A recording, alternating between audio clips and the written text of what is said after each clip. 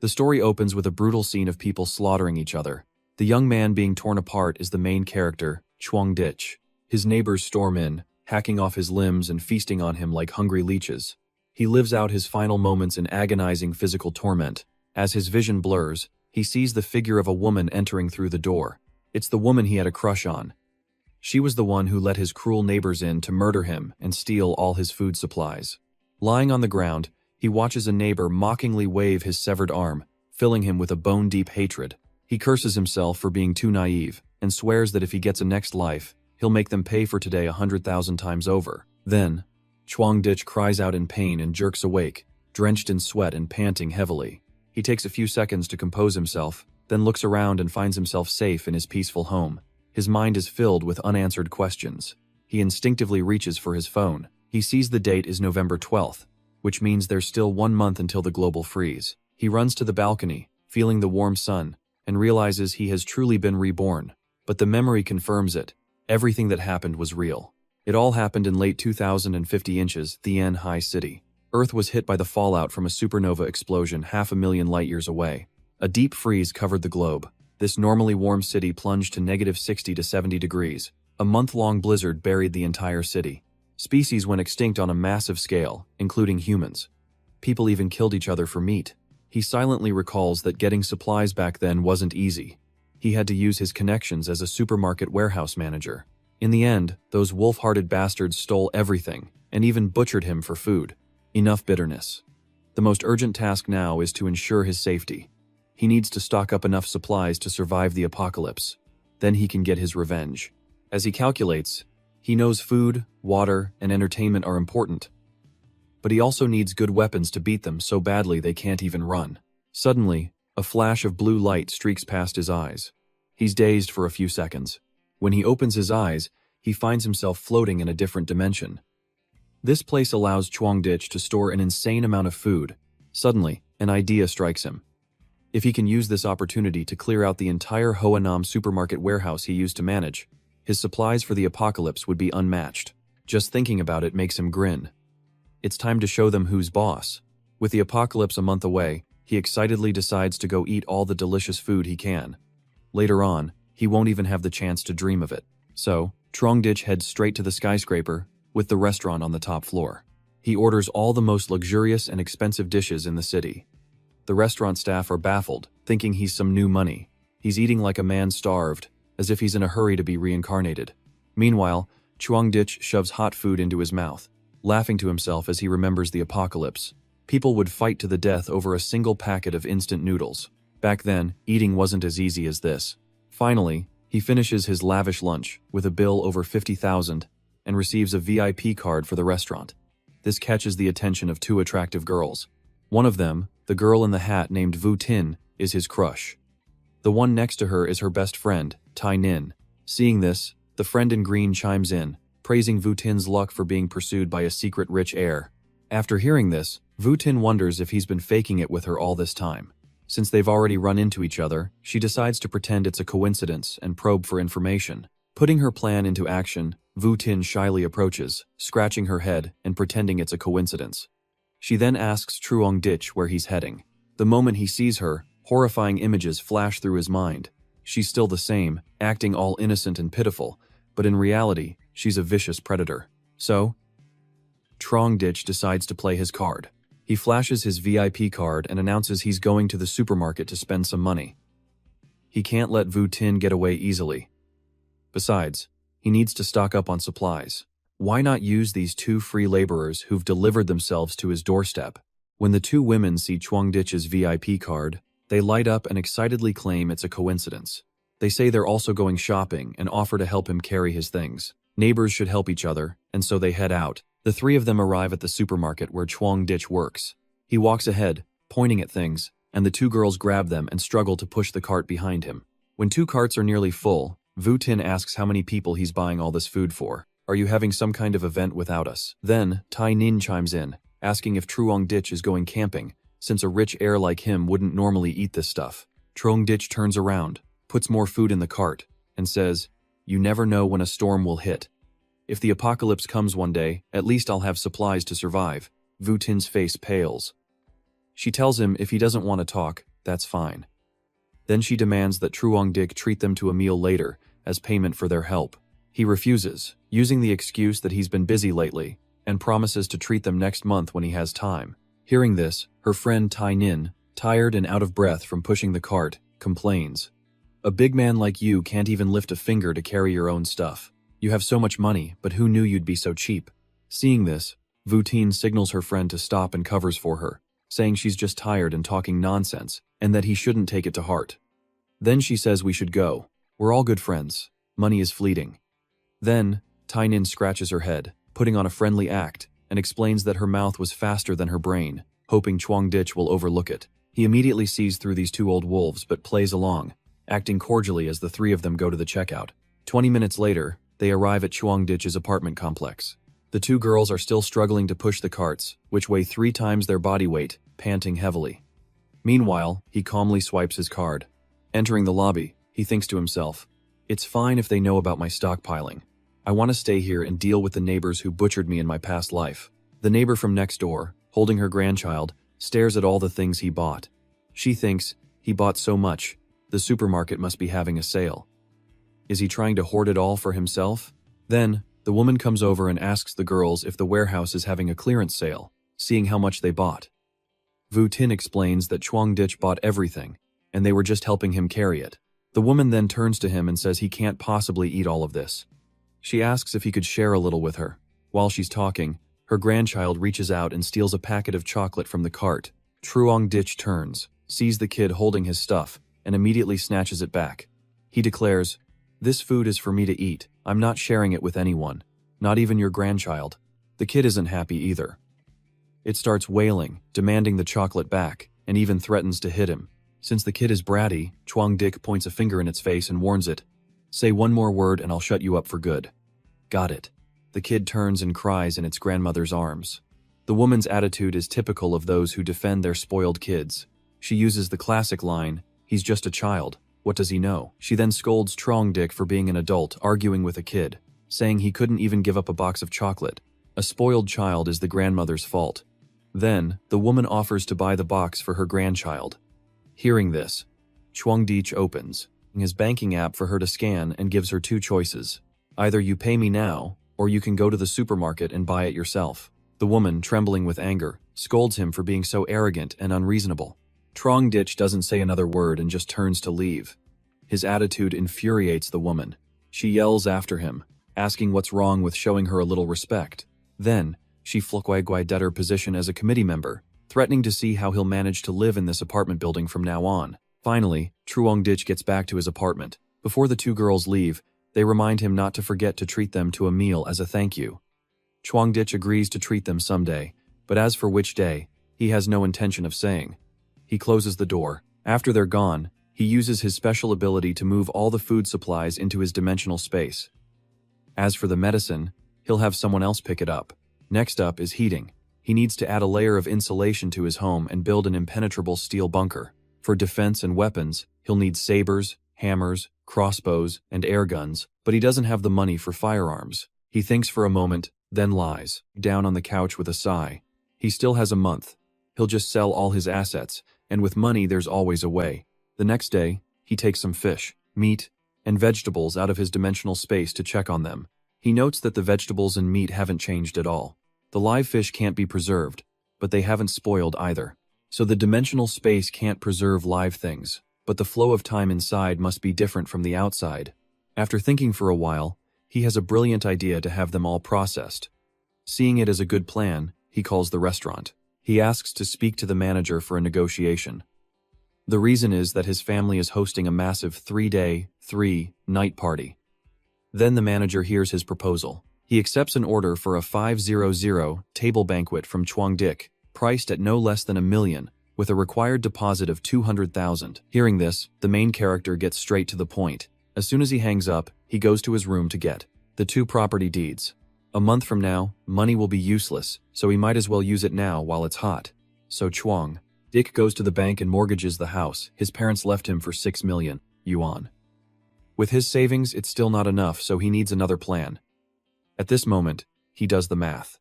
Excluding the 1 million plus for the banquet, the rest should be enough to renovate his house. but he still needs to buy a large amount of medicine and weapons. As he's thinking, a voice asks, "Are you in urgent need of money?" Trongdish turns to ask, and the man says that bank rules are too complicated. It's not easy to get a loan approved, and he suggests trying his company. Hearing that, it smells like a loan shark company. But since the apocalypse is coming, who cares about paying it back? Hearing this, the main character is ecstatic, as if he's found a pile of money, and asks if the man's company can lend him several million. The man leads our hero to his company. On the way there, Trongdish states that if the company can help him through this difficult time, he'll pay back the money in 3 months at most. Then they enter the company to discuss it. The man takes him to see the director. Hearing the amount our hero needs, the director acknowledges it's not a small sum. He asks how long he plans to take to repay it, and states bluntly that the interest rate here is very high. The broker then speaks up for Trongdish, saying he needs the money urgently for his business. Once he overcomes this hurdle, he can surely repay it immediately. Trongdish also shows his reliability, promising to pay it back in the shortest time possible. The high interest rate is not a problem. Hearing this, the director sets the interest rate at 40%, meaning a 5 million loan requires a 7 million repayment. Once the contract is signed, the money goes straight to him. Then he signs the final copy. As he's about to sign, the director says he needs to provide something valuable as collateral to get the 5 million right away. Trongdish immediately pulls out the property deeds and offers his 5 million yuan house and a 300,000 yuan car as collateral. If he can't pay it back, they can come and collect the debt. But the director says his apartment is only worth 4 to 5 million. If he wants to get 5 million from it, the company would be at a loss. Seeing the difficulty, Trongdish puts on a pitiful face and begs the director for help, saying he desperately needs the money. If it can be transferred immediately, even 4.5 million would be fine. But the director remains firm. A no is a no. Seeing this, the main character slams his hand down on the table, lowering the amount to 4 million, to be transferred immediately. When it's time to pay back, he'll still pay 7 million. Hearing this, the director finds it to be a good deal and makes a special exception. Trongdish thinks to himself, of course, he can't repay the bank loan he just applied for. But with the global freeze just a month away, these two idiots will probably be dead before they can collect this debt. Afterwards, the main character takes the money and leaves. Once he's gone, the broker whispers to the director, mocking Trongdish for being a fool, mortgaging a 5 million yuan apartment for 4 million. It seems he's in a real hurry. Then the director devises a plan to squeeze this fat chicken dry. The broker goes to make contact with an overseas organization to see if there's anything else of value on the main character that can be sold. Meanwhile, Trongdish sits in his car, thanking the two kind people for gifting him money. He pulls out his phone to check his balance and thinks about rebuilding his safe room.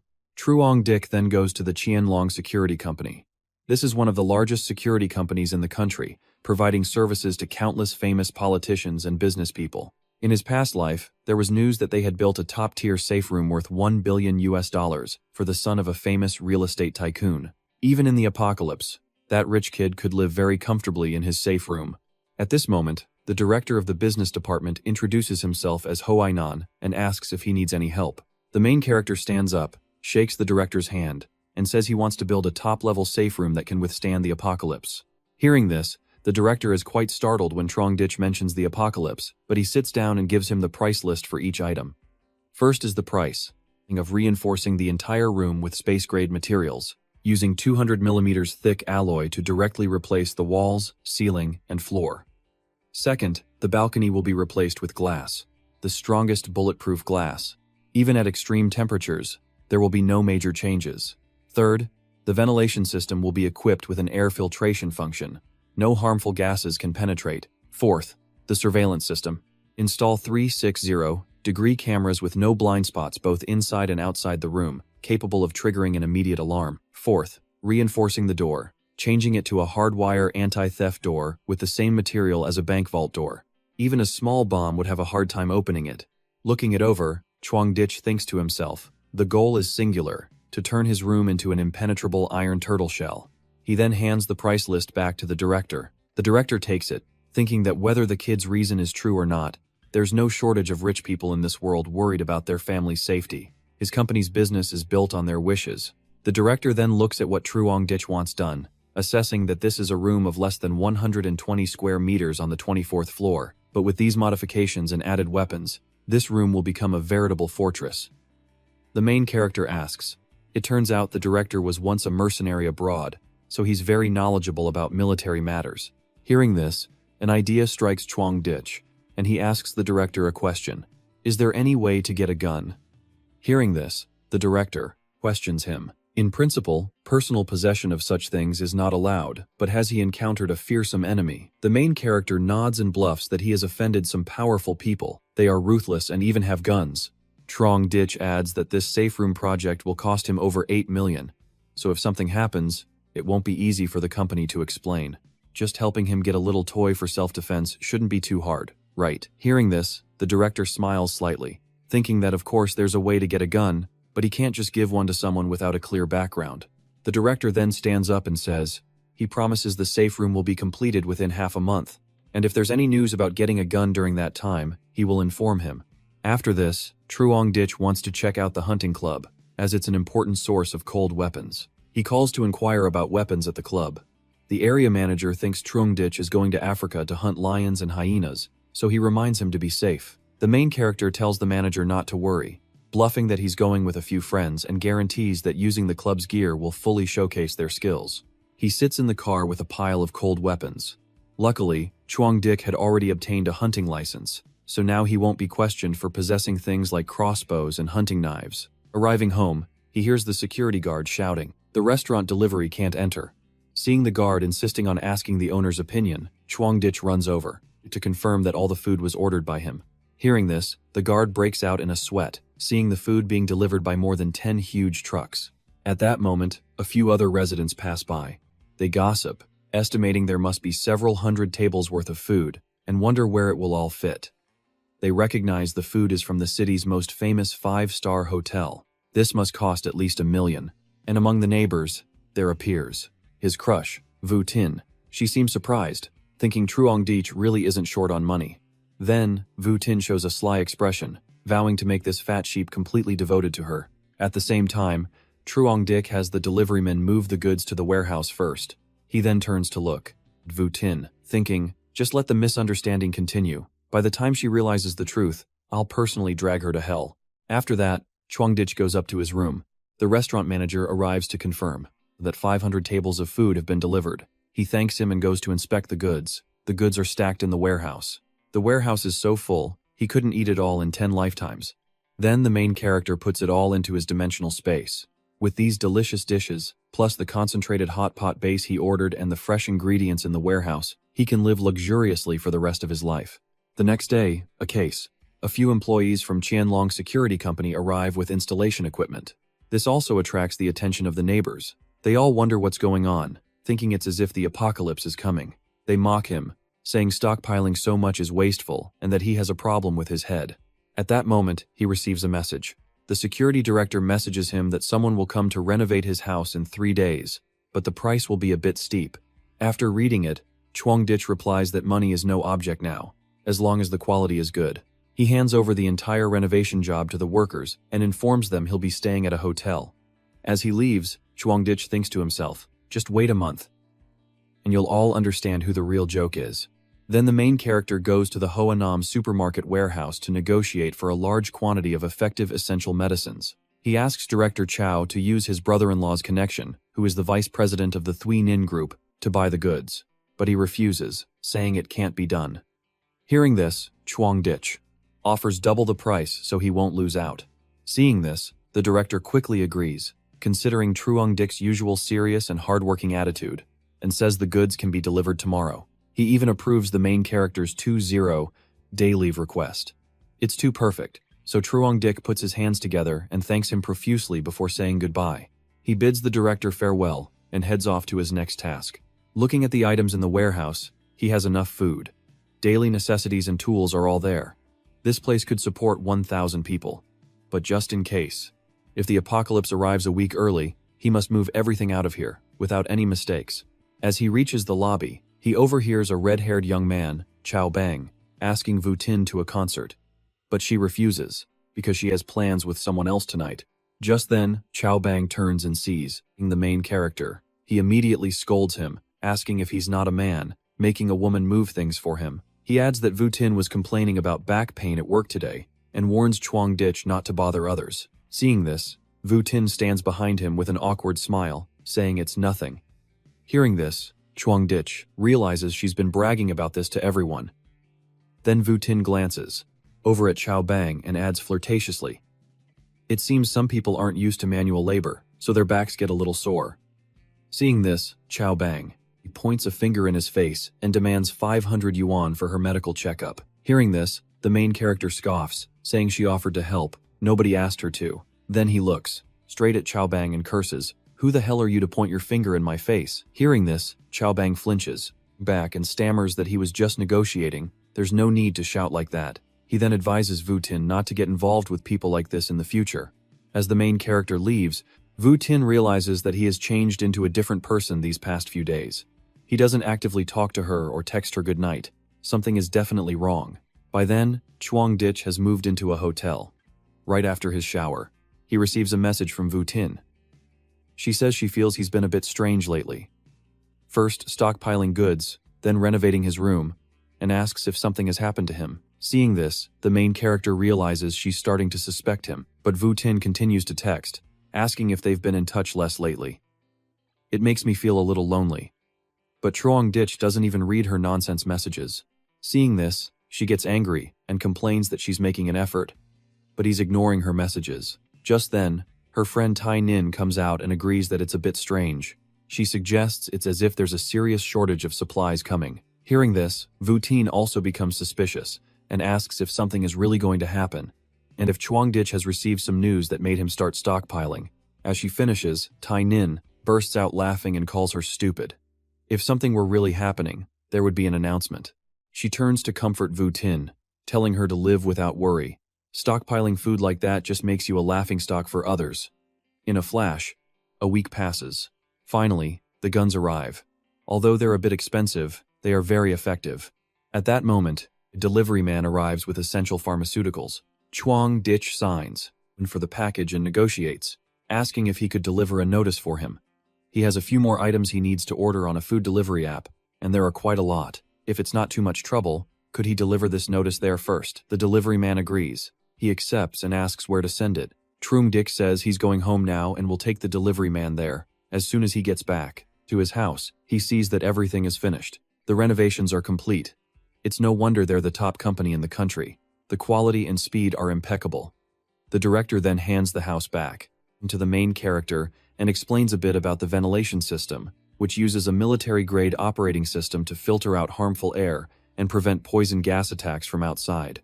The room has been completely redone using specialized materials from the Arctic Scientific Research Institute.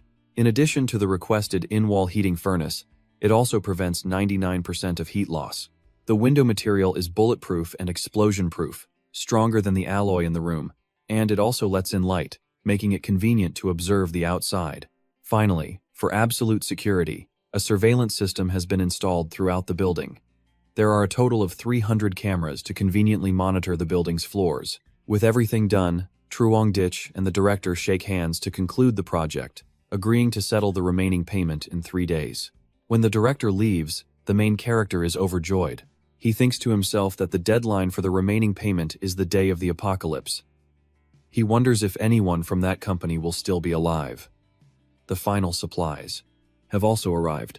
Essential items, and the most needed resource for survival in the global freeze is mineral water.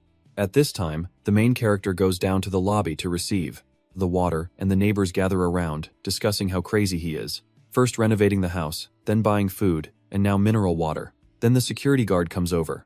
He asks Chuang Dich what he's doing with so much water and offers to help if he's in trouble.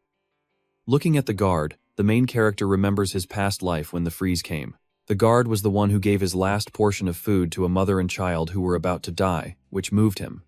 He was one of the few kind people to him. Chuang Dich then leans in and whispers in the guard's ear.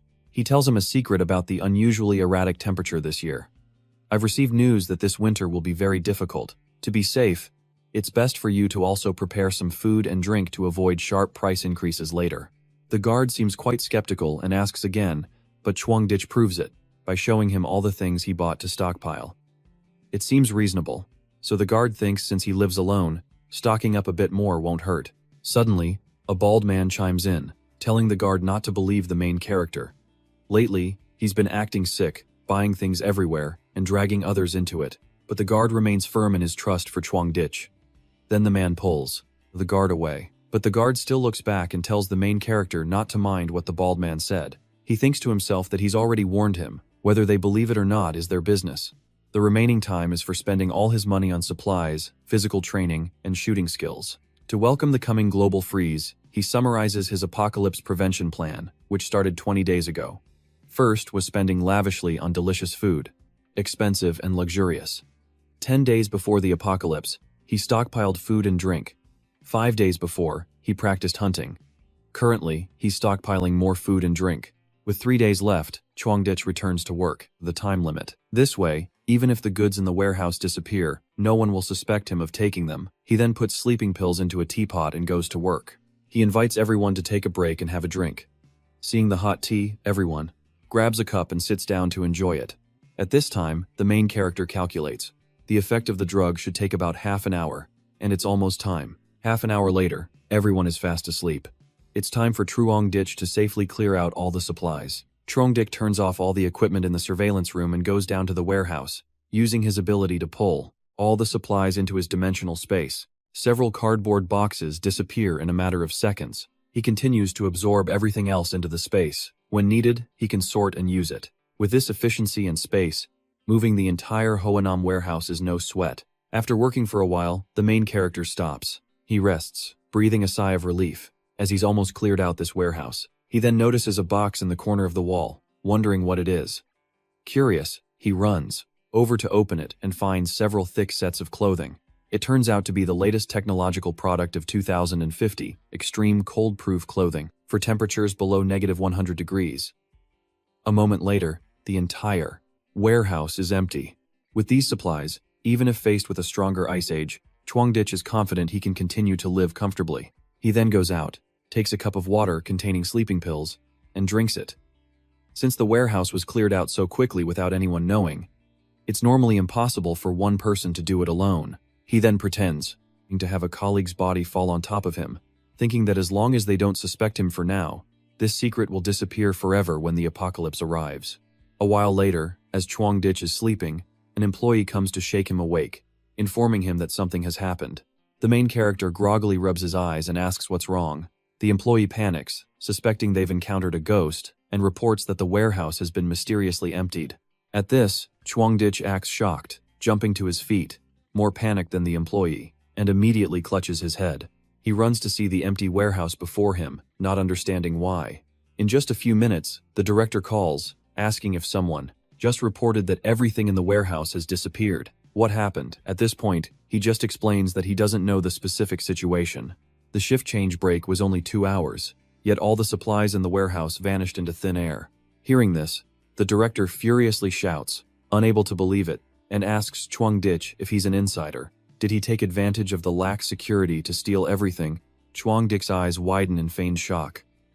Behind him, the other employees are just as worried, all looking towards the main character, awaiting the director's decision. They all think this matter should be handed over to the police. Chuang Dich continues to explain, telling the director not to joke like that, and proves his innocence by reminding him that he knows his character. He doesn't have the ability to make all the supplies in the warehouse disappear in an instant. In conclusion, Chuang Dich feels that neither of them can take responsibility for this, so he advises the director to quickly report it to the higher-ups and actively cooperate with the investigation for the best outcome. The director finds this reasonable and says he will report it to the general manager to handle the matter. Dich hangs up and informs everyone that the director will report to the higher-ups. Someone will come to investigate soon, so there's no need to worry. Just cooperate fully. Hearing this, the employees also breathe a sigh of relief. On his way down, the main character pats the shoulder of the employee who was on shift change, comforting him that falling asleep during a shift change is common and he shouldn't worry too much. An innocent person has nothing to fear. It makes sense, so the employee says that for a monthly salary of a few thousand yuan, it would be stupid to risk his life stealing like that. A clear conscience is its own reward. A while later, the police arrive to investigate. They cordon off the area and call in everyone involved one by one for questioning. When it's the main character's turn, after the investigation, the police want to remind him of something. There might still be some suspicious points in the case that require them to question him at any time, so unless it's urgent, they hope he won't leave the city. Hearing this, Chuang Dich agrees immediately he has nothing to fear. As he leaves the room, the news reports that before December 10th, the Hoanam warehouse at the city's port experienced a large-scale theft. Supplies covering over 1 million square meters of ground disappeared within 2 hours. At this moment, Chuang Dich opens his phone with a sad face and sighs. There are only 2 days left. Outside on the street, he is still focused on his phone when he sees a snowflake fall right onto the screen. He looks up and is shocked. What the hell is this weather? With 2 days left, it's already snowing. Standing in the middle of the street, he feels that this winter is truly cold in both senses of the word. Everyone around is talking about this year's cold. They rush back home, not knowing if they'll even be alive soon. Chuang Dich shivers, sighs, and laments. In 2 days, this world will no longer exist. 2 days pass. It is 2 a.m. On December 12th, the aftershock of the supernova explosion swept across the globe. The temperature plummeted, bringing a devastating disaster to the planet. Lam Luang sits at home, quietly watching the blizzard outside. Thick layers of snow invade the entire Earth, including the city where he lives. Lam Luang sits in deep thought, taking a sip of water, burdened by the heavy knowledge that what is to come will come. Then the main character stands by the furnace to warm up and bring some food. He sits on the chair with his phone, scrolling through social media. People in the group chat are complaining about this year's weather. Someone is happy because they get another day off work. Vu Tin checks in with the snow because, being from the south, she rarely sees such heavy snowfall. Reading the message, Chuang Dich thinks to himself that this is just the beginning. The heavy snow will last for at least another 3 months, and the temperature will continue to drop. By then, you all won't be in such a good mood to enjoy the snow. The next morning, Vu Tin tries to open her door but can't push it open. She looks out the window and sees that the snow has piled up, blocking the door, even though the weather forecast said nothing. In the neighboring house, the heater is on full blast. The wife blames her husband for not buying a more expensive heater.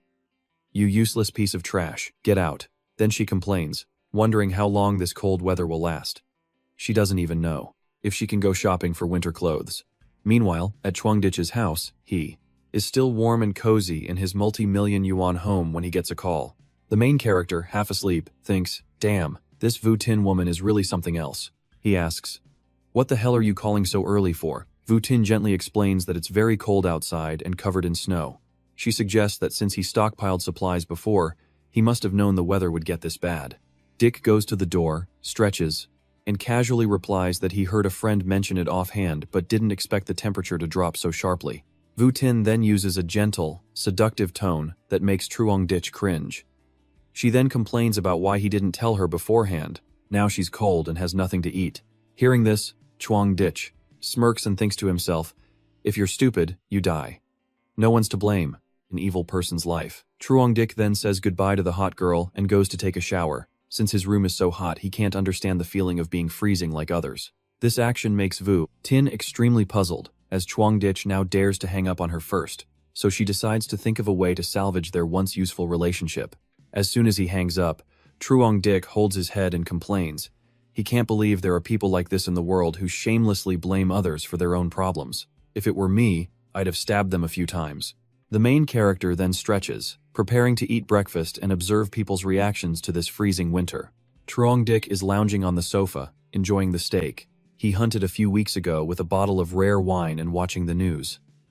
The anchor reports that last night, a cold front moved across the globe, causing extreme temperature changes. Temperatures dropped to below 0 Celsius. The cause of this cold front is under investigation by the meteorological department. Recently, if there is nothing urgent, everyone should stay indoors and keep warm. Please do not believe rumors about stockpiling supplies that cause price hikes. Violators will be dealt with strictly according to the law. Hearing this, Chuang Dich assesses that the sudden drop in temperature is exactly like in his previous life. Just then, Vu Tin continues to probe, texting to complain about him hanging up earlier. She then asks about the large amount of food Chuang Dich bought, hinting at borrowing some. She promises to return it all when the snow melts.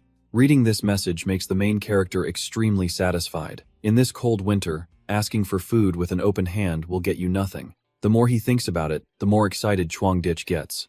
He decides to take a picture of his lavish, multi-million-dollar breakfast and send it to Vu Tin, then chuckles to himself. "In this life, don't even dream of getting a single thing from me." He declares he will play with her until the end, when she will die a miserable death. This is the life purpose of a venomous snake. A few minutes later, Vu Tin sees Truong Ditch's photo and drools. The main character even sends a message, "You didn't say so earlier, so I've already eaten quite a bit of the food in my house. Look at this freshly cooked steak." Vu Tin is shocked by the 230,000 yuan high-end meal.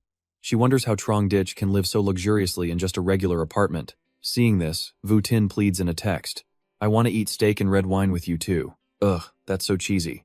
A second later, Truong Ditch replies, "You want it, go buy it at the supermarket."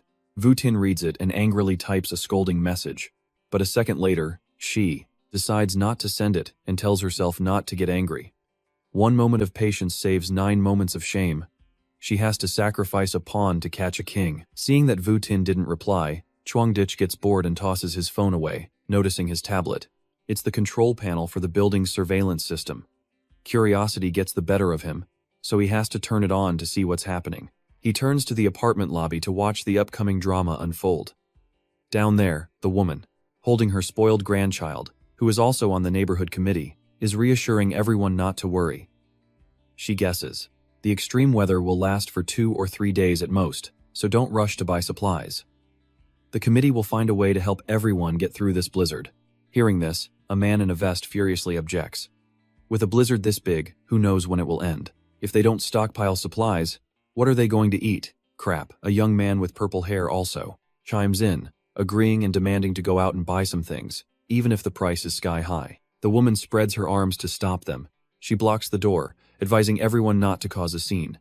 The more people rush to buy, the more expensive things will get, and then everyone will have to eat high-priced food.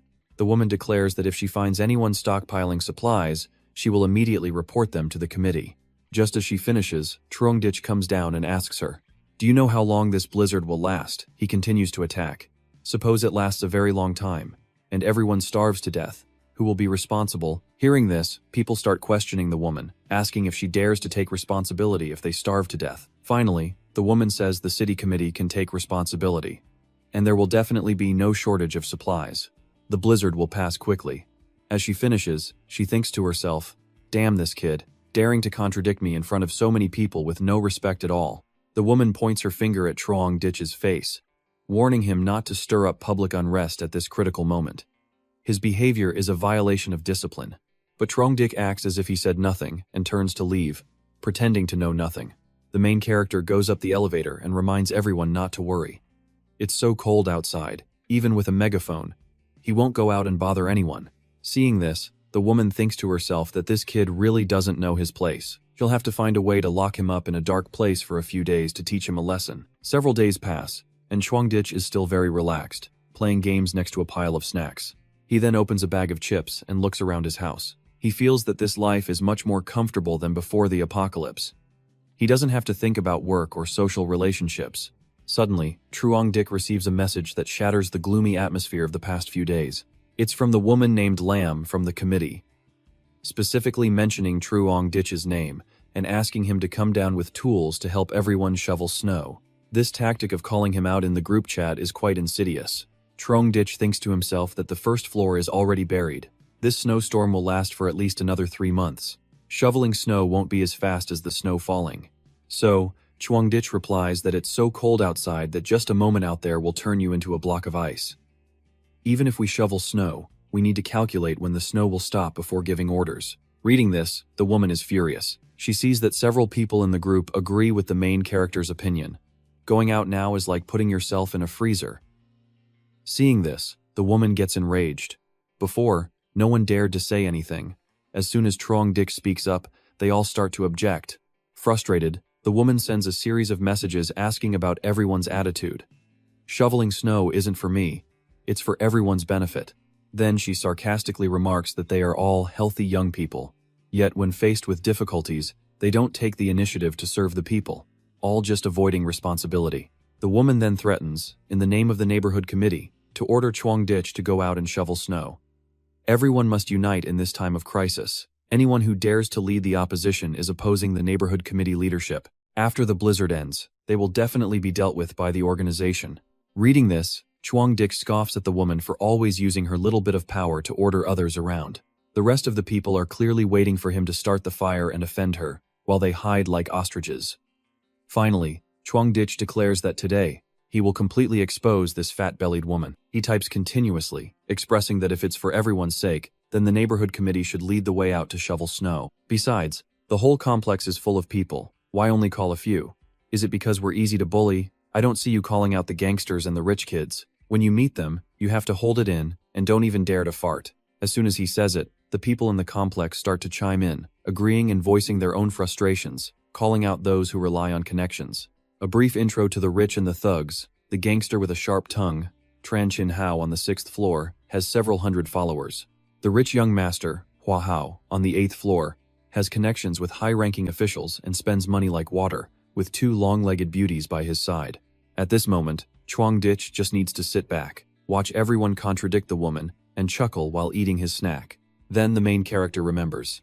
In his previous life, the first person to break down his door with an axe was the thug Tran Chin Hao. Hua Hao was the first to attack him with a knife. As for the other neighbors, except for a few, they all took a piece of him after he died. As he speaks, he pours himself a glass of wine to enjoy, deciding to deal with this troublesome group once and for all. At the same time, the woman is also cursing the main character for embarrassing her. He had to go and name those 2 powerful young men. But the woman reconsiders, if she doesn't do anything, who will take her seriously in the future. At that moment, Chin Hao is also lounging around after a drunken night out, cursing this damn weather, and wondering who has the time to look for trouble. He sees his name and the rich kid Hua Hao's name mentioned by the woman in the residence group chat, but she only dares to call on everyone to come out and shovel snow, tagging the 2 of them at the end of the sentence. As soon as he reads the message, Chin Hao gets furious and calls the woman directly, yelling at her. "It's so cold outside, shovel your own damn head.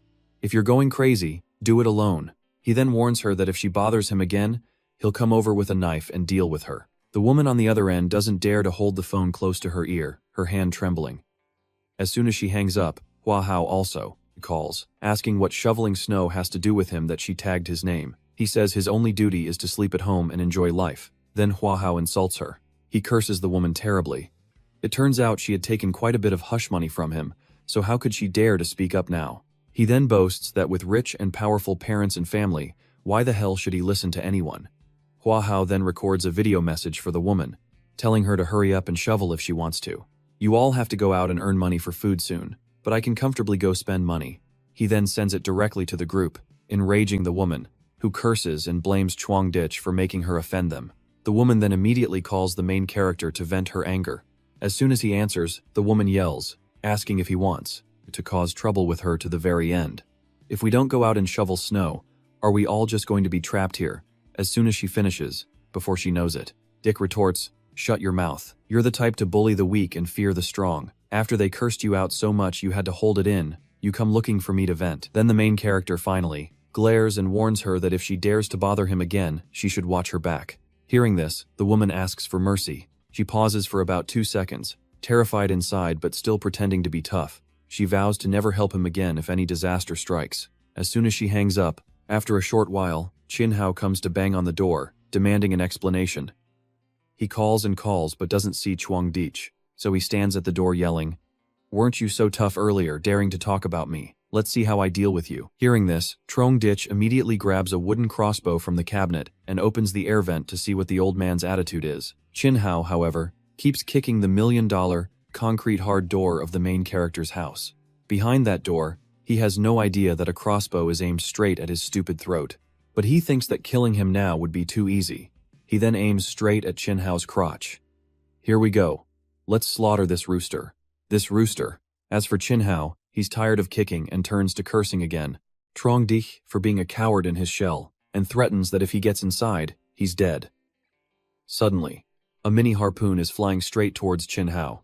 Immediately, the arrow pierces his right leg, leaving him no time to react. He can't even. Chin Hao falls backward, holding his leg and screaming tragically, "Help, this guy is killing me." Praises the design of the house and the harpoon gun. It's top-notch. It can shut this thug's mouth. Then the main character goes back inside. He feels a bit of pity. With the temperature at -70 degrees and a wound on his leg, a through-and-through wound, that leg is probably useless now. But oh well, he doesn't care. If that wound isn't treated in time, and with the scarcity of medicine, infection is inevitable.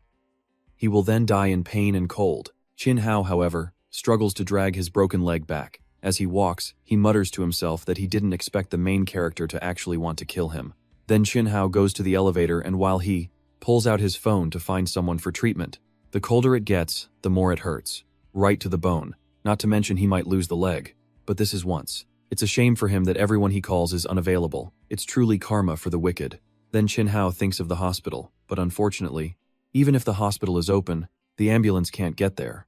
Finally, he decides to perform first aid on himself to try and save his leg first. And today, the whole complex has a power outage.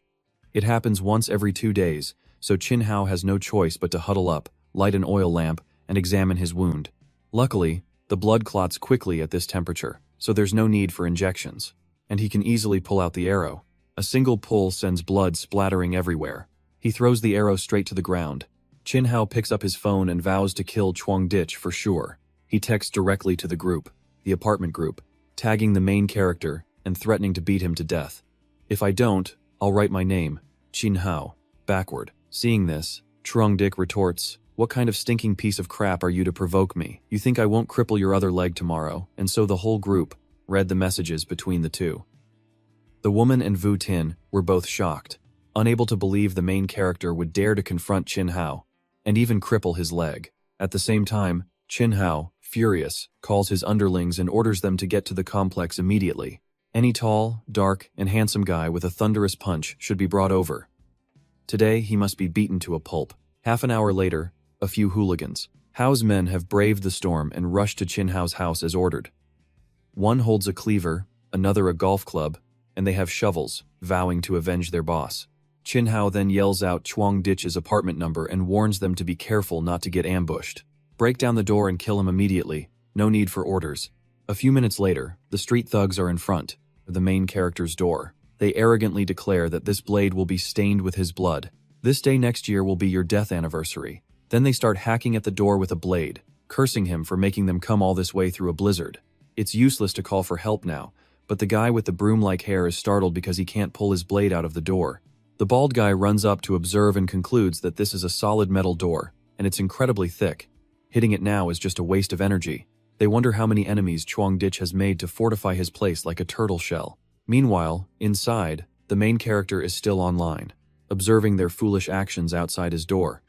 He's playing a game while watching, but because of their noise, Chuang Dich loses. Then the main character scolds them, asking if they haven't eaten, since they're hitting like flies. He then thinks of a way to play with them. Since they're already on fire, he needs to give them a little storm to cool them down. Chuang Dich then fills a hose with water to give them some free water to cool their tempers. He then sticks the hose head out of the hole, but they see it. The group thinks to themselves that he's using the same trick twice. They can see the gun barrel sticking out, but just as they say that, a whole stream of water sprays directly into the faces of these young thugs. Serves them right. The colder they get, the more Chuang Dich enjoys it. He sprays each of them a few times. The spray is both freezing and stinging. A few minutes later, their clothes are frozen solid from the water and the cold outside. Their whole bodies tremble, and they can't breathe. It's truly lost. One arrow hits a whole flock of birds. In his room, Chuang Dich casually whistles, thinking that at first, he wanted to use the crossbow to deal with these unruly horses. But spraying water is safer and quite effective. By now, they've managed to crawl back to Chin-hao's room. Before him is the sight of his underlings, stripped to their underwear, huddled together shivering in a corner, their faces pale. Chin-hao furiously asks where Chuang Dich is, but none of them say anything. Seeing this, he slams his hand on the table and demands one of them to explain what just happened. The bald guy, terrified, stammers, recounting how Chuang Dich was so annoying that he made his door incredibly thick. They hid it for half a day without chipping any paint. Then Chuang Dich took a water hose and sprayed the little pigs, making them run squealing, soaked like this. Hearing this, Chin-hao also remembers that when he kicked the door, it didn't budge, but he thinks that even an iron turtle must have a weak spot somewhere. Besides, Chin-hao doesn't believe Chuang Dich can stay inside forever. They then decide to wait for the turtle to stick its head out of its shell. They will immediately chop it off without mercy. At the gate of the apartment complex, the security guard and some others are also shoveling snow, complaining. "We've been shoveling for half a day and still can't see the ground. Just a few people can't handle this." Then someone suggests they just need to clear a path to the supermarket. Why bother shoveling like this? It's exhausting. The guard agrees and tells everyone to go back before they freeze.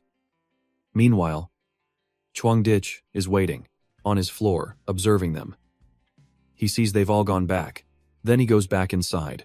He thinks to himself that it seems they've realized human strength is no match for a natural disaster like this. A few minutes later, bored, the main character turns on the news to check the situation elsewhere.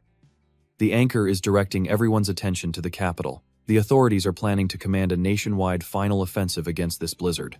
According to reports, the United States, due to ineffective blizzard prevention, has resulted in 200 million people affected and over 10 million deaths. She then reminds everyone not to panic, but to advance, and trust in the power of the government. Chuang Dich yawns, bored. The scale and duration of this blizzard simply cannot be calculated by normal theory. The outside world is still too optimistic. By the 7th evening, the woman texts the group, asking if everyone has heard the news. She reiterates that the country is very strong and can completely resist this storm. She then tells everyone not to be stressed because all problems will be solved. If anyone's family needs supplies, those with the ability should do their best to help. In short, the woman concludes that this storm will pass soon, so there's no need to stockpile goods.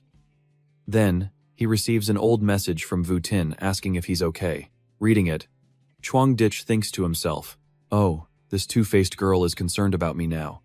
So the main character replies, "I'm fine, thank you." Seeing this, she immediately reveals that her house is out of food. She wants to borrow some food and promises to pay it back soon and treat him to a meal. As soon as he reads it, Chuang Dich chuckles to himself. She's already showing her true colors. Last time at the supermarket, Tai Nin also took a lot of stuff. It's only been 2 days and she already wants to ask for more. So Chuang Dich takes a picture of his meal, his simple meal of just a lobster, and feigns regret. Eating like this is not nutritious enough. I wonder if anyone wants to eat with me. Seeing this, Vu Tin gets furious and curses the main character, demoting him from his backup spot. She pushes him down the list of her backup options. Hearing this, Tai Nin also adds fuel to the fire, but then she flips when she messages Chuang Dich privately, asking him why he's so stupid, and tattling that Vu Tin is now unhappy. She asks if he knows how serious the problem is. Seeing this, Chuang Dich immediately flips the script, expressing that one plays the good cop, the other the bad cop, like a central circus act. But Tai Nin continues to advise the main character, suggesting that starving for a meal to win over his crush is a great deal. He wouldn't even part with a little food, so Tai Nin thinks he's not sincere with her friend. It's like a performance from a TV station. Finally, Chuang Dich replies directly, with a K, which is like a million-view kick to her dignity. Angrily, she screams because of the main character's attitude. Tai Nin then turns to complain to Vu Tin, but Vu Tin asks who Chuang Dich is and tells Tai Nin not to mention his name again. Finally, Tai Nin suggests that Vu Tin find another option for help, so Vu Tin agrees and calls directly to Chu Bang for help. Just a few minutes later, Chu Bang appears at the door with a bag of discounted food from the warehouse, assuring her that he has chosen the most precious and best items for Vu Tin. Seeing this, Vu Tin puts on her sweet act and thanks Chu Bang with a heart-melting expression. Then Tai Nin says hello and goodbye and slams the door shut. At this moment, Vu Tin drops the act and curses him. His head is like a toilet bowl, yet he dares to have designs on me. Pathetic. Time really flies like sawdust in the wind.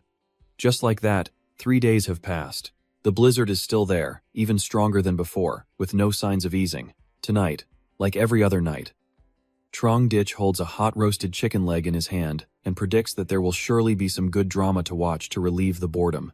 Suddenly, the whole complex loses power, plunging into darkness and causing the residents to panic. A moment later, everyone wraps themselves in blankets and sticks their heads out to ask if their neighbors have also lost power. A woman holding her crying baby comes out complaining that the power outage also cut off the water. Her baby is thirsty for milk, and there's no hot water to make it.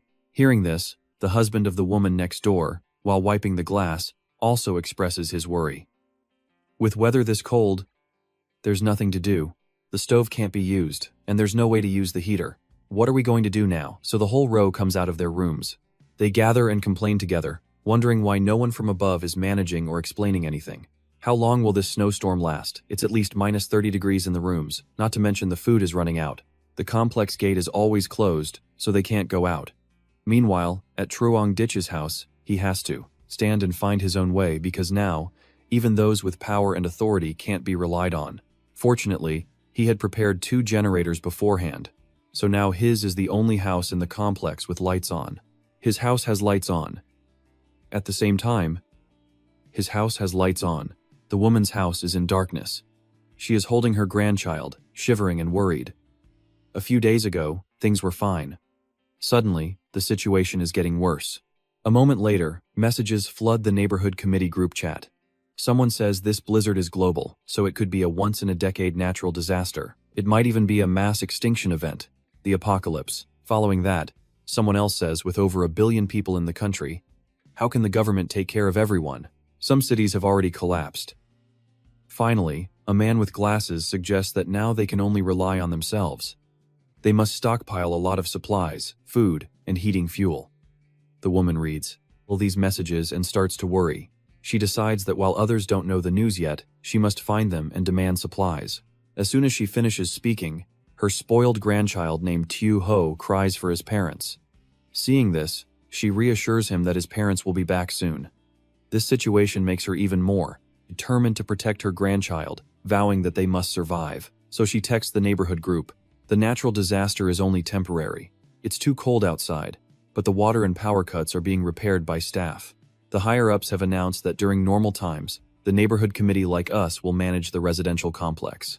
If you don't cooperate, and serious consequences arise, Seeing this, Vu Tin's household becomes even more worried. But Hua Hao remains calm because his powerful connections are still intact, so he's not afraid.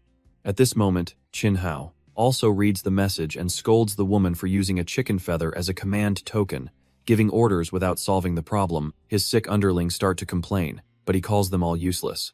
They couldn't beat Chuangditch and came back here to leech off him. At the same time, Chuangditch, having just finished a game, stretches and relaxes before reading the message.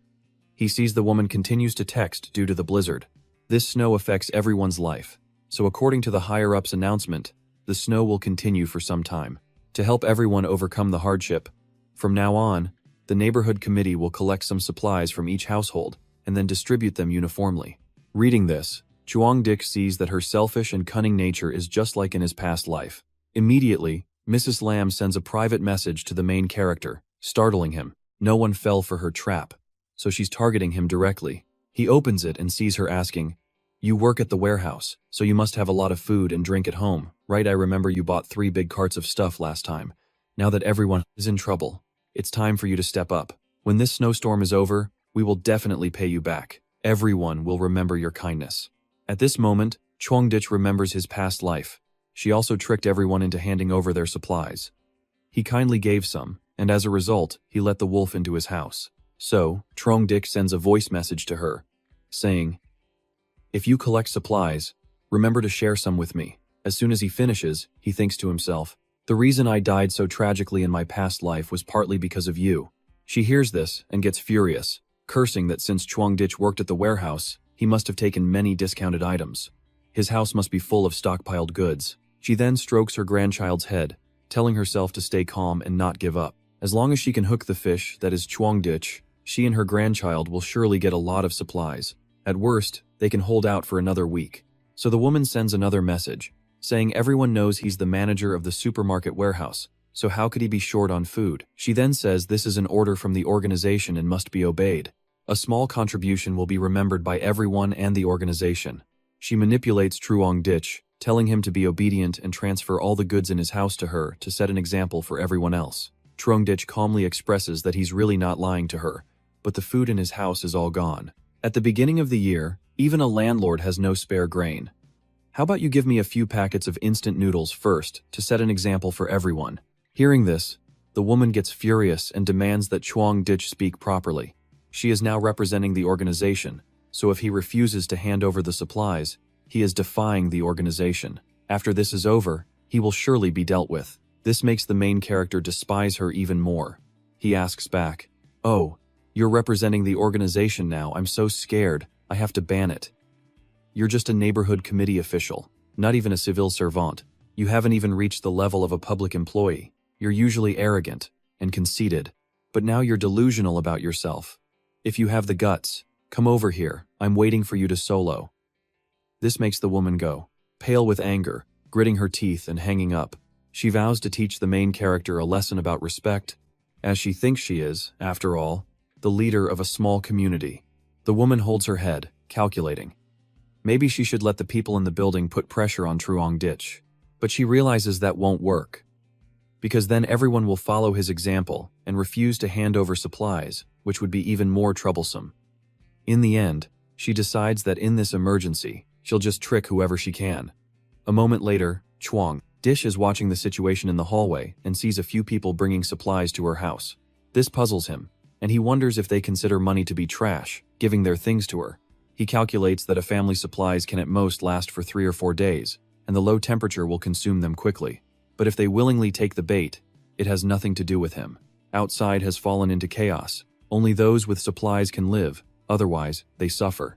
The next day, the group chat explodes with accusations against the woman for taking supplies and not sharing them with everyone. For 3 days, there has been no action. Meanwhile, the woman is still living comfortably at home, enjoying the fruits of others' labor and cursing them as fools. These things are all mine. She then looks at the pile of supplies, proud of how hard she worked to trick them, so how could she let them take it back? Suddenly, Teo Ho calls for her to answer the phone, but she just dismisses them as fools who realize too late. Finally, the woman picks up the phone and sees that it's the thug Chin Hao calling, which makes her nervous. Answering the call, he praises her for her skills. Taking everyone's supplies for herself is quite ruthless. Hearing this, Mrs. Lam puts on a virtuous act, coughs, and explains that as a committee official, it's her responsibility to manage everyone's supplies.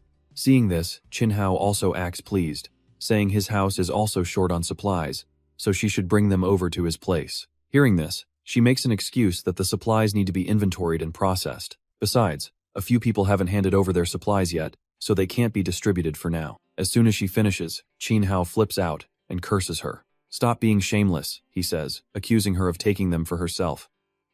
He then threatens that if she doesn't hand over the goods, he'll call his underlings to come and take her life. A few minutes later, Chin Hao's thugs are at the woman's door and immediately, a few big guys kick the door down. Seeing this, she warns them that this is an illegal entry. As soon as she finishes, Lam gets a slap across the face from Chin Hao. He says he's just acting on behalf of heaven, teaching her a lesson for deceiving everyone. Meanwhile, at Truong Ditch's house, he is leisurely watching them tear each other apart. Suddenly, the main character has an idea, to send this image to the group chat for everyone to enjoy the drama together. Thinking about their reactions makes him even more excited. By now, Chin Hao has beaten Mrs. Lam unconscious and ordered his underlings to search and take all the food and drink, as these are the things the neighbors worked hard to save up and can't let her take advantage of. Hearing this, the woman suddenly gets up and grabs Chin Hao's leg, not letting anyone take everything because some of it is her own stockpile. If they take it all, she and her grandson will die. But Chin Hao asks, "And what does that have to do with me?"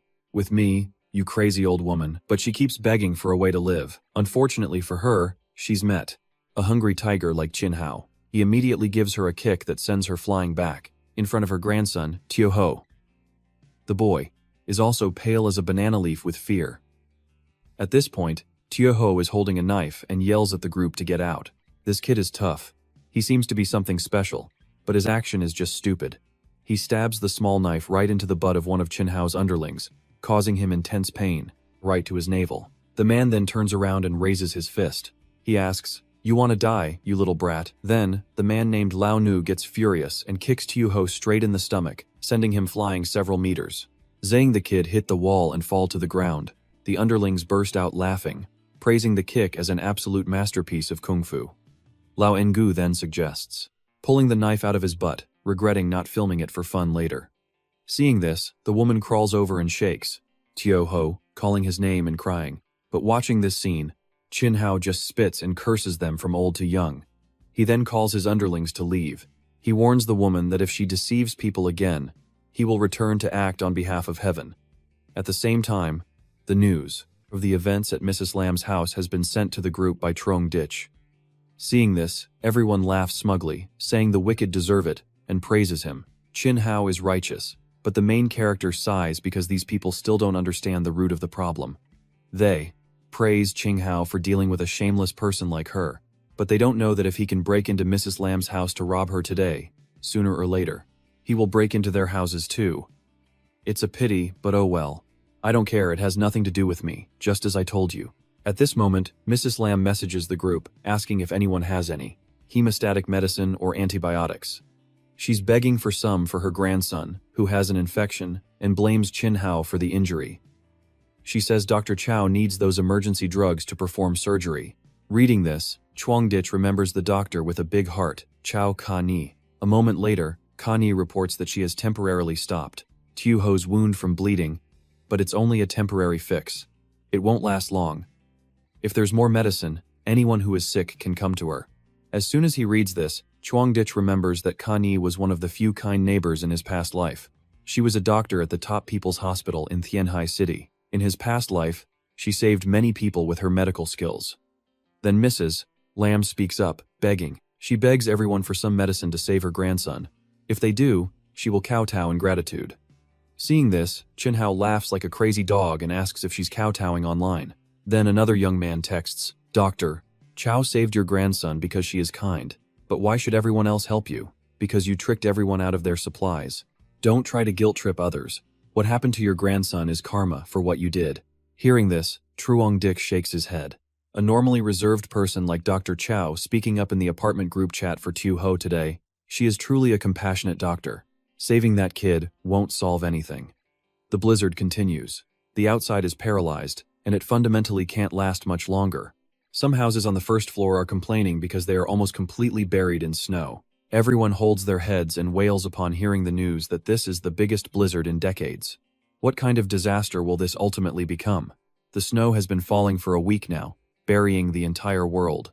In some northern cities, the temperature has dropped to -100 degrees. The snow hasn't let up, it's even increased, lasting for many days, burying many cities. Citizens who couldn't evacuate are also buried under thick layers of snow.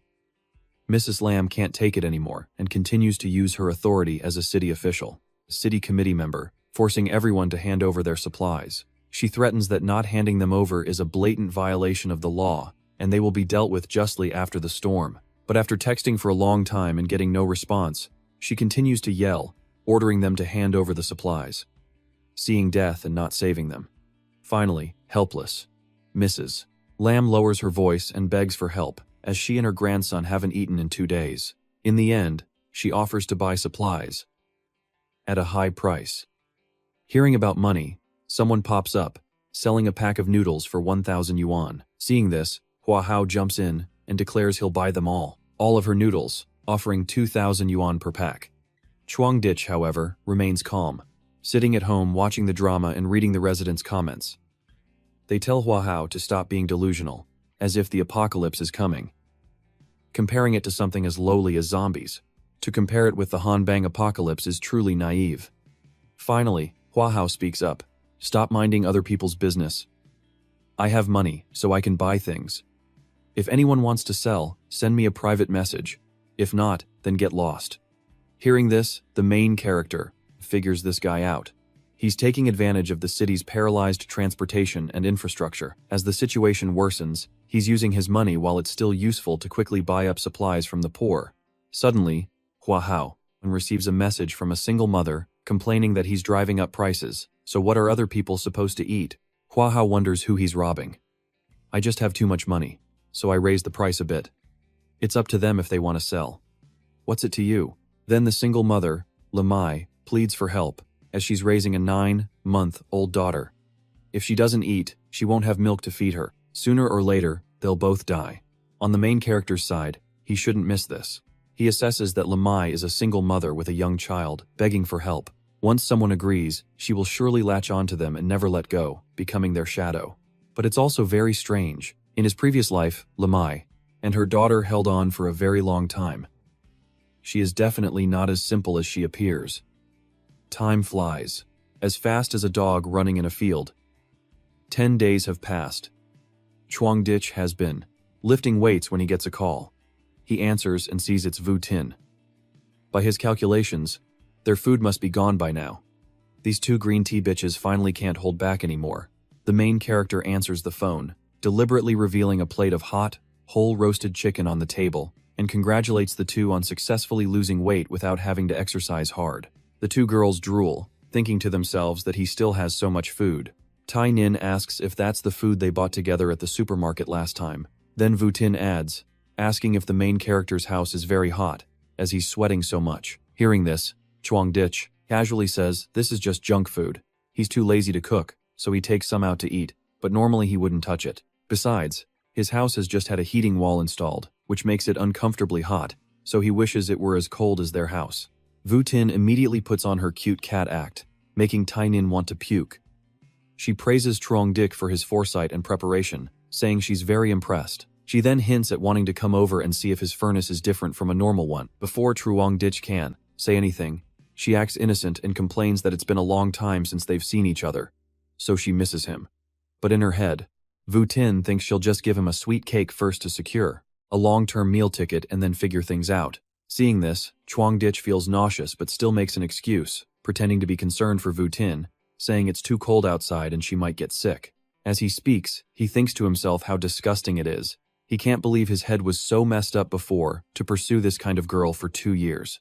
A truly foolish mistake of youthful impulsiveness. Finally, Chuang Dich bluntly states that although he doesn't know how cold it is outside, looking at their appearance, it must be very low.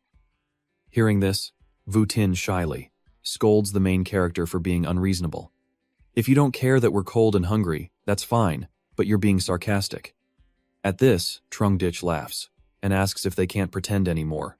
When it's beneficial, you come knocking. Why don't I see you looking for rich guys? Don't take me for a fool. As soon as he finishes, Vu Tin shouts at him, shut up. But the main character deliberately provokes her, saying he's just telling the truth. Why are you so angry? We're not related, so why should I help you? Finally, Vu Tin has had enough. She can't take it anymore and curses him as a bastard before hanging up. She throws the phone onto the bed and continues to curse to vent her anger. Just then, Tai Nin asks, who's to blame for not holding on to Chuang Dich before? If she had, she could be enjoying a luxurious life now. There's nothing to do now. Chuang Dich is much stronger than those rich guys now, and you're still pretending to be noble. Then you get exposed as if it's a rare thing. Hearing this, Vu Tin, enraged, lunges at her and raises her hand, straight at Tai Nin, calling her a shameless bitch. Then the two of them start fighting fiercely all night. At the same time, the main character is watching the news and listening to the official announcement from Tianhai City. To meet the electricity needs of the people, there will be a power cut every afternoon for 1 to 2 hours. High-power electrical appliances cannot be used. Only low-power devices like electric kettles, phones, etc. can be heated. The large power plant is currently shut down. There is a power shortage, so everyone is urged to save electricity to avoid large-scale, long-term power outages. Chuang Dich then realizes that the extent of the damage from the natural disaster can no longer be hidden by the government. In the group chat, people are clamoring and complaining. Even the water pipes in their houses are frozen. Someone is even trying to sell a pack of noodles for 5,000 yuan. Reading this, Chuang Dich holds his head. He sighs. It's clear that the world is in an apocalypse, and things like currency are almost useless at this time. Yet they are still trading life-saving supplies for it. August continues to drift by, taking with it the hopes of the people around the world. But no one wants to die. Even if they have to live temporarily, they must grit their teeth and live on. At her house, she has nothing to do. Mrs. Lam is worried sick, trying to wake up Tu Ho, fearing that if this continues, what will she tell his parents? Meanwhile, at Chin Hao's house, Dr. Chow is there to treat his leg in exchange for some living supplies. Next, Hua Hao's house has also accumulated a fair amount of stockpiled goods, newly bought with his money. At Vu Tin's house, after just fighting, Tai Nin asks what her plan is. With the whole world suffering from a blizzard, besides Chuang Dich, there's no one else to rely on. Finally, Vu Tin decides that if things get desperate, she'll just deal with Chuang Dich and take over his room. She then calls Chao Bang, asking for his help in this matter, as 2 girls alone can't do anything. She warns him to keep this matter absolutely secret from too many people. Soon after, Chao Bang appears at Vu Tin's house. She tearfully complains that Chuang Dich is bullying her excessively. Just because he has good food, he humiliates others. She then falsely accuses the main character of demanding she sleep with him in exchange for food. Hearing this, Chao Bang's blood boils, and he clenches his fists, vowing to kill him to avenge this insult to his crush. Seeing this, Vu Tin holds his arm and suggests they rob the main character's room together, and then they can live there together. Chao Bang hears this, and, full of excitement, tells Vu Tin not to worry. She then warns Chao Bang to be careful, as Chuang Dich is a shameless person and will surely fight back, so he should bring a weapon. Strike first to gain the advantage. They then appear in front of the main character's door, armed with a baseball bat and a knife. With the three of them in position, Chao Bang signals for Vu Tin to get ready. Once ready, Chao Bang knocks on Trong Dish's door and introduces himself. It's me. Inside, the main character is watching to see who it is, wondering what the hell this guy is doing here. Seeing him, he senses something is wrong. It turns out that a few seconds later, Tai Nin and Vu Tin pop their heads in, armed with weapons. Seeing this, further awakens the demon inside Chuang Dich. He furiously thinks to himself, "You dare to come here with weapons to kill me, with just you people." He then gets a water hose ready, planning to spray them like the last group. But then he hears Chao Bang trying to trick him, asking for some food and fever medicine. We're colleagues, after all. Hearing the part about fever medicine, the main character, suddenly, gets the bucket of leftover rice and food that hasn't been thrown out for a month, and tells him to wait a bit while he thinks about it. Chao Bang thinks he's succeeded in tricking him, and adds more incentives. It's a rare opportunity to bring benefits to others. He then urges Master Chuang to hurry up and open the door. So, the main character inside has finished pouring the bucket of rice water into the hose and sticks it out the door hole. Hearing the noise, the three of them get into a ready stance to rush the tiger. But a few seconds before, they get a face full of pig slop, a month's worth of disgusting and smelly leftover food. They are stunned, bewildered, and thrown off balance. What the hell is this, they wonder, gradually realizing it's leftover food scraps. Seeing this, Chao Bang brandishes his knife and repeatedly bangs on the door, yelling for Chuang Dich to come out and face his punishment. Hearing this, the main character inside laughs hysterically, asking if they aren't starving to death. This leftover food is a reward for you, and you don't even know how to be grateful. This makes Chao Bang wonder how Chuang Dich knew about their plan, but he still tries. He continues to curse, vowing to get inside and send the main character to his grave. He then takes a whole cleaver and strikes at the $1 million door, but it doesn't even make a dent, and his whole hand throbs and trembles. The pain is so intense that Chao Bang rolls on the ground. He screams. This sight makes Chuang Dich laugh so hard he could crap himself. He then sits with his hands behind his head, satisfied. As long as he doesn't go out, he dares anyone to get in here and confront him. The next morning, Chuang Dich is sleeping when he's suddenly startled awake by the sound of gunshots outside.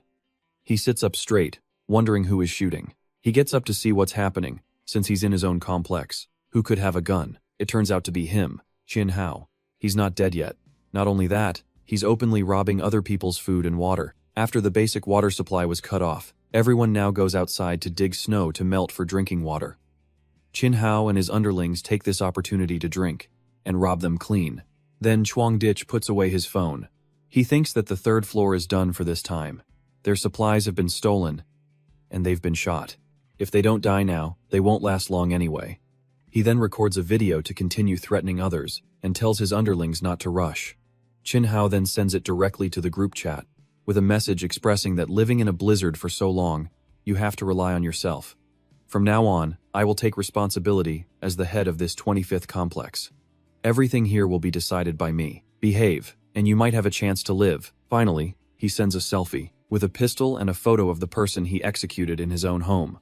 Seeing this, Chuang Dich assesses that Chin Hao is quite ruthless and calculating. No wonder he could thrive in this society.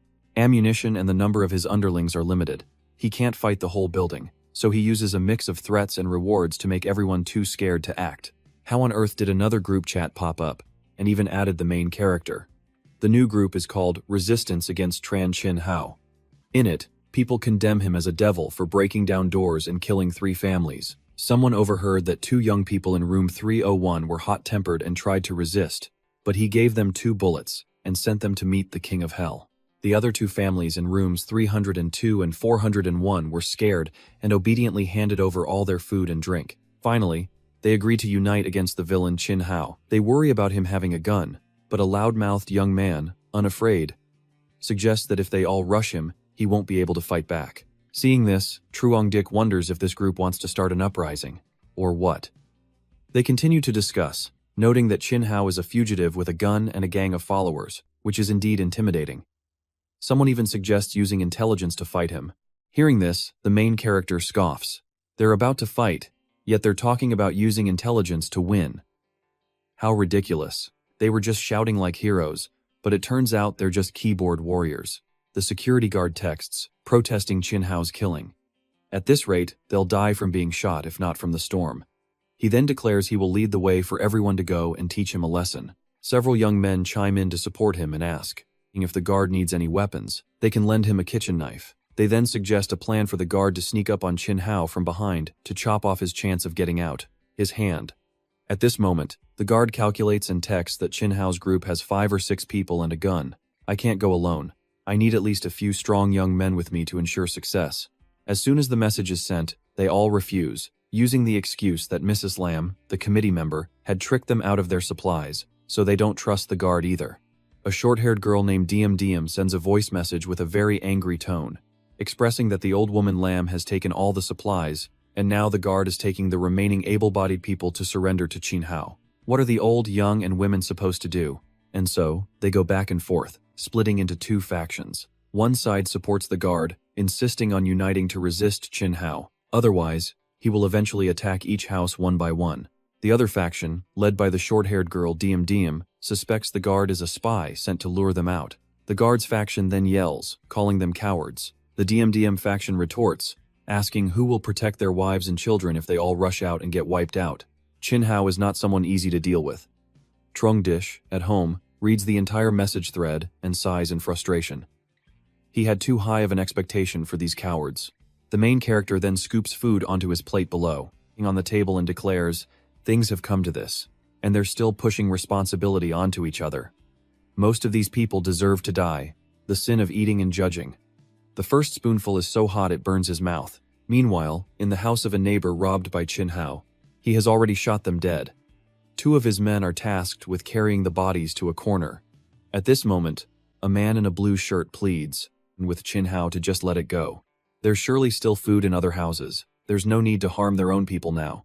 As soon as he finishes, he points the gun barrel at the blue-shirted man's neck and warns him to mind his own business. I said, throw them away. So throw them away. They're already dead. Why keep them in the house?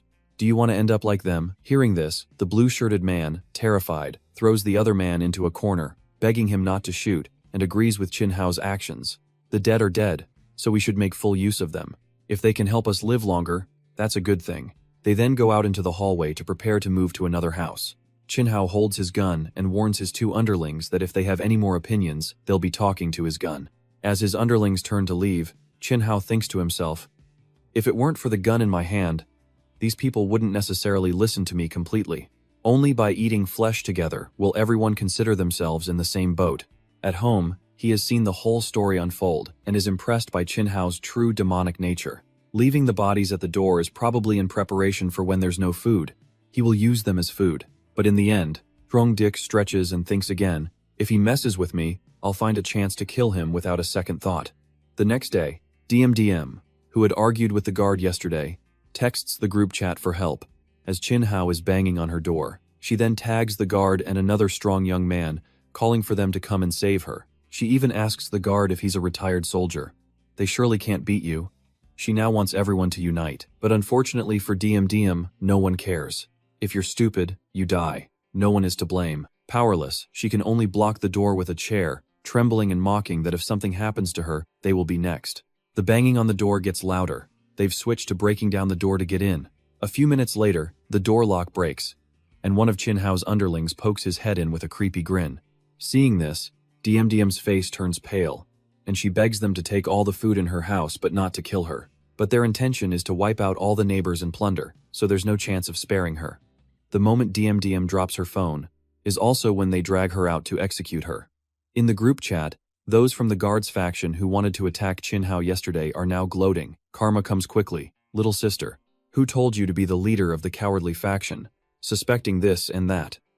Meanwhile, at home, Vu Tin and Tai Nin see that things are getting worse and worse. They discuss a plan. They can't go on like this. Sooner or later, Chin Hao will come for them. Hearing this, Tai Nin asks what other options they have. If they can't get into Trung Ditch's house, they'll soon end up like Diem. Finally, Vu Tin comes up with a plan. To leak the news of Trung Ditch's fully stocked house to someone trustworthy. Then team up to seize his house. A few minutes later, Trung Ditch is pulled into a new group chat called the Mutual Aid Squad. He's thinking, damn, every 2 days a new group pops up and they always pull me into it. In a flash, there are 26 members in the group, and Vu Tin is the group's founder. She tags Truong Dik and explains that it's very dangerous outside now. Chin Hao's group will sooner or later find them. She then suggests that everyone should split up, and her group of women needs a good stronghold. She hints that the main character's house has a balcony and a very sturdy anti-theft door, so she hopes he can join their squad. As soon as he reads it, Truong Dik immediately realizes that Vu Tin has told everyone about his house. This plan isn't bad, but she didn't bother to ask who crippled Chin Hao's leg. He then sends a voice message saying, "No need, thank you. I'm very comfortable living alone right now. If you want to find someone to live with, find someone with a higher position." Then Truong Dik thinks to himself, "You think you can win me over with this kind of trick, you naive fools." At this moment, a young man with glasses replies, lecturing that everyone's life is in danger now, and scolding the main character for being so short-sighted. Then the whole group chimes in, saying they chose his house because of the balcony, which is convenient for collecting snow for water. They promise to protect him in return. Finally, Vu Tin lowers her voice and, on behalf of everyone, begs Truong Dik, telling him to think carefully. "If you let us take refuge in your house, you can save 7 or 8 lives. Can you bear to watch us get shot?" She then brings up their years of being friends and neighbors to guilt-trip him. Seeing this, Truong Dik sends a final message, reminding them that their survival depends on their own abilities. "You have no value to me, so on what basis do you demand to be let in?" After saying that, he leaves the damn group chat to avoid the headache. A bunch of freeloading parasites. They are startled because their fat prize has left the group, which makes Vu Tin unable to bear it anymore, cursing the main character for being heartless. She can't believe he could say such things. The girl who let them stay in her house speaks up. "I only agreed to let you all stay here because of my cousin and promised that I could persuade Truong Dik to let us all move into his place. Now that he has refused, what are we going to do?" Hearing this, the young man with glasses declares that anyway. "Truong Dik is living alone. We just need to surround him, get ready, and attack." Hearing this, the blonde guy next to him agrees, adding that someone who only thinks of himself doesn't deserve to live in such a good room. He then brags that he used to work for a locksmith company. So this is like second nature to him. He can open all common types of locks on the market. Hearing this, the whole group agrees and prepares to set out. They then rush over into the house and wait for the blonde guy to pick the lock of Truong Dik's house. To be more careful, Vu Tin prepares to cut an umbrella to avoid being sprayed with water, thinking that besides that trick, he has no other methods. The blonde guy, while struggling with the lock, thinks to himself, "Once I get this lock open, you're dead." But inside his house, Truong Dik has seen all of their little tricks outside. He then opens the system to check the security door, which has 5 layers of defense, comparable to a bank vault door. If it could be broken so easily, wouldn't it be a waste of money? After that, he activates the high-voltage electricity defense function. The door then releases a strong electric current, zapping the blonde guy who is picking the lock. With this electric shock, he can't withstand the pain. His eyes bulge out as he screams for help. Immediately after, the blonde guy's whole body is paralyzed and burnt black as he falls to the ground. This scares the rest of the group to death. The guy with glasses calls out Truong Dik, telling him to show his face and face the consequences. The woman next to him adds that they just wanted to negotiate peacefully about living together, but he resorted to killing, is assembling a crossbow and retorts, "After you break down the door, your next step is to kill me or kick me out to fend for myself." Right. He then directly aims the crossbow at them and asserts that this is his house. "Don't act like you're the owner and order me around." So Truong Dik doesn't say another word and fires a bolt at the guy with glasses. The very first dart hits him, straight in his bicep.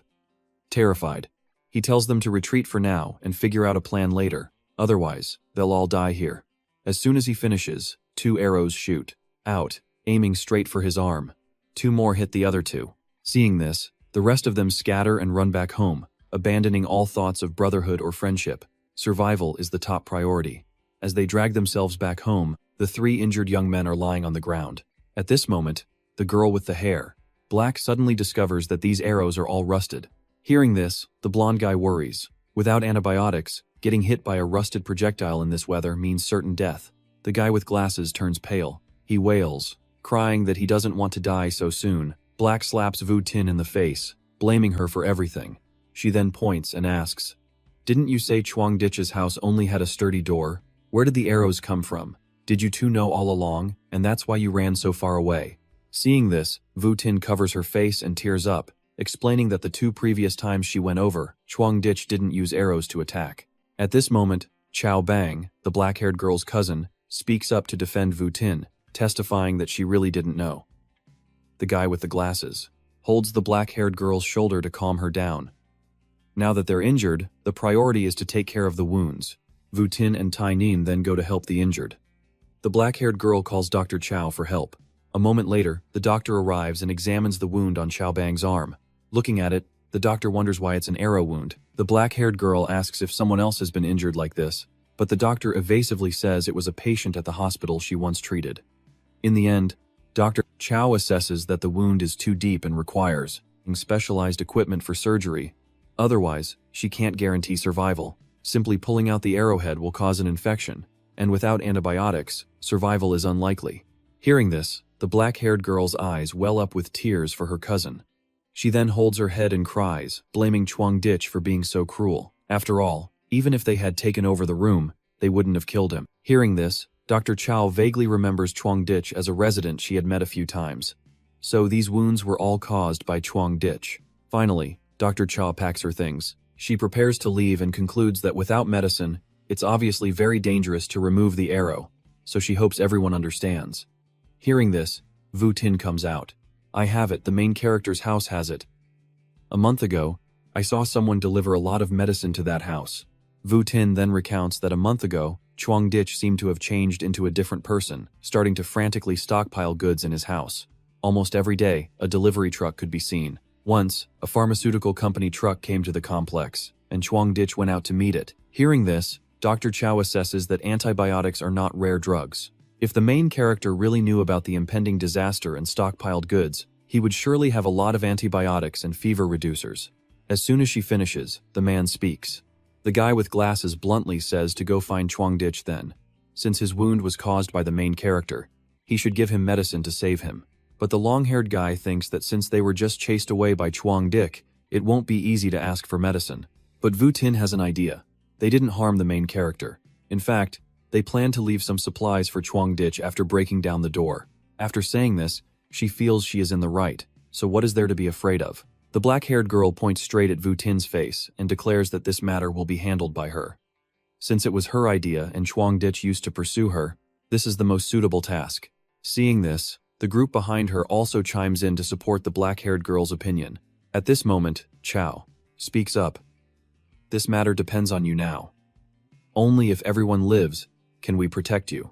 Finally, Vu Tin agrees and promises to do her best. They then ask the doctor to remove the arrow first. Vu Tin then calls Chuang Dich. As soon as the main character answers, she starts crying. She explains that Luke Thao is dead from the electric shock. The others he shot are also about to die. Hearing this, the main character calmly replies, "Oh, is that so? Then just let them die naturally. They're going to die sooner or later anyway. You guys aren't delusional enough to think you can survive this blizzard, are you?" He then thinks to himself, the heavy snow has blocked the entire city. This apartment building has become an isolated island. Merely surviving temporarily won't solve anything. The remaining people, even if they aren't killed by Qin Hao, will either freeze or starve to death.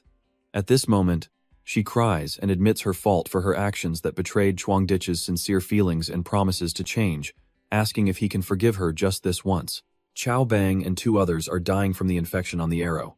She then asks Chuang Dich if he bought a lot of medicine before and begs for some, promising not to bother him again. The black-haired girl snatches the phone and says that everyone is in a perilous situation now, and there's also a villain like Qin Hao. She then lectures Chuang Dich on how to be a person, saying he must give others a way out. Don't be too heartless, maybe you'll need us in the future. Hearing this, Chuang Dich asks back, "Heartless?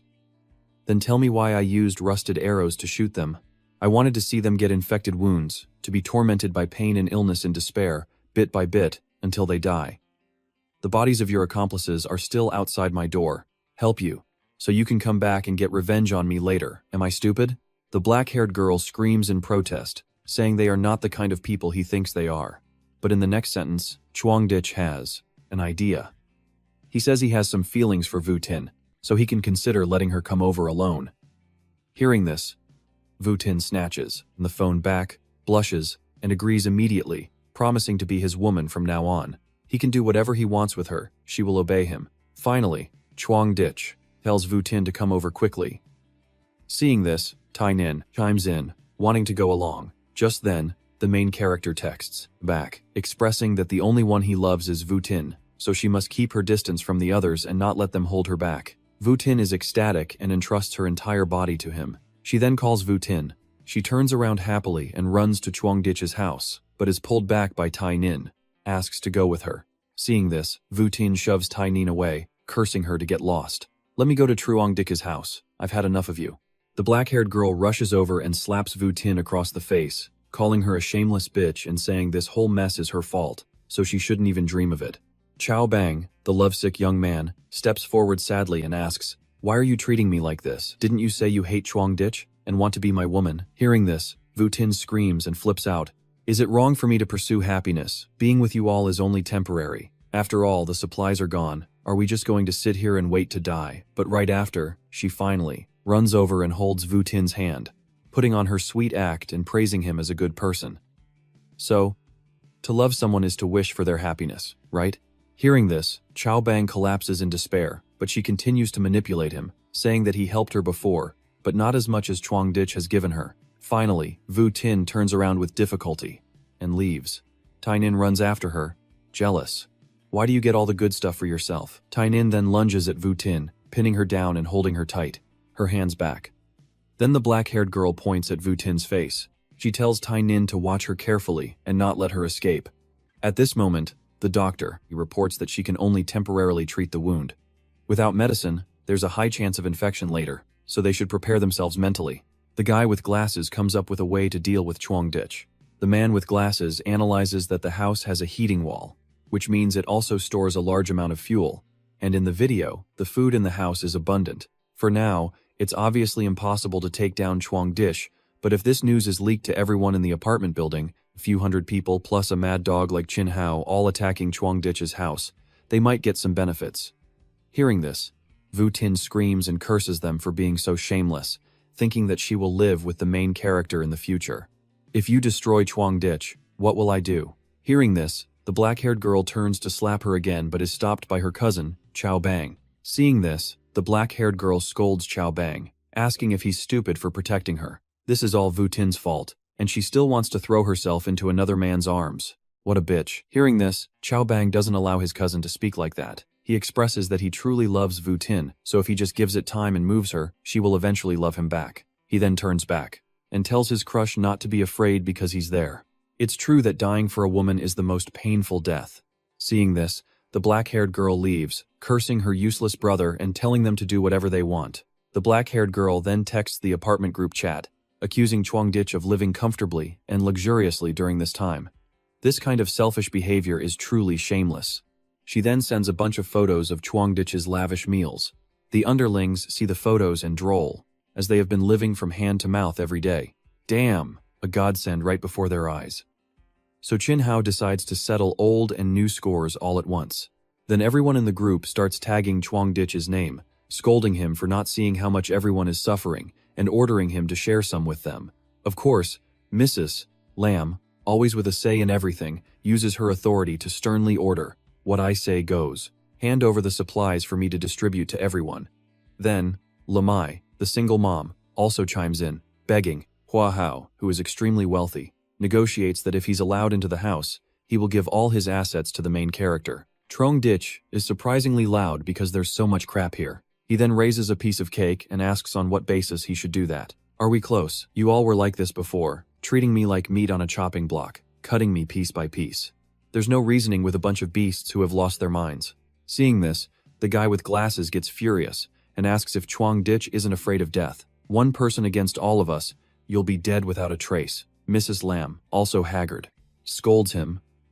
"Even at a time like this, you still want to enjoy everything by yourself." Hua Hao is also furious and vows to skin Chuangdich alive when the blizzard is over. They then all pile into the group to curse and scold him, lecturing and guilt-tripping the main character. He sits and eats, calmly, and reads all of their opinions, but he doesn't feel angry or upset. He just pours himself a glass of wine and lets the messages scroll by. At this moment, Chuangdich looks out the door and thinks to himself, "Lying at home every day is getting boring. Maybe I should go out for a trip sometime." He then suddenly remembers that he has a few snowmobiles in his warehouse. The thought of it is so exciting. Although he can't leave now, with this method, He can safely go out for some fresh air later. Suddenly, his phone lights up again. A new message from Chao Ka-ni. He opens it and sees Dr. Chao's message. The food and medicine in my house are all gone. Seeing this, Truong Dik assesses that she is indeed an educated person, speaking very rationally, not begging but wanting to make a trade with him.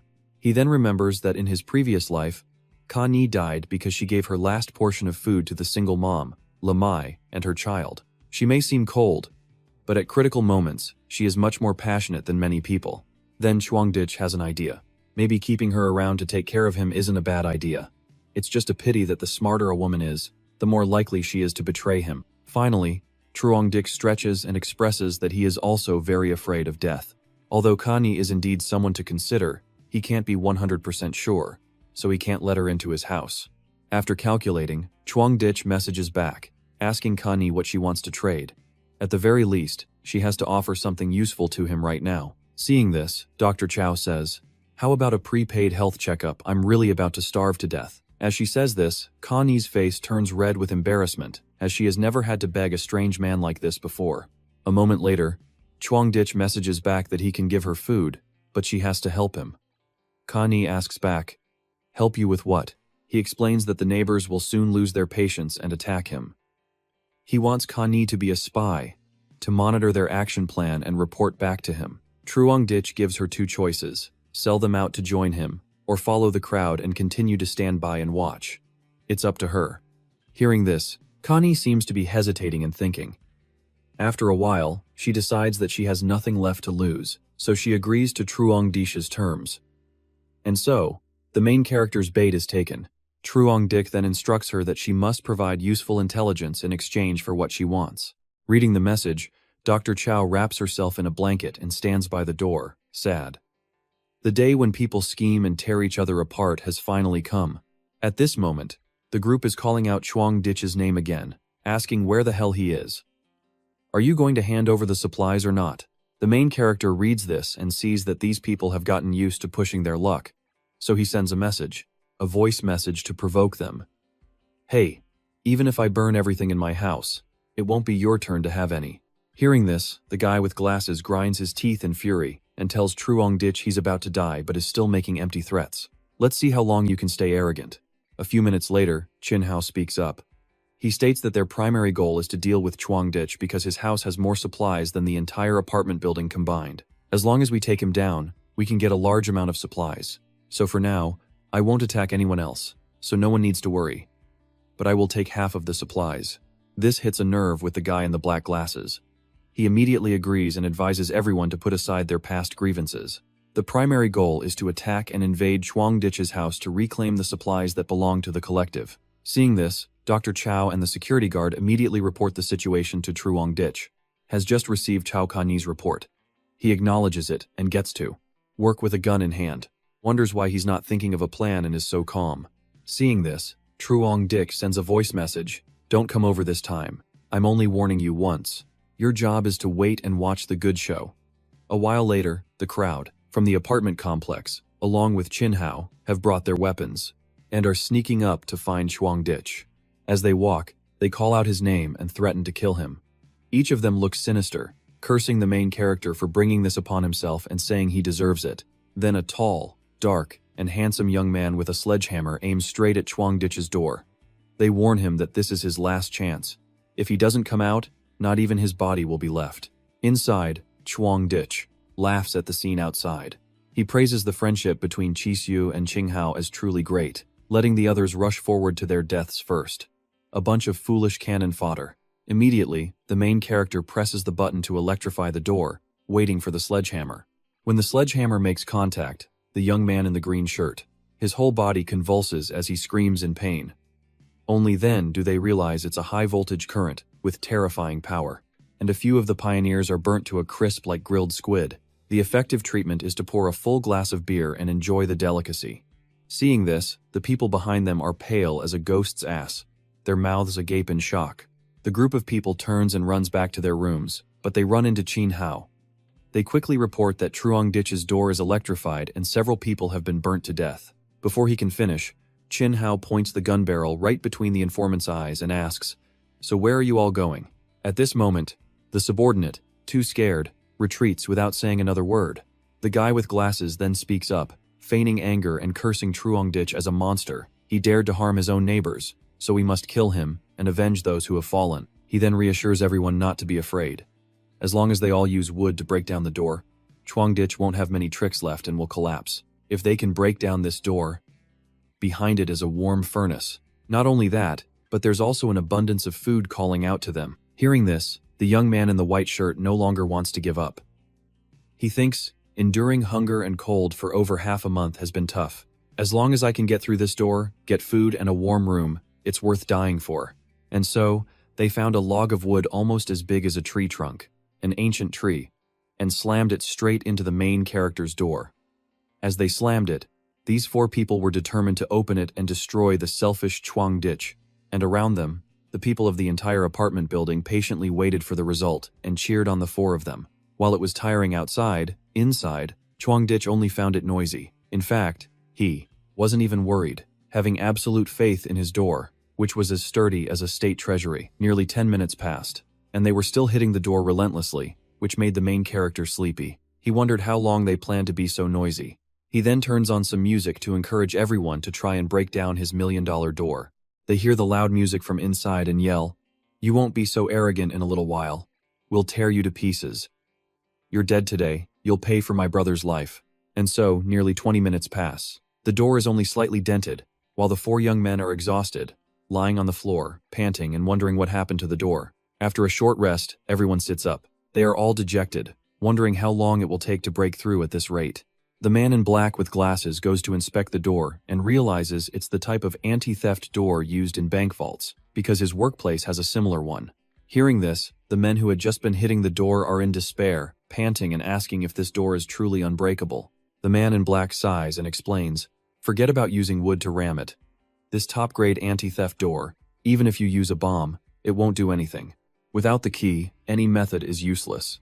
At that moment, Truongditch has already loaded a meter-long gun and is listening to their entire conversation. He then aims at his target through the door's peephole and hears the man in black say, "Unless there's a world-class lockpicking expert, there's little hope." Before he can finish his sentence, a shot rings out, and an arrow pierces straight through the throat of the man in black, for meddling.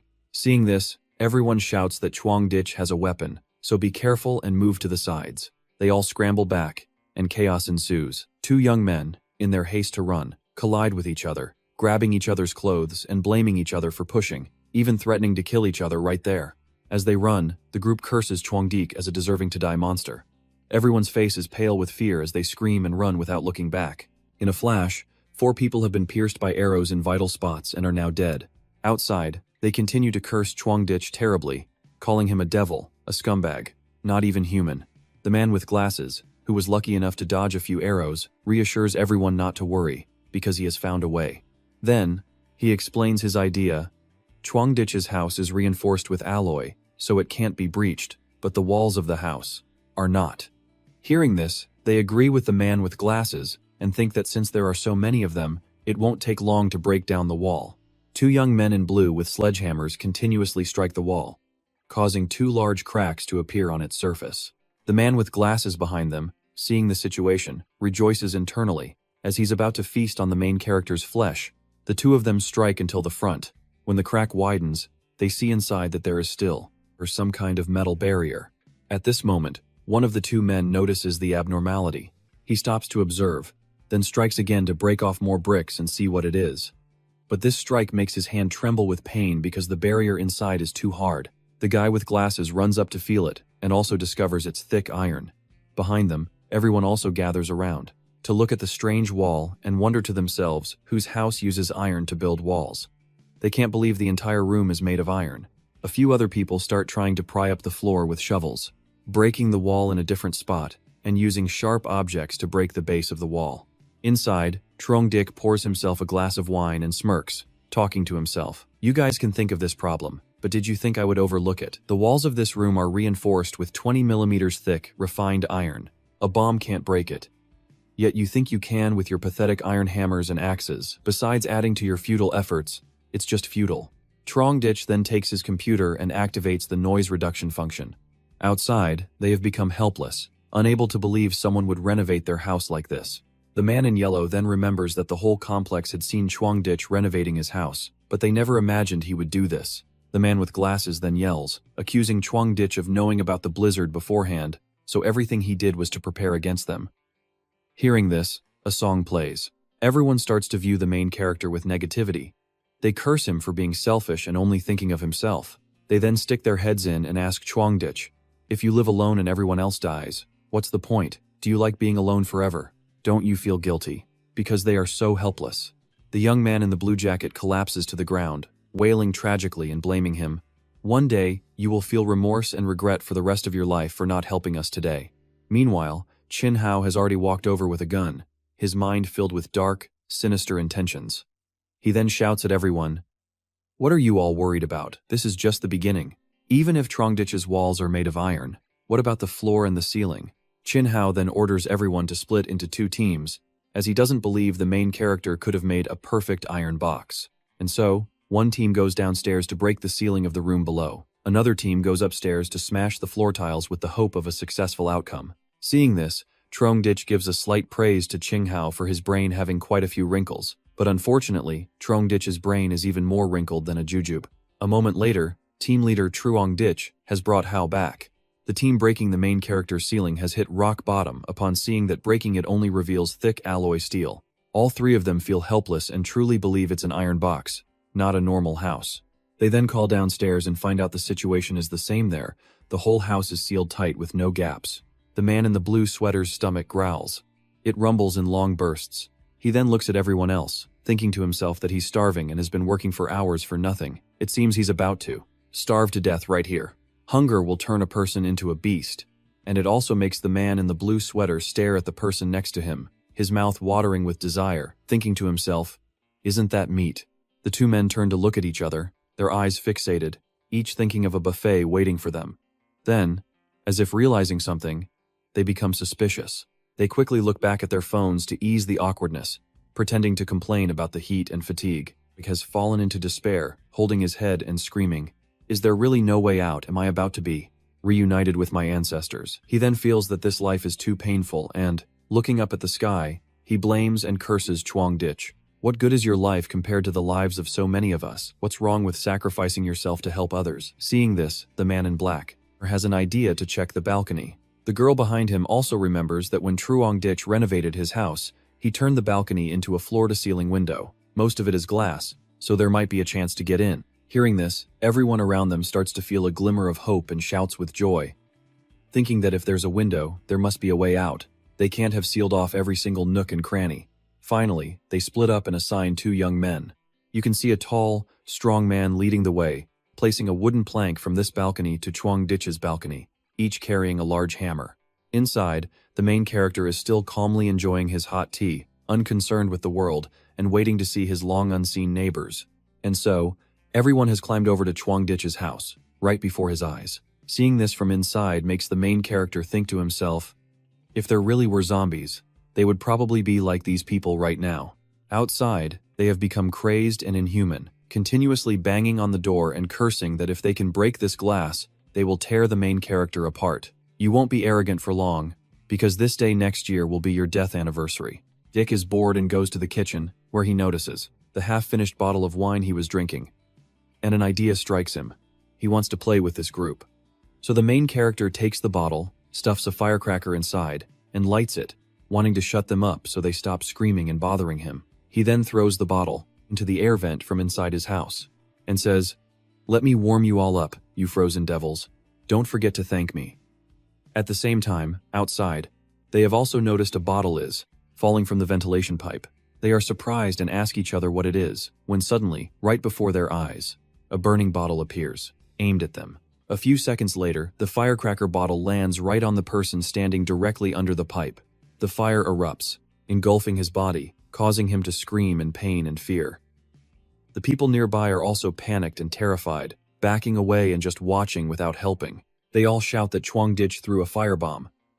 But the man on fire is slowly being consumed by the flames. Desperate, he runs to the balcony railing and jumps off, letting the snow help him extinguish the huge fire on his body. Chuangditch watches and remarks, falling to his death is probably more painful than being burned to death.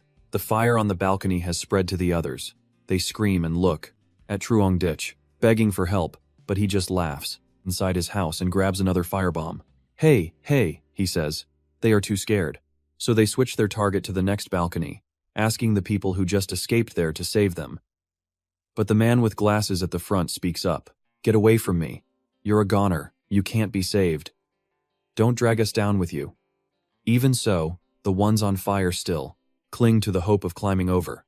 The man with the glasses then takes a wooden hammer and swings it back and forth, chasing them away. Get lost. Who can save you now? It's better than letting the fire spread over here. The man with glasses ruthlessly kicks the burning people off the plank and calmly returns to the neighboring balcony. A few minutes later, the people who were burned have turned into dry, charred corpses, and the fire is still raging. The survivors start to climb over, huddling near the fire and the blackened bodies for warmth. They even laugh happily, enjoying the warmth from the burning corpses. Passes. A young man in a jacket climbs over to Truong Ditch's balcony alone and steps right on the frozen hand of a burnt corpse to get across. He kneels down, holding onto the door, and calls out to Truong Ditch, expressing that he's about to starve to death. Please save me. Even just a pack of instant noodles would be enough. Two others also kneel and beg, admitting their actions were wrong and pleading for a little food. They promise to do whatever he wants in the future. Inside, the main character is slurping a bowl of hot instant noodles with a shy expression, saying, "Please don't be like this. It's very uncomfortable to watch." Truong Ditch deliberately stretches a noodle and taunts them, saying, "When I'm uncomfortable, I want to eat something." In this scene, they look like dogs begging for scraps. Their faces are gaunt and pale, and their mouths are watering like rabid dogs. Their eyes are vacant, their smiles forced. A few minutes later, Truong Ditch puts down his bowl of noodles and says he will give them one more chance. The main character proposes that whoever brings him Chin Hao's head will be provided with noodles like this for a week. They can eat their fill every meal. Hearing this, the three of them turn to look at Chin Hao's face with desire. On this side, Chin Hao also notices their stares and wonders why they're not attacking anymore. Did Truong Ditch say something to them? He also smells something unusual, and behind him, the others, with terrifying expressions, are also staring at Chin Hao. The three people on the other side suddenly advance towards him, along with everyone else present, cornering Chin Hao. It is only then that he reads the message from Truong Ditch in the group chat, saying that whoever can kill Chin Hao will be provided with food for a week. After reading it, he seems confused and a little scared, thinking, "Damn it. That cowardly turtle is now turning the tables on me," is protected by his underlings, so he quickly retreats to his room. The man with glasses calls after him, asking what they should do about Truong Ditch. Hearing this, Chin Hao realizes they can't break in, so what else can they do? He has to go back and think of another plan. The next day, the man in the jacket and the long-haired man are already hiding in the hallway near Chin Hao's room. The long-haired man asks the jacketed man if he really wants to attack Chin Hao. "He's killed so many people. Can we kill him before he shoots?" Hearing this, the man in the black jacket remains resolute, saying there's no more talking since they've come this far. "If we continue to have nothing to eat, we'll starve to death. How long can a scumbag like Chin Hao last? If we go for it, we might be able to trade for food with Truong Ditch." Chin Hao's voice rings out, cursing his two underlings for being slow with the water and threatening that if they're any later, they'll be chewing on rocks in the corner. The man in the jacket, terrified, quickly hides in a corner, waiting for an opportunity. At this moment, Chin Hao, holding a gun, continues to point it at the backs of his two henchmen, scolding them that it's not like they have no food, they're just hungry, so they should be quicker. The man in the black jacket thinks to himself, this is the moment. He then brandishes a cleaver and rushes forward with a look of determination to slaughter Chin Hao. Just then, the bald man turns around and is startled to see the two of them. He yells to warn Chin Hao to watch his back. Outside, the storm is getting stronger, making the snow thicker and covering the roof of the apartment building and the ground. Inside, Chin Hao has already shot dead two men. The man who wanted to execute him has made a bloody mess all over the floor. Hao lowers his gun and breathes a sigh of relief. He was close to meeting his ancestors. He then orders his two underlings to take the two men away and reminds them to cut them up. "You want me dead? You die first."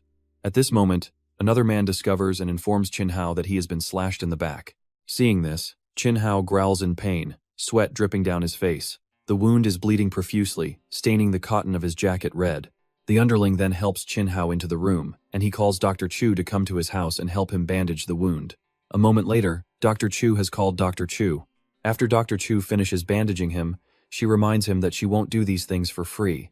Hearing this, Chin Hao looks at the bowl of soup with a whole arm from one of the two men from earlier that his underling brought up and negotiates. He can share a piece with her. Dr. Chu looks at the bowl of human arm soup on the table and, disgusted, immediately refuses, saying she'd rather die than touch something so vile. Hearing this, Chin Hao jokes, expressing that he can't bear to see Dr. Chu die because in this world, having a doctor by your side is too important.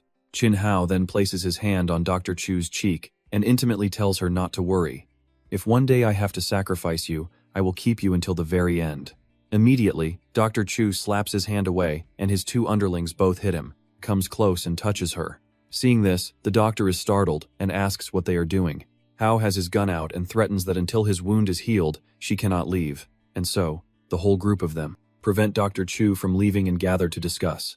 Chin Hao speaks first, saying that continuing like this is not a solution. These people are now all daring to resist, which is a disadvantage for them. Seeing this, the man with the colorful hair suggests that the team has already attacked Truong Ditch's house several times, but each time they have failed. Truong Ditch's house is like a turtle shell, impossible to attack.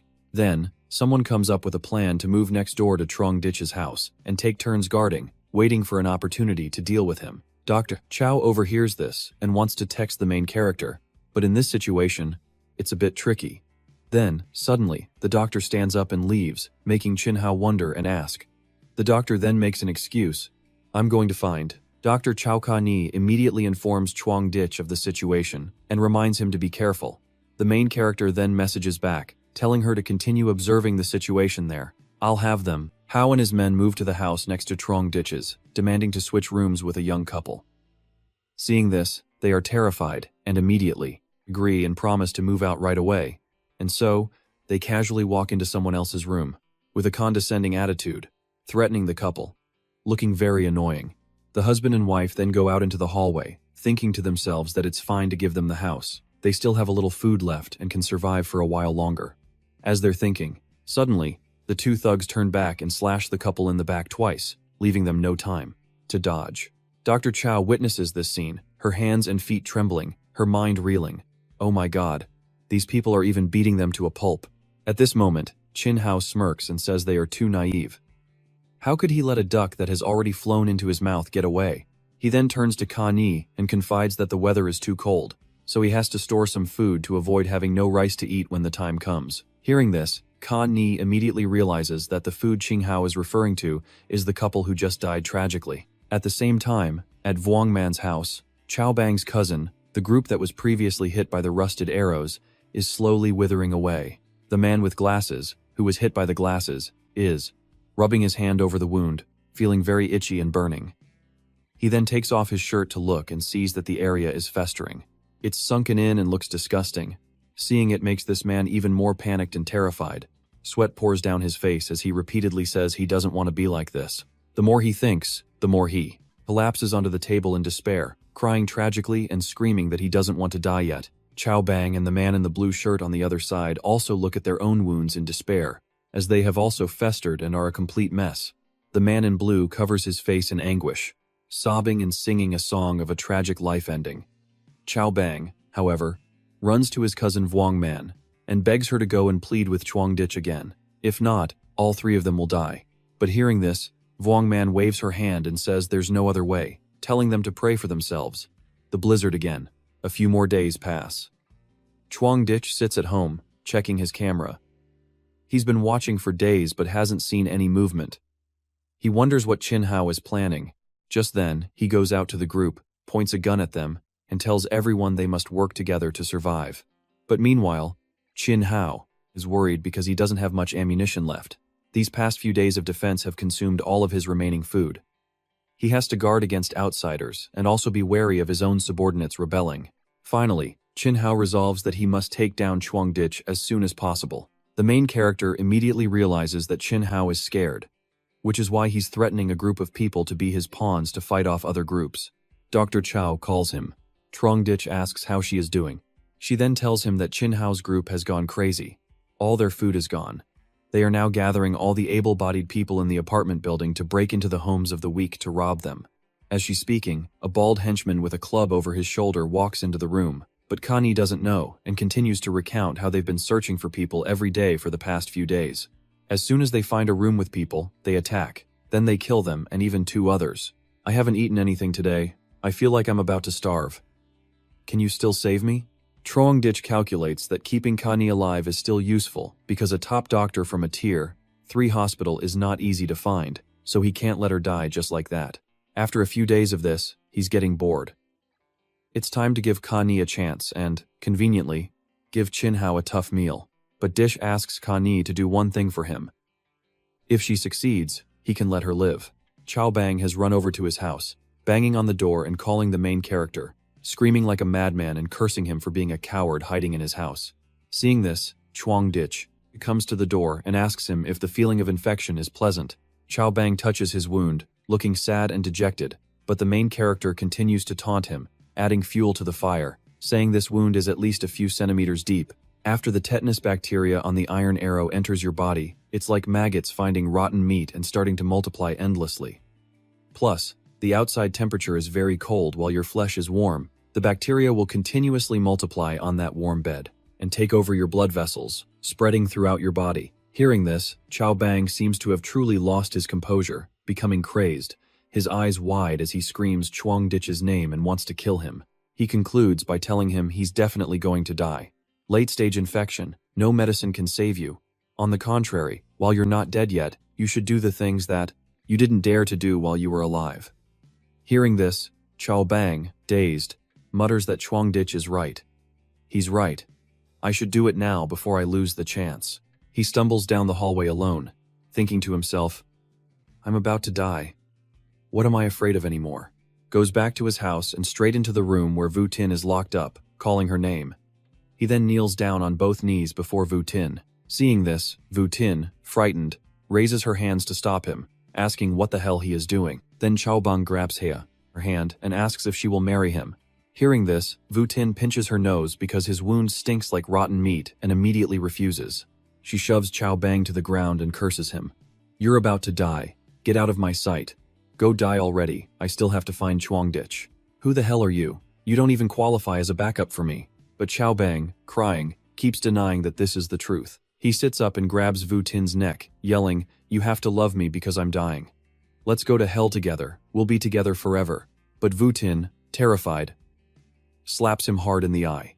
Chao Bang's face, repeatedly calling him smelly and disgusting. Seeing this, Chao Bang loses his humanity and asks back, You dare to call me smelly? At that moment, he uses both hands to squeeze Vu Tin's neck, blaming her for everything. How dare you lecture me? But Vu Tin deliberately adds a few more insults, calling Chao Bang useless and asking what he's complaining about. At the same time, at the table, at Chinhao's house, Connie leaves the room, looking worried, thinking that although it's dangerous, she has already agreed with Troongdich. Besides, if she doesn't do it, she will die at their hands. She tells Chinhao she will go to the kitchen to help the others. Hearing this, he stands up and smirks. He says he knew Connie couldn't hold out, also turns back and bluntly says she doesn't want to die, she wants to live even more. So Chinhao doesn't say anything more and just tells Connie to help where she can. The person in the kitchen then assigns Connie to chop wood in the corner of the kitchen. She starts the fire while she is busy chopping wood. But a moment later, he has to go out, but outside and tells Connie not to let the fire go out. After she sees him leave, she breathes a sigh of relief, thinking it's lucky they're not suspicious of her. Maybe now is the time to act. After thinking, Connie takes out the bottle of medicine she had hidden and pours it directly into the pot of human flesh soup on the stove. She covers her mouth to keep from gagging and stirs to dissolve the medicine in the soup. By evening, each person is holding a stick, a bowl of human flesh soup, eating as usual, without noticing anything suspicious. Chinhao speaks up, surprised that Connie has joined their group. The underling also agrees with Chinhao's opinion, while Connie wants to take her food back to her room to eat. As soon as she enters her room, she thinks, in total, she has used more than half a bottle of sleeping pills. One pill can make a person sleep deeply for half an hour. What she needs to do now is wait and pray they don't discover that she has tampered with the soup. Half an hour passes. Outside, the bald guy complains about being so sleepy. Hearing this, Chinhao calls him stupid. A full stomach makes for heavy eyelids. What's there to wonder about? It has already peeked out at them and is relieved that the drug has taken effect. She then messages Chuang Dich to inform him of the situation and asks what he plans to do next. The main character asks Ka Ni to drag them to the balcony. She uses all her strength to drag each big, dark, and burly man out to the freezing balcony. She looks over at Chuang Dich's house and sees that he seems pleased. Seeing this, Ka Ni asks Chuang Dich if he wants to kill them or is afraid. Hearing this, the main character throws a coil of rope over to Ka Ni and tells her to do it. Then, search for the gun on Chin Hao's body and give it to me. Finally, use this rope to tie their hands to the railing. Upon receiving the mission, Ni tells Chuang Dich he's being overly cautious and thinks to herself, "Damn, this guy can't even come and help me. He's giving me all this hard work." The main character points his gun at her and replies, "Better safe than sorry. I won't put myself at risk." And so, after a few minutes, Ka Ni has tied all of them to the railing. The next step is for him to take Chin Hao's gun, which makes her heart pound with fear.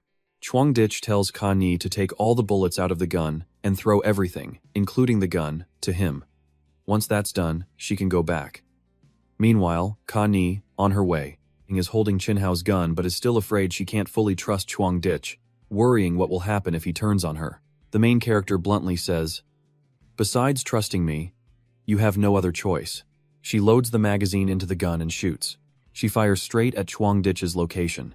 After catching the gun, the main character inspects it and assesses that it looks just like the one he saw on camera, the one in Chin Hao's hands. Chuang Dich turns and walks straight into his house, leaving Ka Ni wondering what he's going to do. She still runs into the house to observe his next move. A few minutes later, Chuang Dich comes out with a water hose and sprays it directly onto the balcony where Chin Hao's group is tied up. Ka Ni, inside the house, sees this and is shocked by the main character's cruel but safe and effective method of freezing this group to death.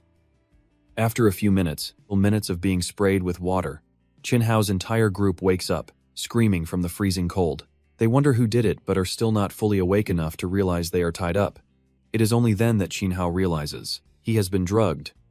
He then turns back towards Chuang Dich's house and calls out to him with a resentful and hateful tone. Seeing this, the main character continues to spray water and tells them they've caused enough trouble. It's time to go meet the King of Hell. Chuang Dich deliberately turns the water pressure up high, straight to the other balcony. They, however, can't move and can only sit there, taking the abuse and screaming. Chuang Dich stops spraying, thinking that since they're about to die anyway, spraying more water is just a waste. The water on Chin Hao's face and body has now frozen solid. Ka Ni runs out to check and calls him. Chuang Dich, he has approved and told her she can come over to his house. So, hello everyone. Ka Ni is a little disappointed in herself for having killed someone. She kneels down, collapses, and replies in a tired voice, "I'll be right there." Ka Ni then says she is waiting at the door.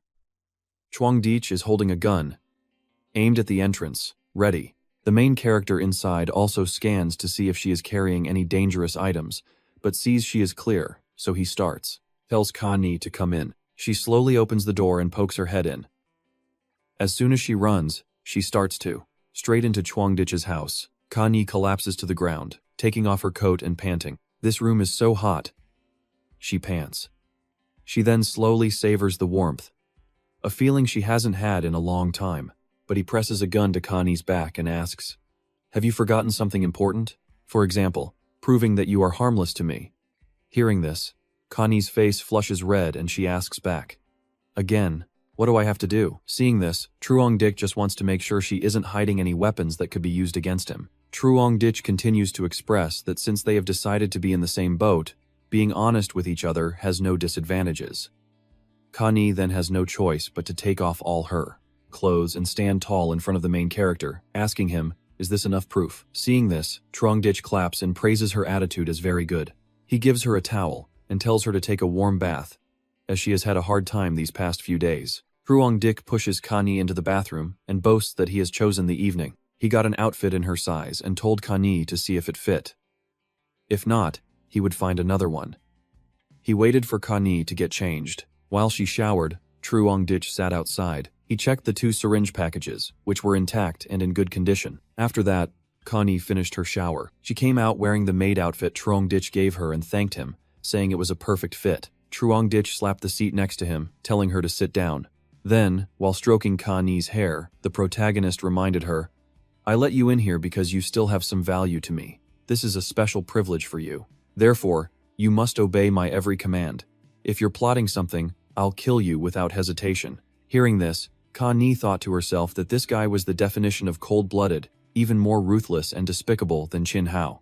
After the warning, Truong Dik showed Ka-ni to her room and mentioned it had a camera. The room door and the main door were made of sturdy materials, only allowing entry and exit during his designated times. If she had any objections, she could leave now. Seeing this, Ka-ni had no choice but to agree to Truong Dik's terms. After that, the protagonist continued to brush Ka-ni's hair, telling her she already knew the situation outside. Other than relying on him, she had no better options. Then, Truong Dik wanted to tell Ka-ni a secret. She seemed quite surprised and asked if he was sure he wanted to tell her. Of course, Truong Dik was certain. He believed sharing a secret was a crucial step in establishing a cooperative relationship. He dared to do everything he'd done in the past month because he wasn't afraid of the secret getting out. Truong Dik then gave an example, saying those who wanted to kill him before were all killed by him first, something Ka-ni had witnessed with her own eyes. She nodded. Since she understood, Truong Dik continued, explaining it all started with the news that went viral online. A supernova exploded, leading to a gamma ray burst. That's the real cause of this blizzard. As far as he knew, gamma rays didn't just change the weather, they also affected the human body. It granted ordinary people special abilities, which is how he awakened his own. Then, Truong Dik demonstrated by materializing supplies from his ability space, making them pop into his hand for Ka-ni to see. She stared, wide-eyed and speechless. The protagonist explained that his superpower was an independent dimension. He then tossed a pack of crackers to Ka-ni and continued explaining that this room was mostly empty because the majority of his supplies were stored in his dimension. If he died, all those supplies would disappear with him. Therefore, only if Truong Dik lived would Ka-ni have a chance to use these things and continue to survive. The protagonist told her to eat so she wouldn't be hungry. Ka-ni just stared at the package, thinking she couldn't believe superpowers actually existed. But she didn't care much and grabbed the crackers, eating like she had been starving for days. As she ate, Ka-ni cried. It had been so long since she'd eaten something so good that she even choked on her own spit. After she finished eating and was drinking water, Truong Dik revealed that he still didn't trust her completely. He then reminded her not to make him spell out every little chore around the house. After that, the protagonist briefly explained that the drainage pipes were all frozen. When using the toilet, she had to remember to throw the filter bag out the secret opening in the window. From now on, that would be Ka-ni's job. Hearing her burp, Truong Dik put a hand over her mouth and asked, "You're trading your labor for food. Besides that, what else can you offer me, Dr. Chow?" Suddenly, Ka-ni loosened a strap on her dress and said, "I understand, Master." She understood a little too quickly. It was really over for him now. Then, she moved in and directly kissed Truong Dik. And so, they did it. Well, they just worked through the cold, frigid night. Ka-ni's face seemed forced, but for the sake of survival, she had to endure it. But let's be real, she liked it too, so stop pretending. You have to admit, she's gorgeous, and a good person too. If it were me, I'd enjoy this apocalypse to the fullest, without a single worry. The next morning, Truong Dik woke up first and brought food into the room, finding Ka-ni still asleep. He figured yesterday's workout was a bit too much for her. Then, the protagonist knocked on the door and asked if she wanted something to eat. Ka-ni nodded and followed Truong Dik to get her breakfast. They sat together, eating hamburgers. Truong Dik kept staring at her like she was his favorite pet. A moment later, Ka-ni put her food down, so Truong Dik asked if she was already done after eating so much. Ka-ni expressed that she wasn't full yet but couldn't eat too much at once. Otherwise, she might get acid reflux. Hearing this, he gave Ka-ni a new set of clothes. They were warmer and more modest than what she was wearing. He told her to come over and get to work. After Ka-ni changed, she asked Truong Dik what needed to be done. He led her to the balcony door and opened it. Then, Truong Dik grabbed a baseball bat and told Ka-ni to come smash the ice block. It was time to deal with those thugs. Ka-ni saw Truong Dik preparing his gear to go out onto the balcony. She followed him to the balcony door, holding a baseball bat, but was confused. Truong Dik had already slaughtered those men, so why did he need to do this? But Truong Dik was obsessed with scum. Even as corpses, they were still scum, like annoying flies. Furthermore, smashing their bodies was a warning. It would also make the survivors understand who was the one person they should never mess with. Then, Truong Dik invited Ka-ni to strike. for the sake of their close cooperation. She was speechless at his cautiousness but went over to the ice anyway. The balcony where Chin Hao and his 2 men were frozen solid. Connie swung the bat decisively, smashing it straight into the head of the man closest to her. The gentle expression she had before was gone. Meanwhile, Truong Dik stood aside, taking the opportunity to record Connie's brutal act. While smashing, she was startled to find Truong Dik filming. When she turned to ask, he said he wanted to record the process to show those dishonest people, basically, to let them know who's the boss now. Connie didn't care anymore and turned back to continue smashing, fulfilling Truong Dik's wish. He then immediately sent the video to the apartment building's group chat.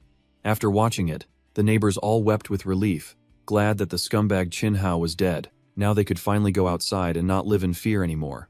But after that, following the video, Truong Dik sent a voice message declaring that since Chin Hao was dead, he would be managing the building from now on. The neighbors immediately started asking, confirming that he was the one who killed Chin Hao. Some hailed Truong Dik as a hero who had eliminated the demon. One guy even took the chance to beg the protagonist for some food, lamenting that his son and daughter were dead. But he still wanted to live. Just then, Vu Tin suddenly called, which surprised Truong Dik. He couldn't believe she was still alive. As soon as he answered, Vu Tin asked, "Are you with Chao Kani?" After asking. When Truong Dik didn't say anything, she continued to beg. "Since Chin Hao is dead, can I come to your place? Didn't you want me to be well-fed, warm, and happy?" After her rambling, Vu Tin's delusion of grandeur kicked in, forbidding Truong Dik from being with any other woman. She then claimed Truong Dik was hers, and everything he owned belonged to her. What a shameless woman. In response to Vu Tin's accusations and pleas, Truong Dik just asked, "Oh, you haven't been reincarnated yet." Hearing this, she suddenly perked up, thinking Truong Dik believed she was dead, and that's why he let Connie move in with him. Then, with tears in her eyes, Vu Tin emotionally announced that she was still alive and well. She claimed she was the one who loved Truong Dik the most. Finally, Vu Tin tried to manipulate him, calling Connie worthless trash, and telling the protagonist to kick her out so the 2 of them could live happily ever after. But Vu Tin was so engrossed in her call that she didn't realize Vuong Man and Tai Vu had heard everything and were about to shut her up for good. Just as Vu Tin finished speaking, Vuong Man and Tai Vu grabbed her, causing her to scream. All that could be heard was Vuong Man blaming Vu Tin for her miserable state. Tai Vu then mocked her, saying her dreams were beautiful, but her trashy personality didn't deserve such a good life. Connie had heard everything from the phone. She hugged Truong Dik's arm tightly. Then, she rested her head on his shoulder and promised she wouldn't be like them, telling him not to worry. Hearing this, Truong Dik blushed and turned around. He looked at her, and a wicked grin appeared on his face. He had a dark idea. He wanted Vu Tin to see him and Connie now, so she would die of rage. While the 3 women were fighting, Truong Dik sent a message to Vu Tin, offering his condolences. "You're great, but I'm sorry. You're too late. I found someone better now." Seeing this, Vu Tin broke free from the other 2 and rushed to grab her phone. Truong Dik continued to provoke her. He asked if she wanted to congratulate the happy young couple. When Vu Tin saw the picture of them together, she flew into a rage. She sent a voice message, cursing Truong Dik. She yelled that he couldn't treat her like this. Then she declared her love for Truong Dik. She even slandered Connie, claiming she was deceiving him and didn't really like him. Finally, Vu Tin begged Truong Dik for a chance to prove her pure love, but the protagonist's reply shattered Vu Tin's last glimmer of hope. Truong Dik bluntly rejected her, boasting that he and Connie were truly in love. "Connie is much stronger than you, so why would I abandon her for someone as weak as you? Do you think you're even worthy of me?" Finally, Truong Dik told Vu Tin not to contact him anymore, fearing Connie might get the wrong idea. Hearing this, she broke down completely, denying it all in disbelief. She then started bringing up the past, how Truong Dik had been devoted to her for 2 years. Vu Tin questioned why he would change his mind now that she was being so proactive. But by this point, Truong Dik had gone silent, no longer caring about this pest. She collapsed, sobbing, blaming Connie for stealing what was hers and cursing her horribly. Behind her, Vuong Man and Tai Nin laughed, saying the wicked woman deserved it. She was just being delusional, and this was her karma. As for Truong Dik, he had just hung up, thinking he'd played with her enough. There was no need to bother with this little frog anymore. She'd die in this apocalypse soon enough anyway. After thinking it over, Truong Dik turned and took Connie's hand, asking, "Do you think I'm cruel?" Connie still firmly believed in Truong Dik, thinking he had his reasons for doing what he did. Truong Dik felt relieved and patted her hand, thanking her for understanding.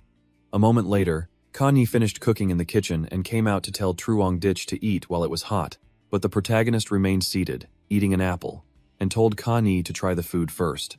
Just then, Mrs. Lamb sent a nonsensical message to the group chat. The snowstorm will pass soon. My relatives are high up.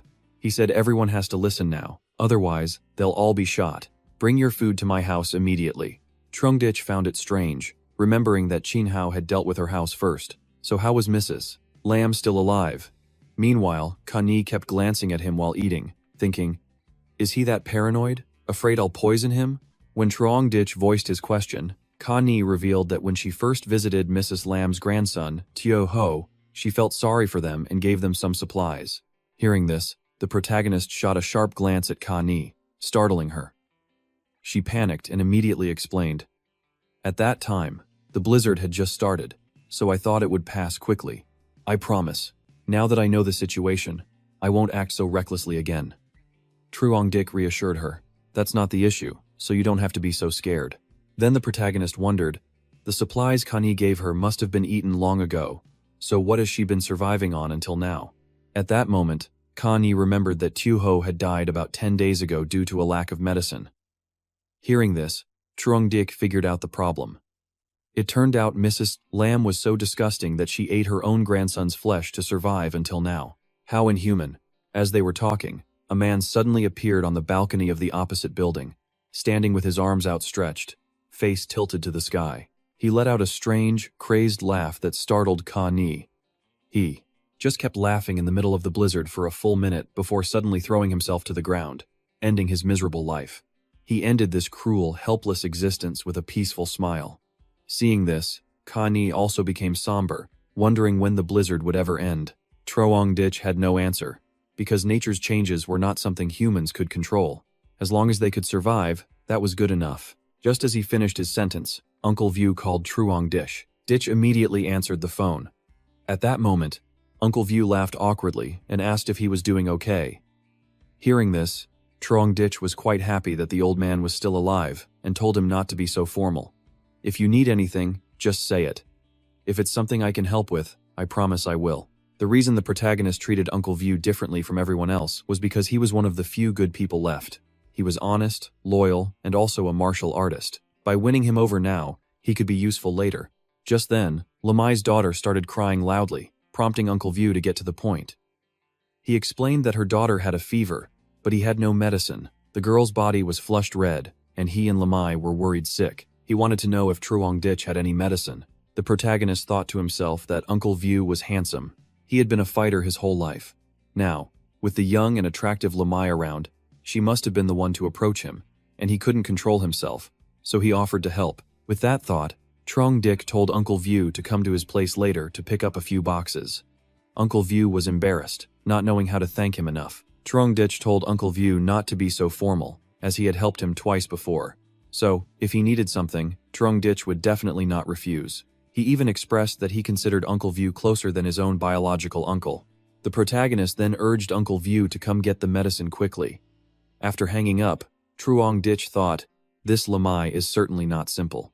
In the entire apartment complex, only Uncle View had stored supplies on his advice. Out of so many people, only she had found the best option. Ka found the good relationship between Truong Dich and Uncle View strange, but he saw it as a world of hustle and bustle, all driven by self-interest. This kind of relationship was also suitable for the apocalypse. Uncle View was a kind man and a skilled martial artist. Having Uncle View owe Truong Dich a favor might be useful in the future. Another reason the protagonist did this was because, after all, he didn't want the light of humanity in the old man to be extinguished in this apocalyptic era. That was an extremely precious thing. Later, Uncle View arrived and knocked on Truong Dich's door, introducing himself by name. This was to clear any suspicion, but when the protagonist checked the camera, he saw the old man had brought Lamai and her daughter along, which made Truong Dich even more curious. He went to the door to confirm if it was Uncle View. The old man responded, but then Lamai's voice chimed in, pleading for her daughter who had a high fever. She begged Truong Dich to help. The protagonist pushed a box of medicine through the door slot and told Lamai to give it to her daughter. He didn't forget to add a word of concern. Getting sick at a time like this is no small matter. As soon as the box of medicine hit the ground, Uncle View bent down to pick it up, thanking Truong Dich profusely.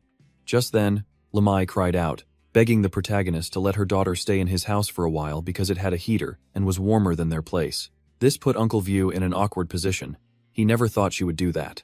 He was already embarrassed about asking for medicine, and now he was even more so. When Truong Ditch didn't respond, Lamai continued to plead, saying her daughter was sick and she was worried she would freeze to death, so he should show some compassion. Truong Ditch thought to himself, "Give this woman an inch, and she'll take a mile." He was afraid that if he let the child in, the mother would also find a way to leech off him. Then, Truong Ditch stated his rule. In these special times, he couldn't let others into his house. Besides, the coal in his house was almost gone, so the temperature wasn't much warmer than outside anyway. Seeing this, Uncle View advised Lamai to stop pleading. Truong Ditch had already helped them a lot, and giving them medicine for the child was more than enough. He told her to go back and just add a few more layers of clothes. Lamai snapped back. "What does a man like you know? She's so young, how can she endure the cold?" After snapping, Lamai continued to wail, claiming she had no other choice. She knew her request was inappropriate, but she begged him, for the sake of the child and for Uncle View, to let her daughter stay inside for a while. But Truong Ditch remained firm as a rock, stating that before the apocalypse, he definitely would have helped. But now, in this building, everyone wanted to take his life and his home, so he was genuinely terrified. He wasn't afraid of anything except the what-ifs, and he was sure they understood what he meant. Uncle View angrily said that Truong Ditch had been very kind and lenient. Otherwise, who would agree to give them medicine like this? Getting medicine now was harder than a journey to the west. But Lamai was still questioning why Truong Ditch let Kani into his house. The protagonist revealed that Kani was his beautiful girlfriend, so don't touch or it's over. Hearing this, Kani was startled and thought to herself, even though he might just be saying it, for some reason, hearing Truong Ditch say that makes me very happy. Finally, Uncle View advised Lamai to go home and stop causing more trouble. Truong Ditch had already helped as much as he could, so she shouldn't push it. Lamai pouted, saying she didn't want to do this, but it was all for her child. Then, Uncle View pushed her back and didn't forget to turn around and apologize to Truong Ditch, telling him not to dwell on what just happened. The protagonist shouted back that he didn't blame them, since in these special times, people should forgive each other. After resolving the issue, Truong Ditch went back inside, sighing that Lamai was indeed a lot of trouble. Kani added that there were many people like her, so it was nothing strange. Just then, the protagonist lay his head on Kani's lap, making her blush beet red.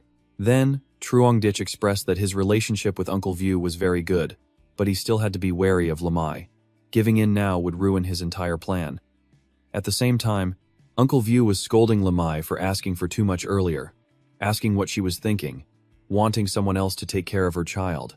But she argued back fiercely, saying it was because of her child that she had to be so shameless. If her daughter died, her life would have no meaning. Hearing this, Uncle View gently sat down and said he understood, but people should at least know gratitude and when enough is enough. If it weren't for Truong Ditch, Uncle View would never have thought to store supplies and wouldn't have survived this long. He must find a chance to repay this great debt in the future. Lamai then tried to manipulate him, saying, "Actually, I don't think you need to be so grateful to Truong Ditch. At the very least, he's still wary of you, isn't he?" Uncle View angrily asked what she meant. She was twisting his kindness into a grievance, but Lamai continued to sow discord, saying that although Truong Ditch had helped Uncle View, he hadn't suffered any significant loss. He even tossed the medicine box outside, so if that's not being wary, what is? Hearing these words, Uncle View became furious, but the ungrateful Lamai continued her slander. She suggested Truong Ditch was intentionally doing Uncle View small favors so that he would work for him in the future.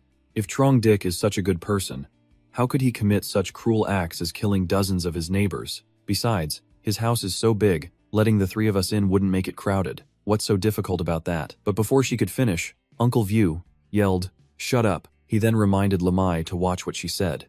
He could distinguish between good and bad, but if he started suspecting his own benefactor, what kind of person would that make him? Seeing how angry Uncle View was, Lamai switched to psychological manipulation, lowering her voice to apologize and admit she was wrong. She then claimed she was just trying to look out for him, because in these times, it's not wrong to be a little more cautious. Hearing this, Uncle View got up and went to sleep in the living room, leaving the bed for Lamai and her daughter. But Lamai was still plotting, unable to give up.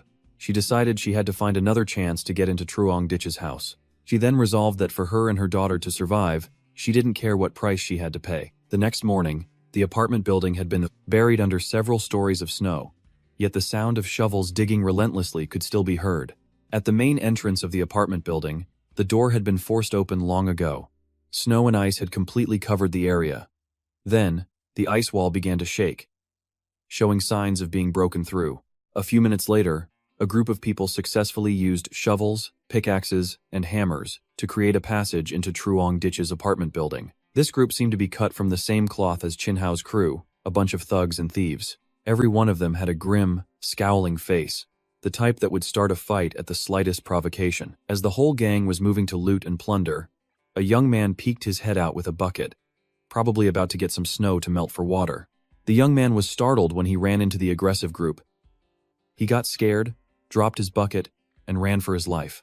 The robbers impulsively chased after him. In the end, the young man, weakened by days of hunger, couldn't outrun them and was struck down by a shovel, his throat slit. At that moment, someone in the group asked their leader, Hai Fuang, what to do with the body. Hai Fuang just clicked his tongue and said to leave it there for now. After they were done, they would take it back for a feast. Then, this horde of vermin moved up to the 24th floor. Hai Fuang called for Lao Lu to open the door in front of them. Lao Lu accepted the task. He took out a massive firecracker to blow it open. To make it quick, after setting up the firecracker and fuse in front of the door, Lao Lu immediately turned and ran to the end of the hallway. He professionally warned everyone to cover their ears. The inevitable happened, and the entire section of the apartment building exploded. All the doors were either shattered or blown wide open. Trongdik, in his house, was jolted awake by the deafening sound, realizing the massive explosion was right at his doorstep. He grabbed his gun and checked the living room and bedroom. Both were fine. So, the inside of his home was preliminarily safe. Truong Ditch then checked the cameras and saw a group of unfamiliar faces, guessing they were intruders from another apartment building. Not only that, but they were armed with shovels, pickaxes, iron bars, and specialized construction planks. It must be the group of hired workers from the neighboring building 26. Truong Ditch grabbed his gun and went to the door, assuming these vermin were here for his vast resources. The news about his home must have spread outside. Meanwhile, outside, Hai Fuang was puzzled, carefully observing Truong Ditch's door. He asked Lao Lu what kind of shoddy work he did that the door wasn't even blown open. Lao Lu was also bewildered, explaining that the explosives he made himself were top-notch. Maybe they got damp. The gang behind him decided to gather and try to break it down by hand. These guys were pretty stupid. The explosion couldn't even damage it, yet they thought they could break it with their hands. Just then, Truong Ditch peeked his head out and asked, "Are you trying to kill me?" After saying that, he took out white phosphorus dissolved in CS2, a crude version of a white phosphorus bomb, but when ignited, it burns at over 1000 degrees Celsius. You're all dead now. I've been waiting for roasted vermin for a long time. Then, Truong Ditch threw the bottle of phosphorus bomb out the door. The moment the bottle shattered, flames erupted, causing Hai Fuang to panic and yell for his underlings to dodge to the sides. But their running speed couldn't match the explosive spread of the phosphorus bomb. In that moment, a group of Hai Fuang's men were engulfed in flames. They continuously called for him to save them from the fire. Suddenly, a bullet flew out from the door, piercing through one of the underlings' ears. From inside the house, Truong Ditch continued to fire out the door, hitting those who were running. They died unexpectedly. Seeing this, they screamed, wondering where the shots were coming from and calling for Hai Fuang to jump in and save them, but he wasn't stupid. In a situation like this, Hai Fuang just stood there and watched without making a move. Just like that, the remaining men in the fire were shot down one by one, with no time for last words. Once they were all dead, the fire gradually died down. Truong Ditch stopped, thinking, "It's a good thing I didn't buy a machine gun, or I would have wasted hundreds of bullets at once. The Ice Age has weeded out most of the weak. The enemies from now on will only be stronger and harder to deal with. I must find a way to create more powerful weapons to handle them." Finally, Truong Ditch returned to his room, thinking he could only rest easy after killing all of these well-prepared people. When Truong Ditch entered the room, he saw Ka Ni cowering with her head in her hands, her face pale and trembling. He wrapped a blanket around her and reassured her. Then Ka Ni grabbed his hand, with tears welling in her eyes. She looked up and called Truong Ditch's name, but she suddenly flinched, her eyes widening as if she had seen a ghost. Ka Ni quickly stood up and explained that she wasn't scared. She just thought it was an earthquake and was hiding in the corner for safety. The protagonist retorted, "This is the 24th floor. If it were a real earthquake, you'd be crushed like a bug no matter where you hid." Then, Ka-ni asked Truong Dich to sit down and tell her what had just happened. The protagonist sat down to chat for a bit. Ka-ni assessed that this new group of people was actually more dangerous than Chin Hao. Truong Dich, however, saw Chin Hao as just an ordinary person who used a gun to bully others. Now, everyone was in a precarious situation. The workers were physically strong and knew each other well, so they were definitely more united than outsiders. But luckily, he managed to kill the one who knew how to make explosives. Otherwise, he wouldn't be able to sleep peacefully at night. Ka-ni curiously asked Truong Dich if he needed to take revenge. Without a second thought, he replied, "Revenge must be taken, but I won't be the one to do it personally." Then Truong Dich decided that if he wanted to live peacefully in the coming month, he needed to find some people to act as cannon fodder. At the same time, in the group chat, a few people were asking if the recent explosion was an earthquake, explosives, or a meteor. Truong Dich chimed in, revealing it was people from Building 26 who came to kill and plunder, but he discovered and chased them away in time. Truong Man on the 10th floor was killed. That loud noise was the explosives they prepared. They most likely dug a tunnel under the snow on the first floor to get in. After reading this, the others expressed their panic, wondering how they could possibly fight against a group of men as strong as bulls. Besides, half the residents in their building were already gone, and most of the remaining were elderly, women, and children. One young man felt lucky that Truong Dich was still around, ensuring their safety. They started hailing the protagonist as Superman. Seeing this, Truong Dich sent a voice message, adding to the drama. He claimed that dealing with them had used up a lot of his ammunition. Now, it was difficult for him to even protect himself, so everyone should just fend for themselves. Just then, Uncle View called. He called to ask if the people from Building 26 had done anything to him and if he needed any help. Uncle View then mentioned he used to drink with those guys. For the past few days, under Haifuang's orders, they had harmed many people, and now they even dared to target Truong Dich. Hearing this, he expressed that he hadn't planned for revenge yet, but if Uncle View was familiar with them, he should tell him the details of their situation. That way, they could come up with a countermeasure and deal with them together. Uncle View then asked what Truong Dich's intentions were. Does Truong Dich mean that all of us should unite like Haifuang's group to deal with outsiders? After Truong Dich confirmed it, Uncle View suggested he post this idea in the group chat to see how many people would agree. But Truong Dich disagreed, saying it would make people think Uncle View had ulterior motives, or even that he was getting too big for his britches. Seeing that Uncle View seemed eager to know the plan, Truong Dich told him to calm down. "We have enough supplies in our homes, so we just have to wait. If Haifuang's group can come once, they will definitely come a second time. After I wiped out their men like that, they'll surely come back for revenge. At that point, the neighbors in this building will naturally come to our aid." After getting Uncle View's agreement, Truong Dich turned to ask Ka-ni for a favor. Truong Dich expressed that while the neighbors were flattering him on the surface, in reality, they were all both scared and resentful. There were some things he couldn't do himself. Then, Truong Dich came straight out and asked Ka-ni to undertake a mission to secretly gather intelligence with Uncle View for 2 days. The sooner we understand the strategic layout of this entire complex, the more advantageous it will be for us. Ka-ni promised to do her best to complete this low-risk mission. 2 days passed in a flash. Ka-ni, dressed in a stunningly gorgeous maid outfit, couldn't help but awaken the beast within me. Looking at Truong Dich, I can only dream. She had compiled the information gathered by Uncle View with the intelligence she already had. Then, she began her presentation. Right now, the most difficult opponent is Haifuang from the neighboring Building 26, formed from a small construction team of the Thien Hop group. Their combat strength is very high, and their main weapons are shovels and iron bars, but they don't have firearms yet. Another organization that posed a significant threat was in Building 21. The 2 leaders of this building were Vuong Quang and Tu Lo. Before the disaster struck, they were loafers at home. Their subordinates were all strong young men around 20 years old, known as the Kung Lang Gang. Truong Dich added a few details, saying that the remaining apartment buildings didn't have many people left. Most had either committed suicide out of despair or killed each other over scarce resources, leading to a sharp decline in numbers, so they weren't a major concern. Then, he suddenly put his hand on Ka-ni's shoulder, startling her, and asked her to continue gathering intelligence, specifically, find out if they have guns. This is very important, so we must minimize the risk. As for her, she stammered her compliance and continued her mission. Meanwhile, at Haifuang's place, his underlings reported that they had dealt with the bodies. Haifuang praised them, saying they did a good job. His plan was that if he couldn't get to Truong Dich, he would kill all the other useless people in that building first. Before Haifuang left, He left a message in blood on the apartment complex wall, warning that if Trung Dik didn't come out, he would kill all of his neighbors. He did this assuming that when the neighbors couldn't take it anymore, they would naturally go and beg Truong Dich.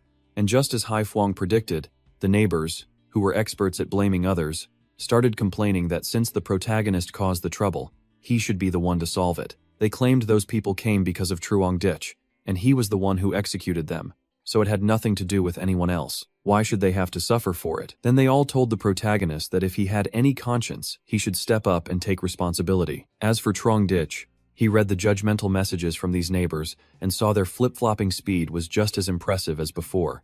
He then went into the group chat and laid his cards on the table, saying he didn't bring anyone to cause trouble. I killed them in self-defense, and now it's my fault. You don't have the guts to resist them, so what does that have to do with me? And if that group is so dangerous, why would I be stupid enough to stick my neck out? A woman in the group then chimed in, mocking him. You're safe and sound, but what about the rest of us? If that's not harming people, what is? Another guy added sarcastically that Truong Dich's conscience had been eaten by a dog. Reading these provocations made the protagonist sneer contemptuously before posting a reply. I don't give a damn. Whether you die or not has nothing to do with me, so why ask? Do you think I'm your mother? Do you people even deserve to say the word conscience? Why don't you think back to when you attacked my house? Everyone was so excited then, I didn't see any conscience. Finally, Truong Dich sent a voice message warning them. You don't really think I wouldn't dare to kill you, do you? Hearing this, the ungrateful bunch froze in fear and shock. After that, the rich kid, Tran Hao, started to feel helpless. He thought that with Chin Hao dead, he could finally live on, but it turned out Hai Fuang's group was even more ruthless. He then looked outside. He looked at the door and thought that if this blizzard didn't end soon, it was highly likely that everyone would die. At the same time, Truong Dich called Uncle View, telling him it was time for him to speak up. Uncle View didn't hesitate. Let me show you how it's done. I'll only do this once. He then messaged the group chat, reassuring everyone. Why worry? Hai Fuang's Thien Hop gang only has 20 people. If we unite, we can easily deal with them. The neighbors immediately chimed in, praising Uncle View and saying how lucky they were to have him. They thought he was dead since he hadn't been active lately. They then asked Uncle View what his plan was, and they would fully support him. Hitting the nail on the head, Uncle View replied, My own supplies have run out, and I haven't eaten in days. I'm too weak now. But Truong Dich's house is full of weapons. Plus, he eats his fill every day, so he has plenty of strength to fight. Having Truong Dich lead us is the most suitable choice. Finally, Uncle View played his trump card, saying he would use his good relationship with the protagonist to ask if he could step in. Seeing that everyone agreed, they urged him on. Uncle View immediately messaged Truong Dich, asking for his opinion on the next plan. Seeing this, Truong Dich asked Uncle View to chime in again at the right moment to make these people obediently follow him. He had to establish his authority for the entire building to be safe in the future. He went into the group chat and announced that he was only talking to them out of respect for Uncle View. So, you better behave. If you have something to say it directly. Otherwise, before he could finish, they all clamored, promising to do whatever he said from now on. Truong Dich feigned surprise and asked if everyone had agreed. They replied with a condition. As long as he didn't let them die, any other terms were okay. Hearing this, Truong Dich got straight to the point. I want you to take up arms and fight Hai Fuang's group to the death. Will you do it? If you risk your lives, then on what basis should I have to worry about your survival? When no one said anything, Truong Dich declared, Fine, wait for Hai Fuang to bring his men, then stick your necks out a little further for him to chop. Goodbye. The golden moment had arrived for Uncle View. He jumped in and affirmed that everyone would follow him. Either way, it's death. If we risk it all once, we might have a chance to live. Then, Uncle View decided to follow the plan Truong Dich had laid out. He didn't forget to provoke everyone. Don't hesitate. If we fight together, we have a path to survival. Are we just going to let them call us out one by one to be killed? Finally, with the plan set, Truong Dich angrily declared, Everyone will follow my command. If anyone is lazy and tries to take advantage of this situation, don't blame me for making an example out of you by cutting off your head. After saying that, Truong Dich went offline. Seeing this, some people started calling out individuals who hadn't responded. Names like Fuang Lam were mentioned. He was seen digging snow just yesterday, so there was no reason for him to be dead. Fuang Vu Lo was also called out and told not to hide. A few minutes later, the two who were called out appeared. One claimed he had just overslept, while the other innocently asked what was going on. then said if everyone wanted to fight back, they should all try their best. Trongditch then sent a few messages to add to the fun, reminding them that the current situation was very serious. If anyone dared to be afraid and hide in the back, they would be betraying the entire apartment community and deserve to die. He then said that everyone shouldn't worry, because if he gave the order, he definitely wouldn't let anyone starve. As long as everyone listened, he would go out and find supplies. Trongditch then began to calculate. To set up defensive works in this apartment building, he had to ensure the cannon fodder had basic combat capabilities. He would definitely have to go out and find supplies, and also gather more weapons to increase their firepower. As for transportation, he had a snowmobile and a small snow motorcycle in his dimension, which would make it easy to move around outside. In the era of blizzards everywhere, it was as hard for people to leave their homes as it was to eat a stir-fried ant dish. But Trongditch could come and go freely throughout the city. Just then, a young man in the group asked if the protagonist was sure he could go out and find supplies. Then a girl chimed in, reminding him of the severe blizzard and that he couldn't drive. "Are you planning to crawl on the snow?" Reading this, Trongditch began to manipulate them. He expressed that even if the environment outside was harsher, he still had to go out and try for everyone's sake. On their end, everyone breathed a sigh of relief. The protagonist continued to reassure them, "Don't worry. I worked in a warehouse for many years, so I know where all the major warehouses, markets, and supermarkets in this city are like the back of my hand." Then Trongditch declared that if he was the master of this apartment building, he would be responsible for everyone. Besides, the supplies in his own home were running low, so going out to find more was their only way to survive. Hearing this, the neighbors cried their eyes out, scrambling to express their gratitude. The other half felt guilty for treating Trongditch so poorly, yet he still showed them mercy. They looked like they wanted to build a temple and worship the protagonist. But Trongditch knew they didn't see him as a savior, but as a shield. Then, Trongditch went back to his room, thinking how a small, insignificant favor could make these people deify him. Connie sadly asked if the protagonist was really going out. He had already put on his armor and peeked his head out to reassure Connie. "Don't worry, the supplies in my house are enough to feed you, so you don't have to worry." Then, Trongditch put on another jacket to cover his bulletproof vest, and revealed that he just wanted a suitable opportunity to go out and check the situation outside. Hearing this, Connie was worried and wanted to go with Trongditch, but he firmly refused. The protagonist then made Connie blush by saying that since they had that kind of relationship, he no longer had any doubts about her. After saying that, Trongditch grabbed his gear and headed out, leaving her with the words, "I trust you 100%. Remember to wait for my return." Then, the protagonist went to the door, and with a snap of his fingers, all the supplies and weapons flew into his dimensional space. At this point, he had made his way to the 4th floor. The scene was a bloody mess, splattered everywhere. After a short walk, Trongditch opened a window, letting in a gust of wind and snow, a true blizzard. He then jumped straight out of the 4th floor window and crawled on the snow. It took him 10 minutes of crawling to get just a few meters away from the apartment building. Moving on, the snow was indeed difficult. Then, Trongditch looked around. Seeing no one nearby and no one spying from above, he decided it was safe and summoned the snowmobile from his dimensional space. At the same time, someone on an upper floor noticed him riding around on the motorcycle. Trongditch had already calculated that people would target him because of the vehicle in the future. At this moment, he didn't think too much about it, just enjoying the feeling of being outside and racing on the snow. It was pure bliss. A few minutes later, he was on the road. Trongditch rode straight to the Thean High City Public Security Bureau. The first thing he did was use his weapon to smash open a window, then casually stepped inside. Trongditch stood by the door, carefully observing his surroundings. Then, in a corner, he saw police officers frozen solid.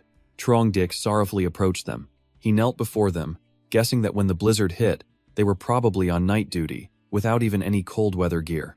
Finally, Trongditch materialized a blanket and covered them, thinking that no matter the outcome, those who had risked their lives to protect the people of this city deserved respect. Suddenly, Trongditch noticed something. A promising object was peeking out from beside the police officer's body, piquing his curiosity. Trongditch then pulled back the blanket with a triumphant grin, guessing he had found a gun. Whatever they were protecting before they died must be related to a weapon. But when Trongditch lifted the blanket, he found a keychain with 6 keys. So, Trongditch took the keychain and started trying his luck, wondering which key would open the armory. He then went to find the armory. He tried each key one by one. After about a minute, the armory door successfully opened. Guns were stacked everywhere on both walls, from long, black, and matte to short, round, and elegant. Trong. Dick's jaw dropped. He saw a gun over a meter long that looked absolutely devastating. With this, he could tear through flesh and bone. Being a huge fan of sniping, Truong Dich picked up the high-quality rifle to try it out. There were also plenty of pistols and ammunition, and even some high-powered explosives. After his rebirth, his mental state, the protagonist's mind was much more stable than before. His marksmanship had also improved significantly. The last time he dealt with Hai Fuang's group, he barely missed a shot. It was then that he realized he was definitely a genius marksman. He might have been learning to snipe in the womb. His curiosity satisfied, Truong Dich decided to take all the guns here and into his dimensional storage. With these, he could create a team with extreme combat power. Next, Duong Dich had to figure out how to find food for the cannon fodder neighbors to shut them up and keep them from turning on him. Then, Truong Dich went back outside and rode his snowmobile, guessing that the markets and supermarkets near residential areas had surely been picked clean long ago. The shopping centers on the outskirts, far from the city center, would likely have more supplies.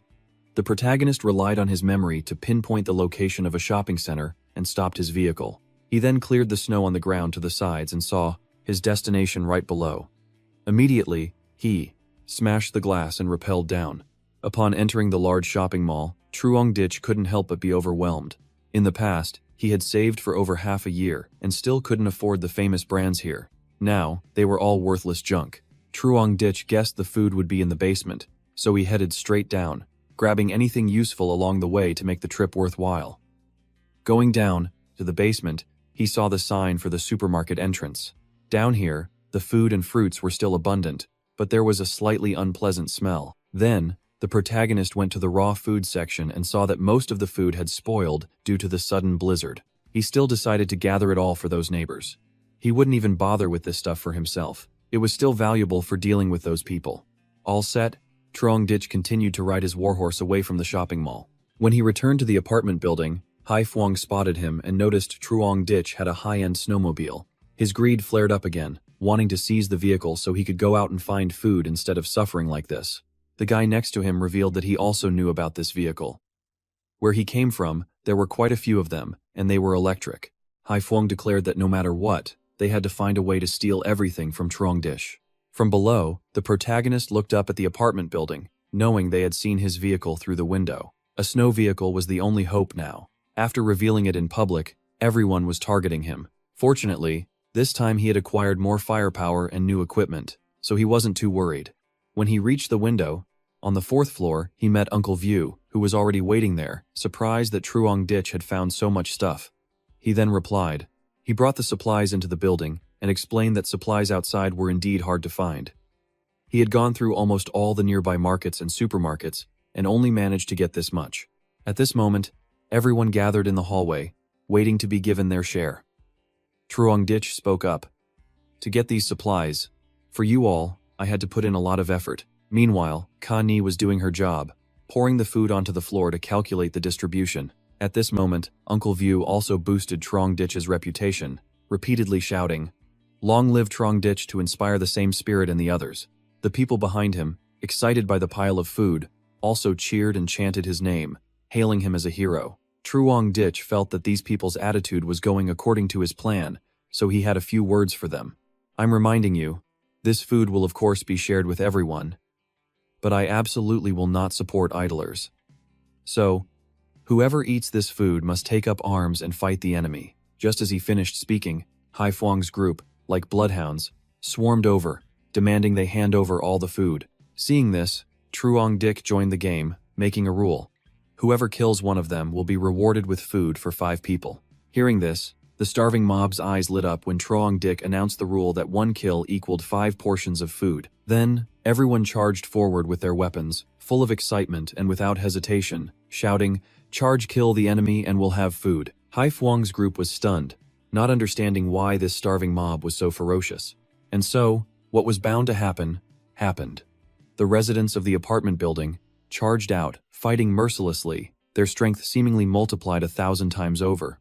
He smugly watched the starving mob fight and kill each other, shouting with joy like children at a mid-autumn festival. At this moment, Uncle View led the charge, yelling for everyone to advance again.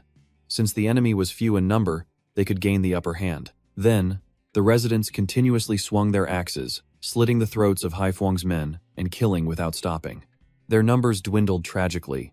After nearly half an hour, the dead were dead, and the survivors were scared out of their wits, running for their lives.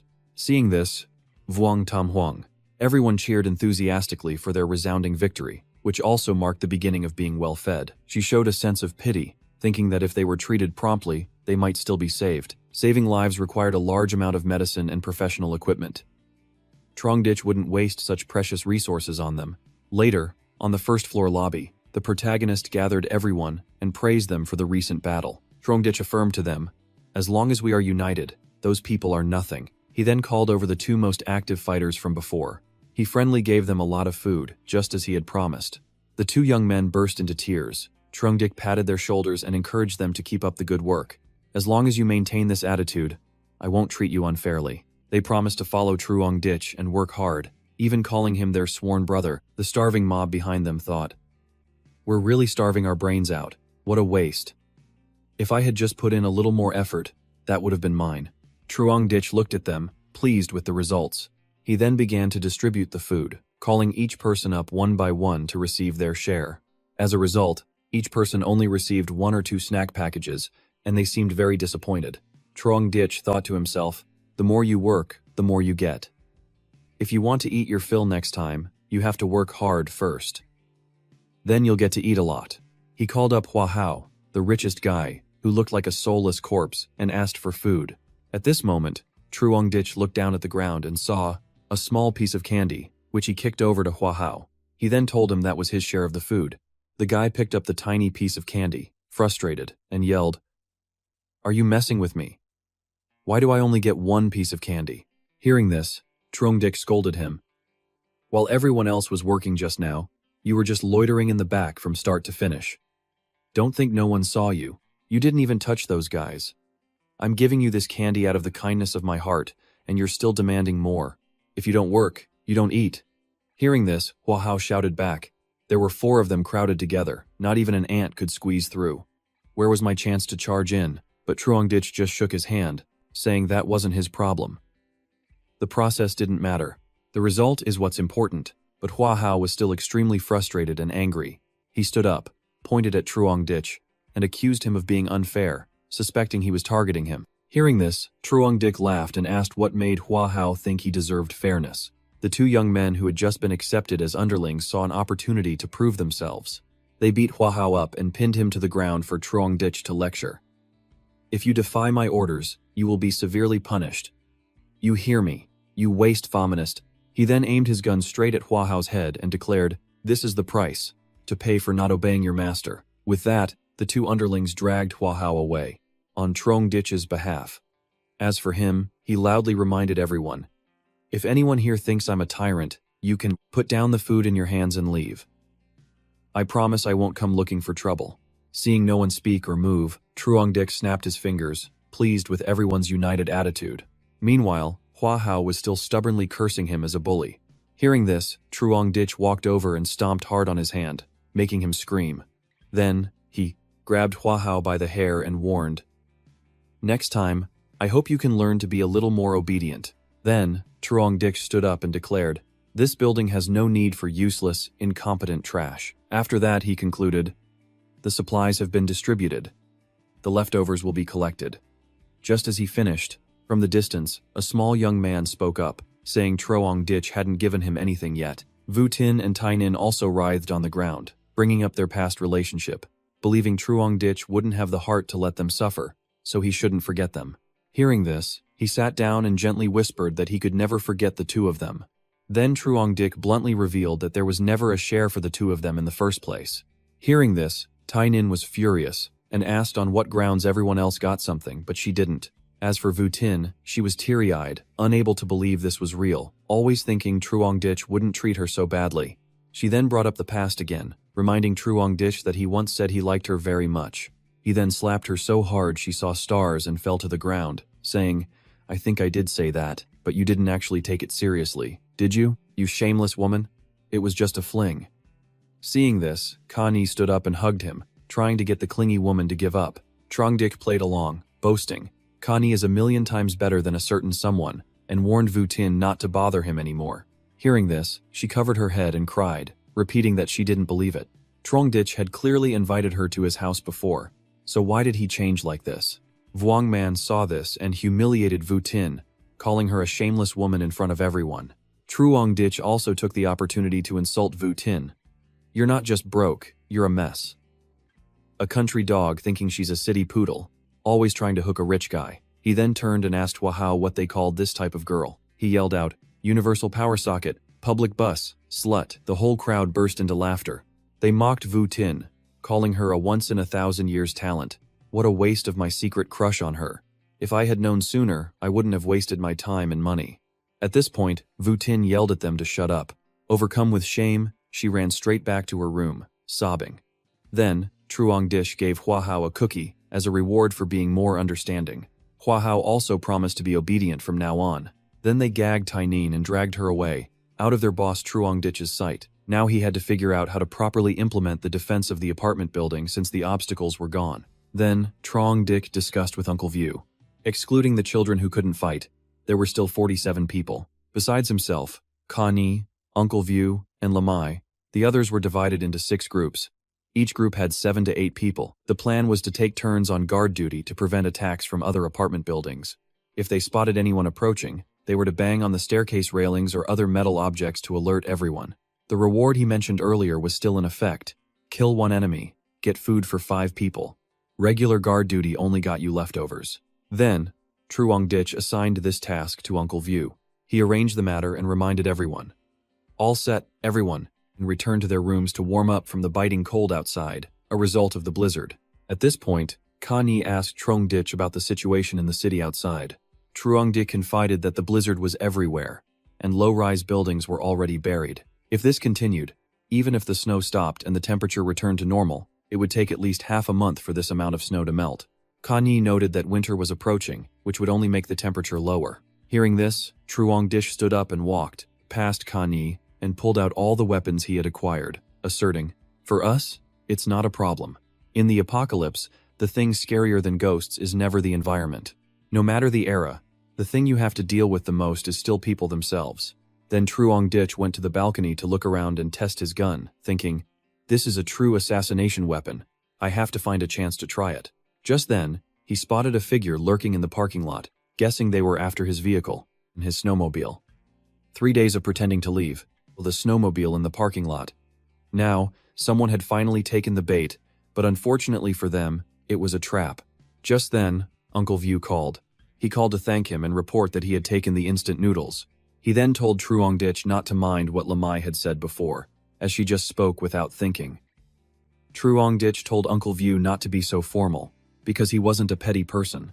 Then Truongdich asked Uncle View if he really wanted to raise someone else's child. The old man sighed, saying that finding a woman like that was already very good. Hearing this, he reminded Uncle View not to underestimate himself. In these times, he was a big, strong man. Moreover, he was also very good at fighting, so he was highly sought after. But Lamai wasn't bad either. He told them to try their best and have Lamai give him a child in the future. Hearing this, Uncle View liked the idea. But in these times, how could they raise a child? They barely had enough food, so where would they get the energy to make one? Trongdik expressed his respect for Uncle View and Lamai and sincerely wished them happiness. He then turned to Kani and asked, "Some things are better taken slowly, right?" Kani nodded in agreement. And then, they decided to do some stretching exercises together all night. Another group of people armed with clubs and weapons entered the first-floor lobby of the apartment building. Just then, the guy in the lead, Huang Vi, was startled and looked up the stairs, just in time to dodge a Clive. Brick aimed at his head. He was lucky to dodge it. Then, a few guards on the stairs shouted for everyone to come out and deal with the Thien Hop gang. The enemies were outraged. They were indignant, thinking the residents had rebelled and even dared to throw things at them.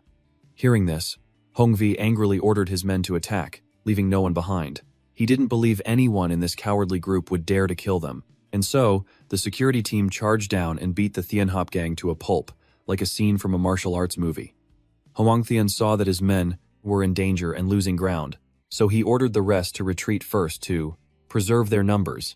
The residents didn't chase after them because of the situation outside. They didn't know what it was like out there, and chasing them could lead to danger and death. Then, Trongditch, who was already on the balcony, saw the Thienhop gang running away and shouted, mocking them, "You're a bunch of starving stray dogs, but you sure know how to pick a time for a sneak attack." He then made a gun shape with his hand, and wondered if he could kill them with a hunting rifle from this distance.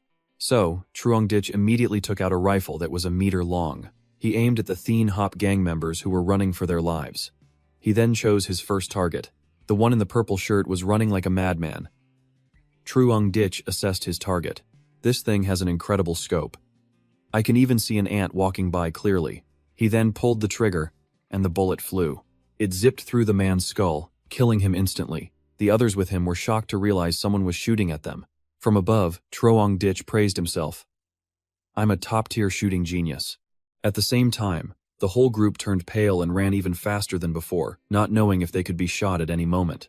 But Trongditch still wasn't satisfied with this strange feeling and wanted to try again. Then, the man in the brown shirt took a shot right between the eyes. A gruesome mess of blood and gore. He went to meet his ancestors. The second bullet was for another guy, hitting him in the back.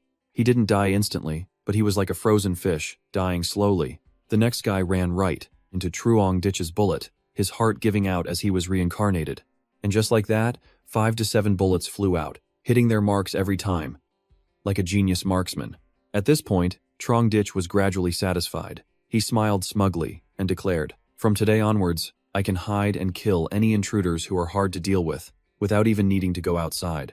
At the same time, down below, the guards also noticed the gunshots from above and knew it was Trongditch, guessing it was a sniper rifle. They even commented on what a genius marksman he was, killing with one shot. They were all terrified and reminded each other to be more obedient to Trongditch in the future. They were only alive now because he hadn't gotten angry yet.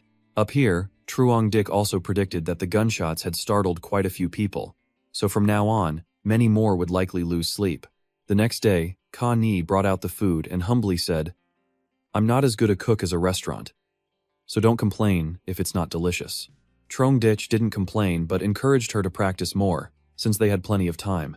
Eating ready-made food gets boring, so it's good to change things up sometimes. Then, Ka-ni mentioned hearing gunshots last night, and asked if it was Trongditch shooting from the balcony. He confided that he had just picked up a cool sniper rifle and was testing it out. He got too carried away and shot 7 people without missing. Hearing this, Ka-ni was fascinated and kept praising how skilled he was, which made Trongditch wonder why she didn't ask him why he was using a sniper rifle. Ka-ni calmly replied that it had nothing to do with her. She didn't care what he did before, but now that she was with him, it was better than dying outside. Hearing this, Trongditch assessed that Ka-ni was very smart, not nosy or prying. At the same time, on the 3rd floor of Building 26, a few others saw their Thienhop gang members get shot and killed. Seeing this, an underling asked the boss what they should do now. Since half of their men were gone, should they continue? The boss turned around and cursed. "Continue with what? They have guns. What the hell are we supposed to fight them with?" The underling then suggested that if they didn't seize the supplies in the snowmobile, the owners of their building wouldn't have enough food for a few days. But the boss ordered them to bring back Hoang V's body that night. At the same time, Trongditch left his room, greeted the guards, reminded them to do a good job, and then casually went on his way. They all had one conviction. To survive in this building, you absolutely must not piss off Trongditch. He then put on his headphones and called Uncle View, thanking him for providing the location of the military camp and asking him to watch over the headquarters while he was out. The old man declared he would risk his life to protect the apartment building. On the other side, on the 21st floor, a few people armed with weapons watched Trongditch's retreating figure. They also noticed the vehicle. The snowmobile made them wonder where he hid it, because yesterday they sent someone to the parking lot and couldn't find it. The blonde-haired guy suggested that since the complex was quite large, it was indeed not easy to find where Trongditch had hidden it. But the other guy insisted that no matter what, they, the Quanglong gang, had to get their hands on that vehicle.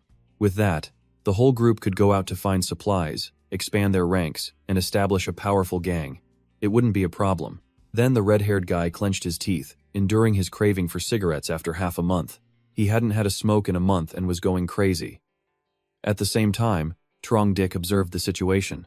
Besides melted snow, the only other place to find food was probably in those large, independent cities out there. Then he suddenly remembered the warehouse district in the southern part of the city. Although he had cleared out the largest warehouse in Hoanam, there were still supplies from other companies there. With that thought, Truong Dich decided to go check it out. Maybe he'd find something useful. After nearly 10 kilometers, he arrived at the Than Nam warehouse district. The warehouses of hundreds of corporations in Thien Hai City were all concentrated here. If he could collect all the supplies, he could feed not just himself, but 1,000 people without a problem. He then broke through the glass on the roof and observed the inside. Just as he thought, it was no surprise that all the supplies here had already been moved out. But Truong still decided to jump down and gather.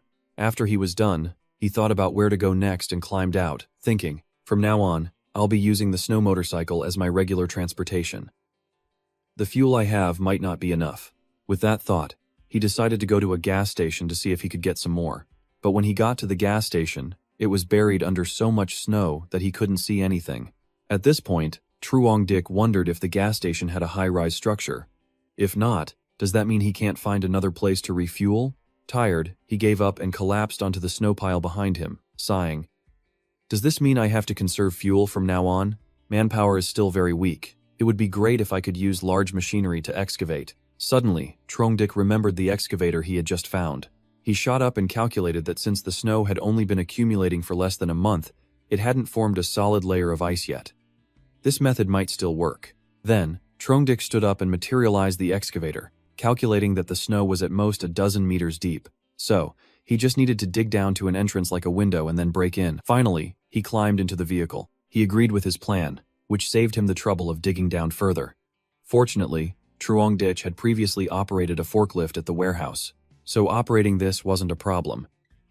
Due to the weather, he couldn't use it for long. He had to be quick. So, for the next while, he just sat in the vehicle, operating the bucket to dig up the snow and find the entrance. After nearly half an hour, he finally saw the entrance. Luckily, he didn't have to dig it himself, or he would have been exhausted. At this moment, Truong Dich guessed. The gas station's oil storage tanks were usually underground. To be safe, he had to discharge all static electricity from his body before going down. Next, he went down. He had to use an iron bar to pry open the door and use a flashlight to navigate the stairs, to find his way down. Then, Truong Dich saw 3 barrels of gasoline and 1 barrel of diesel. From now on, he wouldn't have to worry about refueling his vehicles. He then turned the cap on the pipe and cut the tin seal when he suddenly realized something. If this method also works in other places, then after the blizzard, all the supplies under the thick snow are mine for the taking. Human civilization, buried by the blizzard, was now all within Truong Dich's grasp at any time. Both fuel and the means to find supplies have been resolved. Tonight I'll rest, and tomorrow I'll set out again. Then Truong Dich set up a tent and spent the night in a sleeping bag here, waiting until morning to go to the military base Uncle View had told him about. At the same time, back at the neighbor's place, Sister Hoa's daughter had a high fever for 2 days. So she called Ka Ni over to examine her. Ka Ni brought her medical kit. She looked at the medical supplies with a sigh. Truong Dich had left food when he left this time, but he had taken all the emergency medicine with him. Just then, Uncle View ran over and gave them some medicine that Truong Dich had given him before. He then reassured Sister Hoa, telling her to wait for Truong Dich's return, and things would get better. After that, she thanked Ka Ni and Uncle View for helping to bring her child's fever down, even if it was just temporary. Ka Ni told her not to be so formal. As neighbors, it was only natural to help each other. After saying goodbye, she and Uncle View went downstairs to go home. Just then, a hand and a very strong force attacked from behind, startling Ka Ni.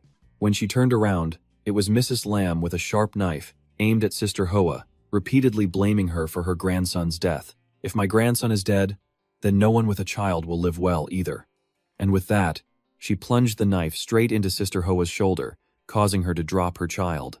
Luckily, Ka Ni was able to catch the child in time. At that moment, Sister Hoa pleaded with Ka Ni to take her child and run, not to let Mrs. Lamb harm him. Seeing this, she pointed the knife at Ka Ni and demanded she hand over the baby. Ka Ni tried to calm Mrs. Lamb down, saying the baby was about the same age as her grandson, Tia Ho, so she shouldn't do anything. But the old woman was fixated on her grandson's death and didn't want any other child to live.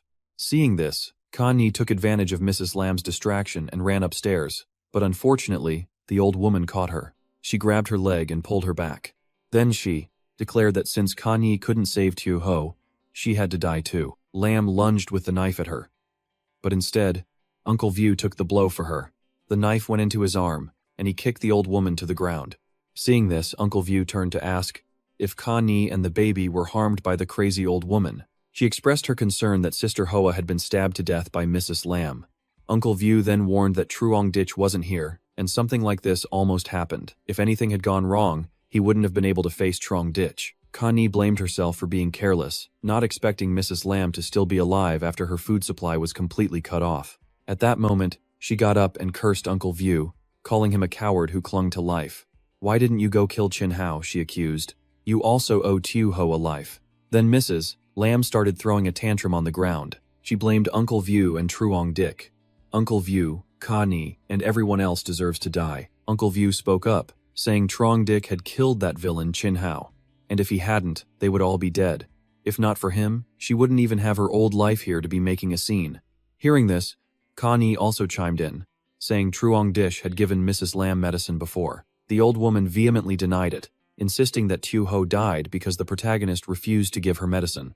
At this point, Connie revealed that she had begged Truong Dick before, but when she brought the medicine, Tu Ho had already been butchered by his own grandmother. But Mrs. Lam screamed, denying it and blaming others for her grandson's death. She then thrashed around like a stuck pig, throwing a tantrum and repeatedly saying she didn't do it. Everyone just went back to their homes, ignoring her. The guards who witnessed the whole thing sneered and gossiped, surprised that Mrs. Lam would kill her own grandson. And here she was, always talking about how much she loved Tu Ho. Turns out, she was just all talk. I have an idea. Mrs. Lam has done so many immoral things. Since she's about to die anyway, why don't we help her out? He then lit a lighter. This fat old woman would make great kindling to keep us warm.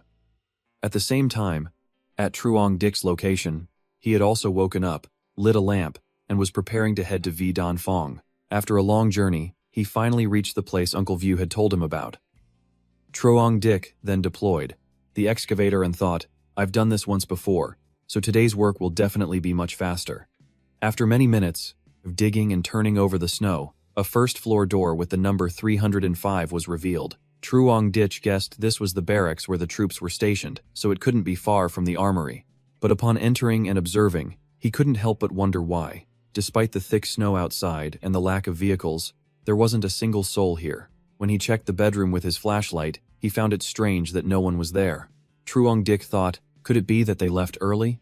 Or that those who knew about the blizzard had already moved the troops and supplies away? Then those people must be relying on the weapons and supplies, waiting for the blizzard to pass to re-establish the old social order. When they see the weapons and supplies, a faction with armed forces could emerge and become a major threat. At this point, Truong Ditch ran outside to the excavator, climbed in, and began to calculate. If that's going to happen, I need to prepare now. And so, he drove the excavator straight into the armory. But the inside was not what he had imagined. Inside, there were only a few messy crates and some dangling wires on a metal cabinet. Immediately after, Truong Ditch went to rummage through them to see if there was anything valuable. He was thrilled when he saw what was in the first crate. There were all kinds of ammunition, even a military sniper rifle and grenades. He thought for a moment, if they went out on a mission, they must have taken their equipment with them. So, the fact that half of the supplies in this warehouse are missing, and there are no heavy weapons makes sense. Then, Truong Ditch gathered all the equipment, got back in his vehicle, and thought, from now on, if I want to replenish my ammunition, I just need to find another place like this.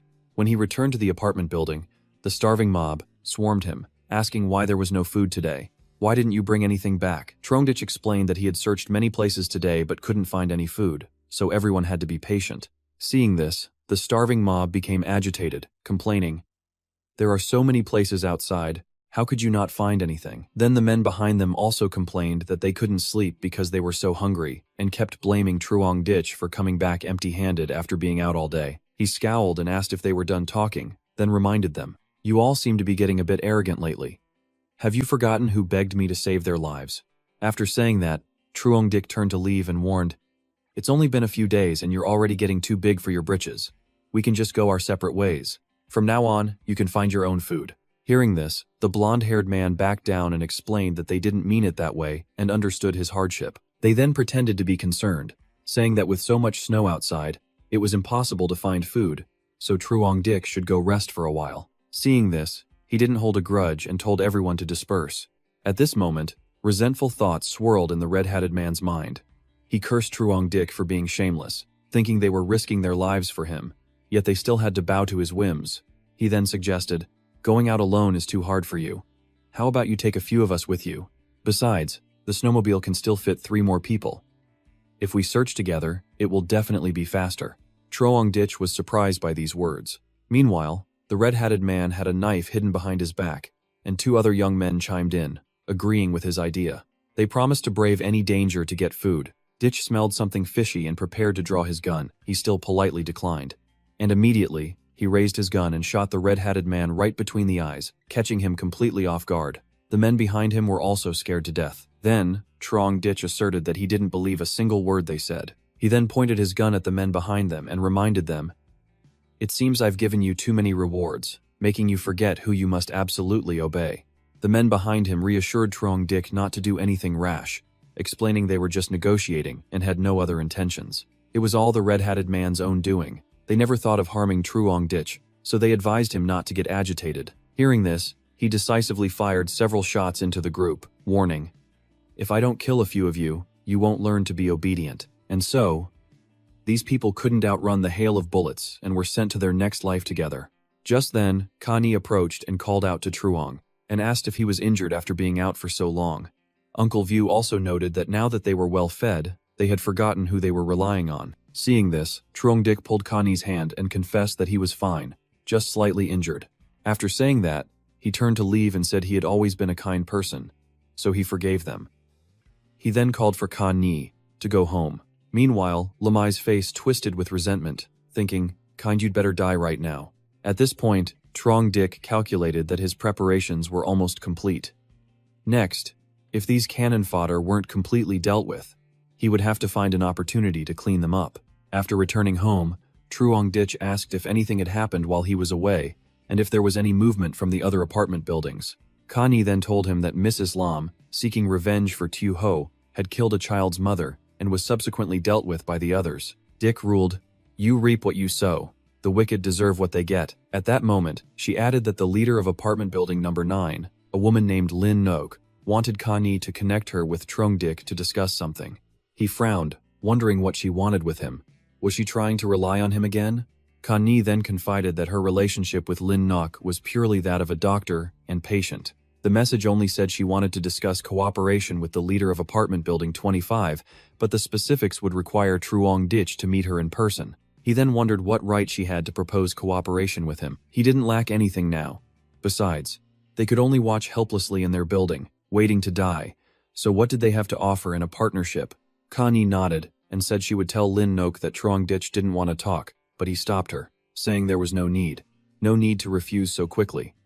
He then asked Kani to tell him everything she knew about Lin Ngok and the specific situation in building number 9. Nok owns a cosmetics company in Tianhai City. Although it's valued at 200 million, in reality, it's still a small-scale business. She's almost 40, well-maintained, with a strong personality and ruthless methods. Under Lin Ngok's management, only 10 people have died in building number 9 so far. Kani and she were just social acquaintances. According to her sources, Building 9 was completely under the control of Lin Nok and her subordinates. Truong Dik was surprised that a woman could manage an entire apartment building in these times. She was truly capable, but he didn't know what she was plotting. Kani then asked Truong Dik if he still wanted to talk with Lin Nok. He wanted to negotiate a bit and also find out what the other apartment buildings were planning. After that, Truong Dik opened his device and saw a friend request from Lin Nok and another one from Lai Kiem, the chief financial officer of Hoanam Warehouse. He remembered this guy from the company year-end party once, but why was he contacting Truong Dik now? He wondered if he had the same purpose as Lin Ngok. Then, Truong Dik accepted his friend request with both of them. Lin Ngok immediately messaged him, introducing herself and expressing her desire to talk to him. When asked, she expressed that talking like this was inconvenient and asked if Truong Dik could call. But he refused and told Lin Ngok to get straight to the point, as he was not a patient person and disliked small talk. Seeing this, Lin Ngok assessed that Truong Dik was indeed a sharp person, so she couldn't be careless. She thought, this is the strong man who, according to rumors, wiped out more than half of the people in Building 25. He has a snow motorcycle, a crucial means of transportation now, and very likely a sniper rifle. I must be careful with my words. Lin Nuke bit her lip and seriously got to the point, saying she had long admired his reputation. She had heard about Truong Ditch's exploits and had always hoped to meet him once. Knowing that he had a snowmobile and could go out to find supplies, Lin and Jock hoped Truong Ditch could cooperate with her. He then asked what they could offer him in return for cooperation. At this point, Lin and Gok revealed that her apartment building was very harmonious, so the death toll was very low. She could provide 76 people for Truong Ditch and wanted to borrow his snowmobile to go out and expand their territory. The productivity would surely be much stronger than fighting alone. She also wanted Truong Ditch to provide food for their workforce. No matter what he wanted to do in the future, Lin Nook's people would be the best labor force. Reading these words, Truong Ditch thought her intentions were obvious. Did she think he was as easy to fool as those idiots? At this point, Lin and Gok continued to negotiate, reminding Truong Ditch that he should know he was the target of everyone's attacks. As long as Truong Ditch provided them with food, they could at least maintain a neutral stance. Right now, the 1,000+ people in the complex were all just weighing the pros and cons. Lin Nok then expressed that Truong Ditch was a smart person and knew this situation wouldn't last long. Reading this, he immediately became annoyed, thinking she was threatening him. He then sent a voice message asking Lin, "Are you trying to say that if I don't agree, you will all attack me?" She replied that she believed he wouldn't make that choice and become their enemy. Even if he won, he wouldn't gain any benefits, so cooperation was the smartest choice. Hearing this, Truong Ditch expressed that this was the first time he had seen a beggar be so eloquent. At this point, Lin Nok asked if he was agreeing to cooperate, but Truong Ditch calmly told her to give him time to think and he would get back to her. After that, he hung up and went to the window to think. All the survivors in the complex have turned against me, although what they do doesn't concern me.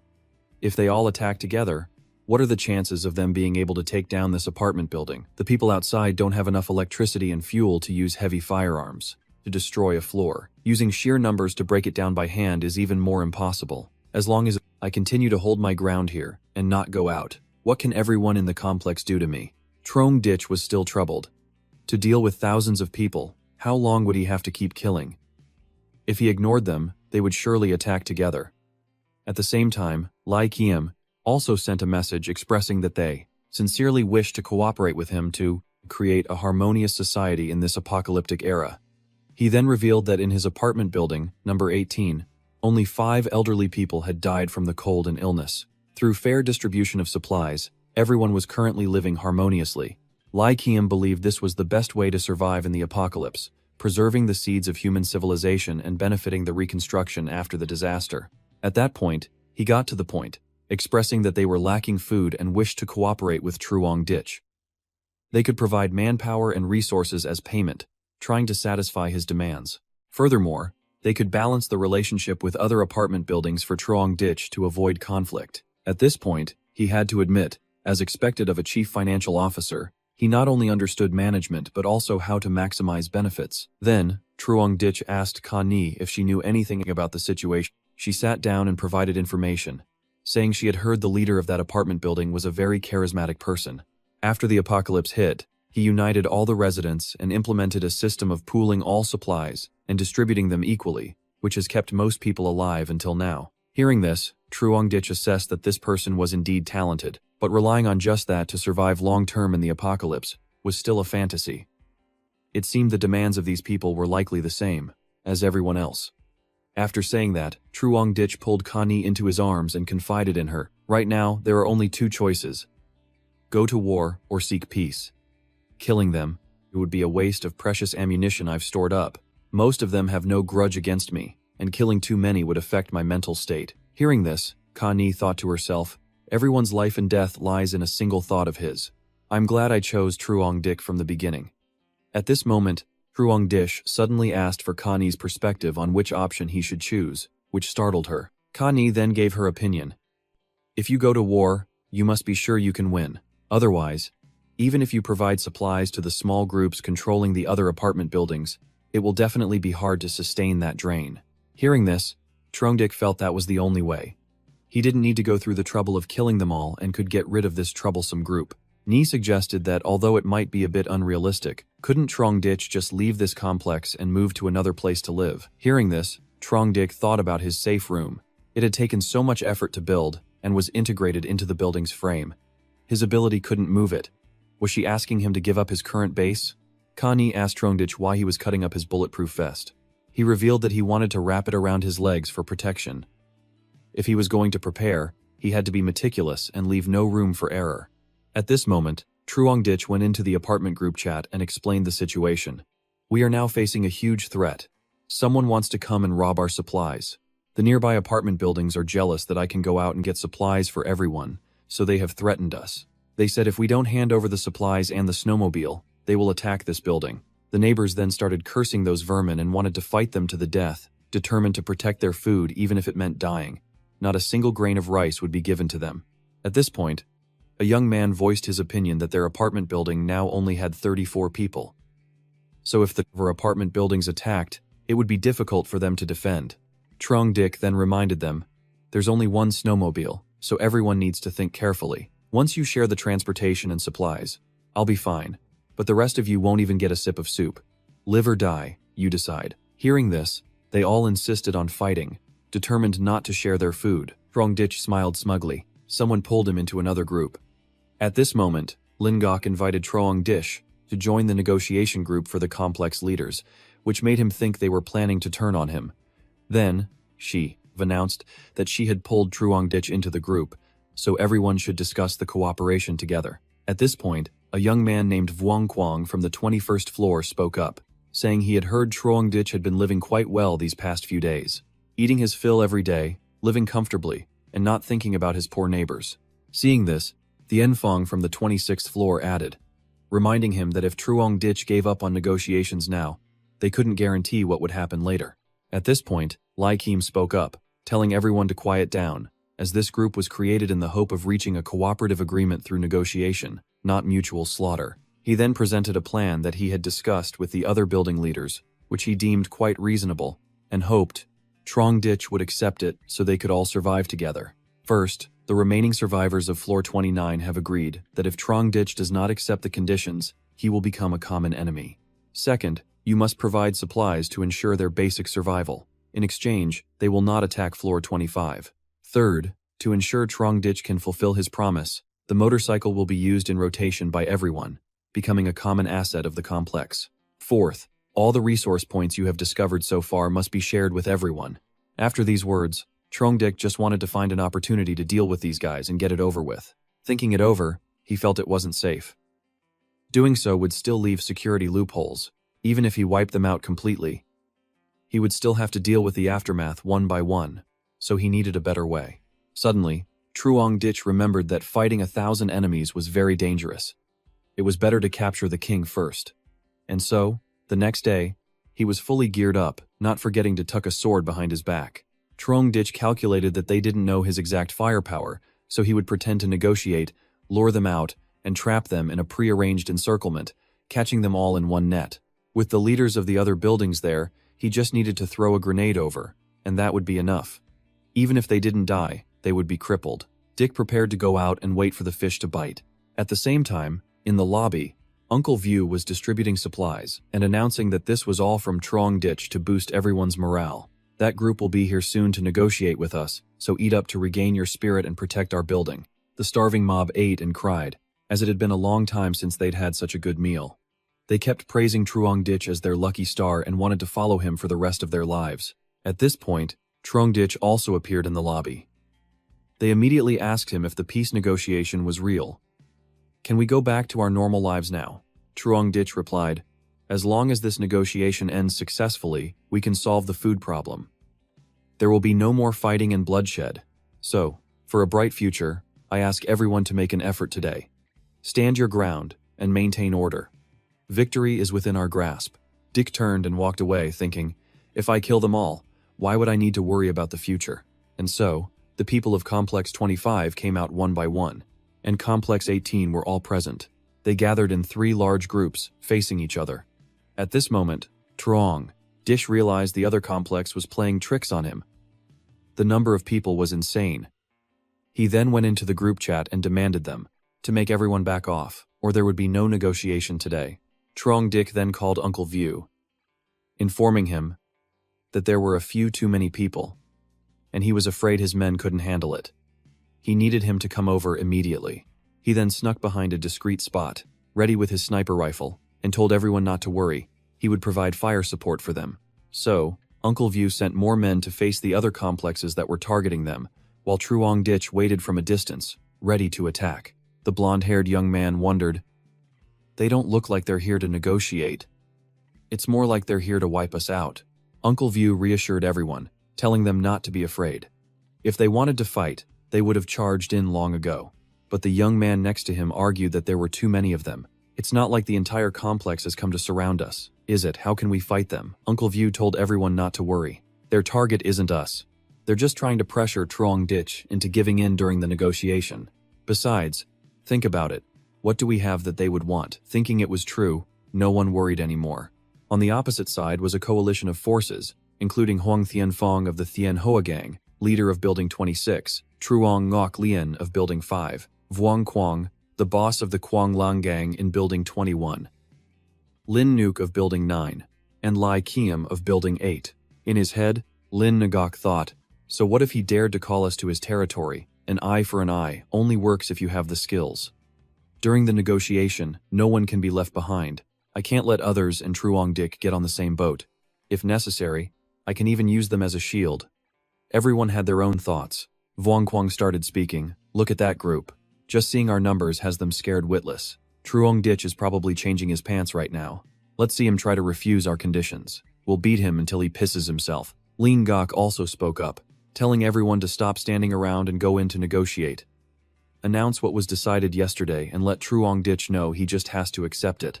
Hoang Tianfong shouted, "Where is Truong Ditch? Come out and negotiate, only." Uncle View stepped out and said, "Our leader is up there waiting for you. Are all the building leaders here? Are you afraid to come up?" The man with glasses claimed they had discussed it yesterday. It wouldn't be appropriate for everyone to come over, so the 5 of them would represent the group. Uncle View immediately provoked them. "Then please, come in. Just the 5 of you. The others are not allowed. And you will be searched." Hearing the word searched, Lin Nok became visibly annoyed and disagreed. The red-haired guy also taunted, "What a reckless fool. Even at a time like this, he still dares to make demands. What a bunch of idiots." From the protagonist's position, he thought, "You really think you can bully me? Not a chance.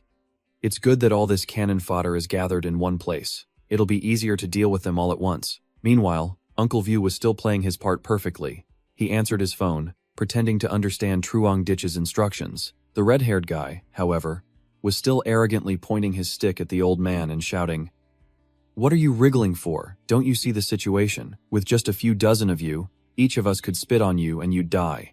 Uncle View acted placatingly, saying, "Let's all calm down a bit," and then ordered the entire army to retreat, which confused the other side. From his ambush spot, Truong Ditch felt the distance was perfect, as it probably wouldn't hit his own people. He immediately whistled, giving the order, which made everyone panic. "It's mealtime, mealtime, mealtime has come, but it's a meal of lead." Instantly, a grenade was thrown towards the crowd, catching them completely off guard. They didn't even have time to change their pants.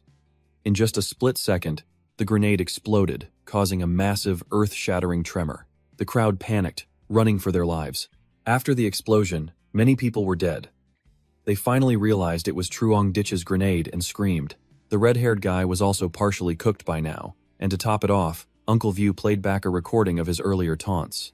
Just a few seconds ago, he was so arrogant. "So what if you have a lot of people? You're dead now, kid." At this point, Uncle View seriously reprimanded them and asked if they had any more objections. As soon as he finished, Vuong Quang still insisted, "We came here to negotiate, not to fight." While saying this, he was cursing in his head. What kind of background does this kid have? I knew he had a sniper rifle, but grenades too. This is insane. From the phone, Truong Ditch's voice came through. "Does our negotiation require bringing over 1,000 people? I found them an eyesore, so I chased them away for you." He then reminded them that it was almost 2:30, and they had 5 minutes left. "If you're late, I won't see you." Hearing this, Lin Nok immediately tried to negotiate, explaining that they came with sincere intentions to cooperate and hoped Truong Ditch would wait a bit. She then asked which floor he was on.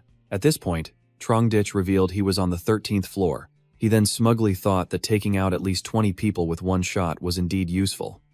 But now that they were on guard, it would be difficult to cause that much damage again. "I should use them sparingly. After all, I only have 20 crates of grenades. A moment later, the 5 representatives from the other apartment buildings arrived at Truong Ditch's meeting room. After confirming their identities, they began the negotiation. Truong Ditch thought to himself, I can't solve this all at once, so I'll have to use another plan. While they were seated, Lai Kiem took the lead, saying, Truong Ditch, you already know the current situation is very difficult. Everyone is short on food, and many have even frozen to death or are starving. If this continues, none of us will survive. He hoped Truong Ditch would understand and explain that they weren't targeting him.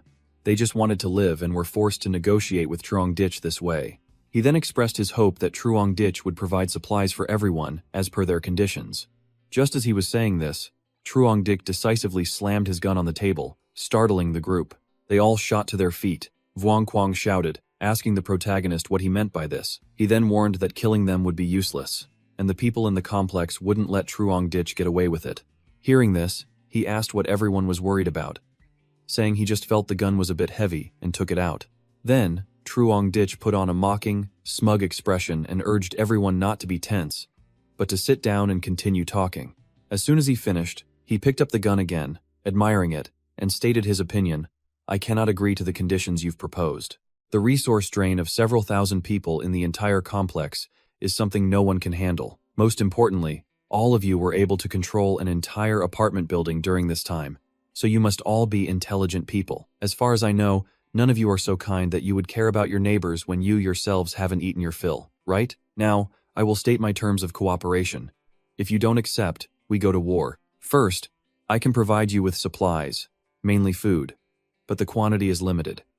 Each apartment building will only receive rations for 10 people. Specifically, who these rations are given to and who distributes them, I don't care. Your own buildings can decide that. That way, I'll be responsible for the supplies of over 300 people a day, which is my limit.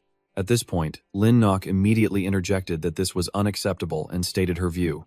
Rations for 10 people is too little. My building has 76 survivors, and my own company staff alone is over 20 people.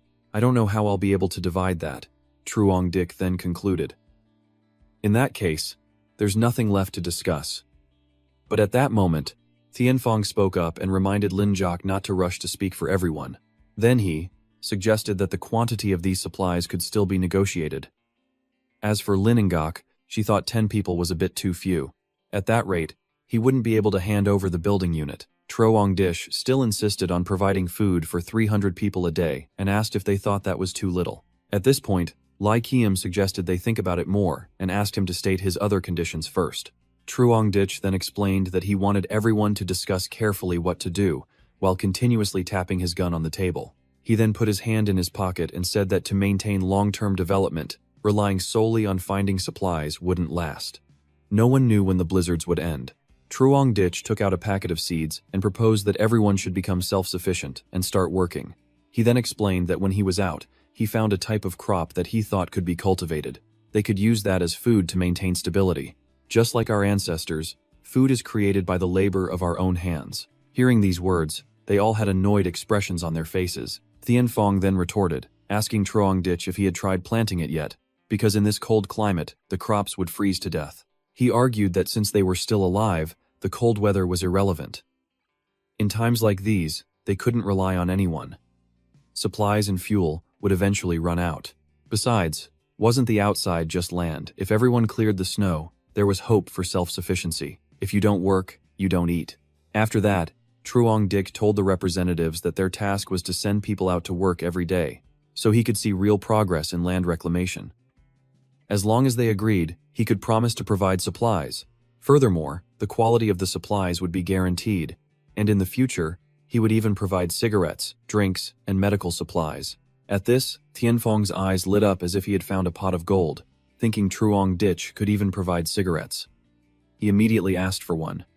After that, he confessed that he hadn't smoked in half a month and was about to go crazy. Truong Ditch decisively pulled out of his pocket and gave it to them, along with a lighter. The two of them expertly puffed on their cigarettes, creating smoke. He then asked, "My conditions are just that. If you agree, we can continue." The other two just needed their smoke, so they agreed to the conditions. But Lai Kiem raised his hand, wanting to express his opinion. Without noticing, before he could speak, the other two had already made a condition. You have to give him at least 2 packs a day. Hearing this, Truong Dish sealed the deal. 1 pack only, no further discussion. Since beggars can't be choosers, the 2 young men decided to agree. Truong Dish then concluded, "So, we have reached a consensus in today's negotiation, right?" These words made the other 3 extremely uncomfortable, their faces as grim as minced meat porridge. Seeing this, Vuong Quang shouted, "What are you waiting for? Isn't this what we all wanted? So let's just do as Truong Dish says." Lai Qiam mumbled, wanting to state his opinion, but was scolded by the other 2. They told him not to waste any more time. Then Tian Fong, while puffing on his cigarette, warned the other 3 not to go too far, as Truong Dish was already giving them face. Seeing this, Li Qiam silently cursed these 2 pigs for starting an internal dispute in front of Truong Dish. Are they tired of living? At this point, Lin Nok spoke up, saying this matter couldn't be decided so easily and she wanted to discuss it further. The other 2 in her faction retorted with extreme annoyance, feeling that the 5 of them had already made a solid decision. They also felt that they should be more understanding, as Truong Dish also had his difficulties. They shouldn't push him too hard. Truong Dish called out to the 5 of them, then pointed his gun at them and asked if this was all prearranged. "Did you order your men to launch a sneak attack while we were negotiating?" Hearing this, Vuong Quang feigned ignorance and explained, "We're all here. If we ordered a sneak attack, wouldn't that be risking our own lives?" Truong Dish then warned them to investigate this thoroughly after they returned. Qiam spoke up and announced that the people below had started to attack. Truong Dish immediately pointed his gun at them and ordered them all to sit down. At that moment, Uncle View led his men up and immediately engaged in combat. They wrestled and locked the arms of the 5 men. As for Truong Dish, he had already grabbed his sniper rifle and was aiming it straight at the subordinates of the 5 leaders. He attacked, cursing them for being tired of living. He aimed for the man in purple leading the charge, and immediately the bullet pierced through his head. This caused the crowd behind him to panic. Before they could even scream, the men right behind him were shot. The whole group shouted and dropped to the ground to take cover. This only made Truong Dish more excited. He wanted to switch to shooting the people on the ground to add to the drama. A few seconds later, he opened fire, killing more than 10 people at once. Inside the room, the 5 representatives heard the terrified screams and were scared to death, their faces pale and covered in sweat. Truong Dish then turned to the 5 of them and asked if they had thought it through. Immediately, Tian Fong and Vuong Quang agreed to his 2 conditions. The remaining 3 also reluctantly raised their hands in agreement. Lai Qiam sighed. Even though he was annoyed, there was no other choice. Truong Dish decided that starting today, they would work. Then, tomorrow afternoon, he would notify everyone to come and get their supplies. At this point, Truong Dish told them they could go back, and that they must work hard. He warned them that he would be watching from above, so they shouldn't mess around. Just as they left the room, Truong Dish's men rushed up and asked them about the situation, but they all looked grim and trudged back. Truong Dish then went and patted his 2 underlings on the shoulder, announcing that they had agreed to a compromise. The young man had a look of admiration and asked Truong Dish how he had made them agree. The blonde-haired guy praised his sniping skills, saying it was awesome and had scared the people outside witless. Truong Dish then confided that from now on, he would have to provide 300 portions of food for them in exchange. From now on, everyone must participate in land reclamation and agriculture. Hearing this, the people behind him wondered how they could possibly manage 300 portions. The person next to him agreed, adding that if they gave all the food to them, what would the people in their own building do? Truong Dish then turned and asked, "If we don't reach this agreement, what do you want to do? Do you really want to fight against 1,000 people from the entire complex?"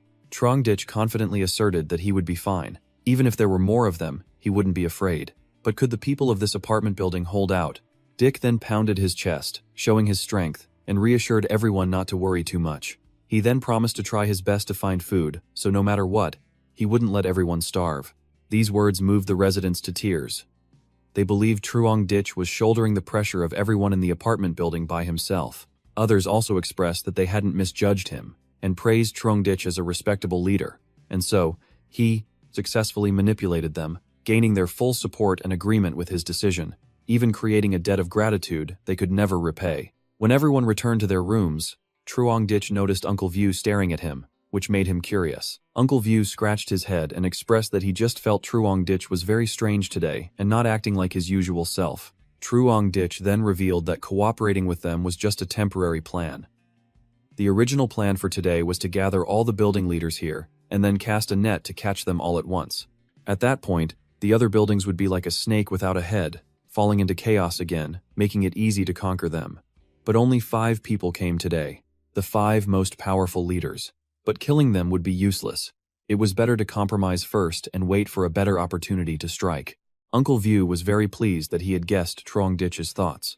Although he didn't fully understand, he felt that what he said was very reasonable. Trongditch then whispered into his ear, revealing that their food supply was limited. If it's divided equally, internal conflicts will surely arise. At that point, we won't even need to lift a finger. They will kill each other. Some people won't get to eat and will definitely find a scapegoat. Uncle View also realized this tactic was called using softness to overcome hardness, and saw that Trongditch was still one step ahead of his opponents. He stared at the people he had just dealt with and thought that he could only defeat them because he had enough supplies. Just by attrition, he could make his opponents wait for death. Besides ensuring his own survival, Trongditch also had a strong fortress and firepower, so he wasn't afraid of their threats. Looking at the people outside, they were cold and hungry. They couldn't even maintain their basic survival, so how could they fight him, even if it were a world-class boxing champion? After starving for 30 days, he would still lose to Trongditch in the ring. Uncle View wondered. Starving for 30 days, isn't that a dead person? Trongditch then declared. On what basis can a bunch of dead people defeat me? Those people aren't all idiots. Lin Ngok and Lai Kim must have seen through my objective, but the price I offered attracted the majority. Stubborn resistance would just get them dealt with. It's useless if some people are clear-headed. They're cutting off their own, arms like moths to a flame. That's the choice of these people. In their eyes, there is only immediate benefit, like self-destruction. Even the great emperors of the past made such foolish mistakes, let alone the people here.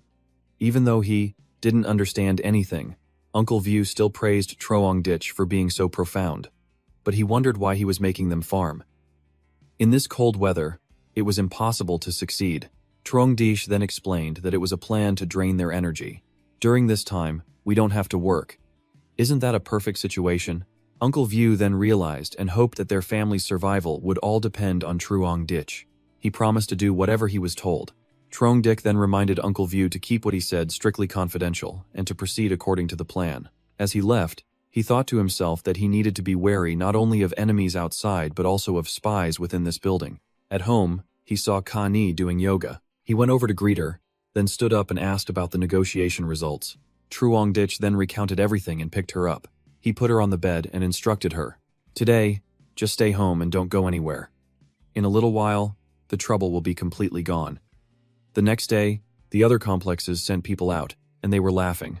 They chatted cheerfully. They reminisced about how lively the complex was before the snowstorm hit. Then they reminded each other to work quickly. The more they worked, the more food they would get. An old man sighed with relief that the complex had reached a compromise, so there was no need for daily fighting anymore.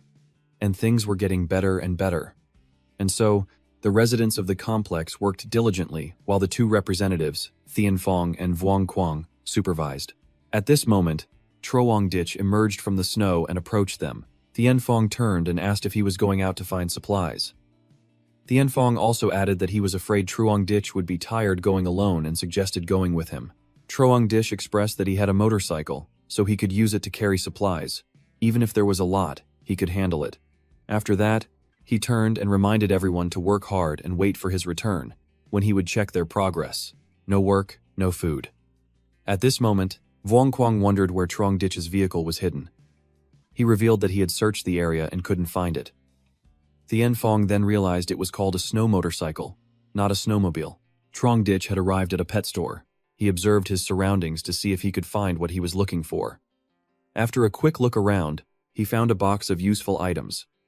Holding a blue bottle in his hand, Trongditch thought, after being diluted, it's colorless and odorless. This is the easiest poison to get. This amount should be enough to kill 300 people without a problem. At the very least, it's an easily obtainable poison. It can also cause organ failure. Without treatment, they will definitely die. The poison takes at least 15 minutes to take effect. This will allow the patients to die. Let them lower their guard, then put the rat poison in the prepared food. No one will ever know. Find a suitable opportunity to send them all off at once. This is the best outcome. All was almost done, and his energy was drained, but Trongditch was looking forward to it.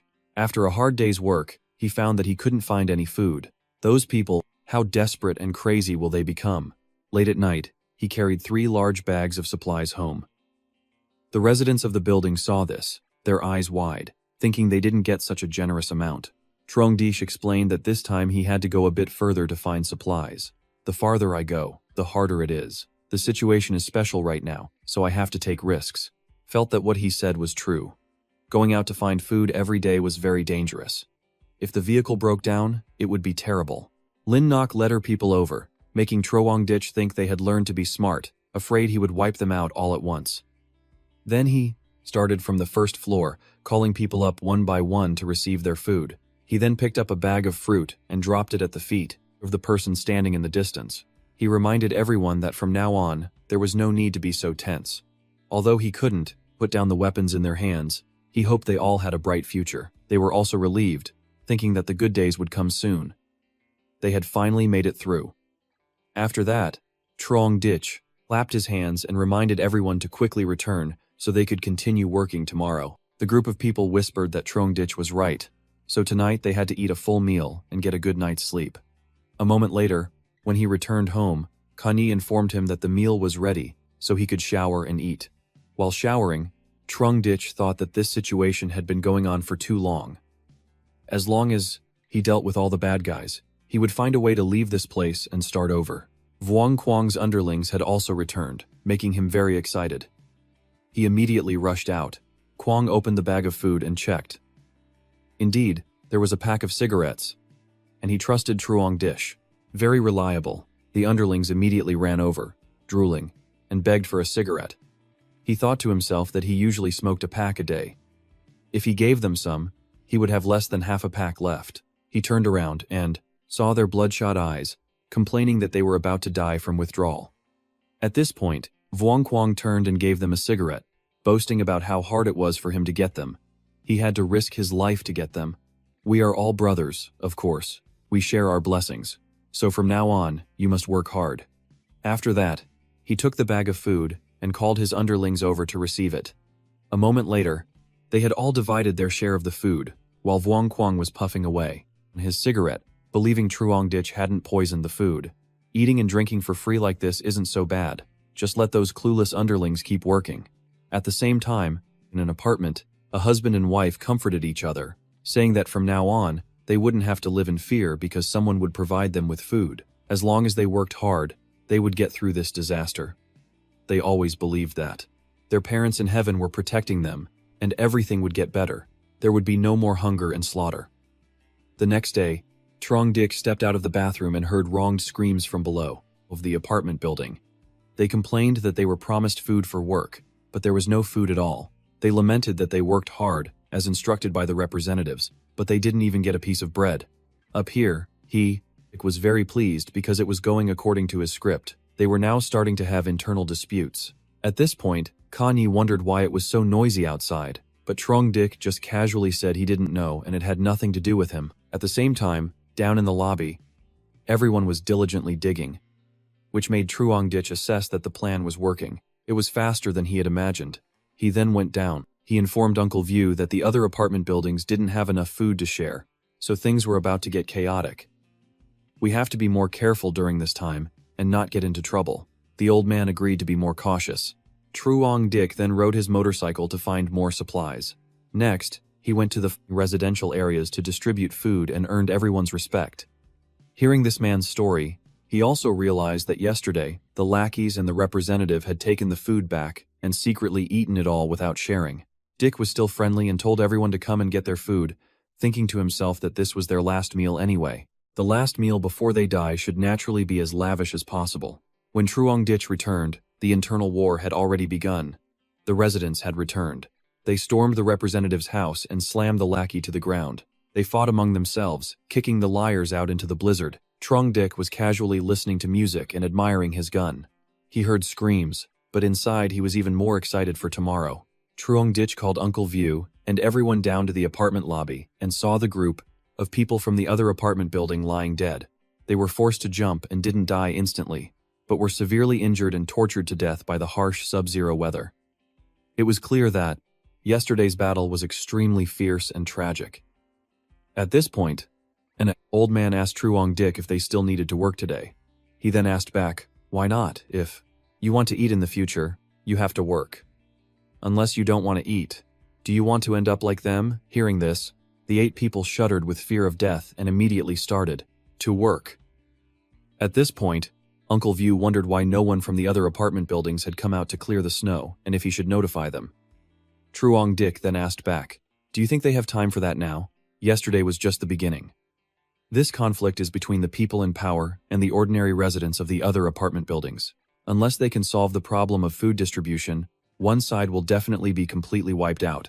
How can they kill everyone in one night like that? At this point, Uncle View wondered what they should do next, but Truong Ditch saw that it had nothing to do with them. Let them wear themselves out internally.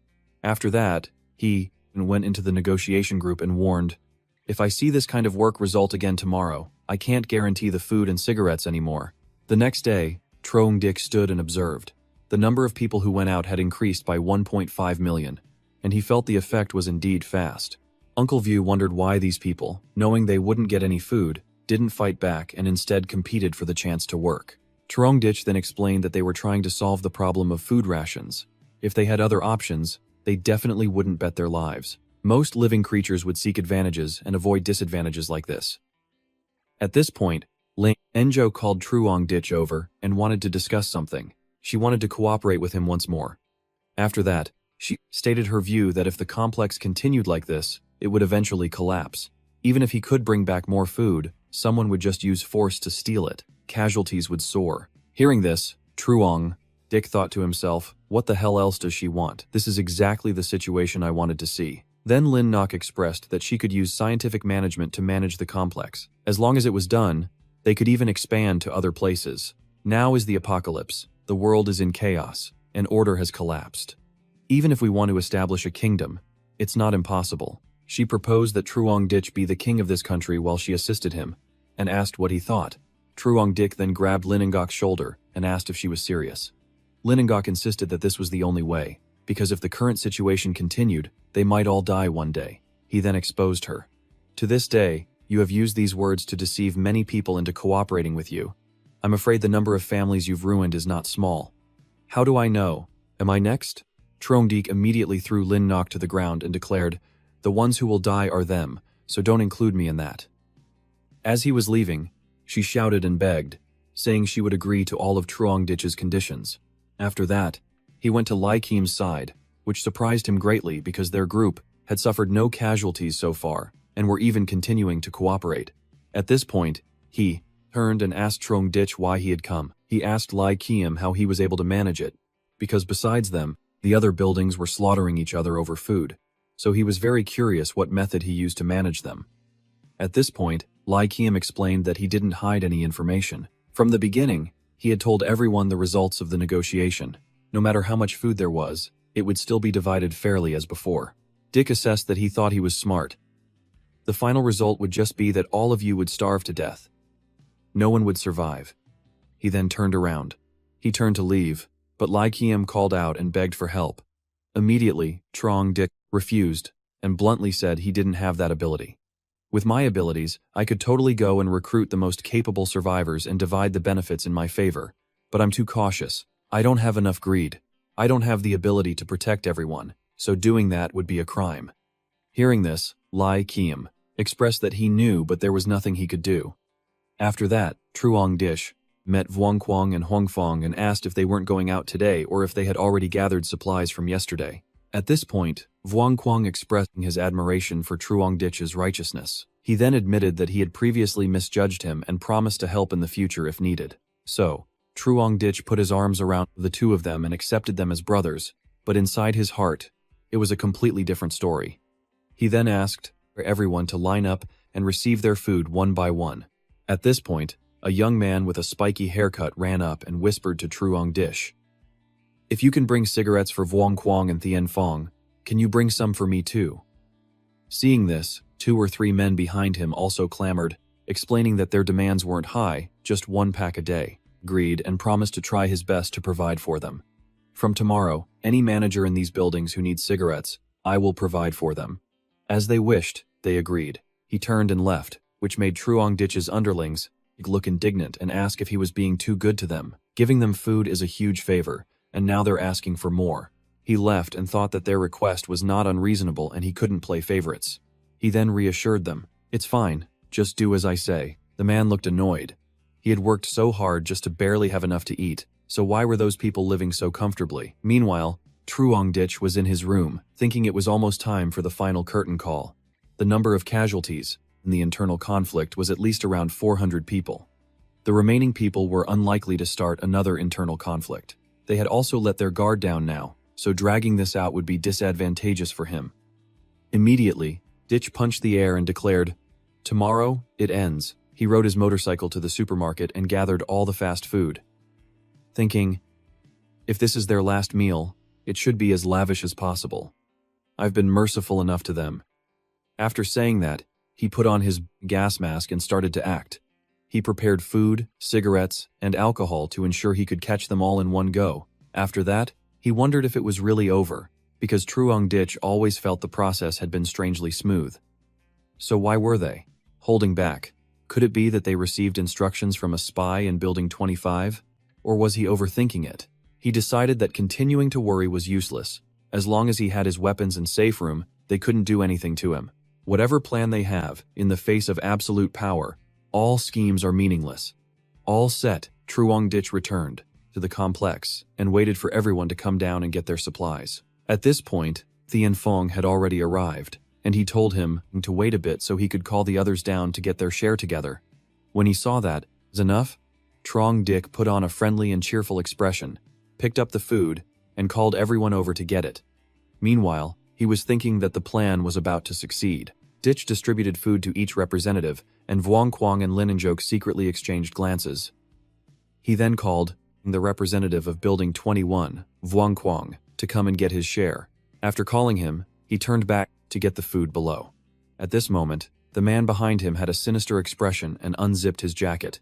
He immediately pulled out a gun and aimed it straight at Truongditch, causing him to freeze in shock. The person who took the 3 shots was Uncle View, who had jumped in to save him. Truongditch immediately panicked and held him tightly. From behind, the blonde-haired man had a ready sword. He aimed straight for Truongditch's head and struck. As if sensing something, he turned around. He turned and fired his gun repeatedly at the man, cursing himself for miscalculating. Now, Truongditch went crazy, continuously firing into the crowd, declaring that they all had to die. They gradually fell, their blood splattering in the blizzard wind. At this point, the fleeing crowd in the distance was horrified, not understanding how Truongditch also had a rifle. Just as the question was asked, this guy also took a bullet through the head. When the rifle ran out of ammo, he dropped to the ground and directly pulled out 2 other guns from his bag, and thanked Uncle View for taking the bullets for him. He then promised to get revenge and kill them all. Vuongquang then explained that he was not an accomplice with the other 2, and this had nothing to do with him. Then Thienfong next to him also swore an oath and begged Truongditch not to kill him. Betraying him once made him bitter and unable to trust anyone. He immediately opened fire on the 2 of them. He aimed at Lingok and saw her screaming and begging for her life. After that, he told her that he still had a 3-year-old daughter and had to live to wait for her return. Just as he finished, Truongditch immediately fired, taking down Linengok decisively. At this point, he expressed that he didn't have the habit of letting tigers back into the mountains. After dealing with the traitors, Truongditch turned around and remembered Uncle View was dying. He was severely injured. He then turned to help him up and asked, "Uncle View, you're still alive, right?" He looked around, pulled out a syringe of adrenaline, and plunged it straight into Uncle View's body, and called for the 2 people lurking in the distance to come and help. The 2 of them were startled and immediately ran over to help. Then, the 2 of them carried Uncle View into the apartment building and met Lamai. She held her child and had a panicked expression, asking what would happen to her and her son if he died. Then, with tears streaming down her face, she cried, "If you're gone, how will my son and I live? We might as well go with you. What were you thinking? Taking a bullet for someone else makes you noble, but can you face your wife and child?" Hearing these words made Truongditch furious. He turned to Lamai and told her to calm down and promised to do his best to help Uncle View live. As the head physician of a major hospital, with her there was hope of healing Uncle View's wound. She then held out her child and expressed that if her husband died, she didn't want to live anymore. But she begged him to take care of the child. Truongditch was surprised and asked, "Uncle View isn't dead yet, and you're already arranging his funeral like this?" Lamai immediately hugged her child tightly and cried out, expressing that she certainly wanted her husband to live well. After that, she looked at Truong Ditch's back and thought, Uncle View is the long-term meal ticket I chose. Since he took a bullet for Truong Ditch, even if it doesn't make him bleed, he has to lose a layer of skin to satisfy me. When they reached the hallway of Truong Ditch's room, he told Lamai to go home first, because he had to perform surgery to remove the bullet from Uncle View right away. So even if she stayed, she couldn't help. She immediately knelt down, refused, and used the excuse that she needed to be by her husband's side. Truong Ditch turned to look at Uncle View, and felt his pain seem to have lessened, so he let Lamai in. As soon as she opened the room, she had a look of enjoyment, thinking that ever since the ice hit, she had dreamed of being in this house. When she entered Truong Ditch's house, Lamai no longer cared about her husband and child, and just reveled in the warmth, fresh food, and even a heater. She thought to herself that she could enjoy these things in the future. Immediately, Lamai went into the kitchen on her own and drank a mouthful of warm water, which surprised Connie and Truong Ditch. She then turned and asked Truong Ditch if he had any milk powder. He was furious and asked in a low voice what she was talking about. She then gently expressed that her child also needed something to drink and that her husband loved their child very much. At this point, Truong Ditch suggested Lamai quickly come over and help. Otherwise, he would kick her out directly. Connie and Lamai helped Uncle View while Truong Ditch took medical supplies from his storage space. First, Lamai pulled out a bed similar to one in an emergency room. Lamai then chimed in and asked if Truong Ditch was using magic, but he ignored her and instructed Connie to save Uncle View at all costs. If you need any medicine or medical equipment, just tell me and I will provide it. Connie then promised to do her best. After a while, Truong Ditch went in and asked her about the situation and if he could be saved. At this point, Connie informed him that the situation was not optimistic. His internal organs had been damaged, and with the current conditions, it was very likely that he could not be saved. Hearing this, Lamai covered her mouth and started to sob dramatically. If my husband is gone, what will I do? Truong Ditch then yelled at her to shut up and not to disturb the surgery. If anything happens to Uncle View because of you, you know the consequences. Hearing this, Lamai expressed that she should probably go outside, since she couldn't help here anyway. She didn't know how to treat injuries and would only cause more trouble by staying. As she was leaving, she thought to herself, there's so much food outside, and a sofa and hot water. Who would want to stay here? Immediately, Truong Ditch ran up and blocked Lamai, saying that this surgery was a matter of her husband's life and death. Therefore, she needed to stay and help, whether it was wiping sweat or handing things over. He then pulled out his gun and suggested that even if she didn't know anything, her presence here was the greatest encouragement for Uncle View. He then aimed his gun straight at her and made his decision, telling Lamai to stay put while he went out for a bit. In the hallway, the two people who had helped before praised Uncle View and explained that they knew nothing and were absolutely loyal to Truong Ditch. He then declared that those people had betrayed them and attacked, seriously injuring Uncle View. Therefore, he would make them pay the price. He then decided that they had to counterattack tonight. Hearing this, the women behind him became anxious, thinking how could they possibly do it with just a few of them. Then a young man spoke up. How can we do it with just us? Does Truong Ditch still have a trump card he hasn't used yet?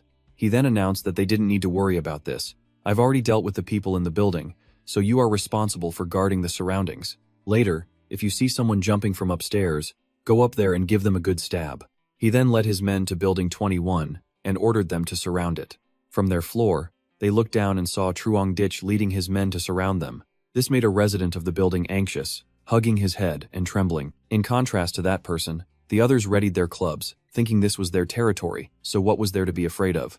Even if Truong Ditch had a gun, he would still have to pay a price to get in. Down here, he reminded everyone to watch the windows to prevent anyone from escaping. The young man in the cap watched Truong Ditch's retreating figure, wondering what he was up to. At this point, Truong Ditch jumped into the apartment building, feeling that it was temporarily empty and a good time to act. He then took out all sorts of large pieces of wood and materials from his storage space. Next, he poured gasoline on the logs. On their side, the people of Building 21 had no idea what Truong Ditch was up to. He had successfully poured fuel everywhere, and the fuse was long enough for him to get away. In this cold weather, I'm a kind person. I can't bear to see people suffer from the cold. I'll light a fire for them to warm up. They should remember to thank me. When the fire had filled the lobby of apartment building 21, Truong Ditch calmly left the scene. He moved through the snow. He then pointed at the apartment building and announced that it was their turn to act.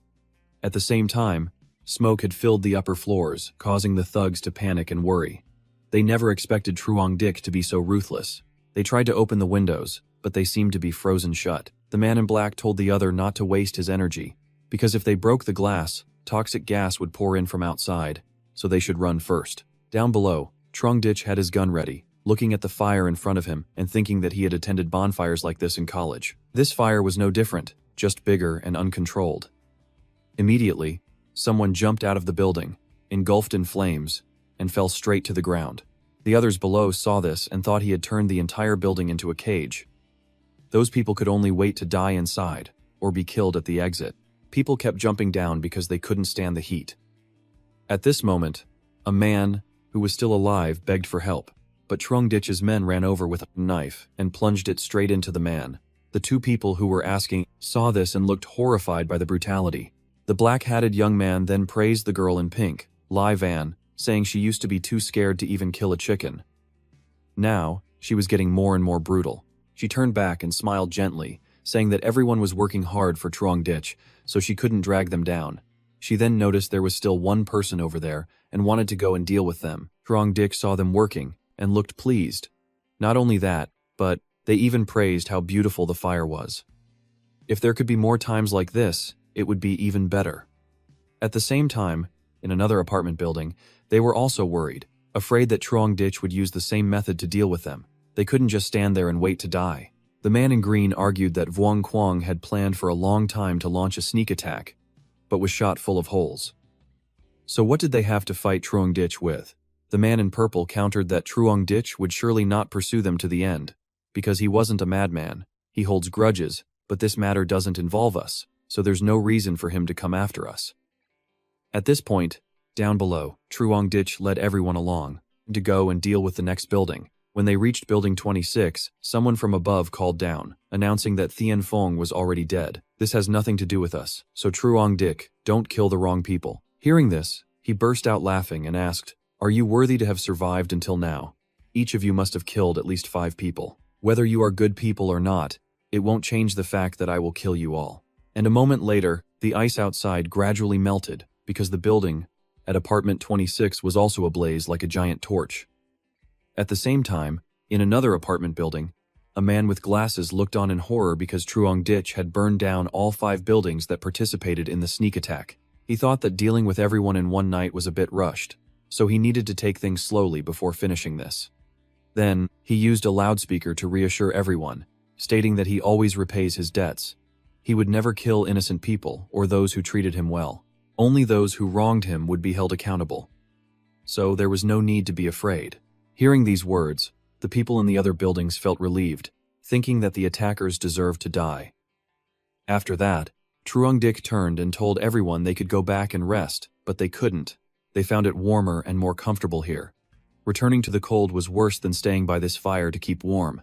Seeing this, Truong Dik went back, while the others continued to throw the dead bodies into the fire, treating them as extra fuel to keep the flames going. At that moment, he walked over to the 2 who had betrayed him, thinking about how he had treated them. He hadn't treated them badly, so why did they suddenly turn on him? Truong Dik then bent down, searched their bodies, and pulled out a phone to read their conversation. Truong Dik also returned home and saw Uncle View lying down, breathing with an oxygen tank, and looked at the monitor.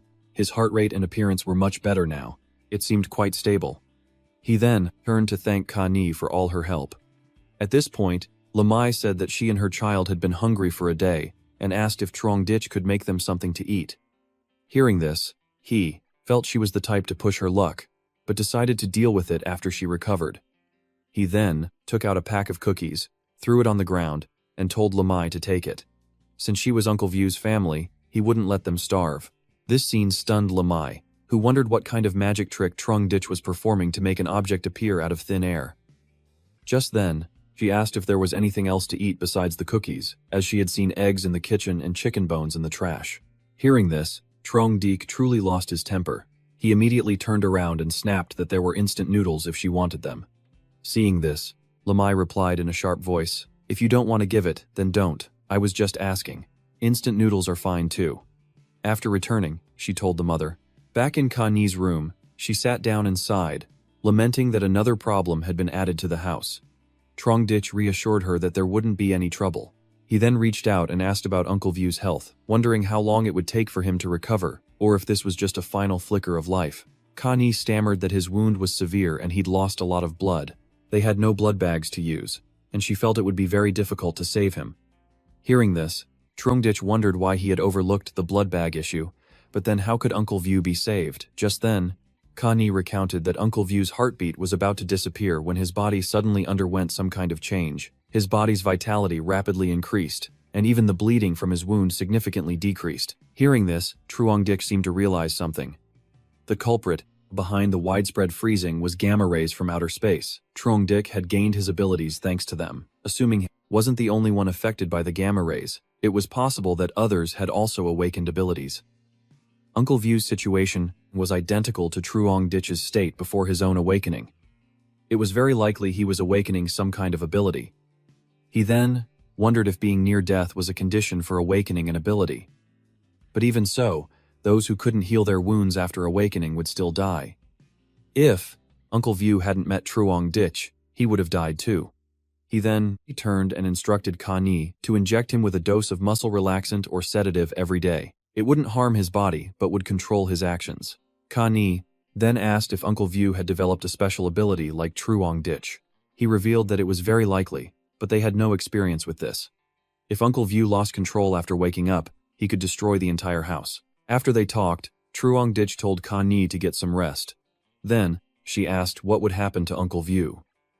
Could Lamai really take care of him? Trong Dich replied that although the woman was annoying, she wasn't that stupid.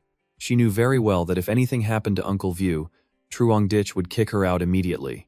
Then, Trong Dich left the room and saw Lamai snooping around. He told her to stay in the same room as Uncle View so she could take care of him at night. Next, Trong Dich remembered he'd almost forgotten something. It was an urgent matter. He had to deal with the mole. He then went to the corridor of Building 25. He moved a police shield into position. He shot the door lock with his gun. Then, Trong Dich kicked the door in and saw Vu Tin. Tin was still alive and screamed for him to die. Not only that, she threw something straight at him. Trong Dich blocked it.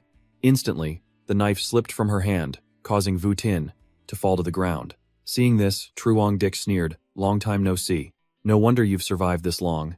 You truly are a backstabber." It turned out Vu Tin had been eating Tai Lin's corpse to survive until now.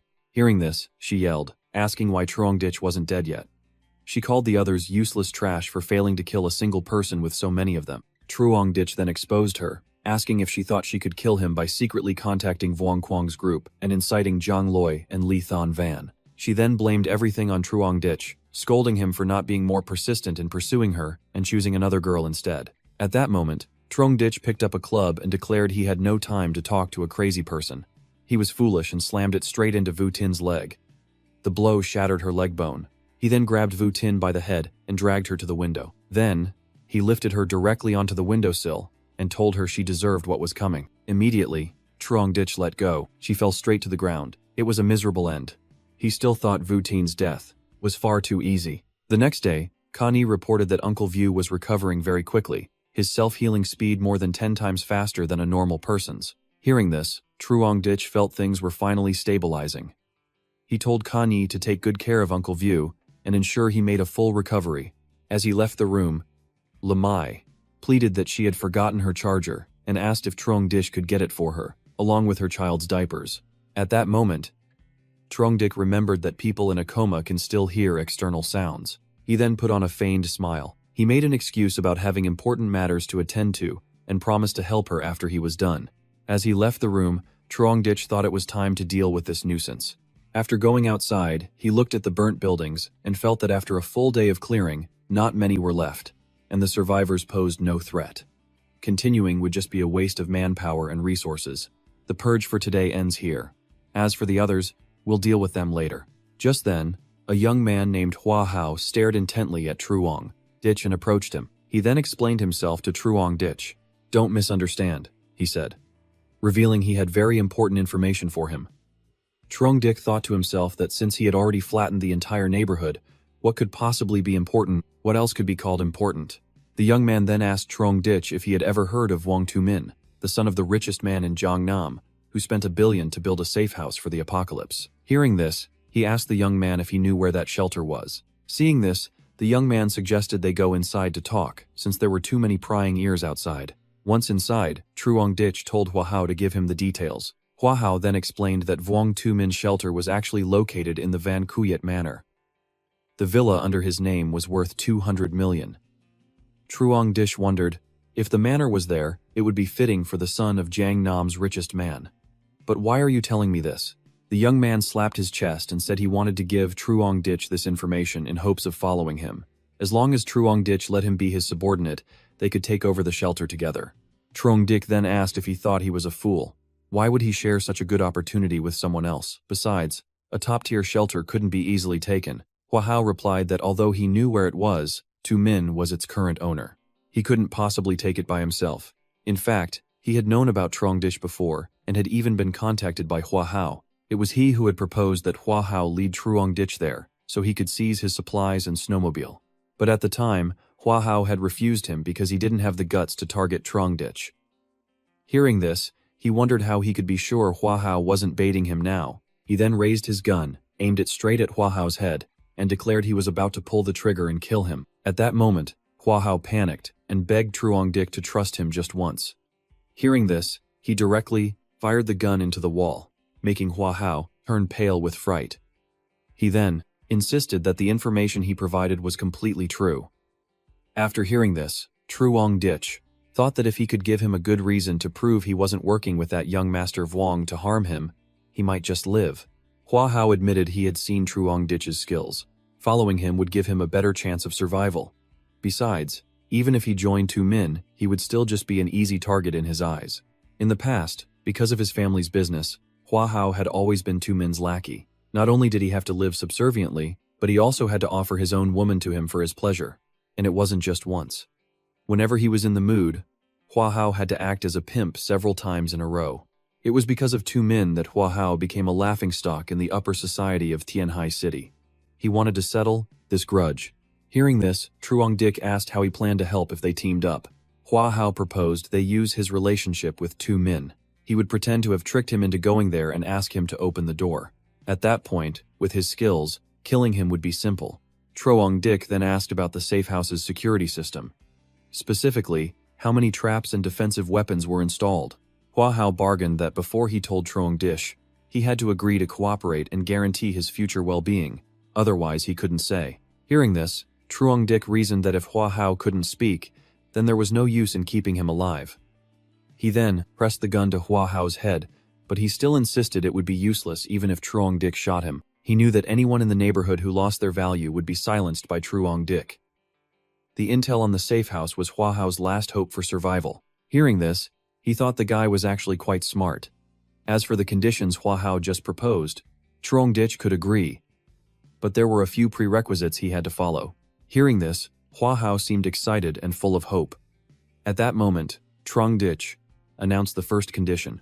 Hua Hao must disclose all information about the safe house, especially its firepower and security systems. Second, Truong Dich needed Hua Hao to help kill someone. Hua Hao thought that was too easy. He promised to deal with whoever Truong Dich wanted.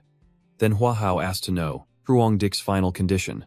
He told him to go upstairs first while he went to get something for him. A moment later, Hua Hao was waiting by the door when he saw Truong Dich carrying a suitcase. He wondered what was inside. Special forces equipment, perhaps. At that moment, he opened the suitcase and said Hua Hao had probably already guessed his identity. Although he wanted to remain anonymous to continue his mission, the special circumstances forced him to reveal his trump card. Hua Hao thought to himself, so it's true. Truong Dich's godlike marksmanship and ruthless killing meant he had to be a retired special forces soldier or a professional assassin. This was a real big shot, a real pro. In this apocalypse, following him would guarantee survival. Truong Dich revealed that when he was a mercenary, he often captured prisoners who were hard to handle.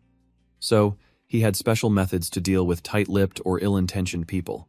He then took out a syringe and held it in front of Hua Hao, who became terrified and asked what he was planning to do. He revealed that it was a slow-acting poison he often used. It would only take effect after a week of injection, and with no antidote, death was certain. He then reassured Hua Hao not to worry. As soon as they secured Tu Min's shelter, Truong Dich would give him the antidote. Hearing this, Hua Hao was terrified and backed into a wall, begging Truong Dich not to come closer.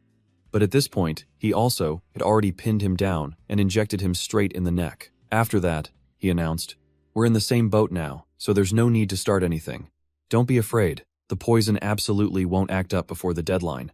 Trongdish did this so there would be no suspicions between them. Now, if he died, Hua Hao wouldn't live either. He then told him to go back first and wait for further instructions. Hua Hao reluctantly agreed and promised to contact two men immediately after returning so they could both go there. Seeing him leave, Trongdish thought to himself that luckily, he wasn't exposed. The so-called slow-acting poison was just an excuse. The injection was methylene blue, used to treat methemoglobinemia. A single injection would cause an adverse reaction similar to poisoning, but if Hua Hao believed it, the chances of him hiding things and betraying him would be smaller. At the same time, inside the room, Lamai was whispering something in Uncle View's ear. Outside, Trongdish also saw everything through the camera and thought, "You're about to die, and you still dare to play smart." Immediately, he opened the door, and Lamai shot up. Trongdish asked about Uncle View, saying his awakening had really scared him. Uncle View expressed that it was lucky Trongdish had a doctor, or he might have really died. He didn't know how things were outside. Trongdish reassured him to just rest and not worry about anything else. At that moment, Lamai spoke up, thanking Trongdish for treating her husband well. Their family of 3 didn't know how to repay him. She then suggested that their family would rely on him from now on. Hearing this, Trongdish pretended to agree with Lamai, promising to be responsible for her family's life from now on. Seeing this, Lamai's eyes lit up like stars. She reminded him that he said it himself and couldn't go back on his word. She then handed her child to Trongdish to go home and get some daily necessities, telling him not to lock her out later. Trongdish confirmed his agreement. Since Uncle View was still here, what would he become if he didn't open the door for her? Outside the door, Lamai thought that now Trongdish had to take care of Uncle View and her child, so there was no reason he wouldn't let her in. Back inside the house, he sent a text message to someone with the content, "She's out. Find a chance to take care of it." Then, holding the baby, he thought he had originally planned to get rid of both her and Lamai, but in the end, he couldn't bring himself to do it. He would find a woman to adopt her later. Over here, she had always thought Trongdish's house was so warm, so she had to stay. That way, she and her child could survive. Just as she unlocked the door, inside the house, a young man in a blue shirt was ready with a weapon, which made Lamai extremely horrified and scared. Instantly, Hua Hao slammed the knife into the middle of her head. Then, he told Lamai not to blame him. This was all her own doing, and just like that, he continuously used the knife to quickly and neatly finish off Lamai. He finally breathed a sigh of relief because she was completely dead. He then sent a message to Trongdish, asking when he could get some food. After reading the message, Trongdish was very pleased. He went to Uncle View and said, "I've thought it through. From now on, let Lamai take care of the child here. By the time you're healed, the baby will be older and will move." Uncle View felt embarrassed, saying it would be a bother for Trongdish. The resources in the house were limited, and now there were 3 more people. The coal used for heating alone would have to increase by more than double.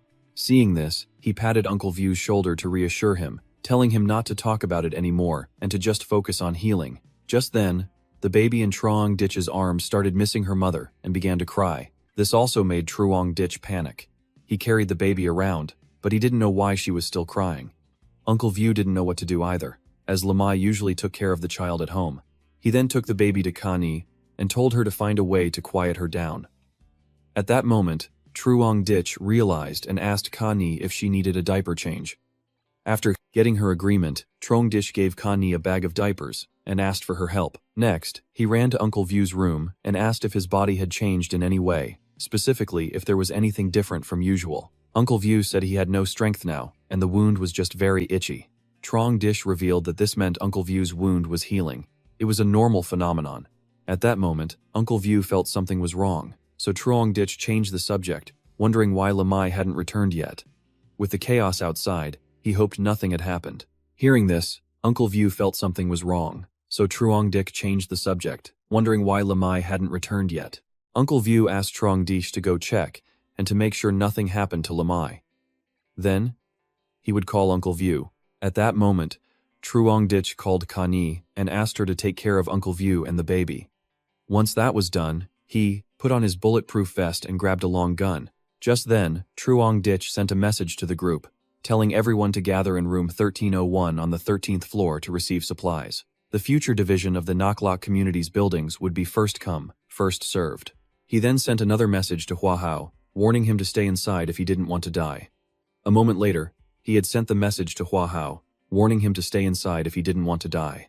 In room 1301, everyone had gathered and was talking excitedly. They believed that since the other buildings had been defeated, they would now be in charge of the community. We can support Truong Ditch as the leader of the community. Then he'll provide us with food and keep us safe. It's very fair. They felt Truong Ditch would agree to this proposal because now that the community was stable, he wouldn't want to disrupt the current situation. At the same time, outside, Truong Ditch had heard everything they said and thought to himself, still dreaming beautiful dreams even when you're about to die. He then threw 2 grenades into the room and closed it. The door was shut. Inside, the people who saw the 2 grenades were startled, but before they could compose themselves, the grenades exploded, blowing everything to pieces. Because they had blown off the entire door, Truong Ditch used a shield to successfully deal with them from outside. He then entered the room to observe and saw that the effect was quite good. There was still someone alive in the corner of the wall. He blamed Truong Ditch, asking why he wanted to kill them after they had helped him so much. At that moment, Truong Ditch pointed his gun at the man and asked, "Who helped me? Or was it me who let you live until now?" As soon as he finished speaking, the gunshot rang out decisively. After finishing, Truong Ditch left the room, feeling quite relieved. All of his enemies from his past life, except for Hua Hao, had been killed by him. In Building 25, only 5 people survived. From now on, no one in the Naklak community could threaten Truong Ditch anymore. The matter here was settled once and for all. Next, Truong Ditch wanted to take over Tumin's shelter. It disappeared from his carefree days. At that moment, Truong Ditch entered the house and told Uncle View there was bad news about Lamai. Hearing this, he was stunned and kept asking what had happened to her. Seeing this, he feigned anger and lied that the neighbors had secretly conspired with others to eliminate them. Their main goal was his supplies and house. Although he had cleared the area, some had slipped through the net. They were worried Truong Ditch would retaliate later, so they struck at Lamai. Hearing these words, Uncle View's heart ached like it was being cut, tears streaming down his face as he blamed himself for being careless. Truong Ditch then comforted him, saying that if anyone was to blame, it was him for not noticing in time. Then he happened to see the spot on the bed where Uncle View had just slammed his hand. It had formed a deep hole. He realized it was a strength-type ability, which perfectly complemented his own. He then told Uncle View not to get agitated yet, revealing that he had already dealt with those people, which could be considered a comfort to Lamai's spirit in heaven. Hearing this, Uncle View continuously. At this moment, he tried harder to act distressed, admitting he also had a responsibility for not predicting they would lose their minds like that. He told Uncle View not to be so pessimistic and promised to find him a new, more beautiful wife. Uncle View blushed and revealed he preferred more mature women, and Truong Ditch assured him he would definitely find one that satisfied him. Just then, Connie came in to call Truong Ditch, reporting that the baby was crying again and she didn't know why. Seeing this, he looked at Connie's chest and made a guess that she was probably hungry. Hearing this, she was embarrassed. She thought Truong Ditch was being ridiculous. She wasn't lactating, so how could she have milk? Truong Ditch admitted that neither of them was suitable to raise a child now, and they needed to find someone with experience to take care of her. A reliable family to send the baby to, and providing some necessities for the child should be fine. So the two of them decided to find a new, better home for the baby. A short while later, Truong Ditch, with a gun in one hand and the baby in the other, went to the opposite apartment building. Seeing him, the people in that building thought he had come to kill them all. Just then, he raised his gun to the sky and fired a shot, calling for Lai Kiem. A few minutes later, he appeared. Seeing this, Truong Ditch asked Lai Kiem if he wasn't afraid of being killed. Hearing this, Lai Kiem admitted he was scared, but being scared wouldn't change anything. Moreover, he felt that Truong Ditch hadn't come to kill them today, and Truong Ditch had come alone, carrying a baby. With his personality, he wouldn't kill people in this state. Truong Ditch agreed and noted that Lai Kiem was a smart person. He then stated he had come to give him a child because Lai Kiem's building had the most survivors. Hearing this, he agreed and asked if Truong Ditch was looking for a wet nurse for the child. He then handed the baby to Lai Kiem and said from now on, this child would be in their care. Truong Ditch promised to spare them as a condition. He then gave Lai Kiem diapers and the prepared formula, along with some food. After all, Truong Ditch had brought the person here. If they didn't take good care of her, he would come to settle the score. Lai Qiam immediately affirmed that they would take great care of the child and make sure nothing happened to her. He then handed the baby to a woman in a pink shirt behind him. Since there was nothing else to say, Truong Dich asked how many people were still alive in Lai Qiam's building. He replied in a low voice that there were still 66 people. Although he didn't know how they would continue to live, Lai Qiam believed there would be a way. They had survived this long and had faced even greater difficulties. He always believed that God wouldn't abandon them, so as long as they were alive, there was hope. Hearing this, Truong Dich thought the food problem was easy to solve. Looking at the buildings burned down by Truong Dich, the food inside would probably be enough for them to live on for a while. Lai Qiam looked over and saw the dead bodies lying there, and he firmly stated that they would not resort to that. Once a wrong path is taken, the end result is always destruction. Compared to that, it's better to die with dignity as a human. That way, at least their hearts would be clear and without shame. Hearing these words made Truong Dich think that even at a time like this, there were still people who could maintain their integrity. Standing before him now, he felt immense respect. Lai Qiam admitted he admired Truong Dich even more because when the apocalypse came, he had the ability to let himself and those around him live well. He acknowledged that he was far inferior to Truong Dich in this regard. Lai Qiam genuinely had a favor to ask, but Truong Dich stopped him, knowing what he was about to say. Hearing this, Lai Qiam wondered to himself that Truong Dich had been able to provide so much food before. Now, the number of survivors in the neighborhood was just that many. With Truong Dich's ability, managing the entire community well, Lai Qiam could totally lead everyone to survive. But Truong Dich had decided from the beginning not to agree. He immediately turned and walked away.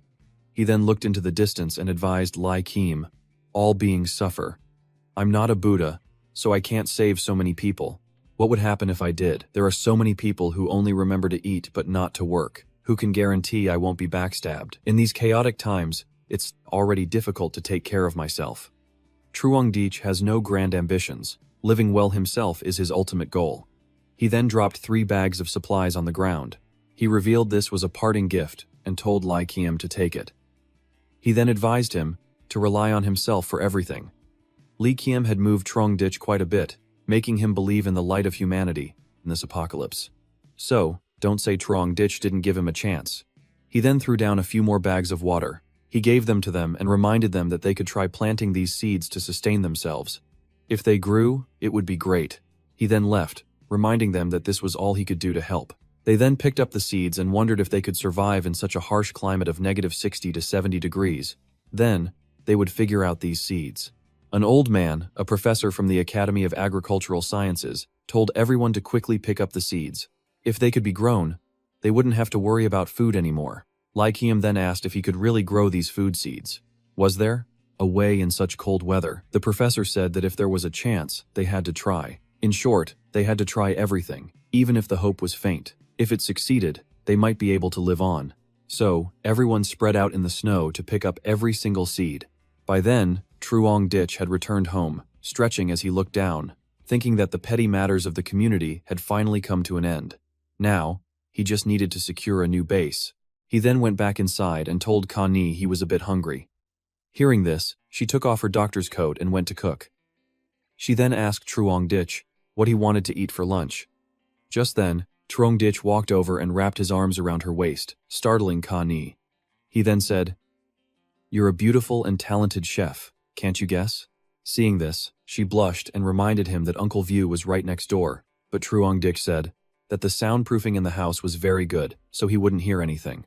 The next morning, he received a message from Hua Hao, informing him that he had spoken with the other party and asking when he would set out. After reading it, Truong Dich told him to come to his house to discuss it further. He then thought, Hua Hao seems to be getting impatient. A short while later, he arrived at Truong Dich's house and smiled. He took off his thick coat to enjoy the warmth of the house. Suddenly, Truong Dich came out, startling him. At that moment, Hua Hao wanted to tell him what he and 2 men had talked about. After hearing this, Truong Dich told him not to bother, just to give him the phone. This made Hua Hao extremely surprised.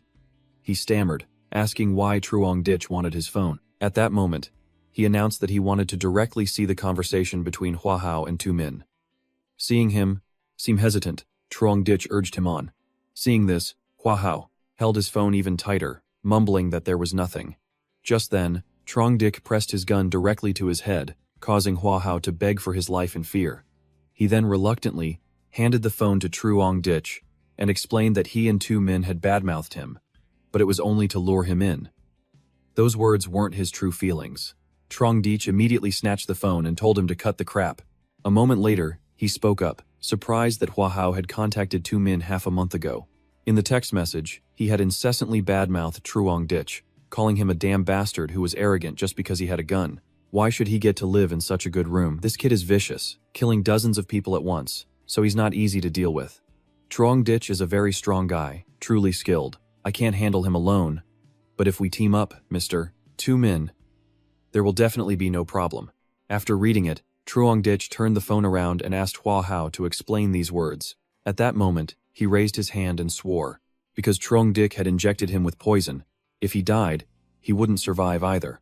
Hua Hao explained that he said those things only to entice two men, to make him think they were on the same side. Truong Dich confirmed that it was useless, even if Hua Hao was beaten. Meanwhile, he thought to himself that in the message, Hua Hao hadn't revealed his specific firepower and abilities. Two men only knew that this was a base with abundant supplies and a snowmobile. Using this misinformation to catch the fish in the barrel could succeed. At that moment, Truong Dich told Hua Hao to tell him the specific situation of that shelter. Things like weapons and defense facilities. Hearing this, he accounted that the shelter was built with spacecraft materials. Unless a nuclear bomb hit it, there was almost no way to breach it head-on. Of course, if heavy firepower was used from the outside for a long time, and with a large number of personnel persistently attacking, it could still be breached. There were no heavy weapons in the shelter, but the room was equipped with anesthetic gas sprayers. The entrance corridor was equipped with high-temperature flamethrowers. When activated, it could instantly spray flames of nearly 2,000 degrees. Truong Dich thought to himself that Two Men's target was his snowmobile and the supplies he had. If he couldn't get them, it wouldn't matter to him if he killed Truong Dich. So, when he got there, he would put away the snowmobile. He then thought the worst-case scenario was being captured, but two men wouldn't kill him, because to him, whether Truong Dich lived or died was not important. The biggest threat of that shelter was actually from the traps in the entrance corridor. Hearing this, Hua Hao agreed and calculated that he would pretend to cooperate with two men, and then Truong Dich would pretend to be captured by him.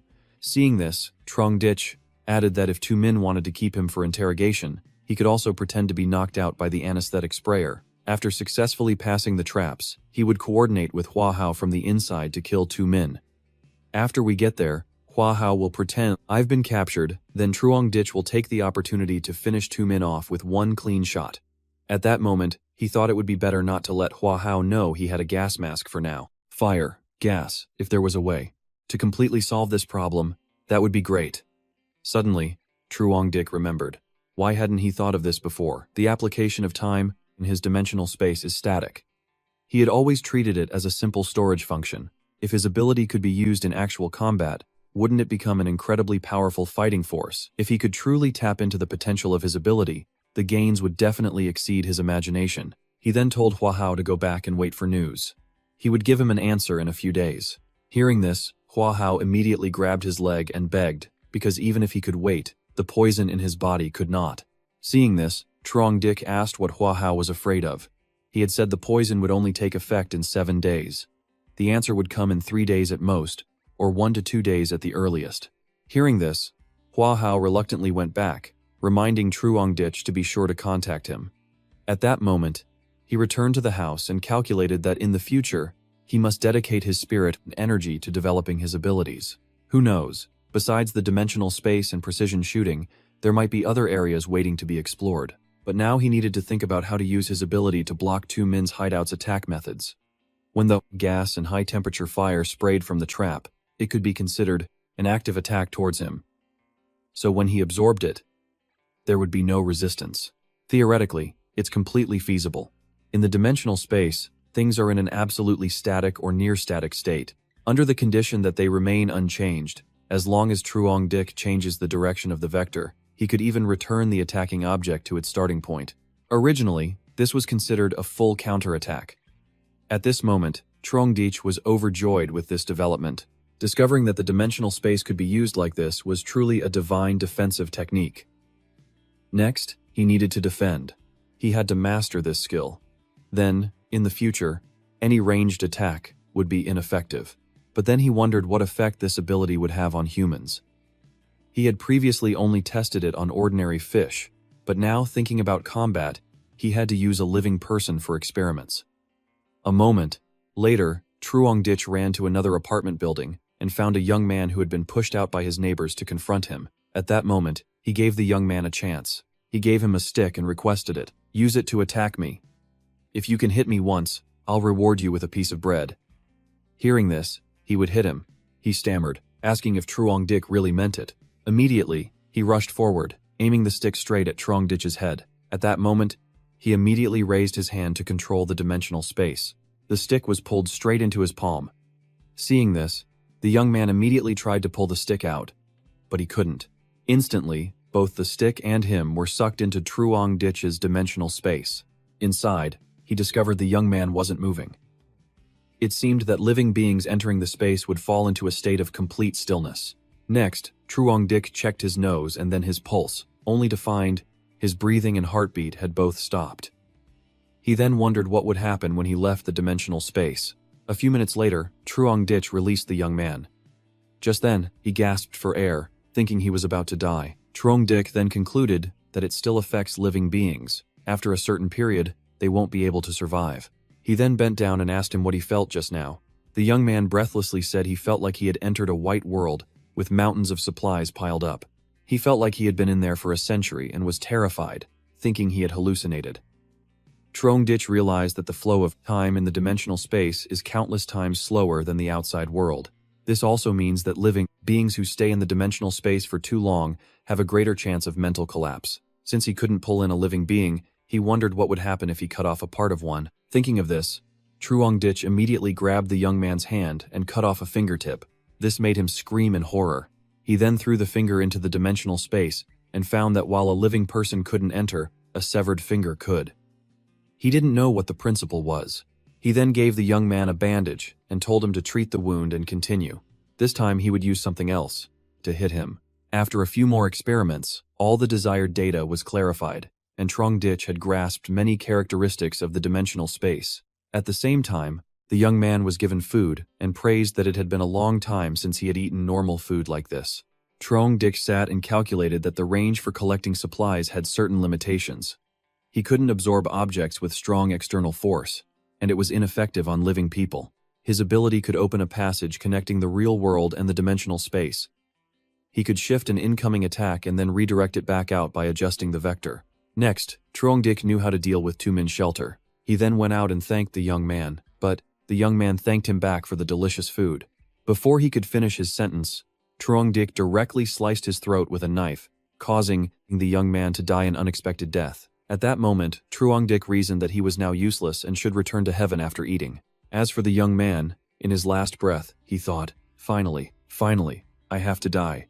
Finally, I can escape this cruel world." Then Truong-ditch turned and walked away. He calculated that in the next few days, he had to quickly find a few people to conduct real combat training. Preparing early would ensure certainty later on. A day later, Truong-ditch informed Hua-hao that they could set out. At that moment, he complained that he felt like he was about to die. Hearing this, Truong-ditch thought that this guy had been eating better than before recently, yet he still put on this act. It seemed the psychological suggestion had really gotten to Hua-hao. Truong-ditch then offered to inject him with a dose of antidote. This could temporarily suppress the illness. He then thought, this is all self-inflicted fear, but this is the effect I want. Hearing this, Hua-hao immediately pulled up his sleeve and urged Truong-ditch to inject him. He just revealed that this could suppress his illness, but at most, it would only last for 5 days. Hua-hao would still be poisoned and die, so it was best not to do anything. It's best to pray for this operation to succeed, otherwise, neither of us will have a good outcome. After the injection, Hua-hao felt like he had been given a new life, affirming that he wouldn't gamble with his own life. Today, he was determined to follow Truong-ditch. Seeing him call out, he thought to himself, it's best to be this sincere. A moment later, seeing Truong-ditch packing, Connie asked, the problem in the neighborhood is solved. Where are you going now? Hearing this, Truong-ditch revealed he was going to a better place and told her not to ask too much. He would tell her when the time was right. He then went to the door and told her he had left enough supplies for her and Uncle View to last for half a month, just in case he ran into any trouble. As he was saying this, she suddenly hugged him and whispered, Truong Ditch, you're not going to do anything dangerous, are you? Seeing this, he reassured Ka Ni, telling her not to worry because he never did things he wasn't sure about. He was more afraid of death than anyone else, so he wouldn't let himself get into danger. It was just his personal habit to be well prepared. As he spoke, Truong Ditch caressed her lips. Ka Ni. Then he kissed her directly. He then said goodbye, revealing something. This time, I have something very important to do. When I get back, we'll continue. As Truong Ditch left, Ka Ni's mood became empty. A moment later, he was there with the snowmobile and Hua Hao. He then told him to give him his hands. Hua Hao wondered why Truong Ditch still didn't trust him. He then explained that he was really on his side and even had the poison in him. Seeing this, he said there was no special reason, he just felt better this way. Besides, when two men saw Hua Hao tied up, he would be more convinced. So, Truong Ditch tied Hua Hao's hands. Then he had him sit behind him on his snowmobile and sped off to Tumin's place. A short while later, the two of them arrived at the Van Kuyet Manor Villa complex. At that moment, Truong Ditch calculated that there was a river in front and mountains behind. Even the feng shui was guided by experts. The buildings were also more luxurious than other places. The terrain makes this place a natural snow shelter. The snow is also much shallower than in other places. Originally, there was no shelter. Truong Ditch thought that when the apocalypse struck, it was fair to most people, but now he saw that even God favored the rich more. Hearing this, Hua Hao thought that it didn't matter because the rich people here were nothing compared to Truong Ditch. Seeing this, he told him to stop sucking up and follow him. Hua Hao then wondered why they didn't just drive straight in, as it would be a long walk. Truong Ditch reminded him to just walk when told, and stop talking so much. At that moment, in the house of a red-haired girl named Chu Di, she looked outside and saw two strangers. Then she saw the snowmobile, and thought that to be able to move around in this situation, they must have plenty of supplies. Danang Siti. The food at home was almost gone. 3 days ago, the food was running out, so the people here were in a similar situation. They could only hope for help from outsiders. To survive, they had to give it a try. At the same time, Truong Ditch asked Hua Hao if this was the hideout he was talking about. Hearing Hua Hao's confirmation, he pointed his gun at him and told him to go open the door. At that moment, Hua Hao smiled and looked straight at the camera, calling for two men. Inside the house, he looked through the camera and thought to himself that the appointment was for tomorrow, but they had come today. But two men didn't see Truong Ditch's snowmobile anywhere. At that moment, he warned Hua Hao that if he dared to trick him, he would shoot him on the spot. Hearing this, he panicked and begged to be allowed to try opening the door again. He then looked through the camera and told two men that after working so hard for so long, they couldn't let it all be for nothing. Otherwise, they wouldn't find such a good opportunity again. At that moment, he declared that if they dared to play tricks, he would immediately burn them to ashes. Then the door gradually opened, and the two of them began to walk inside. At that moment, Truong Ditch looked around and thought that with money, you really can do anything. Then Hua Hao called him to come inside. There was another door inside, and after opening it, they could enter the hideout. So the two of them just walked straight ahead. Meanwhile, two men watched through the camera as the two of them fell into his trap. He immediately pressed a button, causing the small windows on the ceiling to open. At that moment, Truong Ditch started to panic as from the small window holes, a lot of poisonous gas spewed out from that small opening. Finding himself in this situation, Truong Ditch started to focus and look around to grasp the situation. Through the camera screen, Vuong Tu Min laughed heartily, confident that Truong Ditch couldn't escape this time. Vuong Tu Min, it's been a long time. Looking at the thick black smoke, Truong Ditch, don't struggle anymore. Even if you kill me, you'll still die. Just accept your death. I don't need your life, only your supplies. Dream on. I'll kill you now. Shoot me if you've got the guts. If you kill me, you won't get out alive either. Vuong Tu Min thought to himself, what a fool, walking right into a trap.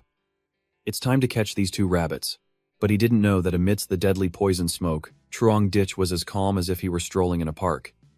He pulled out a gas mask. Not only that, he also used his dimensional space, turning his hand into a high-powered vacuum cleaner, sucking all the poison gas inside.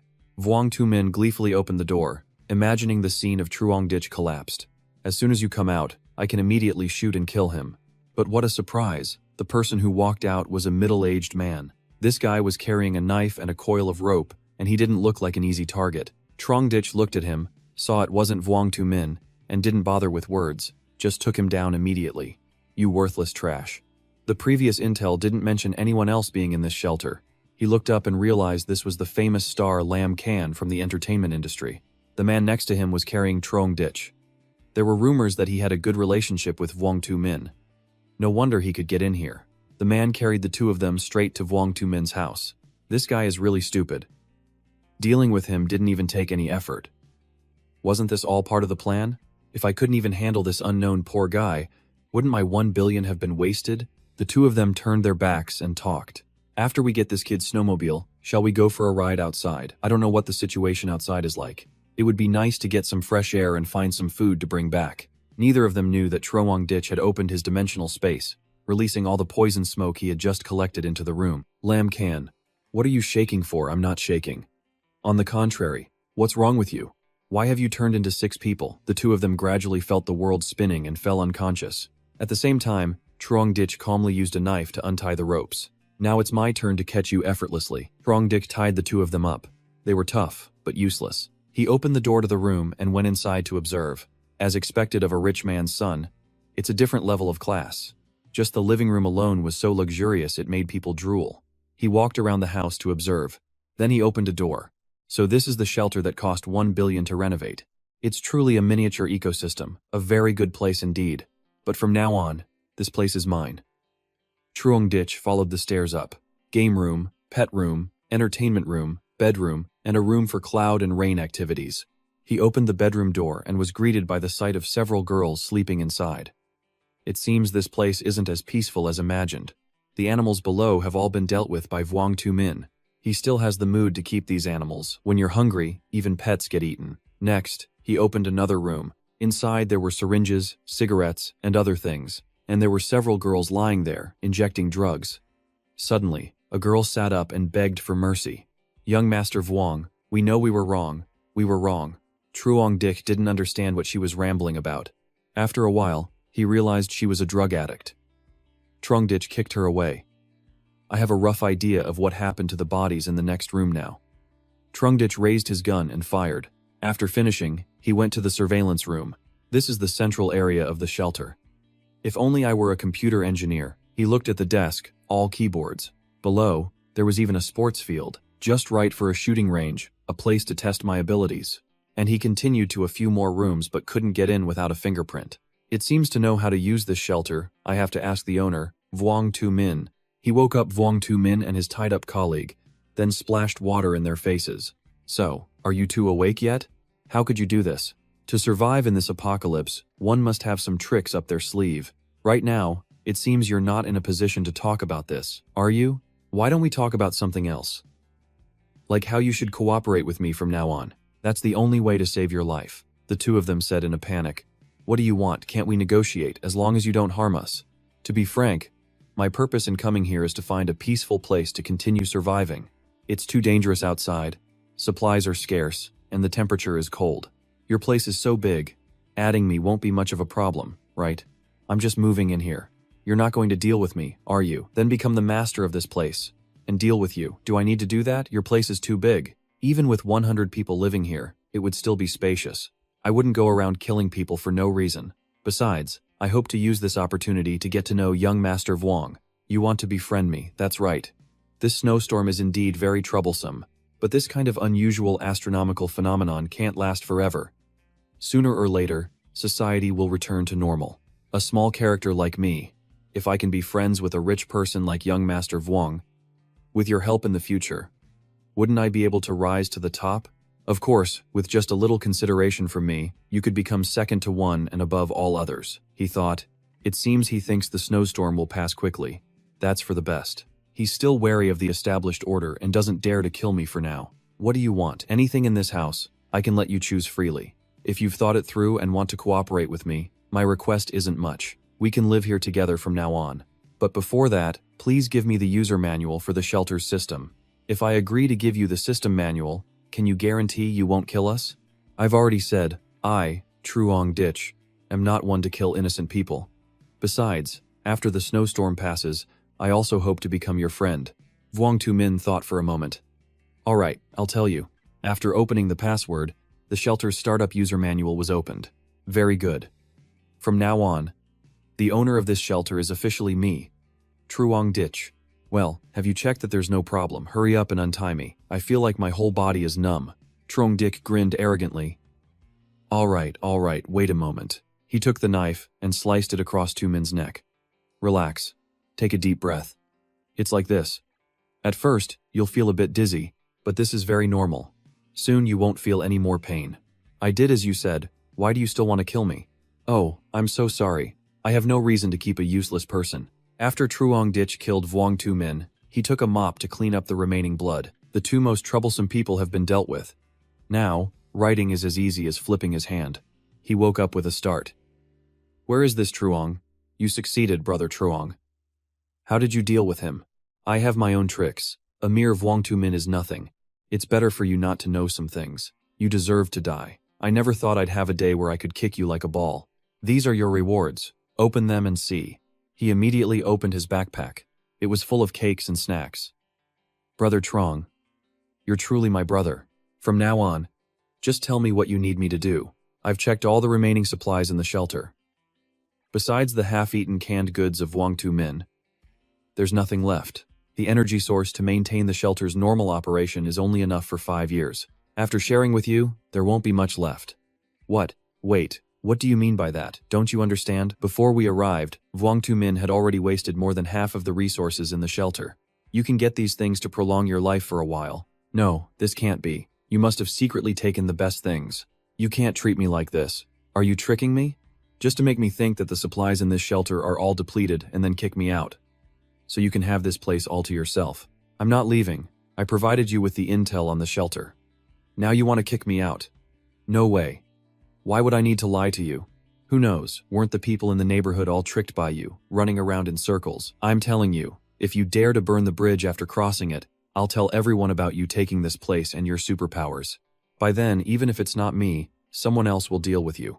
Oh, is that so? Then I won't let you live past today. Just as Truong Dich pulled out his gun to shoot him, anger can't make you stronger. You need to have real strength. I was originally going to let you live a little longer. But why did you have to seek your own death? Then, Truong Dich went to the entertainment area. I'll go back and bring Kani here. As for Uncle View, since I have a better shelter now, I might as well give him the safe room. I can't put the safe room into my dimensional space now anyway, so I'll just leave it at the Naklok community as a forward base. Letting Uncle View stay there can be considered repaying his kindness. It's also like he's watching the place for me. As for what I promised Uncle View before, about finding him a partner, that can't be rushed. For now, let's see what Vuong Tu Min usually watches. Foreign videos, strange. Logically speaking, the snowstorm should have affected the signal transmission. The range for receiving phone signals is limited. How is this possible? These are all TV programs from all over the world. Could it be that after that, Truong Dich went and opened the door? A service machine was installed in his house. Only you would do something like this. Although I don't know how it's possible, but based on the received signal, it can be inferred that the internet system in this shelter is extremely powerful. The signal transmission power can reach a global level. This way, I can get information from all over the world through the internet. The Earth's population of over 8 billion is now down to nearly 2 billion. In just a short month, nearly 3/4 of the population has been wiped out. If this continues, it will be difficult for even 1/20th of the people to survive. Mutants, people with special abilities on their bodies, and there are many related reports. It seems that apart from a very small number of people who received skills, most have been deformed beyond recognition by the gamma rays. As of now, the number of mutated individuals appearing worldwide is not high, but they are surely hiding their abilities just like me. The outside world is still very dangerous. Well then, I'll just live temporarily in this shelter. I'll make a trip back to pick up Kani first. Truong Dich pointed his gun behind him. Suddenly, a pink-haired girl appeared with a pretty and cute expression. Please wait a moment, I have something to tell you. Truong Dich recognized her. It was Duong Mat. Her face was like a small flower. Also a recent celebrity in Hoa Quoc. A girl countless men dreamed of getting close to, she said slowly. It's been 3 days since I've had a meal. Can you take me with you? I don't want to die here. In this current environment. Life isn't easy for anyone. If you want me to take you, you need to give me a valid reason. I just want food. As long as you agree to take me, I can fulfill any of your requests. Her gentle words struck Truong Dich like an arrow of love. Well then, let's go. Come with me. Isn't this Vuong Tu Min's house? This place is my house now. Thank you for letting me in. What is your relationship with the owner of this place? Do you know Vuong Tu Min? We are all in the entertainment industry. Who doesn't know him? Oh, so your friendship is not bad, huh? That's not it. He's just a very famous figure, powerful and rich. So, when we meet at events, people don't really pay attention to stars like us. Then you don't need to worry about him. Trongdik said while pouring her a glass of water. You just need to remember that I am the master of this place now. Thank you. She then asked to borrow the bathroom for a moment. Be my guest. It's been a long time since I've had a hot bath. So comfortable. She thought to herself, I must have won the bet now. My luck is still good. Moreover, if it's this man, even following him for a while wouldn't be a loss. Wishing everyone an enjoyable show between her and Truong Ditch. I wonder what Truong Ditch will do. Please stay tuned. After she finished her shower, she decided she had to talk to him. She would beg him to let her stay here for a while, and she would have to give something in return. I'm sure you all know what that is. Women are like that. At their wits' end, they only think of themselves. This is just a transaction. I just need someone to protect me, give me food, and a safe place. After the snowstorm passes, I will draw a clear line with him. As long as no one knows, I will still be a bright star in the sky in the future. Trongdik, can you let me stay here? A weak and small woman like me has a hard time surviving in these harsh conditions. She looked at Truong Ditch while caressing his arm. So I need a man to protect me. Don't worry, I won't bother you for too long. After the snowstorm passes, this will only be between the two of us. Okay, Truong Ditch said. Wait until the snowstorm passes, then leave. He pulled his hand back. Not to mention whether this long snowstorm will ever end, even if the Ice Age passes, do you think this world will return to the way it was? She insisted it would go back to the way it was. If this world doesn't return to its original state, then all my years of hard work will have been for nothing. Well, whatever. If she's so insistent, it'll save me a lot of trouble. Truong Ditch put down the glass of water he was drinking and decided, all right, I agree with you. But in my house, everyone has to listen to me. This is a basic principle. I understand. Then Truong Ditch kissed her passionately. Then, Truong Ditch opened his dimensional space and took out a bunch of new clothes for her. Take these and change. What kind of ability is this? Just a little trick. Truong Ditch slowly walked out, but she grabbed his hand. Honey, don't go. What's wrong? Still not satisfied. No, I have something important to tell you. All right, I'm a bit hungry. Let's go to the living room and have something to eat while we talk. She sat on the chair, her hands clasped tightly, her legs also closed, her expression a bit thoughtful. Then, Truong Ditch opened his dimensional space and food appeared on the table. She looked surprised. Eat up, we can talk while we eat. If there's anything, let's make it clear now to avoid trouble later. Truong Ditch picked up a hamburger, chewing as he spoke. My house is quite big. Raising one more woman isn't much. I just have a few requirements. That is to obey me. You're smart, so you should understand what I mean, right? I understand. In our entertainment circle, this kind of thing is called an unspoken rule. I can agree to your request, but there are some principles I hope you can also abide by. Go ahead. First, my relationship with you is limited to the snowstorm period. If one day we part ways, I hope you won't talk about what happened here. After all, I am a public figure. If people find out about what you and I did here, my future will be ruined. I and she might not easily talk about what we've done. Second, I will comply with your requests, but there are times when you can't force me to do things I don't want to, and you can't make overly perverted requests unless I agree to them beforehand. She remembered the people who had done things to her. Young and naive about a good wife, boss, I understand. Truong Ditch wrapped his arm around her waist and said, It's clear you came to me willingly, so don't put on that virtuous act all the time. Even if it's just a fling, both sides get what they want. But as a popular starlet, I hope you can perform well. At least it will make me a little happier. And for you, this is also a good thing, isn't it? After that, the two of them hugged and talked. So can you agree to my conditions first? Don't worry. I'm not an unreasonable, perverted guy. After the conversation, you know what the two of them did. The next morning, Truong Ditch said, I have to go out for a while. You be good at home and wait for me. So when will you be back? Don't worry, I'm just going out to pick someone up and I'll be back soon. There are a lot of rich and famous people living here. Right, that's right. This was originally the largest wealthy district in Thien Hai City. The houses around here are worth at least tens of billions. Is that so? I have a friend who is very good to me. But he was deceived by a wicked woman. Now he really needs someone to comfort him. I want to find a wife for him, so I'm asking you. After all, in your entertainment circle, few rich people here have died, and there are some widows. They are a bit older, your friend won't mind, right? That friend of mine is almost over 40. He likes mature women. If that's the requirement, then it's too easy. You probably know Chow Hai Mai. Right, Hai Mai. She was the goddess of many people's childhood. I know. Can you contact her now? Well, let me talk to her for a bit. While she was on the phone, Truong Dick thought, Uncle View, I've done my part for you now. I've found you the best wife. After that, Hai Mai also arrived. I've told her everything about your friend. She has no objections. She agreed. Trong Ditch opened his dimensional space and gave her some food. You've been hungry for a long time, right? These are the things I prepared for you. Thank you very much, she said while eating. You understand everything. Right, I understand everything. You two are both smart people. I just need to say it and you both understand. But I'm reminding you two. If I find out anyone has leaked the information here, then that person doesn't need to live anymore. In a town, some people from the town went out with dogs. They started fishing, and everyone pushed a large digging machine together. Then they adjusted the coordinates, and started hitting the dogs to make them run. The machine turned into a rotating drill, drilling down into the ice. Then countless fish floated to the surface. All right, we've caught fish. Second uncle, do you think it's so cold now that everyone in the city is dead? Those city folks, they don't even know how to grow crops. They all have to rely on farmers like us. Now, I'm afraid even a full meal is hard to come by for them. The teacher said they were almost all dead. Luckily, we are peasants. No matter how harsh the weather, we still have food. People are also healthy, not afraid of not being able to survive. It's just that this weather is too cold. It's bone-chillingly cold. When will it ever end? Far away, he saw what looked like a motorcycle.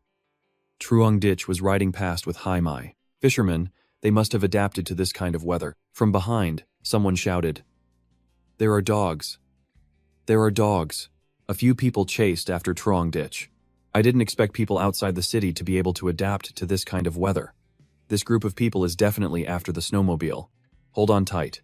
He sped up, and the others chased closely behind. Suddenly, a man stood up. Stop for me. He threw a shield that skimmed over Truong Ditch's head. Luckily, he dodged it. Damn it. Suddenly, Hai Mai was thrown off from behind. He stopped the vehicle and started to draw his gun. Leave the vehicle and the woman, then get lost, brother. I'm just passing through. I don't want to cause trouble, so don't you guys go looking for death. Can you give way? Brother, where did you get that vehicle and gun? He said something in their dialect. That snowmobile is a high-class vehicle, much more useful than a dog sled. And you're raising such a beautiful star. A man with a sinister face said, Brother, this is the territory of our Tudong village. You can pass, but we have to collect a toll. You have to leave either the vehicle or the woman behind.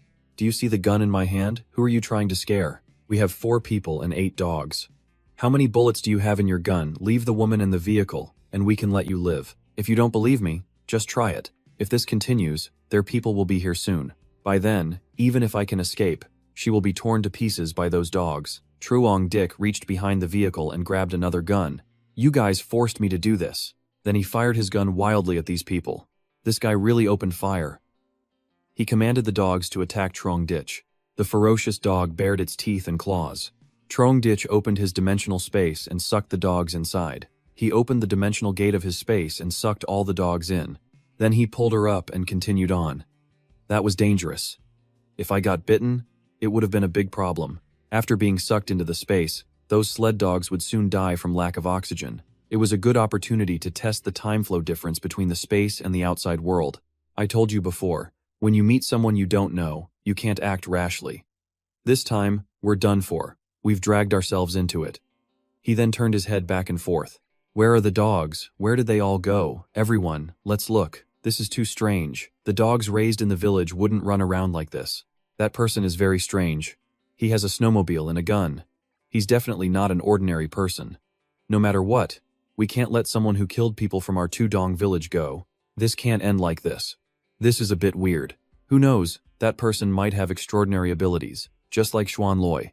Let's go back and ask for the village chief's opinion. In a grand castle, in a room full of female dolls, there was a guy hugging a doll. My wife. A group of people rushed in. Xuan Loi, something big has happened.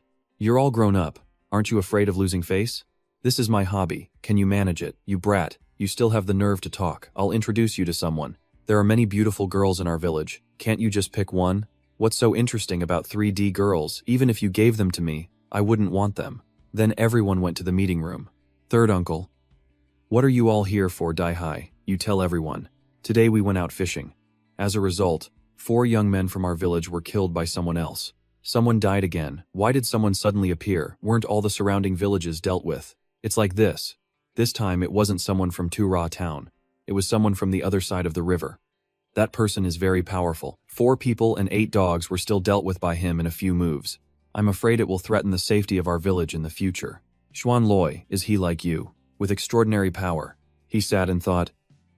It's very possible. Although I am the only one in the village chosen by heaven to have great power, then it must have been arranged for me to have an enemy. To make me stronger, he said arrogantly while sitting at the table. Our villagers were bullied. We must make him pay with blood for blood. Xuan Loi, this person is relatively strong. We can't deal with him, so we have to rely on you. Don't let us down. Don't worry. Just leave this matter to me. Truong Ditch finally arrived. We've arrived. Get off. The person you want to meet is upstairs. Follow me. All right. This is what it's like to live with someone day in and day out. I don't have many choices now, as long as it works out. Welcome back. Congratulations on your success. Are you thirsty? Would you like some water? Or are you hungry? I'll cook you some noodles. You sit here first. I just found out that you like mature women like that. Don't get the wrong idea. She's the person I found to take care of Uncle View.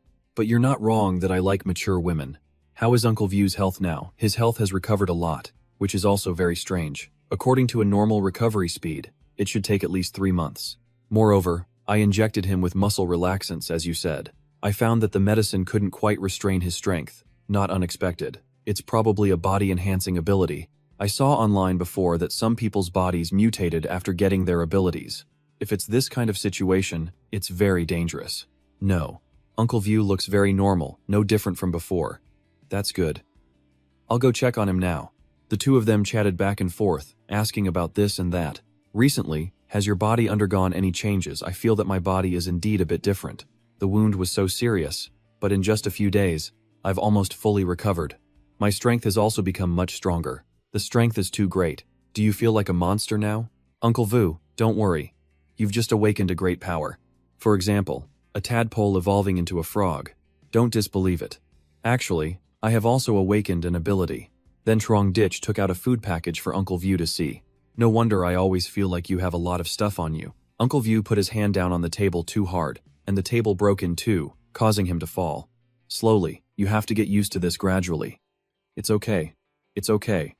I didn't hurt you, did I? The stronger, the better. With my affection and Uncle View's, I can command a person with abilities. The safe house has another layer of protection now. In the kitchen, 2 women were talking to each other. Does Uncle View need a wife? As long as he asks, I'll bring his wife here. After that, Truong Dick led them out. The 2 women were cooking. Aren't you Miss Cho Hai Mai? Hello, are you Mr. View? He nodded repeatedly. Today, you 2 have met. From now on, you will live the rest of your lives together. Solve each other's problems. I won't say any more polite words. Today is considered your wedding room. You 2 can just stay here and live. Chao Ka Ni and I will temporarily move out so as not to disturb your world. What should I say about this? This room is your life's work. I have a new place to live now. It would be a waste to leave this place empty. If you stay here, it's like you're watching the house for me, and I'll feel more at ease. Let's just settle it like this. You pack your things. I'll take you to the new house in a bit. Truong Ditch went downstairs. From now on, you have to go out and find your own food. You can't do without a means of transport, so I'll give you this snowmobile. When you have time, you can also come and visit me. No, absolutely not. You've been so good to me already. I can't accept any more. Besides, what will you do without this? Then Trong Ditch took out a model car from his dimensional space. Then he sped off down the road. Kani said, Truong Dick, is our new house beautiful? The house is very big, very spacious, and beautiful. Compared to our previous room, it's countless times better. No wonder you're so generous.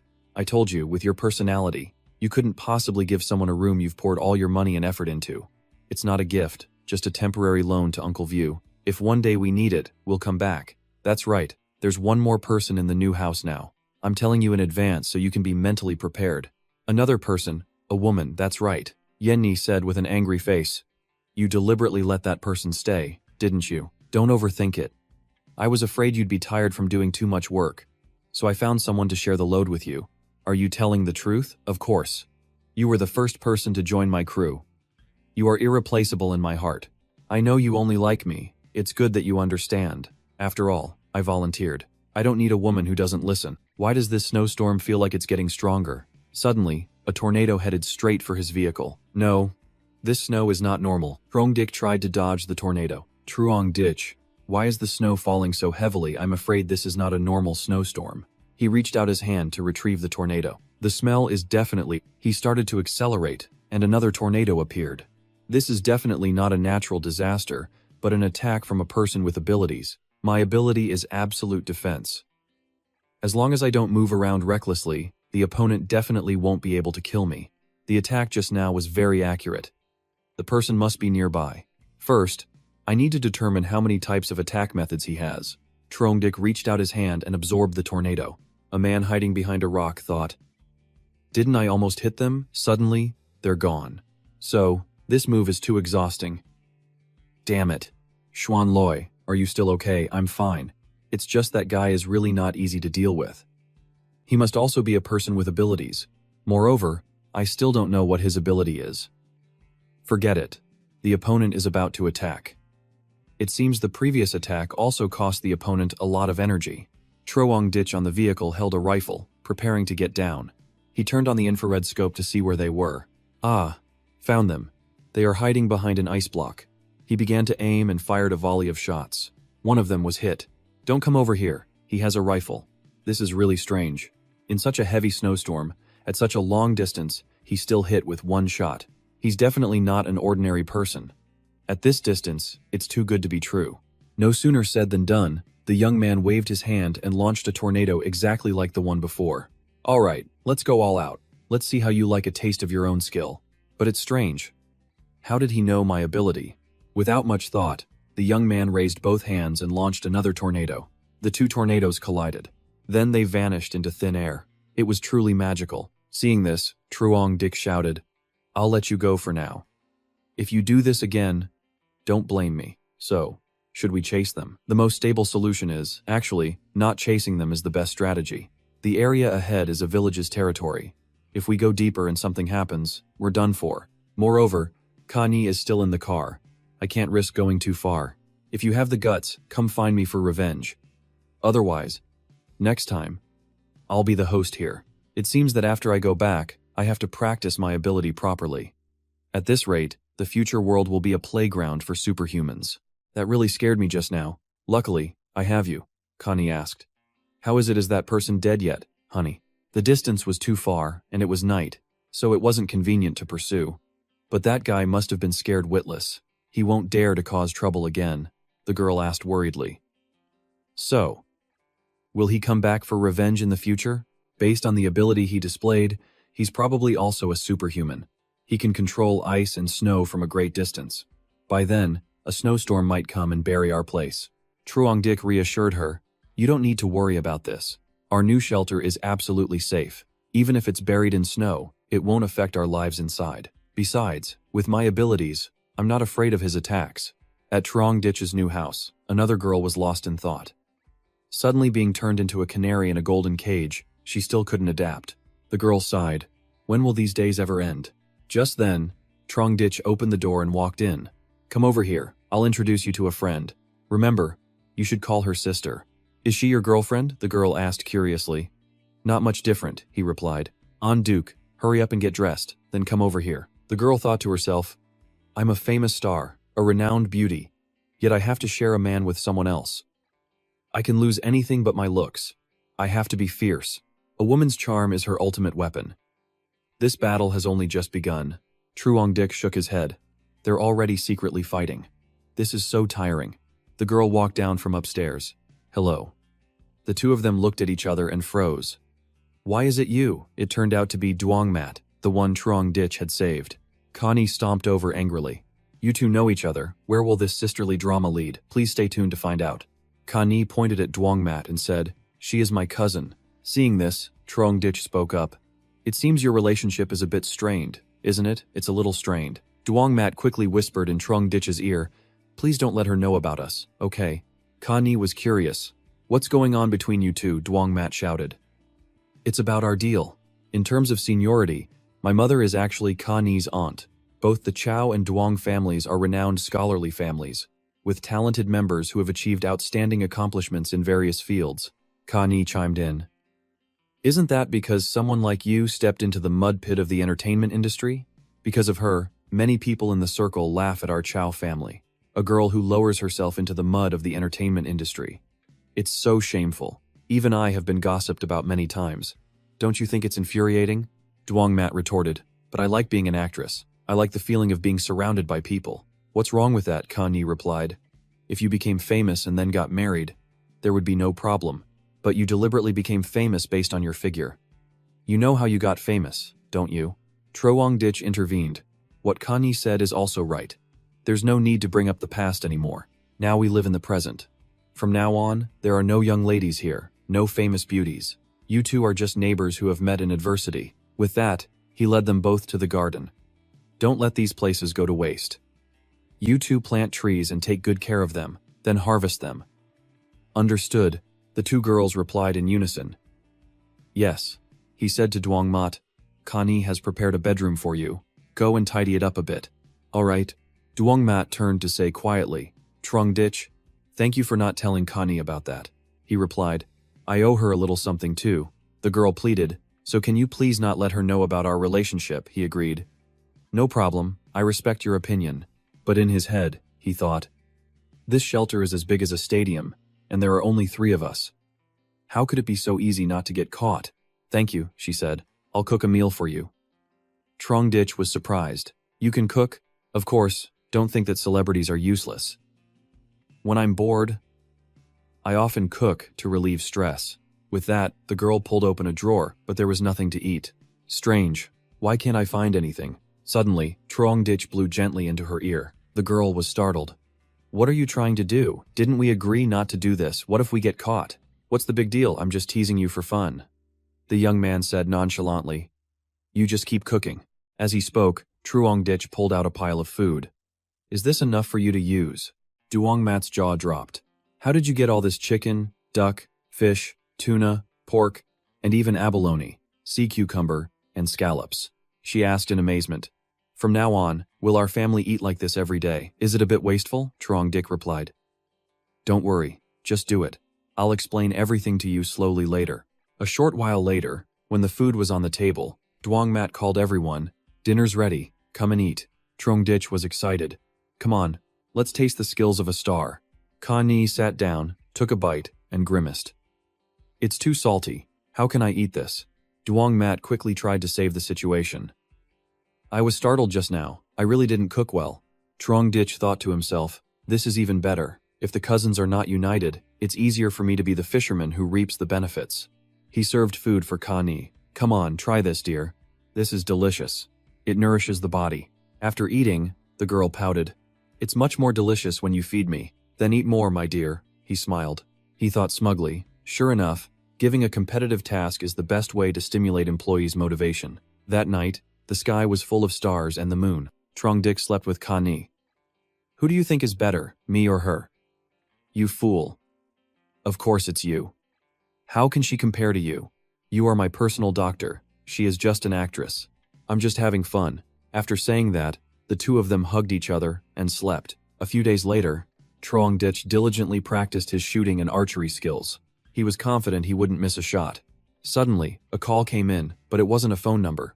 Could it be that an acquaintance is still alive? Only they can contact me by phone. How is that possible? Besides, even if it's an acquaintance of mine, I don't care. He immediately hung up. Strange, I turned off the phone, but it can still call. What on earth is going on? This is strange. I absolutely can't answer. It's possible that I didn't press it correctly just now, so I made a mistake. It can't be this surreal. And then, another call came in. I'm seeing ghosts. Wait, why did it suddenly accept? On the other end of the line was a man's voice, slightly hoarse. Why didn't you answer my call? Trung told himself to stay calm. As long as the other party is a hacker, they can do anything. Who are you? Truong from Kim Lone District, Thien Hai City. The stranger listed a series of Truong personal information. The other party must be a very good hacker. I wonder how much more he knows. I know you're in Vuong Tu Min's room right now. You killed him, didn't you? Who are you and what do you want from me? I'm your neighbor now. I'm near you. You'd better not have any funny ideas. Otherwise, I can leak all your information at any time, just because of what you have in your hands. Why should I give you supplies? I'm not a big shot. It doesn't matter if my information is leaked. If you're not afraid of death, then go ahead and leak it. If others find out you have the missing supplies from the Than Nam warehouse, how do you think that will turn out? How did he know about these things? What are you talking about? That warehouse is so big. How could I have taken it? You don't need to play cat and mouse with me. The warehouse lost its supplies. That incident must have a lot to do with you. The warehouse is so big, even if you only took a small shelf, it would be enough for you to live on for a year, even if you weren't the mastermind. But now I know you definitely have a large amount of supplies. I'm not afraid to tell you. My name is Phong Dat. From the Trivan Group. You've heard this name before, right? Phong Dat, the top tycoon of the information technology group in the country.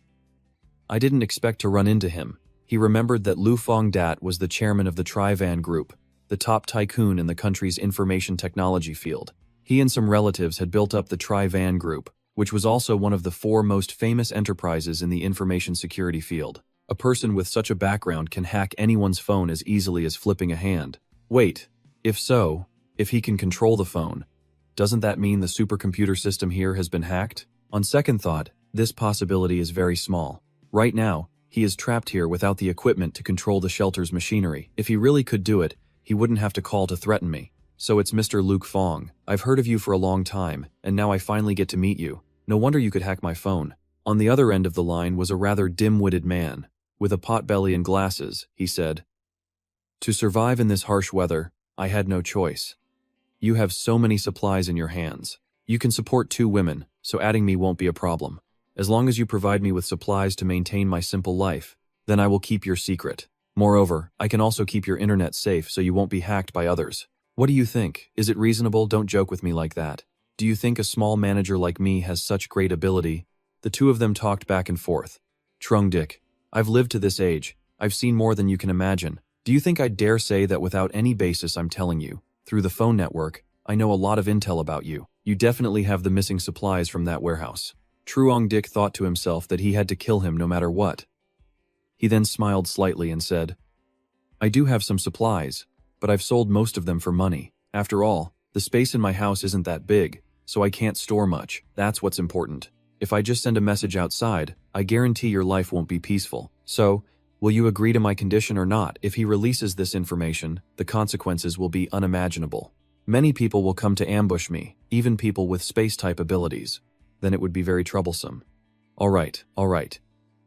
I can provide you with supplies. But you absolutely cannot reveal this matter to the outside. If you have any wrong thoughts, I will kill you. Don't worry, I'm not stupid. Right now, only heaven and earth know. Everyone cooperates happily.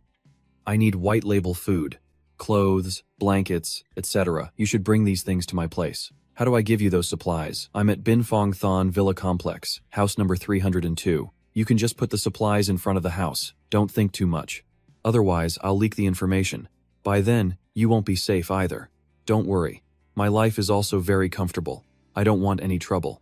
This Luke Phong Dat must die. He cannot be spared." Truong Ditch went out angrily. He picked up a glass of water. "Kani, there are a few things I need to discuss with you." "What is it?"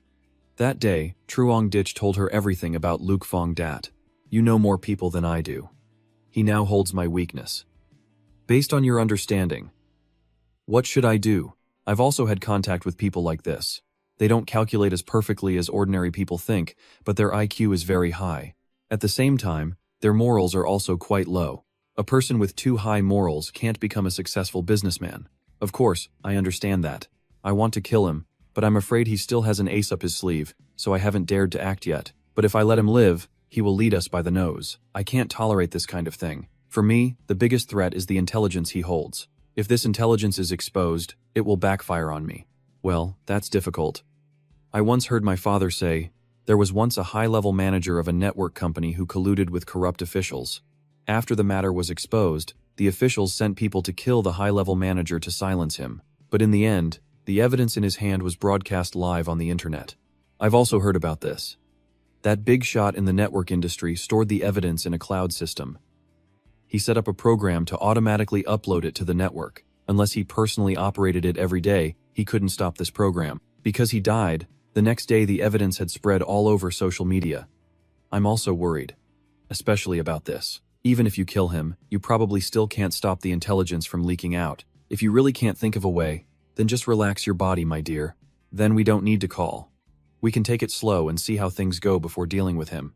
Dragging it out for too long is not good for us either. If I can't think of a solution, I'll keep worrying. Hi, I came in from the garden. What's wrong? You're here too. Let's think of a plan together. This is also a very difficult problem to solve.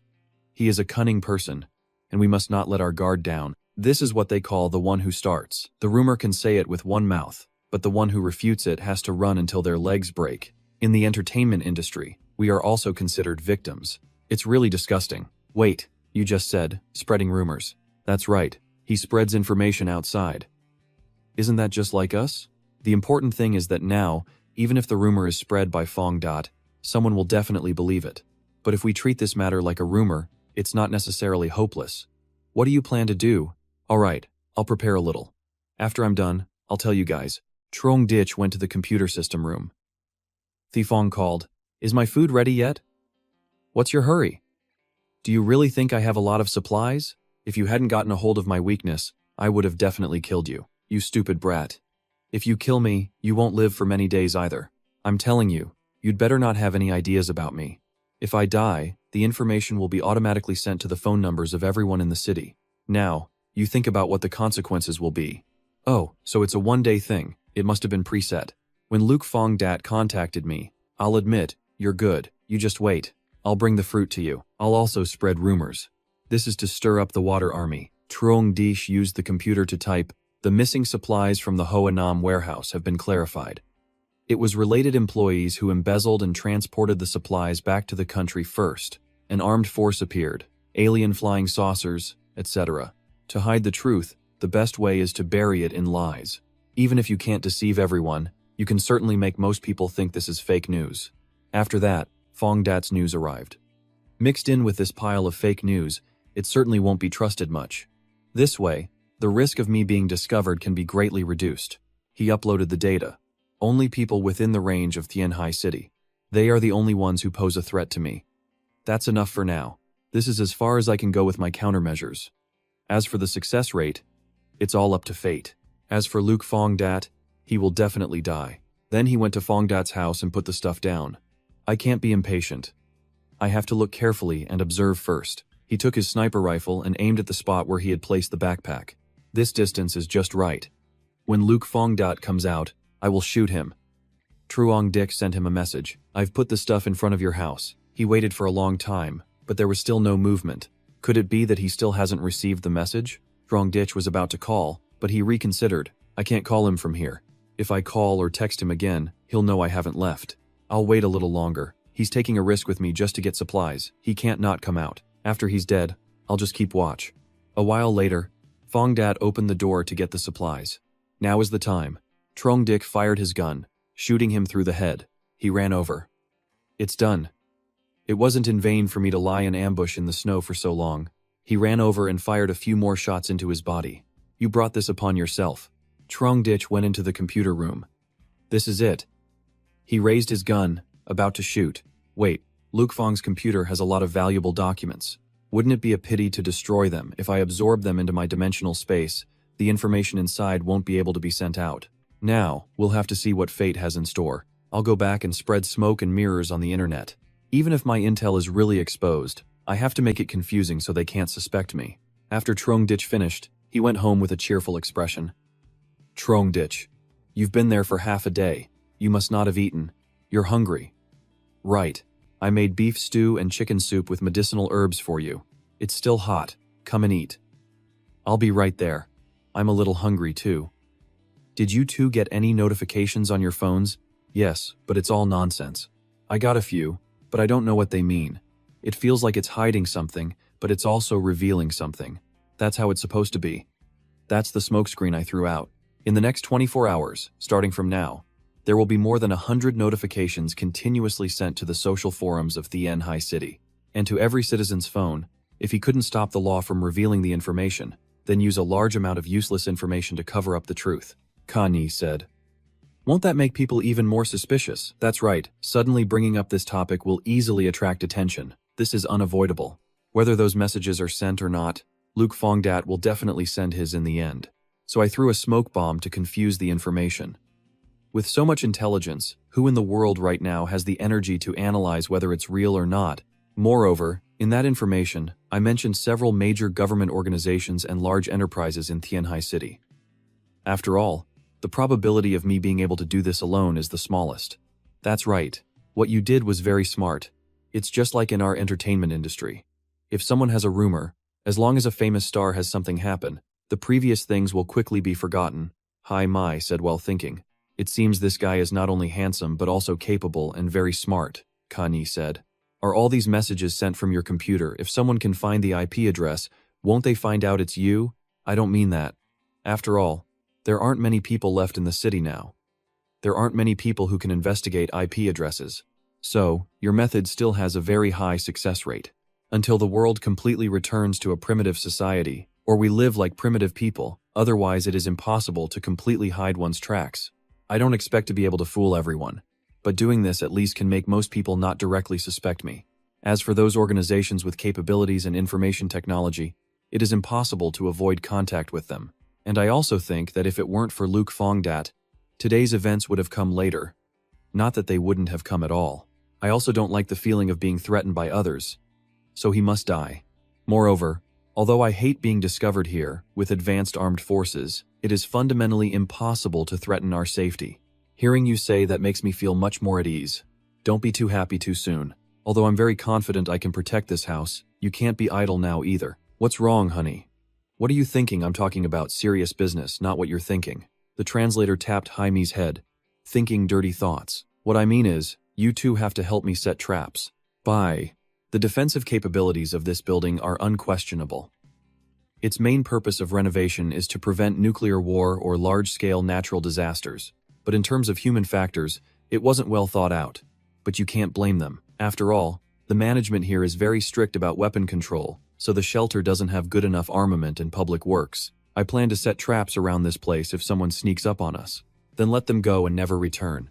If there's anything you need help with, just tell us. I don't really understand traps. In short, just give us the task and we'll do it carefully. Yes, that would be great. Trongditch took out a sharp spike. These are hidden in the snow.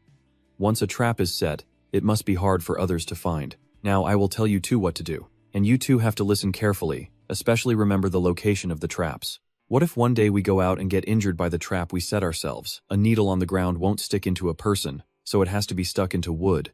After being buried under the snow, it can pierce a person's leg. You should use this with steel nails. The penetration of steel nails is much stronger. Adding a few more screws can increase the damage. Do you two understand? Trongditch and the two of them continued to make traps. This type of spike trap, at least 1,000 to 2,000 of them are needed. If there aren't enough, we can make more. They were placed about 100 meters from the villa. I'm sure you've seen this before. This is a wolf trap. If a wolf cub gets caught in it, its leg will break. If a person gets caught, the flesh will be torn deep into the bone. In other words, it can incapacitate a person. The placement of it must also be carefully studied. If placed outside, others can use a wooden stick to probe for it. Therefore, it needs to be placed within the range of the spike traps. You two just need to make these two traps. As for the others, I'll arrange them myself. Trongditch sat and looked out the window, studying. Kanye and Jaime continued to work. He calculated that there were 2 paths from the outside in. These are also 2 mandatory paths. I got 2 landmines from the weapons depot before. It's perfect to place them in the middle of these 2 paths. But from now on, I must be careful when I go out, to avoid the power of this thing. This thing has great power. Destroying tanks and armored vehicles is no problem. If a person is blown up, I'm afraid not even a speck of dust will be left. The first time these traps are used, the effect will be great. But if someone uses tools to deal with them, we must find a way to counter them. After making them, Trongditch and his 2 wives went outside to observe the situation. Don't place the spikes too far apart. The best effect is when someone steps on one. Their body falls, and then other spikes pierce them. If it pierces the chest, abdomen, or neck, it can kill a person instantly. Also, don't bury the spikes too deep. Just enough to cover them is fine, because the snow will gradually hide the traces of the trap. Truong Ditch also dug a hole and placed explosives in it. Then he covered it with snow, seeing no trace of it. Now, to prevent the enemy from clearing the traps, he threaded a wire through the bombs. Set up a layer of tripwire grenades outside. This way, whether they kick the wire with their foot or use a tool to trigger it, it will lead to an explosion. After a long day of work, everything should be settled by now.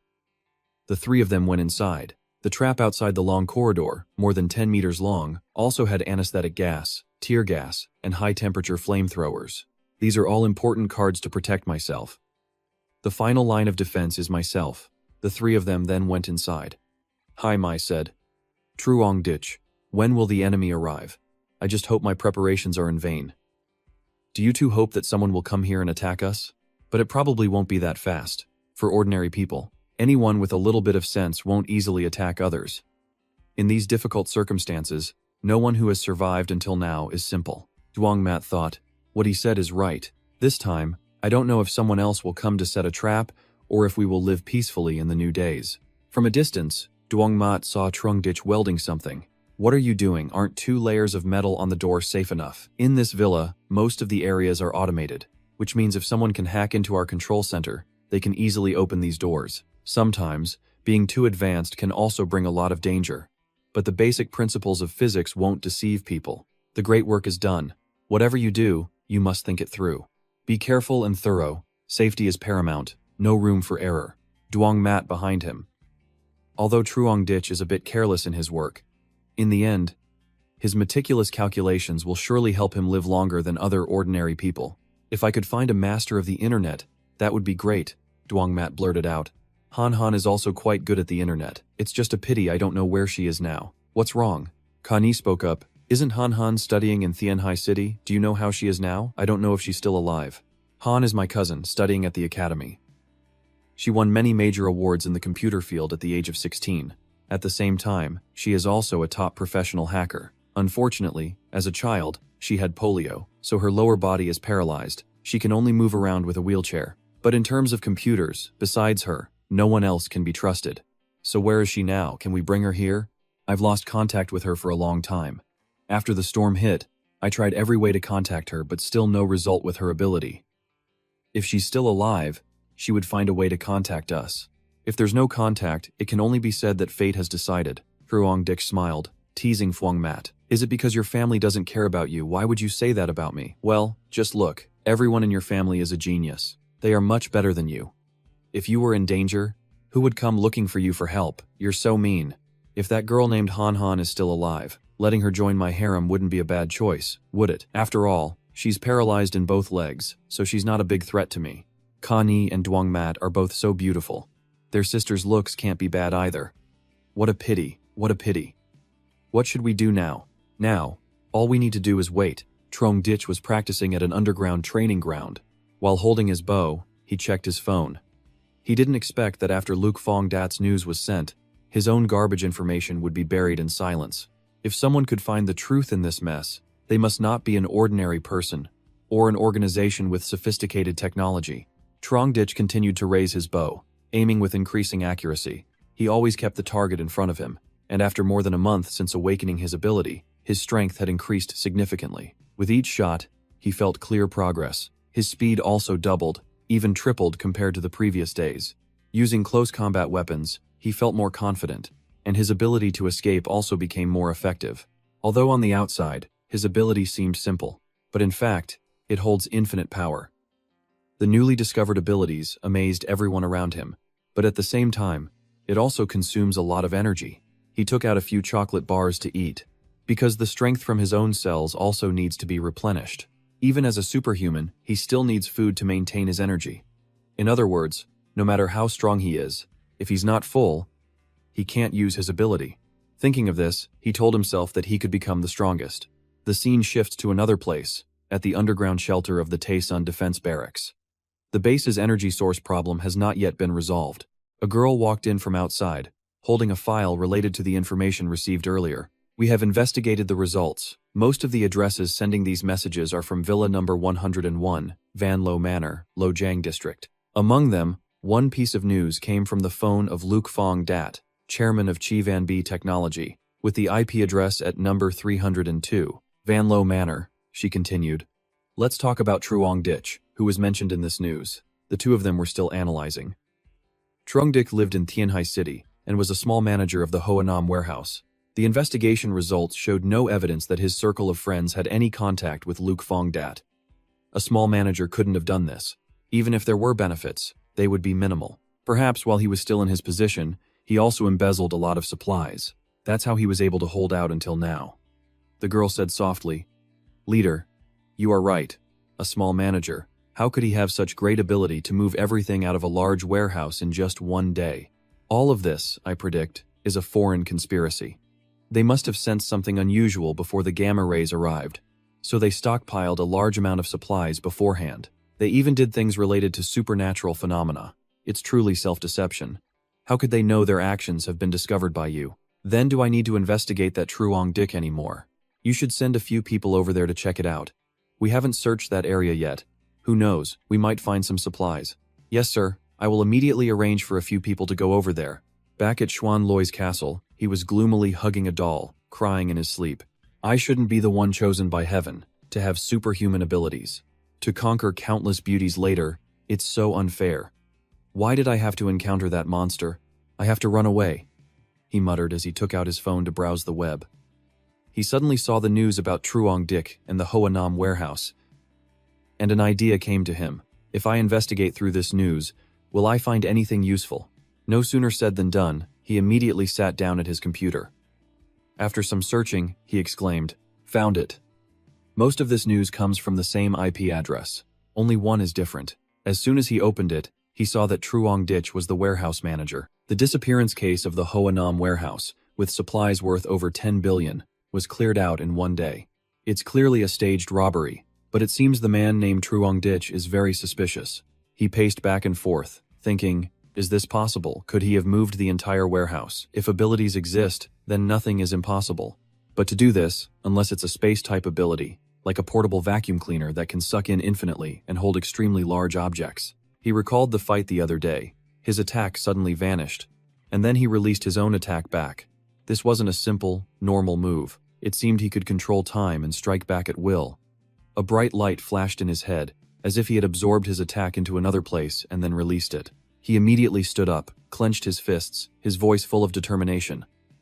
"I understand now. He must be a space-type ability user, and all the missing supplies from the Hoanam warehouse are very likely in his hands. If so, it's easy to understand how he got the snowmobile." With that, he climbed back into bed and continued to sulk with his doll. Compared to Truong Dich's ability, my snowblowing ability is far inferior to his. Could it be that he is the main character, and I am just the villain? My ability is completely countered by his. I'm no match for him at all. He hugged his pillow and sobbed. From now on, I can't confront him directly. It's best to befriend him. That's right, not just me, but I have to warn the whole village. From now on, no one should mess with him. After thinking it through, he ran out, opened the door, and shouted, "Third uncle! Third uncle! Are you here? Xuan Loi. You haven't been out of your room for ages. What's the big deal that you're running down here now? Third uncle, something has happened. I have to tell you about this. What's the big deal?" He gestured wildly with his hands and feet. "Third uncle, this Truong Dich is extremely strong. His ability also counters mine. We must not have any conflict with him. Our village and his house are only separated by a river. It's best if you tell everyone. From now on, stay away from that place. It's best to go somewhere else to fish." "You're saying the disappearance of the Hoanam warehouse was his doing, and that supplies worth over 10 billion are in his hands?" "According to my analysis, this is the most likely scenario, as he is a space-type ability user. Otherwise, it would be impossible to move everything out of such a large warehouse." Hearing this, the old village chief stroked his beard and pondered, if we could seize those supplies for the villagers to use, how many years would it last? "Third uncle, it's best not to target him." Hearing the admonition, his expression immediately darkened, his voice filled with anger. "Xuan Loi, you're good at everything, except you're too cowardly. Our Tudong village has several hundred households, and with the people from Tu Ra town, there are thousands of households. Do you think with so many of us, we can't do anything to him, but I can feel that that person is extremely dangerous. It's better not to provoke him, sir." The old village chief waved his hand, annoyed. Have you been scared out of your wits by him? When I was young, there was never a fight between nearby villages where we didn't bring back a few dead bodies. And now, for the sake of our Tudong village's traffic, even if we have to risk our lives, we're not afraid. The scene shifts to Trongdik's villa. At this moment, his family of 3 was eating and chatting happily. This carefree life seems not bad at all. Suddenly, there was a noise in the yard. Someone's here. I'll go check it out. You two go ahead and eat. With that, Trongdik went to the top floor and looked through his binoculars, seeing many people approaching his house. The people from Trantu town arrived much faster than I expected. He calmly took out his sniper rifle, fiddling with it as he muttered, "Normal people can't threaten the safety of this shelter. I need to watch out for the awakened one in their village. If he shows up, I'll take this chance to kill him. If you all want to throw your lives away, then come on. I can't believe there's such a large villa near our village in this freezing weather." Suddenly, a man screamed, "What's wrong? My leg. There are traps under the snow. Everyone be careful. Help him up quickly." What a despicable bastard, setting traps under the snow. Go tell the others to be careful. There are spike boards on the ground. Don't step on them. The village chief seemed experienced. He ordered them to arrange their formation carefully. That man was already prepared. These small traps can't stop us. Tell everyone to move slowly, using sticks and branches to clear the path ahead and deal with all those traps. Everyone followed the chief's orders, hitting the ground with sticks to clear the traps. They slowly approached Trongdik's villa. From above, he watched with a contemptuous smile. Do they really think they're so smart? It's time to activate the second trap. This trick is ineffective. Keep moving forward. Throw these spike boards aside. A man picked up a spike board to toss it aside and saw a wire. What's this black wire? Suddenly, a massive explosion erupted over a wide area. There's a bomb, everyone, there's a bomb. His face and body were covered in blood. The third brother lifted his shirt and saw his stomach was covered in wounds. He fell to his knees, screaming in agony. But he accidentally pressed on the wire for a second bomb, causing it to detonate. Everyone screamed in panic. There are bombs, we can't go any further. Countless people died, and the survivors were left severely traumatized. How did it turn into this? Village chief, quick, call Loy here. There's still about 100 meters to go, and who knows how many more traps are under there. We have to call him here. Everyone kept shouting, "Village chief, call Xuan Loy here." At that moment, the old village chief regretted not listening to the warnings. We can't have any more casualties in this opening battle. At first, Xuan Loy begged me not to attack this place. I even bragged that I could take down this shelter without him, but now, we haven't even reached the gate and we've already suffered such heavy losses. Trongdik, on the top floor, continued to observe and mutter. Why hasn't the ice ability user made a move yet? The shelter is less than 200 meters from those villagers. Even if his ability is best used at a longer range, as long as it's not over 2 kilometers, I can still snipe him. Just get over here. The village chief was struggling with his inner thoughts, asking me to go beg Xuan Loy, my own nephew. That's impossible. He calmed everyone down. What are you afraid of? We can do this without Xuan Loy. This kid is truly vicious, setting so many traps around his house. But don't worry, we'll advance step by step and disarm all his traps. He's trapped inside, so he can't escape. What's there to be afraid of? Then, he handed the binoculars to the villagers, his voice full of temptation. Take a look inside that villa. See what's in there. He pressed the binoculars to their eyes. They only saw 2 women eating a delicious meal. Oh my god. Then he passed the binoculars to the next person. Keep looking. Am I seeing things? There's so much food. And 2 beauties who look like goddesses. Is that heaven across from us? But the snow is full of traps and bombs. How do we deal with this? We should still call Xuan Loy over. That's the best option. With his skills, he just needs to make a move and he can blow away all this snow. Any traps would be exposed. The village chief shouted with a voice full of contempt. You're all a bunch of useless cowards. It seems that besides Xuan Loy, everyone else in our village is as timid as a rabbit. If anyone is scared, just scram. Don't embarrass the Tujia family. He was definitely playing on their pride. Third uncle, we're not cowards. What's there to be afraid of? We'll go capture that Trongdik right now for you to see. Isn't that better? We really don't have much to fear. As long as we're careful, these traps are nothing. After hearing third uncle's encouragement, the people started throwing snow forward, disabling many of the traps. Good, good. It seems this kid is nothing special. Everyone, stand back a bit. I'll handle all the nearby traps.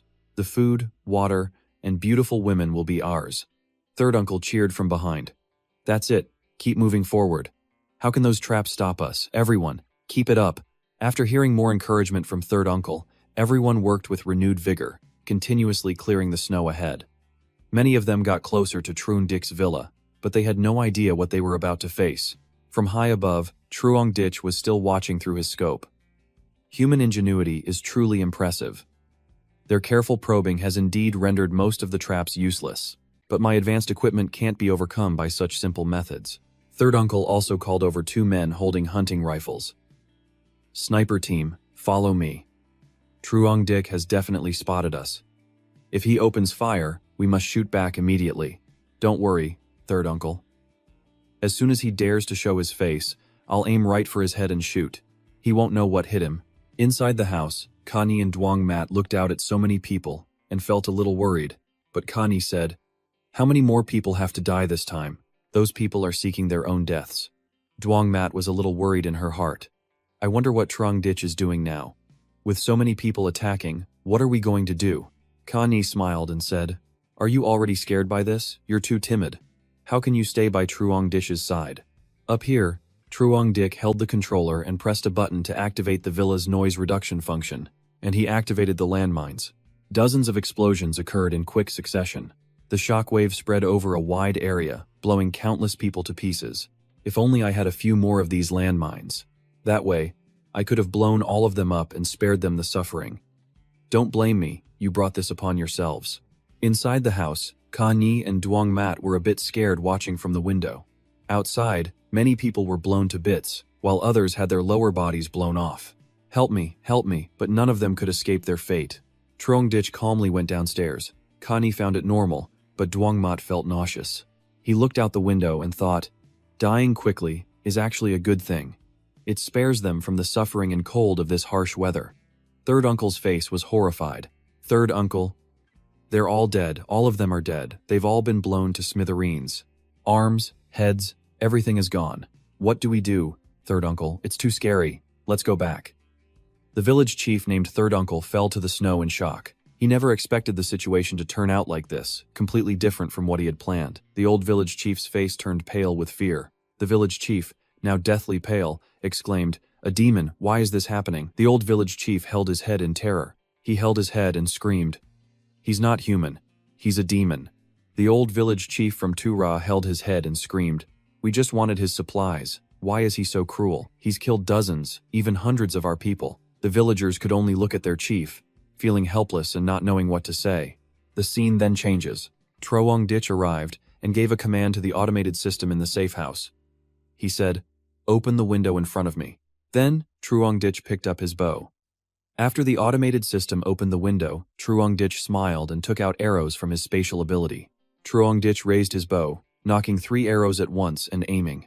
He thought to himself, after half a month of harsh training with the help of my ability, I no longer need to aim when shooting 3 arrows at once. Truong Dich coated the 3 arrows with his ability and fired them. The arrows flew out with terrifying speed. Coated in his ability, they were unaffected by things like friction, wind, or air resistance. The arrows flew directly and pierced through the target's heads. It was a truly terrifying ability. He continuously fired arrows coated with his ability, and the people of Tura village fell one by one. The gunmen in the distance were terrified. The villagers shouted, "Hunters, get up there and take down that Truong Dich." But before they could do anything, an ability-coated arrow pierced through one's head, to the astonishment of the man next to him. These men were terrified of being shot dead from so far away. There was nothing they could do but wait for death. Seeing the situation was bad, all the people from Tura village quickly fled for their lives. The villagers of Tura ran, exclaiming, "Impossible, how can an arrow fly so far in such a thick snowstorm?" The old village chief saw this and knelt in the snow, terrified and uncaring. He knelt and shouted, "It's all my fault. I should have listened to Xuan Loi's advice." The old village chief slapped himself repeatedly, saying, "I deserve to die. I really deserve to die. I am the sinner of Tujia village." Meanwhile, Truong Dich was watching everything through the thermal scope of his rifle. Seeing the old chief from Tura slapping himself, Truong Dich raised his bow and said, "So you're only showing up now, then you can leave your life behind here." Before Truong Dich could fire the final shot at the old chief from Tura, Xuan Loi arrived. A snow and ice tornado appeared, approaching them. Truong Dich lost his line of sight, so he lowered his bow and stopped shooting. He smiled and said, "So you finally couldn't hold back anymore. Trong Dich took his sniper rifle out of his spatial ability. He thought to himself, the awakened one from Tura village has finally appeared. At that moment, Xuan Loi appeared. He used his ability to create a giant tornado, blocking Trong Dich's vision. Xuan Loi said, "Go quickly. Everyone move." The people from Tura village quickly moved to escape Trong Dich's attack. The able-bodied and uninjured tried to carry and support the wounded as they quickly fled from Trong Dich's safe house. Xuan Loi was still trying hard to maintain his ability so the villagers could escape. He thought, I can't retreat, I have to resist. This is the only way to escape. I did the same thing last time. I have to buy time. The scene shifts to Trong Dich, who has now taken out a sniper rifle. He smiled and thought, I'm smarter now. I know that if I encounter this old trick of his at this distance, I won't be able to hit him accurately. At this point, Trong Dich put the sniper rifle back into his spatial ability and took out some protective gear. This included a helmet and a bulletproof vest.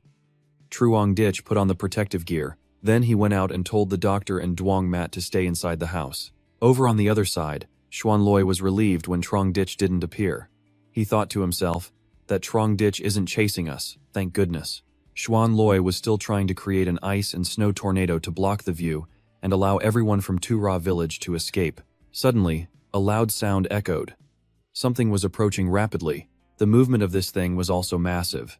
It was none other than Trong Dich. Trong Dich was chasing them in his car. He said, activate auto drive mode. With the car now on autopilot, Trong Dich leaned out of the vehicle. He took a rifle from his spatial ability and started firing continuously, bullets whizzing through the air. The people from Tura village saw Trong Dich chasing them with a heavy rifle. Terrified, they cried for help, running and screaming, Xuan Loi, stop him. Behind them, the villagers fell one by one. On his side, Trong Dich saw that he had almost killed all of them. He smiled and said, only one left. Trong Dich then took out his sniper rifle. He aimed carefully and fired decisively. A loud bang echoed as the bullet flew at a speed of 1,750 meters per second. The sniper bullet pierced the head of the last man in the blue shirt, then flew right past Xuan Loi's face, making him break out in a cold sweat. It was too dangerous. Xuan Loi also took off running for his life. Then villagers on a dog sled reached out to grab Xuan Loi, saying, Xuan Loi, let's go. Trong Dich gave chase in his car, thinking, this is the best chance to kill the mysterious awakened one from Tura village. I absolutely cannot let him get away. These people were riding dog sleds, running for their lives. Some sleds carried 2 people, others 3.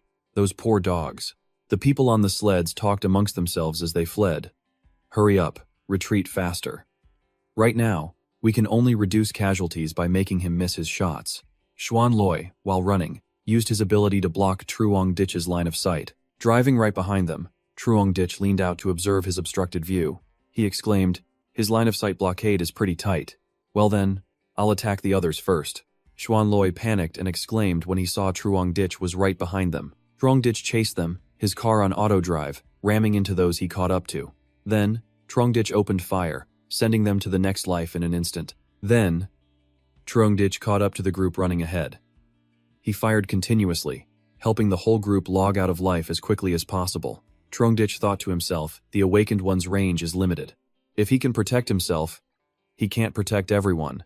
Trong Dich was aiming at the people from Tura village, pondering to himself. He thought, if I want to protect myself, I can only kill all the villagers from Tura. Trong Dich put his car on auto drive. Then, he leaned out with his gun, taking down the fleeing villagers from Tura one by one. He fired continuously, and they died one after another without stopping. Xuan Loi, running ahead, turned around and shouted, throw their bodies off and run faster. Otherwise, no one will escape. Hurry up. The man driving the dog sled behind him looked at the corpses and said, these are the bodies of our fathers and brothers. Can't they even get a proper burial? Without hesitation, he decided to toss his own father's body off to lighten the sled and make it go faster. Trong Dich, chasing from behind, saw the bodies blocking the road and said, cheap tricks. He gracefully weaved past the corpses. Trong Dich put the car on auto drive again. This time, he leaned out with a sniper rifle, aimed at his target, and then fired with a loud bang. The bullet flew from the gun at an extremely high speed. Before the casing could even hit the ground, the 2 men fleeing on the sled were hit. The bullet pierced through the heads of the 2 young men from Tujia village, quickly and accurately. The man driving the sled, waiting for Xuan Loi, exclaimed in panic. Xuan Loi. You have to think of something, Xuan Loi stammered, not knowing how to answer. He stuttered, well, even if you say that, Before he could finish his sentence, Xuan Loi had a great idea. He exclaimed, I've got it. Xuan Loi's eyes glowed with an awesome awakened light. He began to channel his ability into his arm, causing the ice earth behind them to crack.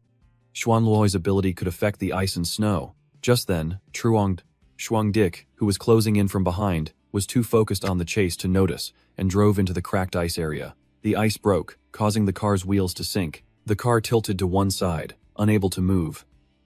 Seeing this, he sighed and clicked his tongue. Trongdich climbed onto the roof of the car to survey the area. He looked around and said, so that awakened one's power can actually break the ice surface. Trongdi had no choice but to stand on the car and aim.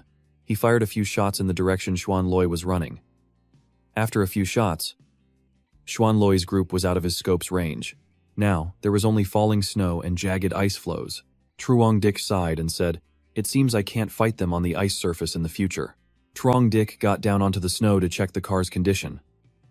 Frustrated, he kicked the tire hard. He said, if his ability's intensity wasn't fully developed or if the ice wasn't thick enough, both me and the car would have fallen into the water. I can't chase down the villagers of Tujia anymore. Trongdich then drove his car back home. Afterwards, Trongdich went inside the house. As soon as he entered the house, Truongdich saw the two sisters, Dr. Chao and her older sister Duong Mat, sitting worriedly. Truongdik approached them. Dr. Chao saw him and asked, what was the result? Did you catch the awakened one who attacked us last time? Trongdik sat down and sighed. No, those people are very despicable and didn't dare to fight me head-on. His ability is incredible for escaping. It's not easy to kill him. Trongdich remained silent. Seeing this, the older sister Duongmat asked Trongdich, you killed so many people, aren't you afraid? Afraid of being held accountable in the future? Killing is against the law. Sister Duongmat's words also marked the end of this chapter. At this moment, the older sister Duongmat was dejected and deep in thought. Before tonight, I thought this apocalyptic snowstorm disaster would pass quickly, but now, nothing has happened as I expected. Seeing his older sister Duongmat dejected, Trongdich approached to comfort her, asking, what's wrong with you? Duongmat didn't say anything. Truongdich then left, saying, Kani, I'm a bit hungry, make me some food. Dr. Chao heard this, got up, and followed Truongdich, saying, all right, what do you want to eat? Leaving Duongmat alone, Truongdich said, soup with some chicken gizzards. Upon hearing this, her sister Duongmat felt like vomiting and immediately tried to cover her mouth. Seeing this, Truongdich came closer to check on her. He said, why are you so weak? Maybe you should eat some too, to nourish your body. Duongmat raised her hands in surrender and repeatedly refused, exclaiming, you're too cruel. The scene shifts to Tura village, where a loud sound echoes through the snowstorm. Where's my son? Where's my father? Where's my son? Someone in the village shouted loudly. Tu Chi, another person said. Wait, where's my husband? Is he okay? The people of Tura village were grieving, crying miserably as they came to identify the bodies of their relatives. Some couldn't even find their loved ones, not even their bodies. Meanwhile, Xuan Loi said, I clearly warned them. He sighed sadly. A young man approached Xuan Loi and pulled him along. This man said, come with me, quickly. Third uncle is not doing well. He wants to see you. Hearing this, Xuan Loi was shocked and exclaimed, what? The young man and Xuan Loi quickly headed home, running non-stop. The people outside were also crying endlessly. A girl, sobbing, said, Xuan Loi, I heard you didn't go with them this time. Why didn't you go? You're the only lucky one in our Tura village with extraordinary abilities. When trouble came, you didn't lead the charge but instead hid in your house like a coward. The girl cried, her face purple with anger, and shouted, do you know that because of you, many people from our Tura village have died? Xuan Loi couldn't stand these harsh words anymore. He stopped and replied, it wasn't me who told them to go. I tried to advise them many times. The girl cried even louder, shouting more forcefully, if you had been there, you could have just used your power to control the snow and ice. A few waves of your hand and people wouldn't have been killed by the bombs. The women behind her joined in scolding him. What's wrong with your head? Xuan Loi remained silent, saying nothing. An old man with white hair appeared and stopped everyone. All right, it's already happened. Say less. The white-haired old man said to Xuan Loi, go inside. Third uncle is waiting for you. A moment later, Xuan Loi was inside the house. The village chief was lying on the bed. Seeing Xuan Loi enter, he said, "Xuan Loi, you're here." Xuan Loi ran to the old man and took his hand, the village chief. Xuan Loi exclaimed. Third uncle, the old village chief, was blaming himself. "It's all my fault for not listening to you. Otherwise, so many people from our Tura village wouldn't have died." Third uncle blamed himself, sighing as he said, "I was foolish and arrogant. After the apocalypse and the blizzard hit, we fought with several neighboring villages and never lost, so I thought no one was our match. Now I understand our village is strong because of you." The village chief continued, "Just a bunch of fishing villagers. What were we showing off for? In the end, we just threw our lives away." Xuan Loi gripped his hand tightly and said, "Third uncle, don't say that." The old village chief gently took Xuan Loi's hand and said, "I've told the family, if they want to hate someone, they should hate this old man. You can't be blamed for this. What can ordinary people like us do against someone with abilities? They are awakened. We are just people. I was too delusional." The old village chief cried sadly. He said, "Now that their family members are dead, they might say unkind things to you. I hope you won't blame them. After all, we all share the same roots. In these times, we must help each other to survive." Xuan Loi couldn't control his emotions and broke down crying. "Uncle, I know, I won't mind." The old village chief said joyfully, "I'm about to die. Before I go, Tura village will depend on you." The village chief sighed and said, "I'm tired, let me sleep for a while." The old village chief then closed his eyes. Immediately after, the old village chief let go of his worldly duties and passed away peacefully. Seeing that third uncle was gone, Xuan Loi cried out loudly. Outside, everyone ran in, wailing miserably. Xuan Loi stood up, looking at the old man, unable to contain his sadness. With tears welling up, he left. Xuan Loi walked outside sadly. As he walked, he muttered to himself. "Before he died, third uncle asked me to protect Tura. What can I do?" Xuan Loi didn't know what to do. He held his head in confusion. He said, "If that god of death comes, I'm no match for him. I'm afraid there's no other way but to run away from him." Xuan Loi shouted, "I thought after awakening my powers, I would become the village's genius. But why has so much trouble come to my village? I just want to lie around and do nothing." While Xuan Loi was lamenting, he suddenly realized a girl was standing in front of him, watching him. He immediately approached to talk to her. This beautiful girl shyly asked, "Are you Xuan Loi?" Seeing a beautiful girl, Xuan Loi was overjoyed. He shyly and awkwardly replied, "Yes, I'm Xuan Loi." "And who are you?" The girl happily replied, "My name is Tu Lei. Thank you so much for saving my father today. My dad said if you hadn't stepped in, everyone might have died there." He replied shyly, smiling awkwardly and said, "It was what I should do." Xuan Loi clenched his fist decisively. He thought to himself, Tu Lei is right. I'm not a sinner, I'm a hero. I should be a hero. The girl Tu Lei said, "My father can't come over right now, so he sent me to thank you."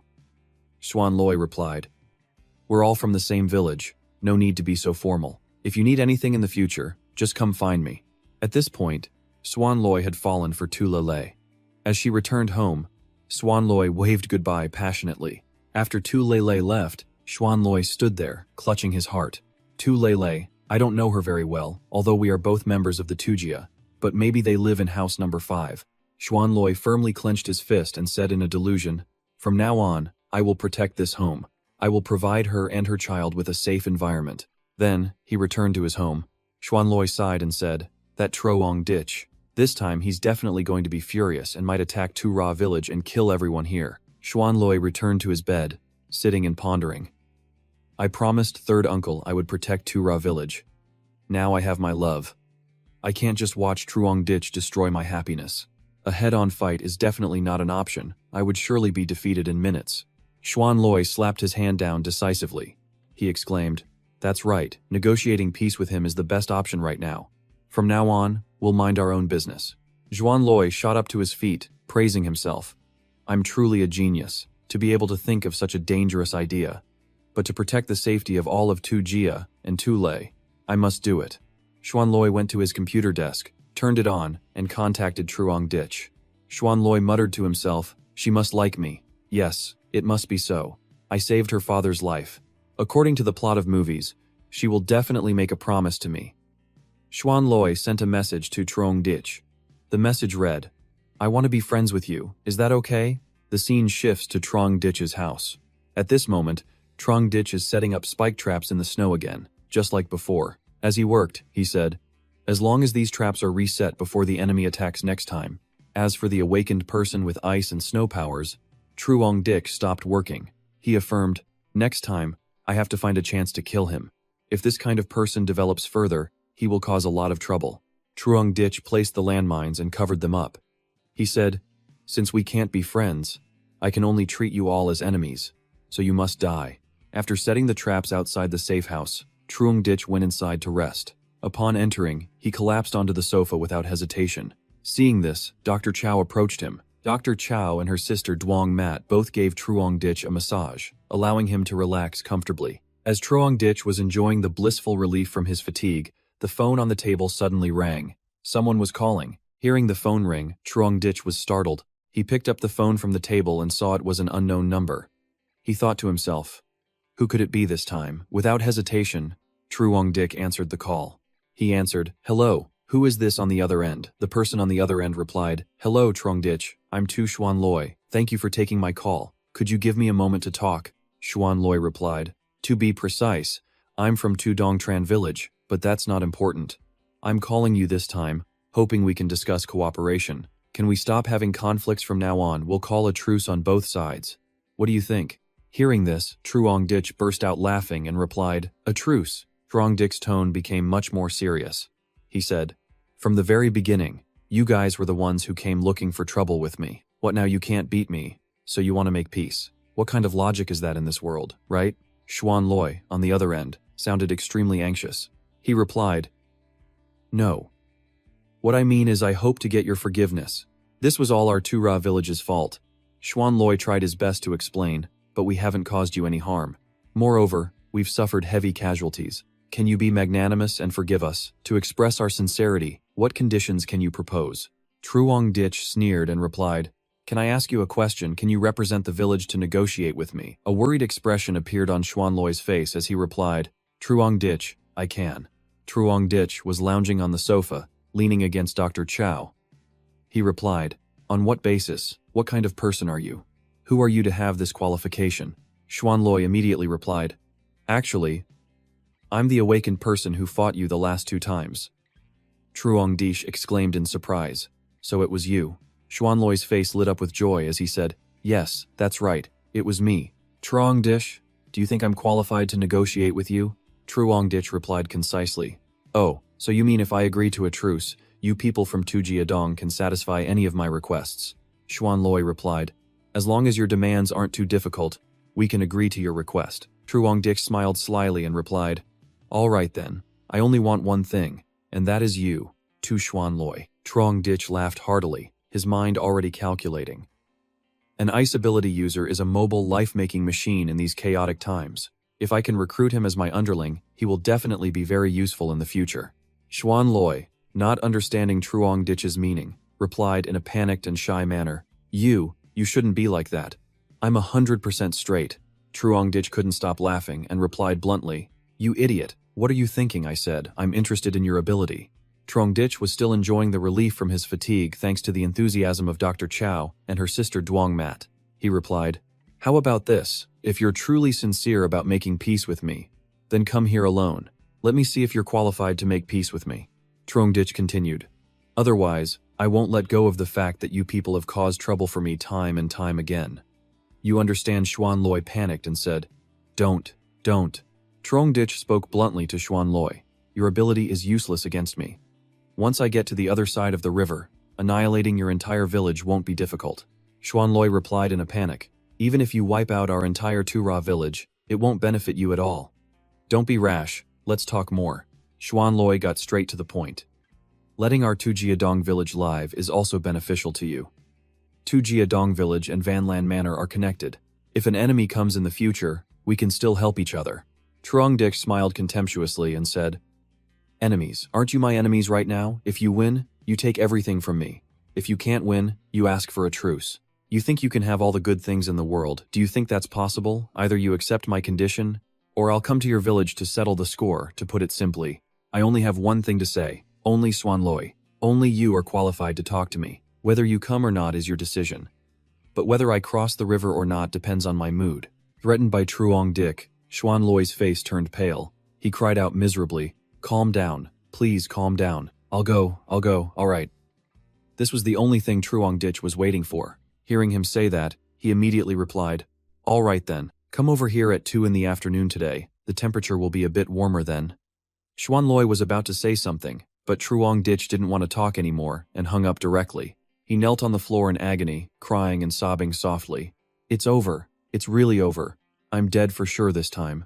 Agreeing to this is a life or death situation, my beautiful youth. My life, favored by the heavens, must end here." Meanwhile, at Truong Ditch's place, he had just put down the phone and was thinking to himself, "I have a general understanding of Tu Xuanloi's abilities now. He doesn't pose a threat to me, but should I kill him, his ice ability will definitely become a limitless potential in the future, even more useful than Chuvu's body enhancement." After thinking for a while, Truong Ditch stood up, stretched, and said aloud to himself, "I'll test him first. I'll decide whether to kill him or not then. It won't be too late."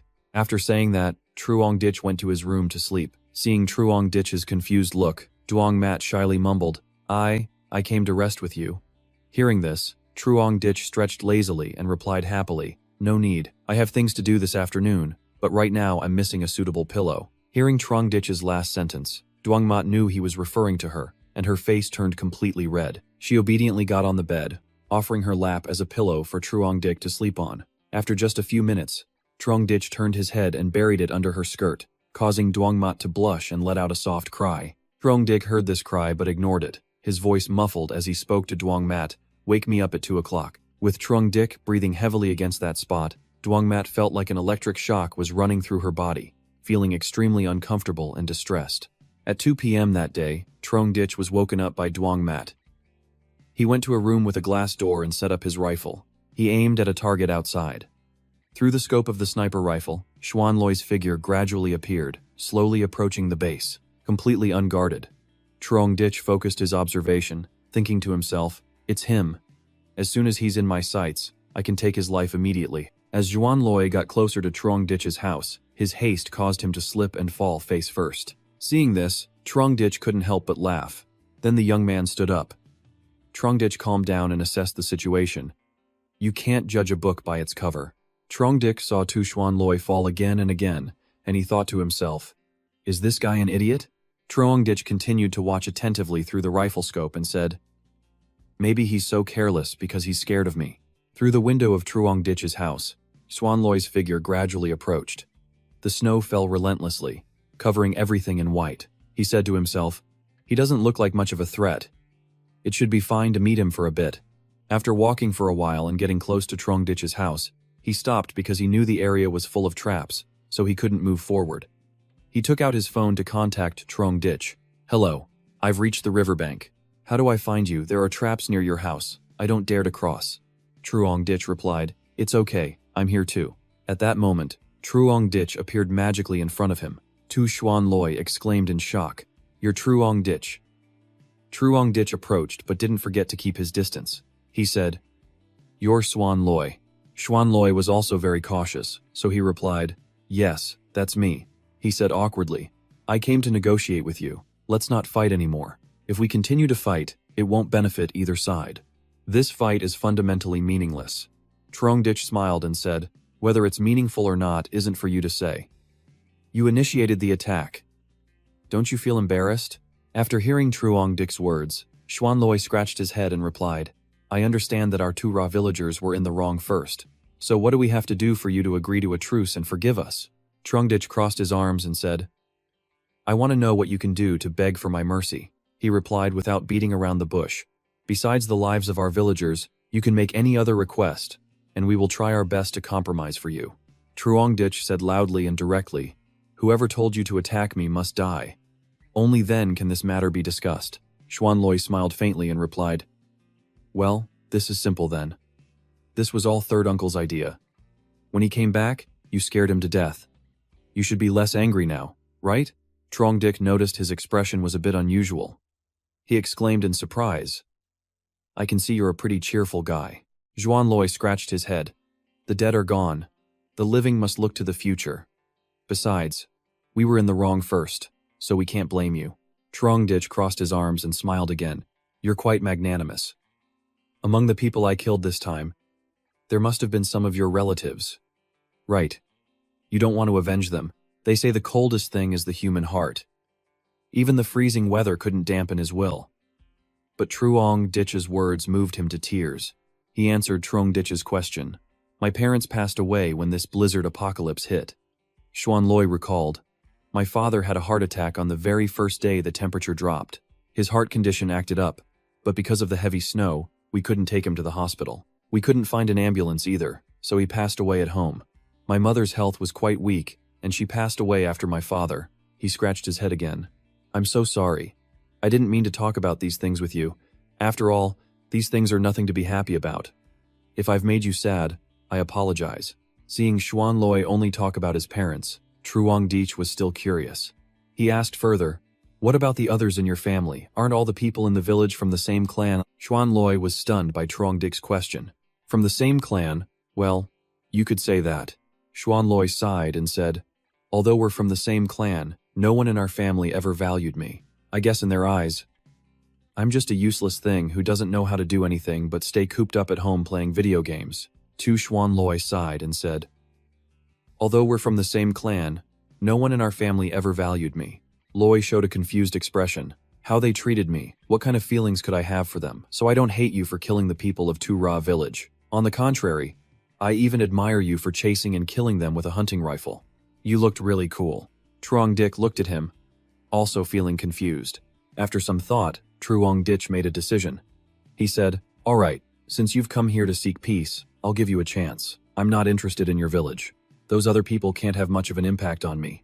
But you are a very interesting person. Out of respect for you, I can spare Ra village. Xuan Loi's face lit up as he shouted, really? He joyfully moved towards Truong Ditch but was immediately stopped. Don't be in such a hurry. I still have a request for you. He listened to Truong Ditch and stopped so abruptly that he fell into the snow. Then, Truong Ditch crossed his arms and said, from today on, I want you to be my disciple and follow my orders. You are not to oppose any of my requests. Xuan Loi was bewildered and asked Truong Ditch again, any request? He said to Truong Ditch, what if you crave my body? Truong Ditch's face turned pale, and he smiled. I just won't send you to your death, all right, Truong Ditch thought to himself. If this Xuan Loi is a weeaboo, then he definitely can't resist these things. Truong Ditch took out a beautiful girl figurine from his spatial ability. Truong Ditch presented the figurine to Xuan Loi and said, if you follow me, I won't treat you poorly. Okay. When Xuan Loi saw the figurine, he was overjoyed and exclaimed, oh, it's beautiful. Xuan Loi seemed very excited. He asked Truong Ditch, is this for me? Truong Ditch chuckled and said, I have many more like this, and even some one-of-a-kind ones from all time. He happily accepted it. Xuan Loi accepted it with the joy of his passion and dreams. Truong Ditch seized the opportunity. While Xuan Loi was captivated, he said, as long as you follow me from now on, I guarantee you'll have enough things like these figurines, body pillows, games, and other related items. Xuan Loi agreed immediately without hesitation. Okay, whatever you say, I'll listen to you. Truong Ditch was about to head back home when he remembered something. He stopped and said to Xuan Loi, all right then, since you're already here, you can do me a favor. Xuan Loi asked curiously, what favor is that? Truong Ditch didn't say much. He took a large displacement car out of his spatial ability. He said, come with me for a bit and you'll see. He said in amazement, when time is absent, space is king. Your ability is a unique existence, even on a global scale. Then, Xuan Loi got in the car with Truong Ditch, and they left together. Truong Ditch said, where did you learn all these theories? You're very knowledgeable, he said shyly. It's research from our weeaboo world. Truong Ditch thought back to Xuan Loi's words and chuckled. When time is absent, space is king. While driving and thinking, he recalled how he had returned from the brink of death before the apocalypse struck. This was a form of spatio-temporal travel. Could it be that I have another ability that hasn't awakened yet? Truong Ditch smiled and continued to focus on driving. He thought, I'll put these things aside for now. My ability is still in its early stages. Once I can use it more proficiently, I'll discover even more amazing things. Shortly after, Xuan Loi couldn't contain his curiosity. He asked Truong Ditch again, Truong, where are we going? Truong Ditch smiled and replied, of course, I'm taking you to find something good for you. After moving for a while, the two of them were still chatting enthusiastically. Suddenly, Truong Ditch said, Xuan Loi, deal with the snow in front of me. The two of them got out of the car. Xuan Loi used his ability to clear the obstacle in front. Truong Dich stood behind with his arms crossed, observing. The high mountains of ice and snow ahead began to move. The ice and snow started to crack and separate. After Xuan Loi used his ability, the snow began to crackle and break. A snow mountain was lifted into the air. He was very focused, trying to lift the snow mountain to another place. Truong Dich stood behind and thought, I can't let my guard down completely.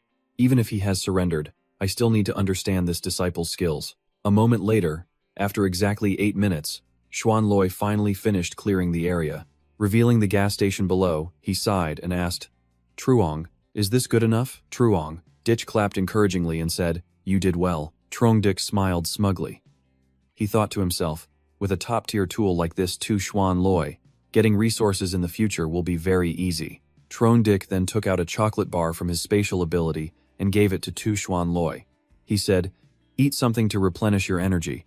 He reached out to take it, not forgetting to say thank you. Thank you. He immediately opened the chocolate bar and took a bite. As he ate, he savored the taste of the chocolate, his favorite flavor. It was a taste he hadn't had in a long time. While Truong Dich was eating to replenish some energy, Truong Dich moved down to the gas station. A moment later, Truong Dich came out from the gas station's convenience store. Xuan Loi saw him come out and asked, Are you done with your work? Truong Dich climbed up and replied, The work is done. Xuan Loi saw this and clapped to congratulate him, saying, That's great, you're amazing. Xuan Loi then sat down and braced himself to pull Truong Dich up. Truong Dich asked him, Have you guys never thought of going to get supplies like this before? And he answered immediately, Of course we have. But in this freezing weather, we simply can't leave the village for too long. Xuan Loi and Truong Dich walked towards their car. On the way, he recounted, Even with a dog sled, the dogs we have aren't a breed that can survive in the harsh northern conditions. If they are active outside for a long time, their bodies can't digest properly. So we can only dig up a few supermarkets and grain depots around Tura village. But that's enough for our use. There's no need to go further. Truong Dich put his arm around his shoulder and said, This problem is not a big deal for me.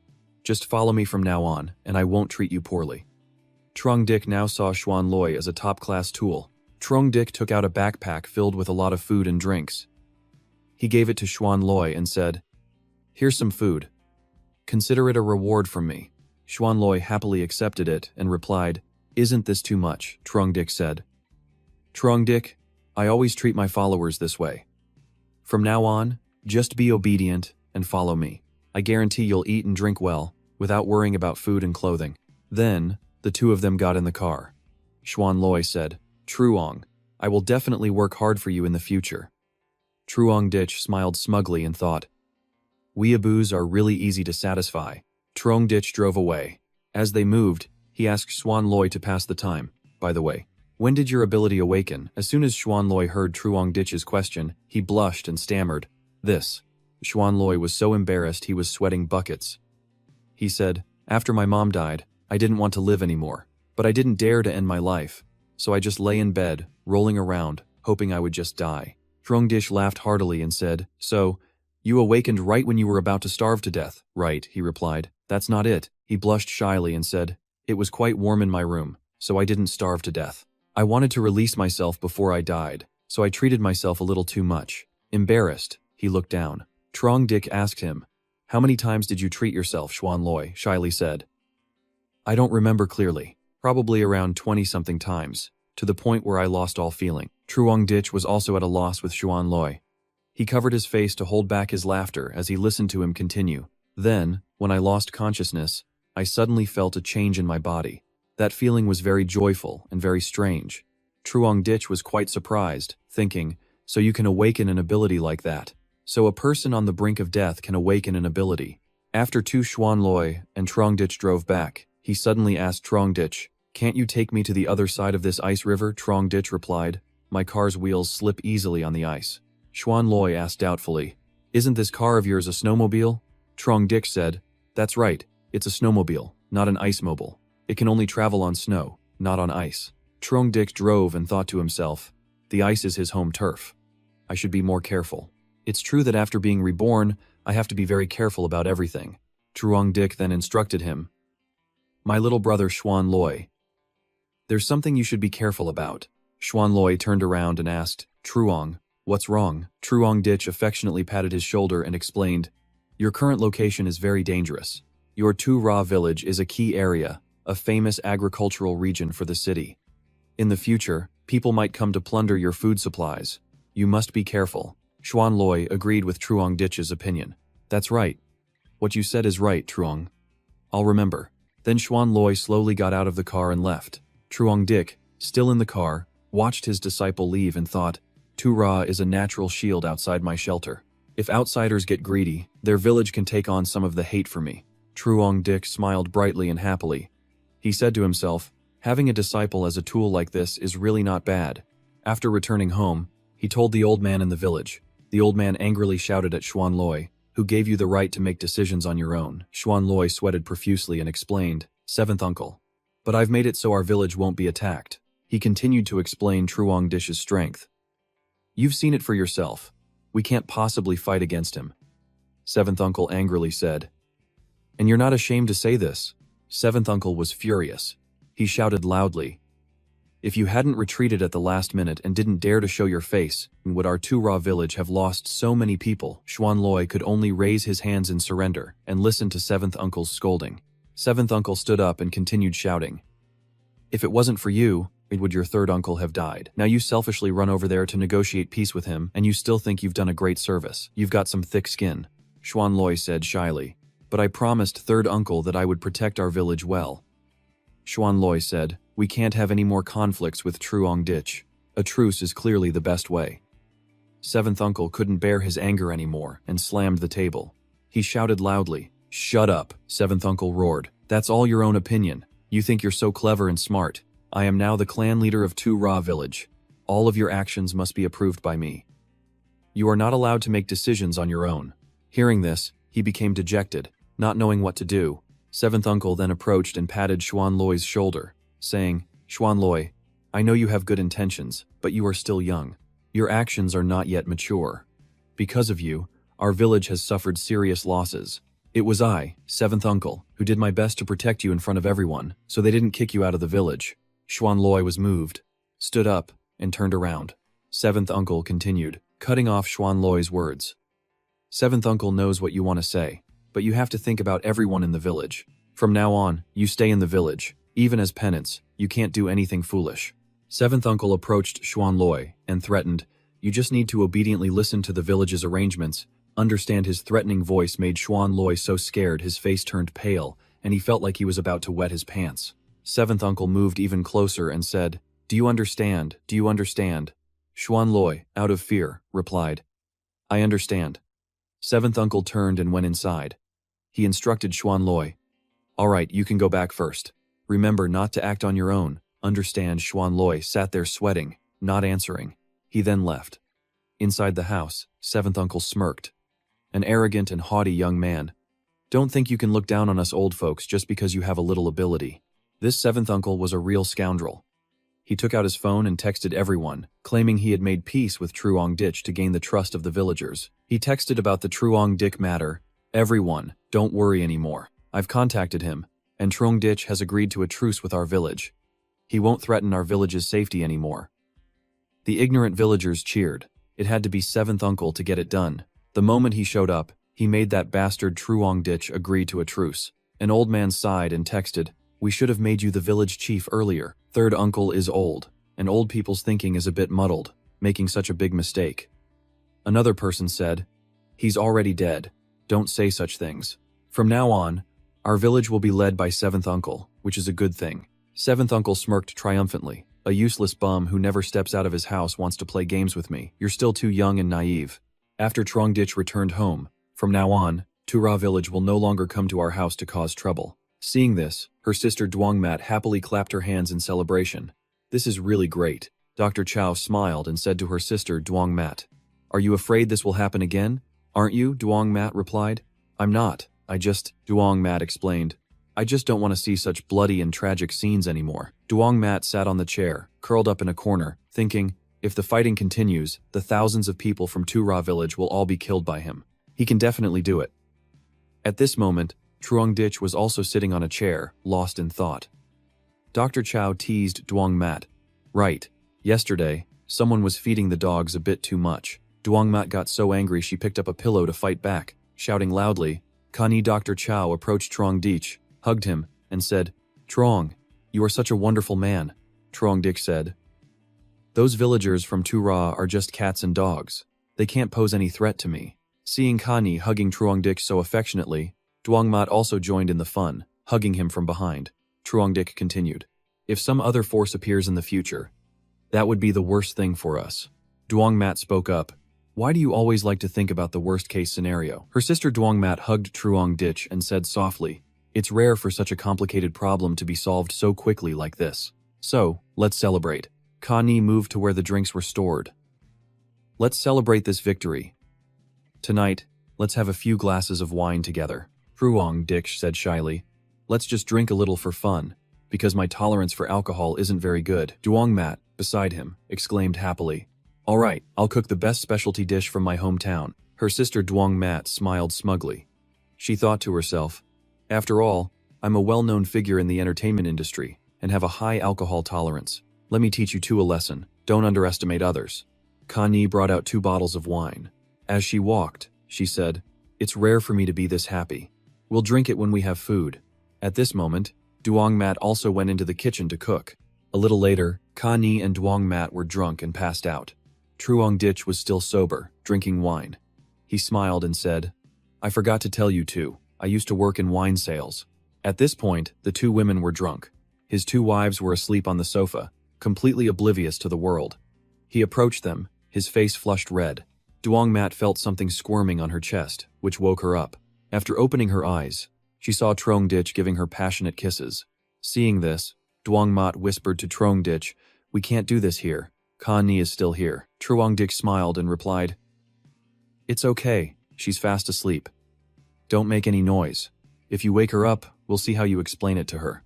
Kani was still sleeping soundly, completely unaware of what was happening. Duongmat tried her best not to make a sound while Trong Dich was at work. A few days later, it was business as usual. As Trong Dich was coming down the stairs, a message arrived on his phone. The sender was Xuan Loi. "Trong, I've been so bored at home lately. When are you taking me on a mission, Trong? I think we can form a team of awakened ones, preferably with 5 people, each representing a color like in Power Rangers." Truong Dich looked at the pile of messages from Tu Xuan Loi, feeling stressed and annoyed, not understanding what was happening. He continued to send messages. "If you don't like it, we can come up with another name, like Rainbow or Stormcloud. I'll call you the Neon Green Leader, or you can be the Colorless King. How do you feel about that? What do you think?" "Is that okay?" Truong Dich looked at the messages, speechless. Truong Dich couldn't take it anymore, and messaged back, shouting, "Fatty, you've got too much free time, acting like this all day." His underling Tu Xuan Loi replied immediately, "That's right." He sent another message. "Damn, this name is cool too. Do you think this is part of your calculation? It's amazing. I'm sure it's amazing." Truong Dich was left speechless after reading that. Truong Dich was pondering, not knowing what to do. He said to himself, maybe he wasn't valued in society before, so when he met someone who treated him a little better, he wanted to do his best for that person. Truong Dich stood up wearily, sighing as he said, "After that fatty sent dozens of messages, all I have to do is reply with a simple yeah, and that's enough for him." Truong Dich then left. As he walked, he grumbled to himself, "I don't know what to say. Why do I feel like such a scumbag?" After a short walk, he arrived at the control room. He focused on studying and doing his work. After arriving at the control room, he opened his computer to check the camera at Duongmat's location and saw she was still tending to it. Looking at the butterfly cabbage plant, he thought, the vegetable garden is flourishing under her care. Truong Dich stood up and looked around the control room. He said, "This machine can control the entire shelter. It's really convenient. Without it, the shelter would be instantly paralyzed." He sighed and pondered, what if one day the shelter's network is hacked? The consequences would be terrifying. Truong Dich walked up to the control panel, observing it closely and lamenting, "How do I solve this problem?" In the next room, Duongmat was talking to Kani about something. "You must help me. You've been with Truong Dich for so long. Your words will surely have more effect on him than mine." Kani placed her hand on her chest and affirmed, "I understand your feelings, but I've lived with him for a long time and I know Truong Dich too well. He won't do something like this." In the room, the 2 sisters whispered to each other. Duongmat continued, We can't just watch her die without doing anything. She's your sister too, Kani replied. But we don't know what the situation over there is like now. Trongdich is a cautious man. This is also the reason he's been able to protect us and live this long. He won't help with such a trivial matter. Dwangmat was disappointed and had nothing more to say to Dr. Chow. She said, if we don't try, how will we know? We have to try at least once. Dwangmat continued, a woman's best weapon is her body. After saying that, she clenched her fist. Dr. Chow said, to put it bluntly, you want to act cute in front of him, right? Connie's words made her sister Dwangmat panic, flustered and blushing. Dwangmat denied it. Of course not, I'm just doing it for my sister Han Han. Outside, through the crack in the door, Trongdich overheard this conversation. He gently opened the door and found his two wives still talking. Kani moved closer to Dwangmat, huffed, and said, don't think I don't know what you two have been doing behind my back. Dwangmat said, just tell me whether you'll help me or not. Kani said, help you, she was furious. Dwangmat, I won't do that kind of thing. It's too embarrassing. Dwangmat muttered, but what about Han Han? Thinking there was some good drama, Trongdich couldn't help but smirk. He gently pushed the door open, stepped inside, and teased. What are you two doing in the same bed, in the middle of the night, instead of sleeping? Startled, both of his beloved wives spun around. Dwangmat asked, why are you here? Seeing Trongdich approach, Kani and Dwangmat obediently sat up. Dwangmat quickly grabbed Trongdich's hand and explained, it's nothing. We were just talking about things from back home. Hearing this, Trongdich became quite curious and asked, things from home. The room suddenly fell silent. The three of them sat on the bed and started talking. Trongdich was quite nosy about the two girls' family matters and immediately asked, tell me what's going on. I hope there are no secrets between the three of us. Trongdich continued, his voice full of concern. Do you two still have relatives living far away? Do you want me to bring them here to live with us? Hearing this, Kani and Dwangmat's expressions suddenly darkened. Kani hurriedly replied, it's not like that, she explained. After the blizzard hit, I lost contact with my family. I don't know if they're alive or dead now. Dwangmat added, actually, a relative of mine just managed to contact me. Trongdich turned to ask Dwangmat, curious if her family was coming to get her. They're coming here to pick you up, right? Dwangmat shyly replied. It's not like that.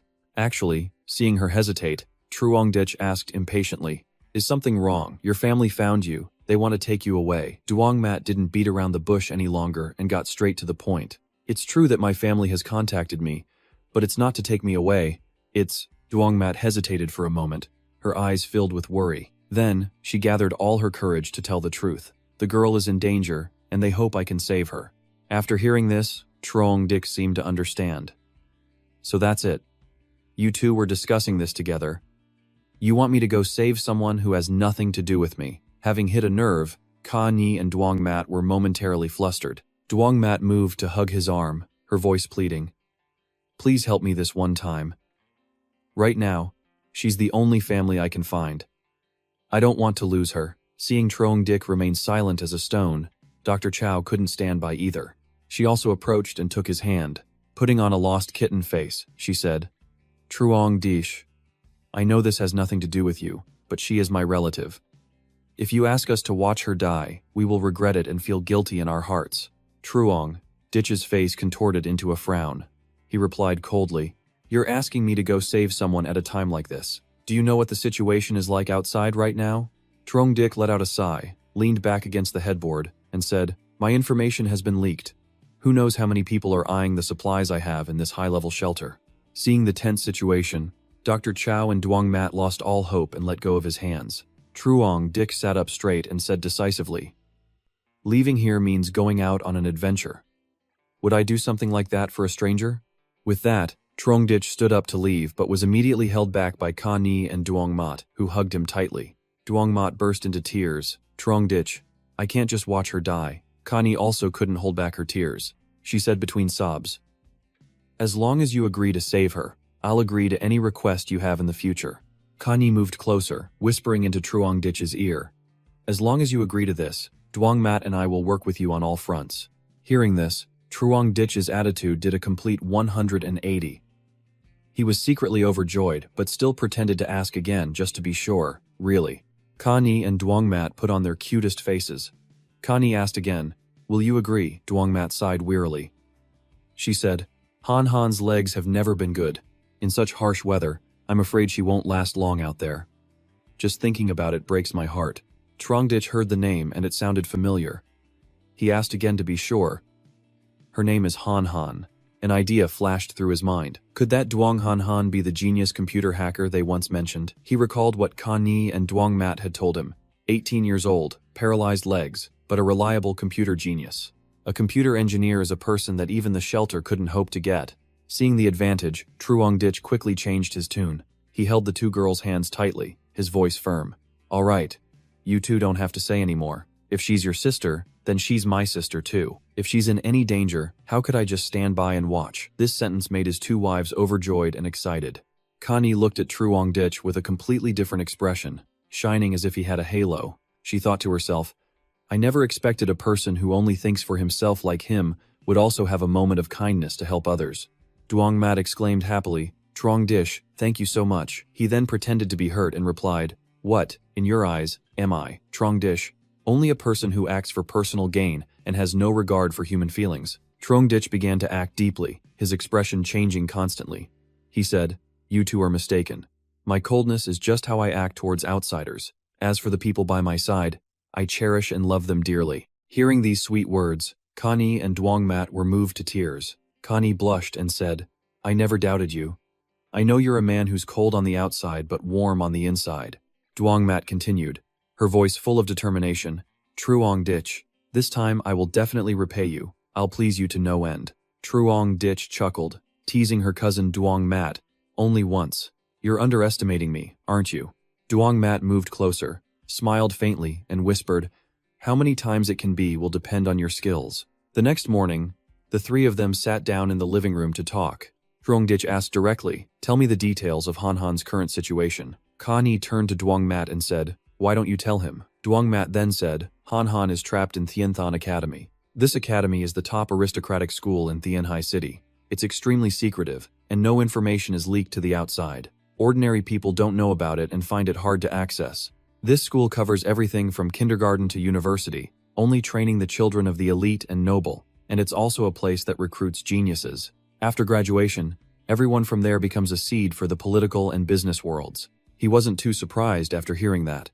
He knew all about this from before, so he asked again. I already know about this, but if she's in the school, how could a girl with paralyzed legs survive until now? Duong Mat added, Thienthan Academy has its own food supply. The food stored in its warehouse is also very rich and abundant. Duong Mat continued, Han Han is hiding in the school's cafeteria, which is why she hasn't starved to death. Trongditch replied, his voice full of doubt. But there's one thing I don't understand. If she can contact the outside world, why didn't she contact you before, and only waited until now? Trongditch's question was very reasonable, leaving Duong Mat unsure how to answer appropriately. She stammered, At that time, I was just thinking and worrying about her, so I didn't have time to ask her. Duong Mat took out her phone and said, I'll call her now for you to hear. Duong Mat, who had been so vocal just a moment ago, was now silent. She called Han Han but only received the familiar dial tone and a cold automated reply. The number you have dialed is not available. Please try again later. Seeing her vacant expression, Trongditch turned to stare at her. This made Connie and Duong Mat feel awkward, not knowing what to do. Connie blurted out a random sentence to break the silence. After that, I also tried to contact her many times but still couldn't get through. Connie chuckled teasingly. Don't overthink it. Maybe at first, she thought you were no longer in this world, so she didn't call you anymore. Duong Mat was hit right where it hurts, shyly saying, That's not it. Trongditch asked Duong Mat, How many kilometers away is Thienthan Academy? Duong Mat turned to him and replied, About 100 kilometers. Trongditch took out his phone to check the map. He muttered, About 100 kilometers, he continued. Thienthan Academy is in the Taesun area, and from this manor, the straight line distance is 22.6 kilometers. He then showed the phone to Ka Ni and Duong Mat to see the map. He continued, Under these circumstances, even a basic connection is difficult, but being able to make a call at this distance even once is a miracle. Ka Ni saw this and exclaimed, No wonder, so that's how it is. Trongditch teased Duong Mat for fun, but it's not impossible that she thought you died early and was too lazy to call you. Ka Ni tried hard to hold back her laughter, while Duong Mat, embarrassed, quickly explained, It's not me. I'm a grown-up, after all.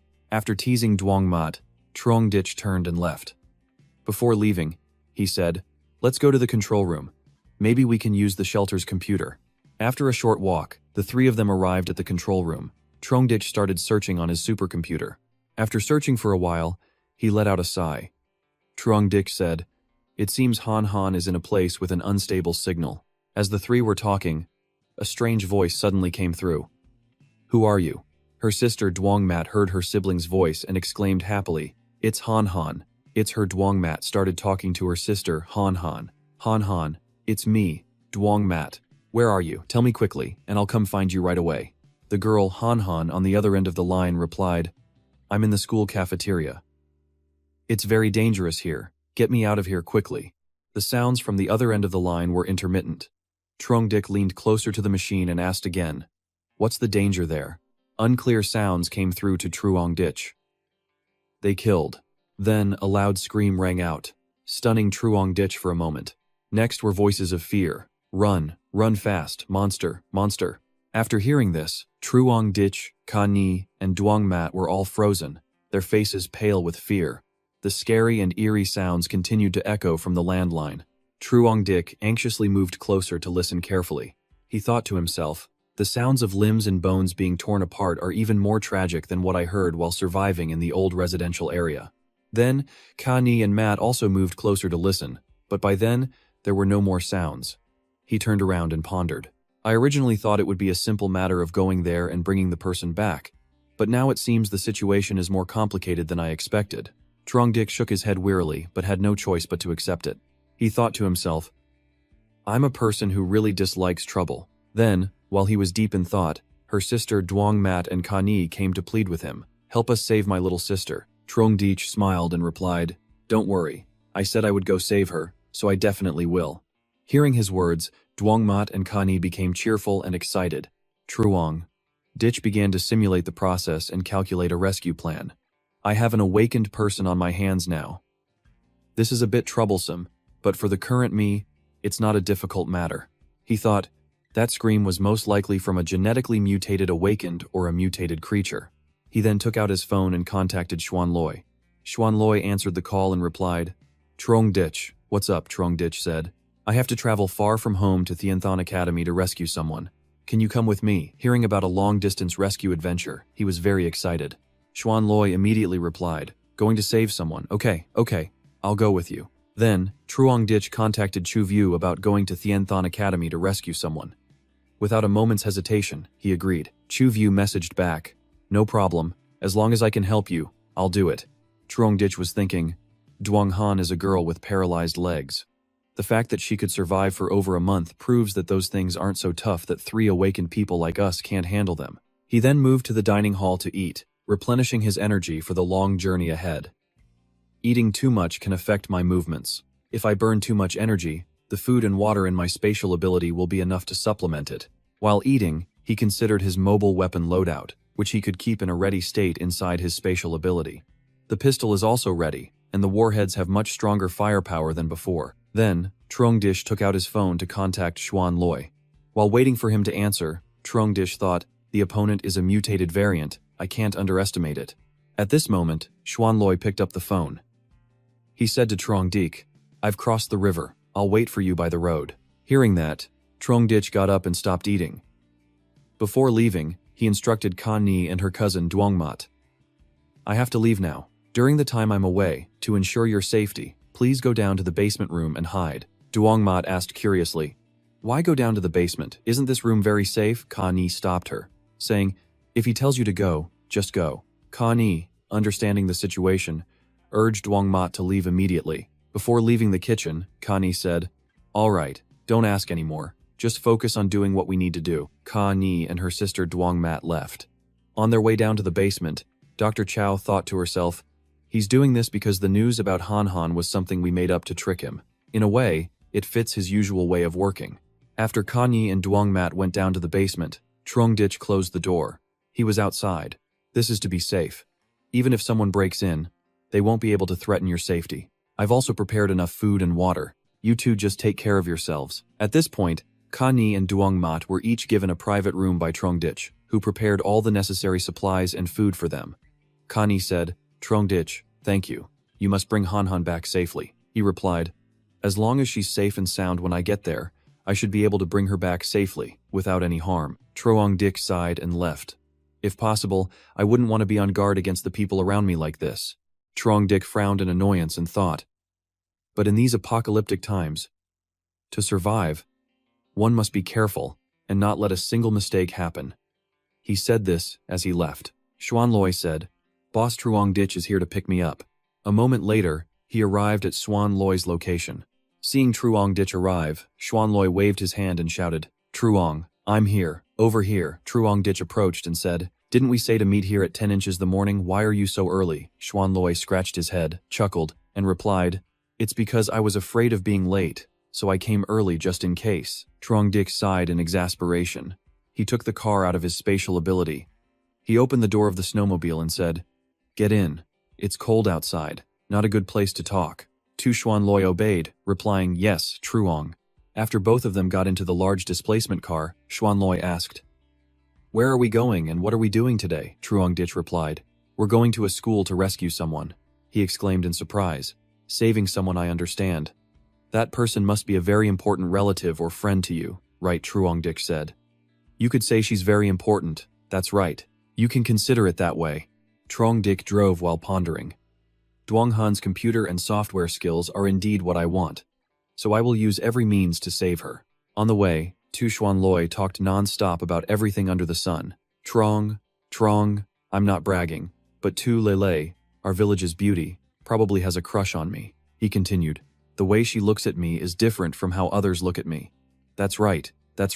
She even deliberately ran over to thank me for helping her father. Xuanloi acted out a whole play by himself. Girls these days are really bold. But I like it. If you like someone, just say it. Why be shy? Truong Dik, driving next to him, didn't know what to say and felt helpless. He was speechless with such a talkative disciple. He thought, if this fatty wasn't still useful for what's coming next, I'd really want to kick him out of the car right now. Truong Dik finally calmed down. He asked him, What is the attitude of the people in your village towards me now? Hearing this, he stammered, his face pale and sweaty. He said, This. Truong Dik saw his expression and guessed the answer. He smiled and thought, It's understandable.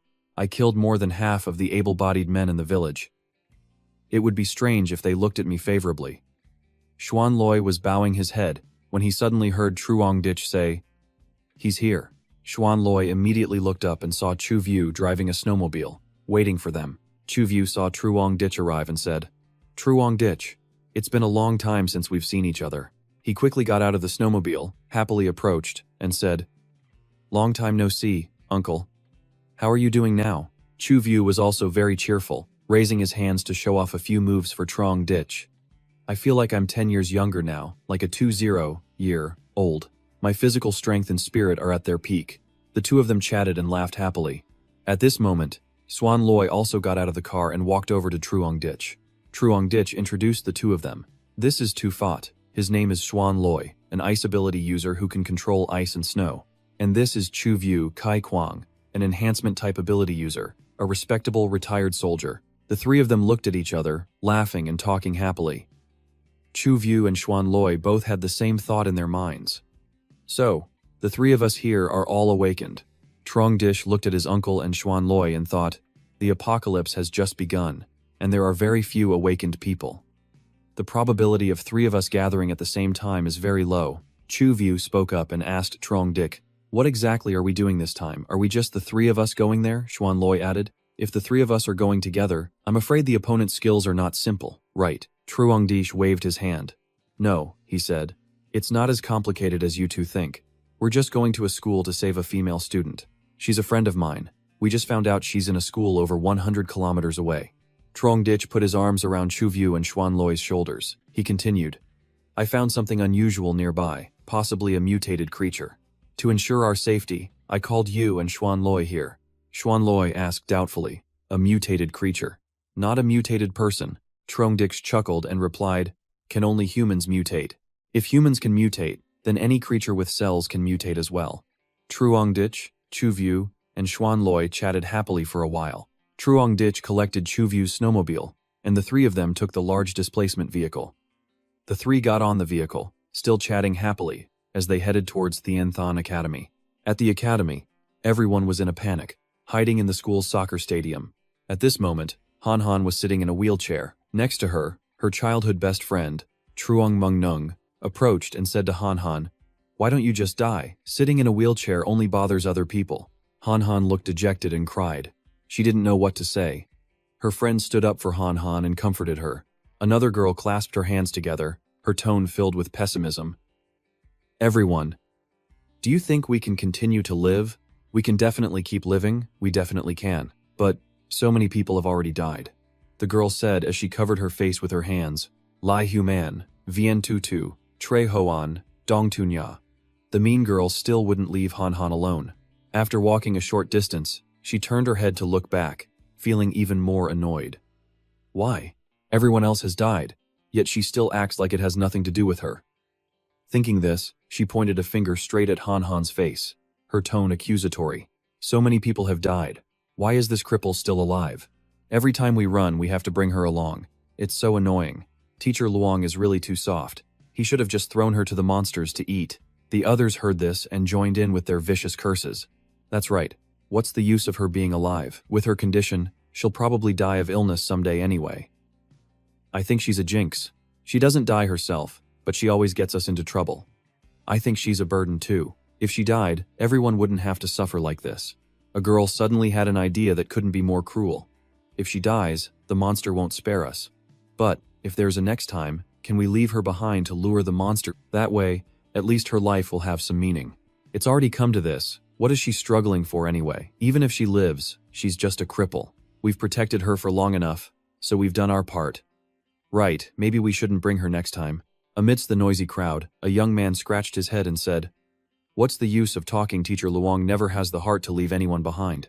So what's the result? Aren't more and more of us just dying?"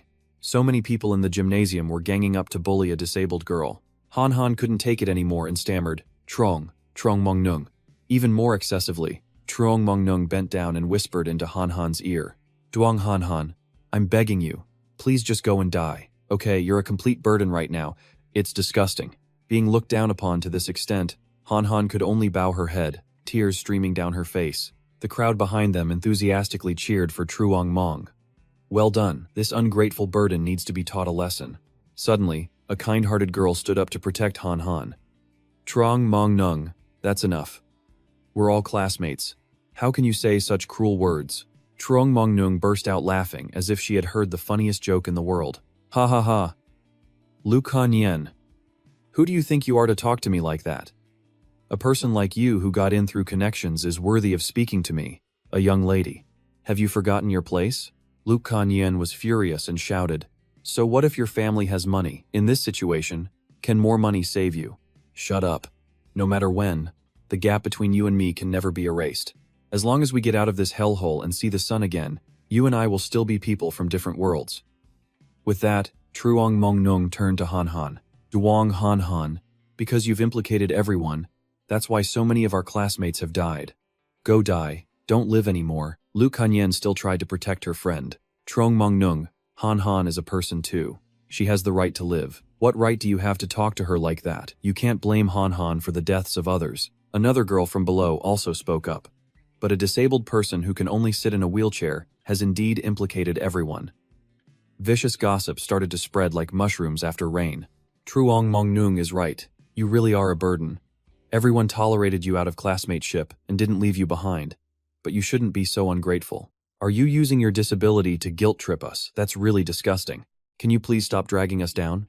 "That's right. If it weren't for Teacher Luong's soft heart, we would have abandoned you long ago. Can't you just find a place and die?" Frustrated, Han Han slammed her hand on her thigh, but Luke Kanyen continued to argue with the others. "What have you all done for Han Han? I'm the one who takes care of her every time. Don't blame your despair on others. Luke Kanyen, you're so pitiful. She's the great young lady of a prominent family, and you're just an ordinary student who got in through connections. If she wasn't disabled, would she be friends with you? I think she just wants to order you around and feel superior to you." "No, Han Han is not that kind of person. I can't take it anymore." Han Han screamed, "It's too noisy." Just then, a teacher walked over. "Everyone, stop arguing. In this situation, we should be united and help each other. Han Han, you don't need to worry. Although you're very troublesome right now, everyone will not give up. I believe you won't blame everyone either. Right, we'll continue to be good friends from now on, the teacher said as she extended her hand towards Han Han. Suddenly, a piece of metal fell from the ceiling, signaling the horror that was about to unfold. The crowd panicked and shouted, "Oh no, that monster is here again." From outside the glass door, a set of sharp claws was tearing at the glass, reaching inside. An unlucky guy was caught by it, only able to stand still and scream a few times. The monster quickly pulled him outside. It licked him a few times and then casually put him in its mouth and started chewing. A blood-curdling scream rang out, "Don't!" Everyone's souls left their bodies. They fled in disarray. "Quick, get away from that burden." Lu Kanyen also pushed Han Han and quickly fled. When they got outside, the door was already shut tight. "Damn it, it's frozen shut. Damn it, it's frozen shut. Open it, or everyone will die in here." The monster lumbered forward from behind. It still had a half-eaten person in its mouth. As it got closer, it suddenly sat down and put the rest of the person in its mouth, chewing loudly. The red liquid gushing out made everyone so scared they almost wet their pants. After eating, the monster turned to the remaining people. Don't eat me, don't eat me," despite the girls' pleas and cries. The monster simply snapped off the girl's head. It then continued to look at the others. One of them thought to himself, "This monster is doing this on purpose. It's taking advantage of our teacher being out looking for food to come here and provoke us." Thinking this, the evil guy didn't hesitate for a moment and forcefully pushed Han Han towards the monster. Lu Kanyen cried out in horror, "Han Han," but didn't dare to get closer. Lu Kanyen blamed herself. "Move, my legs. Why are you so scared you can't move at a time like this?" Even though Han Han was right in front of it, the monster didn't seem to pay her much attention. The guy who pushed Han Han earlier was planning a quick getaway. He thought to himself, "A bunch of brainless idiots. You can all go die with Duong Han Han." The monster stepped forward, glanced at Han Han, and then shifted its gaze to the other guy. It calmly raised one leg and stomped on the evil, bespectacled man. With a heavy stomp, red liquid splattered all over the floor. He screamed, I don't want to die," and crawled to the others for help. But no one could save him now. Taking advantage of the monster's distraction, Lu Kanyen stepped forward to help Han Han up. "Han Han, let's go." At this moment, the others saw this and realized, "I get it, this monster likes to attack moving objects." Just now, Duong Han Han played dead on the ground and managed to escape. A guy behind said, "No wonder Li Deng wanted to be the first to run but was the first to die." The guy next to him asked, "What should we do now? Should we lie on the floor and curl up to play dead like Han Han?" He thought for a moment and said, "Playing dead isn't safe either. No one knows if this cat demon is playing with us or not." The guy next to him asked worriedly, "What should we do now?" While these people were anxiously making a plan, some had already started fleeing together, each in a different direction, escaping the pursuit of the creature. He didn't hesitate any longer and announced to everyone around, "Quick, we have to leave immediately, before we attract the attention of that monster." He continued, "If we stay here, we'll all be killed by it. We have to go out and find Teacher Luong. Otherwise, everyone here will be killed by it." The students hesitated for a moment after hearing this, each one of them breaking out in a cold sweat. After that statement, all the students fled. The young man attacked by the mutant cat was severely injured. Lying on the ground, he saw them and cried for help. Help me, everyone help me, don't leave me behind." He pleaded desperately with everyone. He lay flat on the floor, and when he saw no one stopping to help him, he continued, "I'm begging you all. Hao Thun, Vu, aren't we good brothers?" His words made everyone stop in their tracks. But after a few seconds, the group continued to run without hesitation. The seriously injured man on the ground played dirty. "If you won't save me, then you all have to die too." He pointed towards the fleeing students and shouted, "Look over there," he yelled. "They're trying to escape. They're trying to escape." He was severely injured but still managed a triumphant smile. He laughed loudly and said, "If I die, you'll live." The group tried to escape. Others said, "Damn it. If you're going to die, die alone. Why drag others down with you? Be useful for once." The cat demon, hearing the sound of the man on the ground, turned to look. Seeing the group running away, the mutant cat leaped to attack. The injured man lying on the ground smiled happily and said, "None of you will get out of here alive. If we're going to die, we'll all die together." The cat demon attacked the people running in the other direction. A group of people behind the cat took the opportunity to run for the door. This group of 3 ran quickly and managed to get out of the gym. He said smugly, "I'm so sorry. If you want to die, go die by yourself. Compared to everyone dying together, it's better if you die." The guy running behind him said happily, "Thon Vu, you're so smart. You told those guys to run and attract the monster's attention. We took the opportunity to run out." The young man Thon Vu chuckled and turned back, saying, "That thing looks like a mutated cat to me." He looked at the students being attacked by the cat demon in the gymnasium. He said, "Cats love to play with their prey. After being caught, it will play with them until it's bored. Then it will eat them. Moreover, unless it's extremely hungry, it won't be interested in dead mice." Inside the room, the remaining people followed Thon Vu's group's example, taking advantage of the cat's distraction to flee behind its back. The mutant cat, being alert, noticed. The cat used its tail to deliver a finishing blow. The girl next to her was so scared her limbs froze. She sat on the floor and cried, covering her ears and screaming, "Someone save me." A voice came from somewhere, "You damned monster, don't you dare hurt my student." The cat heard it and turned towards the sound. A strong and beautiful girl, holding a sharp sword in her hand. Everyone was overjoyed to see her return, cheering. "Teacher Luong. Teacher Luong is back." The teacher raised her sword in fear, her hand trembling so much that the sword shook with it. Not letting her fear allow the cat to harm her student, she quickly charged at the cat with her sword. She swung decisively like a true swordswoman. The cat was no pushover. It leaped high into the air, dodging Teacher Luong's slash. She saw her student lying motionless on the floor and blamed herself. "What on earth do I have to do to make this monster stop?" She raised her sword towards the cat and thought to herself, "Fighting it here will only endanger more students. I have to lure it outside first and then figure things out." After leaping high into the air and dodging the teacher's slash, the cat conveniently ate another unlucky student. After a few seconds of hesitation, the cat decided not to take any more risks and left. The cat took its prey with it and departed. Teacher Luong felt relieved when the cat left, letting out a sigh of relief. The teacher calmly picked up her sword again and observed the people around her. She thought to herself, "This monster is very cunning and treacherous. I can't underestimate it." The teacher walked sadly to the door, watching the giant cat leave. She looked at the footprints the giant cat left behind. The teacher thought to herself, "If this situation continues, I don't know if I can protect the remaining students." The teacher continued her thoughts. "It's been over a month. So many students have died like this. If I hadn't been lucky enough to awaken my ability, I'm afraid I wouldn't have been able to hold on until now." Teacher Luong, with a sword in one hand and a bag of food in the other, brought it inside for the students. The teacher was so worried about the students that she was sweating profusely. She thought about the not-so-distant future. With the current situation, there will come a day when everyone will have to die in this place. Of course, I am no exception. She stopped overthinking. Thinking too much only adds to the worry and makes her lose her reason. She immediately brought the bag of food to the students. Seeing the teacher bring food, the students rushed over, all joyfully exclaiming, "Teacher Luong, you're back." After the students had gathered, the teacher said, "Quick, share the food with everyone." The teacher gave the food to the students to distribute among themselves. Then, Teacher Luong went to the side and sat down. Teacher Luong was still very cautious. She hugged her sword and rested, not understanding why, amidst the chaos, she was still safe. She looked at Han Han and spoke to her with bitter words. "Why did everyone else die while you're still alive? You should be the one who's dead. You deserve to die." Han Han's face was sad, and she could only sit silently in her wheelchair and listen. She continued, "What right do you have to not be dead? Why don't you go die?" Luke Kai saw that Truong Mong Nung was being extremely unreasonable. She continuously cursed and swore at Han Han.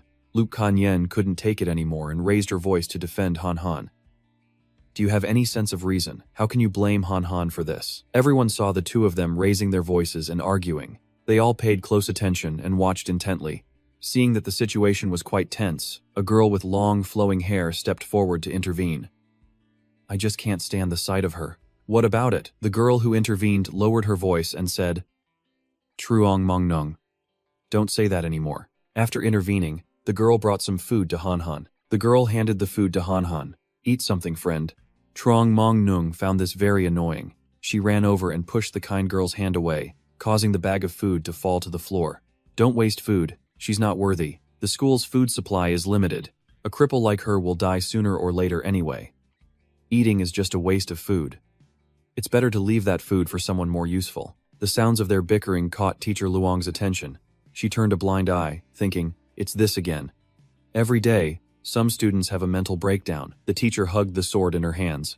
Looking at the group of students talking amongst themselves, she thought, "As long as it doesn't escalate to murder, I don't have the energy to care about these things.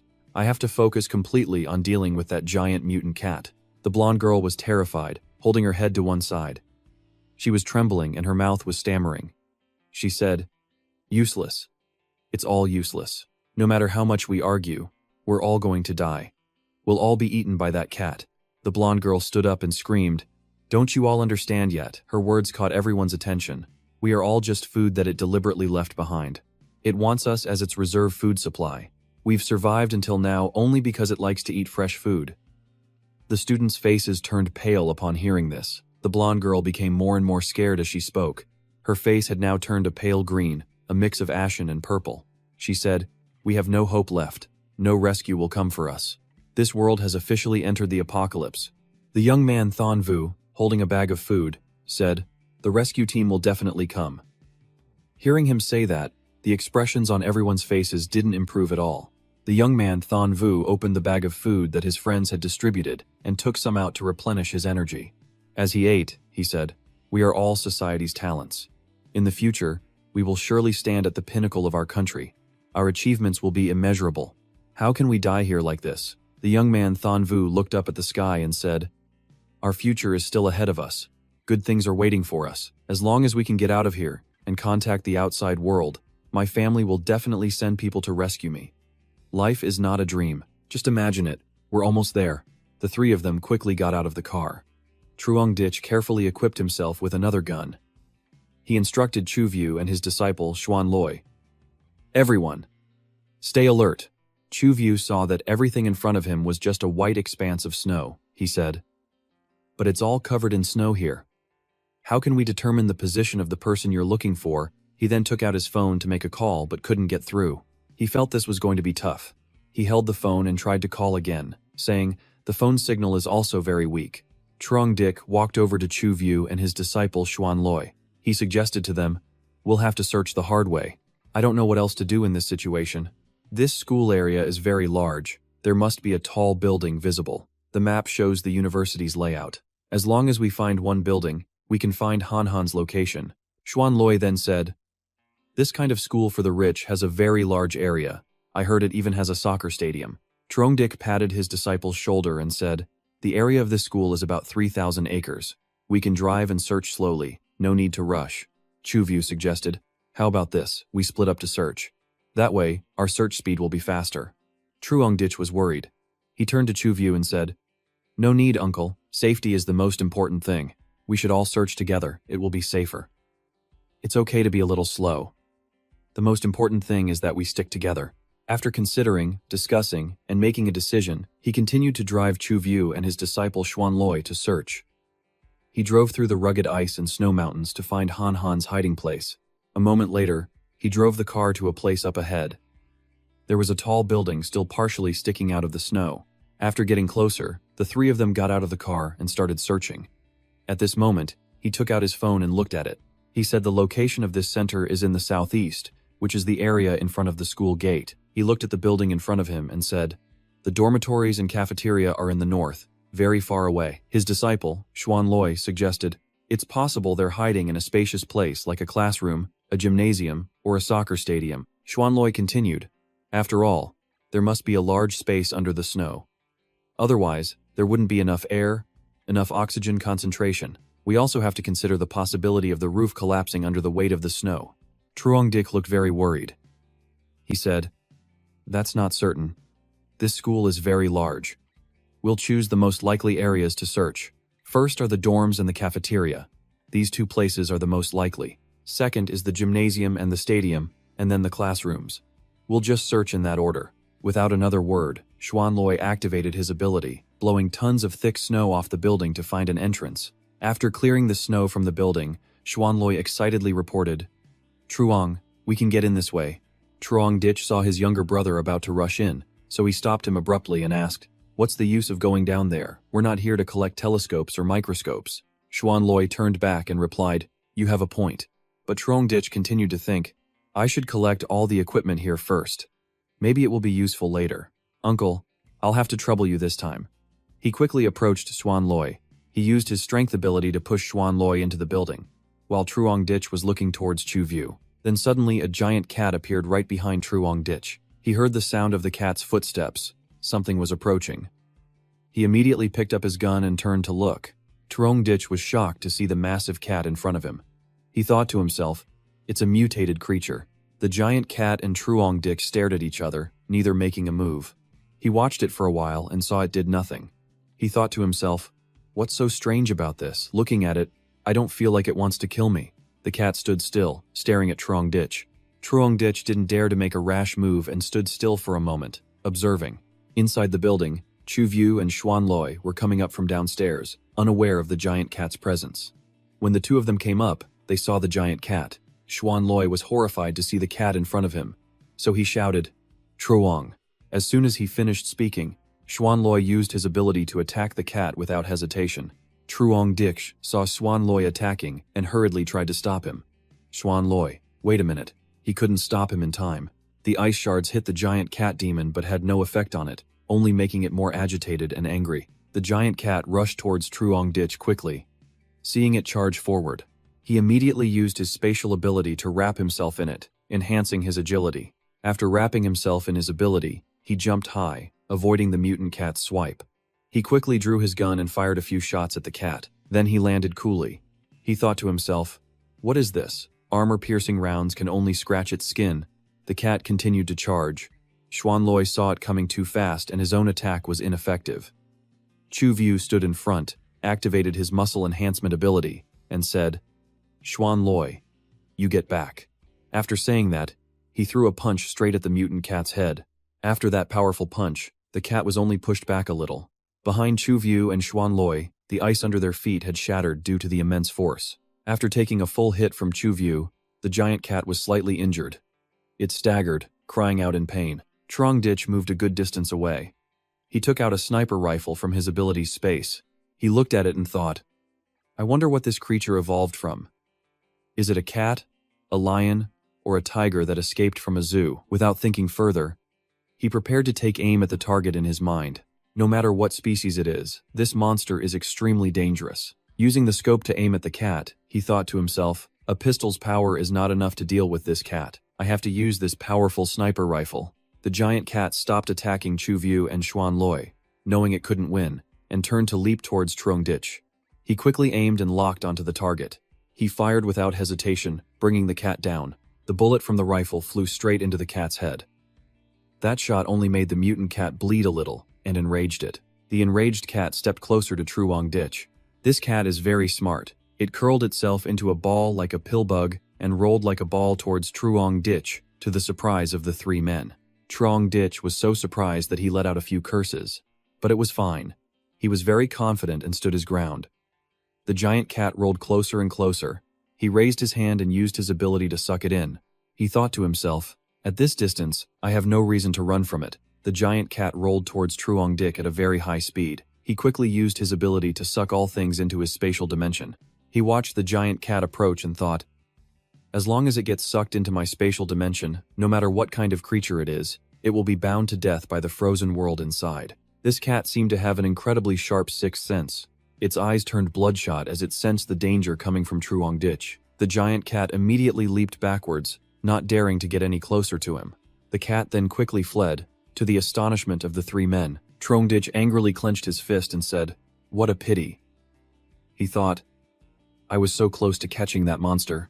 He looked at his hand and thought to himself, "I wanted to capture it for research, to see the similarities and differences between mutated humans and animals." The giant cat ran to a distant snow peak and carefully observed Truong Ditch's group of three. Xuan Loi and Chu View ran over to Truong Ditch to check on him. Xuan Loi's face was full of worry. He said, "Truong, are you okay?" Truong Ditch replied, "I'm fine, everyone be careful." At this moment, the massive mutant cat on the distant snow mountain let out an incredibly loud and ear-piercing roar. The cat's roar was so loud that the three of them had to cover their ears. Chu View said, "It seems to be cursing our entire family." Xuan Loi added, "And it's cursing very foully." After the massive cat finished cursing Truong Ditch's group, it turned around and ran away, leaving the three of them feeling helpless and their faces turning pale. When the cat left, Chu View couldn't see it anywhere. He said curiously, "What was that? Where did it go?" Xuan Loi exclaimed in surprise. "Could it also have a spatial ability like you, Truong?" Trong Dish, holding his sniper rifle, walked over. He said, "It doesn't seem like it. If it had such an ability, it would have used it earlier." He pondered, "There's nothing unusual about the space around here. The cat must have run far away." Chuvyu quickly went to check the situation and found a very large hole. He shouted loudly, "I found a cave here." Truong Dich and Xuan Loi went over to take a look. Xuan Loi crossed his arms. With many confusing thoughts in his head, he voiced his thoughts. If this monster has always been around here, then there shouldn't be anyone left alive in this school. Xuan Loi then asked Truong Dich, "Truong, is the information you received accurate?" Truong Dich thought for a moment and then replied, "There's one thing that you all haven't noticed yet." He pointed straight at the giant hole and said, "That monster, from the very beginning, had no intention of harming us." The three of them moved closer to observe the hole. He bent down to look through it and said, "Perhaps the mutation has also increased its intelligence. Its intelligence might not be much lower than a human's."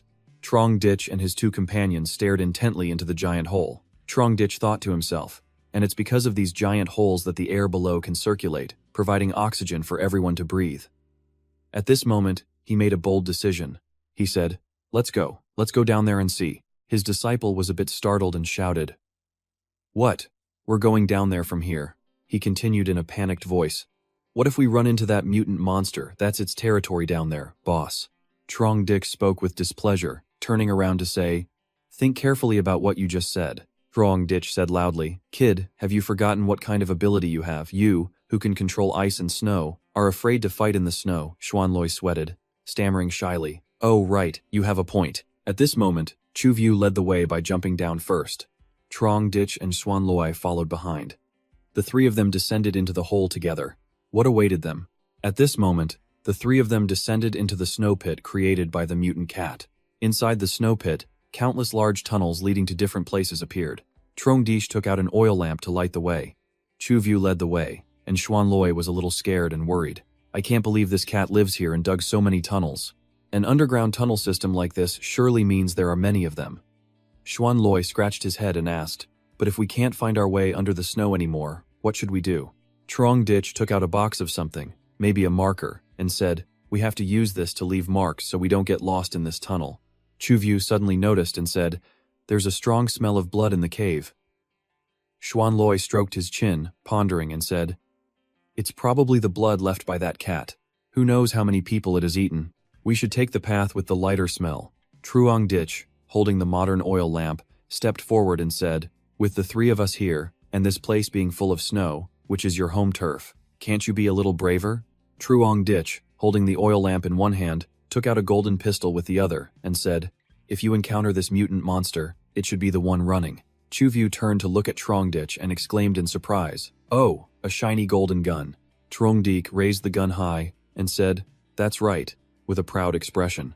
He then asked, "Chuvyu, your reconnaissance skills are relatively strong and accurate. Let's follow the direction that monster went." Truong Dich continued, "If it wants to eat, it will definitely go towards living people. As long as we follow it, we can find the location of the survivors and surely find Han Han." Xuan Loi's face turned pale, without a trace of blood. Xuan Loi was so scared he turned pale and exclaimed, "If we run into it, it won't be an easy fight." Truong Dich turned his head and said, "What are you afraid of? We're here. If you really encounter it, just use your ability to swallow it with ice and snow. As long as it doesn't attack us, there's no need to make a move. Once it attacks us first, then you can kill it." Xuan Loi had no choice but to obey, even though he was scared. He replied, "All right, Truong." At this moment, Truong Dich gave Xuan Loi and Chuvyu each a flashlight, similar to an oil lamp. Truong Dich used a pen to mark the path to avoid getting lost in the cave. He thought that this way, they could avoid being detected by the mutant monster and not lose their trail. The scene shifts to inside the gymnasium of Thien Thon School. The teacher held her sharp sword tightly. Her hands were sweating from the tension. The exhausted teacher collapsed to the floor. She thought to herself, "This can't be. We can't waste any more time like this. For 3 consecutive days, my students have died at the hands of this mutant monster. I also haven't eaten for several days, and my body has reached its limit. If this continues, the rest of us will starve to death without having to wait." The students behind her saw her fatigue and stepped forward to ask. The blue-haired young man suggested, "Teacher, should we go out and find some food? If we continue like this, we'll starve to death."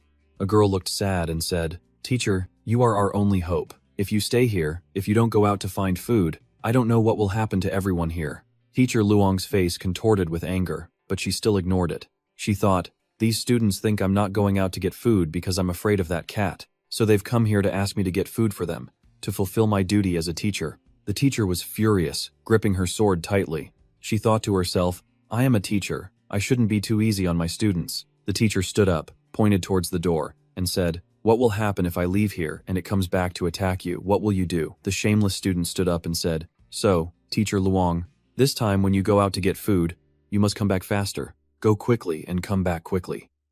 The other young man smiled faintly, stepped forward, and said, "Teacher, you don't have to worry about this issue.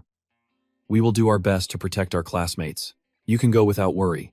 That's all for today. I think sometimes I have good intentions towards them, but they think it's my responsibility and duty to do so. Read Anime wishes you all a happy reading experience." The student looked at Teacher Luong with a disdainful gaze. He thought to himself, "What time is it now? And you still want to protect everyone. I don't know whether to call you straightforward or foolish." However, he also felt lucky that the teacher was like that. Otherwise, he might have been in trouble long ago. The girl next to the boy, not pleased, stepped forward and said to Teacher Luong, "Teacher, we're begging you. The safety of all of us here depends on you." Under the continuous persuasion of the students, Teacher Luong had no choice but to agree. She turned to leave, not forgetting to remind them. "All right, I'll go out for a while now. You all be careful and protect yourselves." Thanvu waved goodbye to her. "You should also be careful and come back soon." He thought to himself, "I've already chosen a few of them. If that cat really comes here, he'll push them out to buy some time." After the teacher left the gymnasium, Thanvu quickly moved to lock the door. At this moment, outside, the teacher was walking and thinking, "I can't let this situation continue. It can't go on like this forever, for the sake of my students and that giant cat." She pondered to herself, "If it comes to the worst, will she and it have to die together in the gymnasium?" Han Han was silent, saying nothing, but Kan Yin had already stepped forward to ask, "Han Han, are you still hurt anywhere?" Han Han replied cheerfully, "I'm still fine. The cold weather has made me not feel the pain anymore." Hearing this, Kan Yin also felt happier and said, "Don't give up hope. We still have to live well. The future is waiting for us." Han Han said, "That's right, we can definitely survive."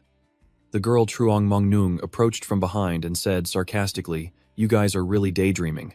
Do you think luck will always follow you? One of you is disabled. Even if you continue to live, you won't be able to do anything, just a burden." Mongnung looked smug and continued, "If I were you, I would have killed myself long ago, living in misery and dragging others down." The students saw this and stepped forward, saying harsh things. "What's the point of living such a miserable life?" Another person said, "Next time the monster appears, you won't be so lucky." Han Han became sad after hearing those words, silently sitting in a corner. Luke Kan Yin angrily shouted back at her classmates, "Don't you guys go too far?" At this moment, Kan Yin suddenly saw a giant shadow above, outside the room. She immediately realized it was the giant cat. Without thinking, Kan Yin immediately pushed the wheelchair with Han Han and ran, shouting loudly for everyone to hear, "Everyone, run, that cat is here." The whole group of students panicked and scattered when they saw the giant cat breaking the glass panels in the gymnasium. The people in front were lucky enough to escape the giant cat's grasp, but some unlucky ones were attacked by the mutant cat and died instantly. The students fled without any regard for others. Thanvu ran ahead, pushing an ugly young man down behind him. The other guy fell hard on the floor, cursing angrily. "Enjo, Thanvu, you pushed me out as bait, you bastard." At that moment, the giant cat's paw reached the side of the young man who had just fallen, and he was crushed to death by the cat's foot. The people next to him were also affected by the giant cat's force. The students in the gymnasium were terrified to the extreme. They all fled for their lives, trying to escape to save themselves. Outside the gymnasium, the teacher was now returning, moving right behind the mutant cat. She exuded a cold and determined expression. Moment she rushed forward, determined to slash the giant cat. The teacher drew her sword and charged towards the giant cat at high speed. She leaped high into the air, raising her sword to slash at the cat relentlessly. In her heart, she thought, "Whether I win or lose, my students and I can still survive this battle. If not, I will surely die." Without further hesitation, she rushed forward to slash the cat. The giant cat was also very agile. It turned its head to look at the teacher, but no matter how agile it was, it couldn't dodge. As soon as it turned, a slash from her sword hit it, and the cat roared in pain. In the gymnasium, the students watched in amazement as the teacher fought the giant cat. The two sides were evenly matched. The curious students ran up to get a better view. Finally, Truongdich's group of 3 arrived. Before them was the sight of a girl fighting a cat. Xuanloi exclaimed in surprise, "My God, how can she be so strong?" The teacher, who was fighting fiercely with the cat, looked up and noticed Truongdich's group. She subconsciously thought, "These strangers are not students of the school, they must be from outside." She called out loudly, "Quick, help me deal with this monster." Xuanloi was about to step forward to help, but was stopped by Truongdich. He said, "Wait a minute." Truongdich observed the teacher fighting the mutant cat and realized she was a master. Her strength and speed were clearly not of an ordinary person, and she also possessed a powerful ability. After thinking for a while, he decided not to interfere. "We don't need to act. Looking at her, it seems that dealing with this cat is not too difficult. We should go save the others." Xuanloi nodded in agreement, while Chu looked at the teacher fighting the cat and felt worried. It's best to keep a distance from this dangerous woman. The teacher, who was fighting fiercely, suddenly noticed the group of 3 leaving. She thought to herself, "Why are these 3 ignoring me like this?" She shouted, "What are you guys doing? Why aren't you helping when someone is in trouble?" Chu used the strength of his legs to kick open the door of the gymnasium. The 3 of them then entered the hall. Truongdich led the way, followed by Chu and Xuanloi. They found Duong Han, a girl with vibrant pink hair sitting in a wheelchair. He was secretly overjoyed. "I finally found her. She looks just like the picture Duong Mat showed me." The 3 of them quickly walked up to Han. He smiled faintly and said, "That's great, you're still alive." Thonvu ran in front of Truongdich and asked, "Are you from the Tae-sun base?" He smiled smugly and said, "Was this an order from my father?" Truongdich crossed his arms, not caring much. He said, "Where is the Tae-sun base?" He raised his hand and affirmed, "I am Ngo Thonvu.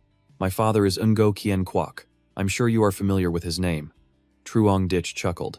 "You're very familiar with that organization." In his heart, he thought, "It seems this is a young master, but after being here for so long, he's no different from the others." He found it amusing that he dared to act like a young master in front of him. The student Thonvu asked again, "You're not from the Tae-sun base, so you're from another shelter." He stroked his chin and thought to himself.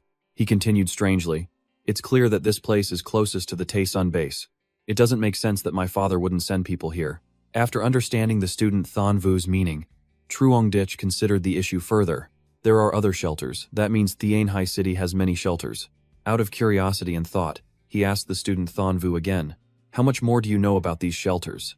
The student Thonvu was flustered and said, "You're not from a shelter." This student waved his hands and said, "Honestly, I don't know much, just that there are places like this around here." This Thonvu clenched his fist decisively and said, "It's just a pity that when the blizzard first hit, no one expected it to be this serious.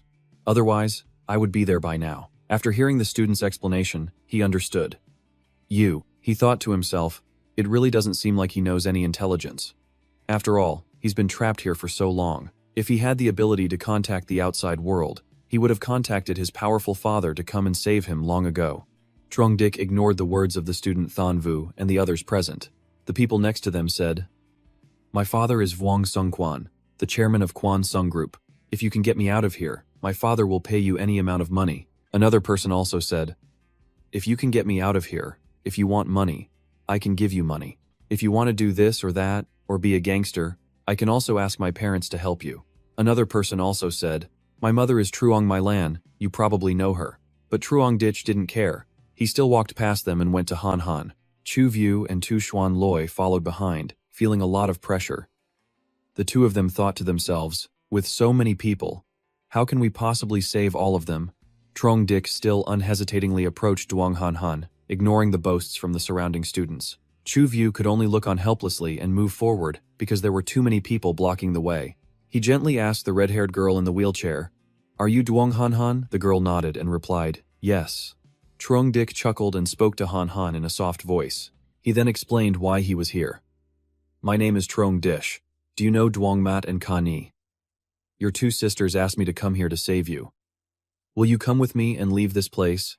The girl Han agreed without hesitation. "Okay, I'll go with you."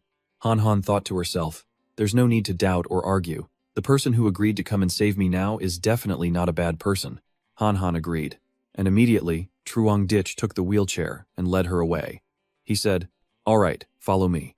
The girl Han Han turned around and said to him, "Please wait a moment. Can you do me a favor?" Truong Dick smiled and asked her, "What is it? Just say it, as long as it's not too complicated, like saving all your classmates." The girl Han Han pointed in the direction where the teacher and the cat were fighting fiercely. She said, "Can you stop them from fighting? I'm afraid of danger." Truong Dick said cheerfully, "Oh, just stop them." "Is that it?" Truong Dick laughed to himself and said, "This isn't difficult. In the future, I'll need her to maintain the shelter's network. If I let her owe me a favor now, it will be easier to win her over later." Truong Dick quickly raised his hand and called his disciple Xuan Loi over. "I need your help with something." At this moment, the three of them majestically approached the cat demon and the teacher. As Truong Dick walked, he saw broken bones on the ground. He secretly absorbed them into his spatial ability to take back. "When I have time later, I'll research and craft weapons." After arriving, Truong Dick ordered Xuan Loi, "It's time for you to make your move." Xuan Loi immediately used his ability to control the ice and snow, causing the ice outside to crack and fall. The teacher, who was fighting outside, immediately noticed the abnormality. She saw large chunks of ice falling. She quickly jumped to one side, dodging the ice blocks. Just as teacher Luong dodged to one side, what fell in front of her was not a pile of ice and snow, but a pile of rocks that formed a small mountain. She was furious, turned her head, and shouted loudly, "You, people, what do you want?" The three of them, led by Truong Dick, approached the teacher and said, "No need to thank us. We are all human and should help each other. It's the right thing to do." Hearing this, she became even more furious.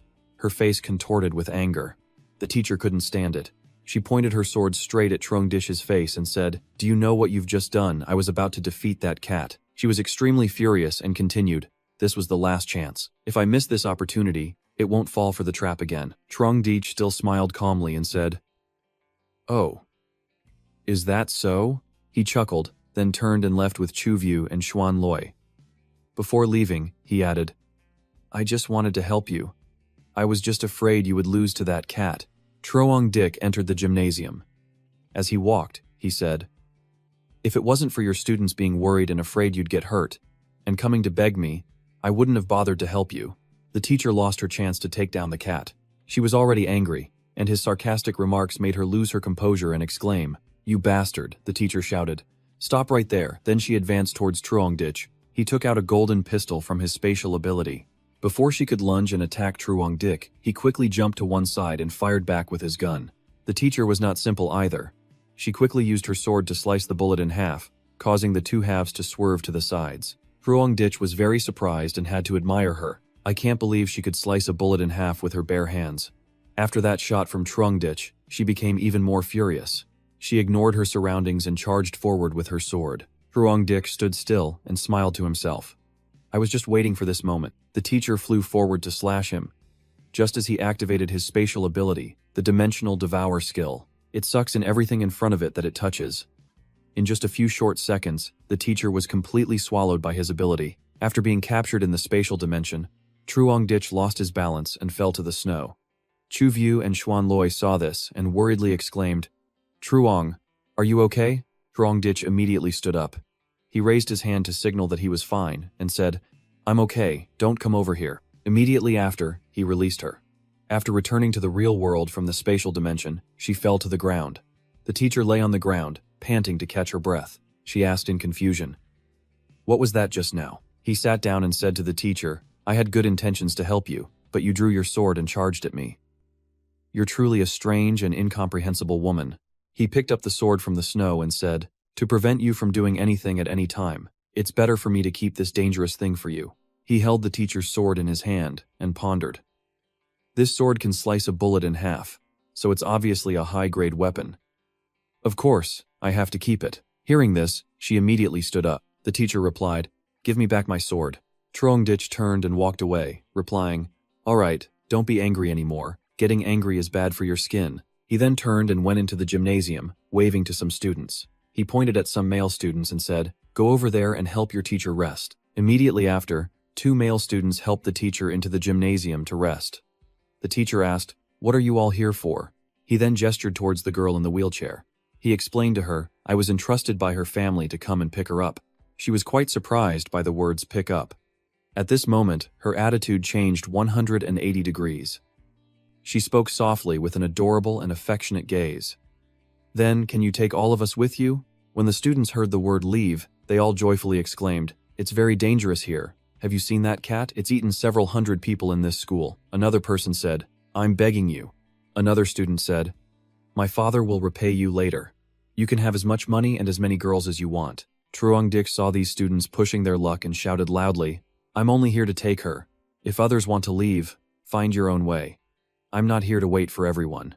At this moment, the students continuously shouted, "We can't contact our families." Others said, "We've tried everything but can't get through."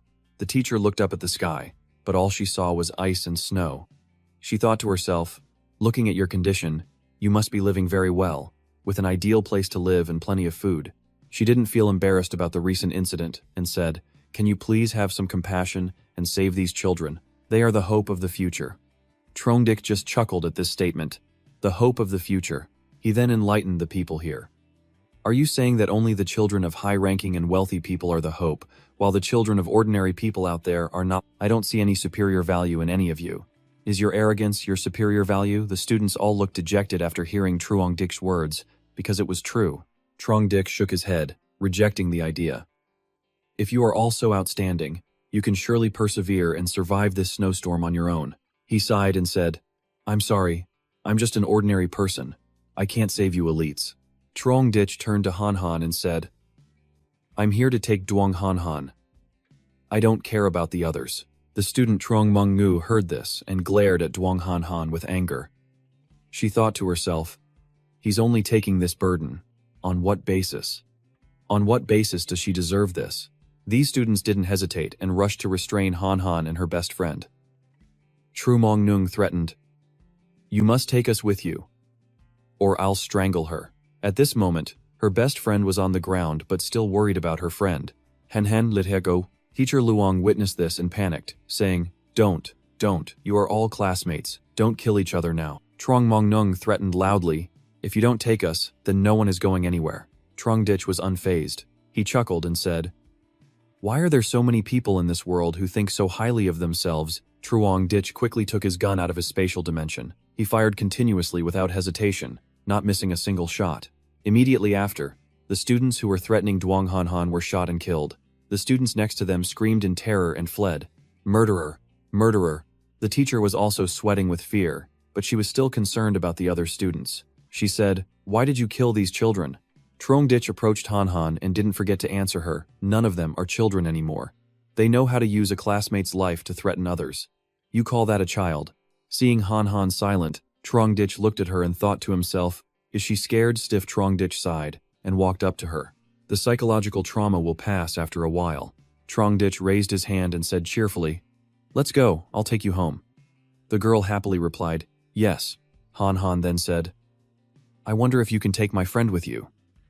Truong Dik said curiously, "Friend." He looked over at the girl Luke Kanyen sitting on the ground and thought, "Her." Han Han explained, "Kanyen is just like me, a student specially admitted to Thianthon Academy." Dik was quite surprised. Specially admitted, Han Han continued to explain, "There are only two types of students here. One type is the children of powerful and influential people, and the other type is geniuses, specially recruited by the school to build its reputation. The latter participate in various domestic and international competitions, then win awards to increase the school's fame. Kanyen is a genius in the field of mechanical engineering and robot weapon manufacturing, not inferior to master's degree engineers from foreign universities." Han Han pointed to the wheelchair and said, "She also designed this chair specifically for me. It's been so long, and it hasn't had any problems." Truong Dik looked at the girl Luke Kanyen and thought, her personality and skills seem quite good. You need to be strong to work in this field. Truong Dik had an idea. He asked her, "What have you made and fabricated before?" At this moment, Luke Kanyen raised her hand and asserted, "I'm very good at vehicle maintenance design and weapon manufacturing. Moreover, I also have knowledge of firearms and ammunition. If you take me with you, I can modify cars and guns in a day." Truong Dik was stunned to hear this. She continued, "Luke Kanyen wasn't just a pretty face who could talk a big game, she also showed off her hidden talents. She revealed that she was once a top student in forging. With the right tools, making cold weapons would be a piece of cake. Besides, out of interest and passion, I once studied forging techniques. If the conditions are right, creating cold weapons is entirely possible." Hearing this, our stingy guy was moved to tears. It's truly a godsend. Just when he needed talent, talent came to him. This trip was like being lazy, no loss at all. Without another word, Truong Dish pushed Han Han away. Chu View and the young man Xuan Ga also trotted ahead. The man turned back and said bluntly, "All right, then you can come with us." Luke Kanyen excitedly ran after them, her face beaming with joy. "Thank you. May I ask how I should address you?" He gave a slight smile, looking like a real bad boy. "My name is Truong Ditch. I'm a few years older than you, so you can just call me brother." Luke Kanyen was as obedient as a puppy, yesing and sirring. "Yes, brother Truong." Then she quickly took over, pushing the wheelchair for the chairman. Seeing Luke Kanyen successfully seal the deal, the rest of the students clamored to show off their talents.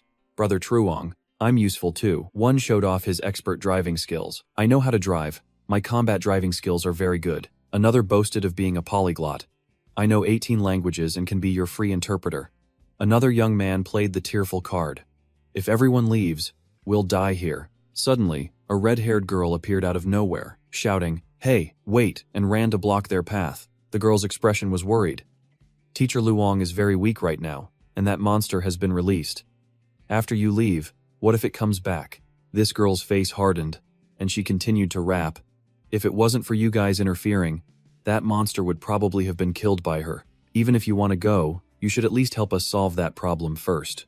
Truong Ditch pulled out his gun, pointed it straight at the girl, and retorted sharply, "You say that as if you would have definitely survived if we hadn't come." Han Han turned to thank the teacher. "Teacher Luong, thank you for your care and attention during this time." Teacher Luong nodded happily in agreement. But then she made a sharp turn and shouted loudly, "Follow them, before the monster arrives. Follow them. At least we can find a way out of here." A moment later, Xuan Loi noticed Teacher Luong's group and the students tailing them. He tattled to Truong Ditch. "Truong, those people are really following us. What should we do now?" Truong Dick ignored him and asked back, "Why do you feel sorry for them?" Xuan Loi chuckled, "Of course not." Truong Dick then quipped, "So you want to kill them? With your strength, it wouldn't be difficult."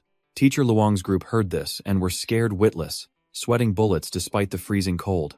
Xuan Loi quickly waved his hands to clarify, "No, I didn't mean that. They have no grudge against me." Truong Dick smirked, "If that's the case, then just ignore them." As he walked, he rationalized to himself, "Only when we are strong can we help the world. We don't have the great ability to feed dozens of people yet." His disciple Xuan Loi nodded in agreement, thinking to himself, "Brother Truong, you're right. At this point, being able to take care of ourselves is good enough." After walking for a while, Truong Ditch's group finally escaped the bone-chilling ice tunnel. Once on the surface, Truong Ditch flexed a little by pulling 2 vehicles out of his private space. He announced to Xuan Loi, "You ride with Chu View." Xuan Loi jumped up like a shrimp. "This snowmobile is freezing." Truong Ditch then put a helmet on him, speaking like a boss. "Isn't this better now?" Xuan Loi felt much warmer, his eyes shining. "Oh, you're right. Wearing this helmet makes a huge difference." Then, Truong Ditch gently carried Han Han into the high-end, large displacement snowmobile. Chu View and Xuan Loi also started their engines and took off. Xuan Loi shouted excitedly, "I quite like riding in the open air like this." Truong Ditch carried Han Han onto the vehicle, and Luke Kanyen was also settled in. He started the engine. "Let's go back."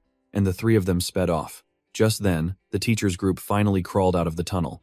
They could only stand and watch in despair as the vehicle disappeared into the distance. A little girl asked, "Where should we go, and what should we do next?" The young man named Enjo Thon Vu stepped forward, acting like a cool guy. "I'll take care of it from here." Then he took out his phone and called someone. In the car, Han Han and Kanyen felt a wave of warmth, enjoying the feeling of luxury after their miserable days at school. Truong Ditch took out some snacks, placed them next to Han Han, and instructed her like a young father, "Eat something to replenish your energy. Be careful not to eat too quickly, you might catch a cold." Seeing the food and drinks, the 2 girls were moved to tears. "You're such a good person. Thank you so much, Brother Truong." Then they dug in as if they had never eaten before. Truong Ditch just watched them and chuckled to himself, pleased with his successful recruitment of 2 top-tier talents to his team. After they had eaten their fill, Truong Ditch turned to Han Han. "You're really amazing." Han Han was surprised. "Are you kidding me? Of course not." With that, her face fell, her voice sad. "I've always been a burden to everyone in class. If it wasn't for Kanyen always protecting me, I'm afraid I would have died long ago." Kanyen comforted her. "We're good sisters. There's no need to be so formal." After the two girls finished their heartfelt moment, Truong continued. Is that so? But I still think you're more amazing. Being praised so much, Duong Han was at a loss for words and asked back, why do you say that? Truong looked her up and down, and then began his criminal psychology analysis. Your legs are paralyzed.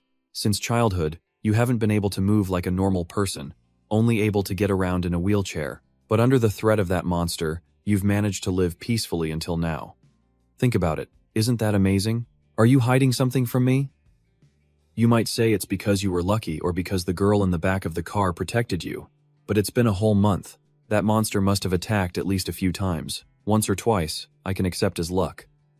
But a dozen times of luck is a bit too unusual.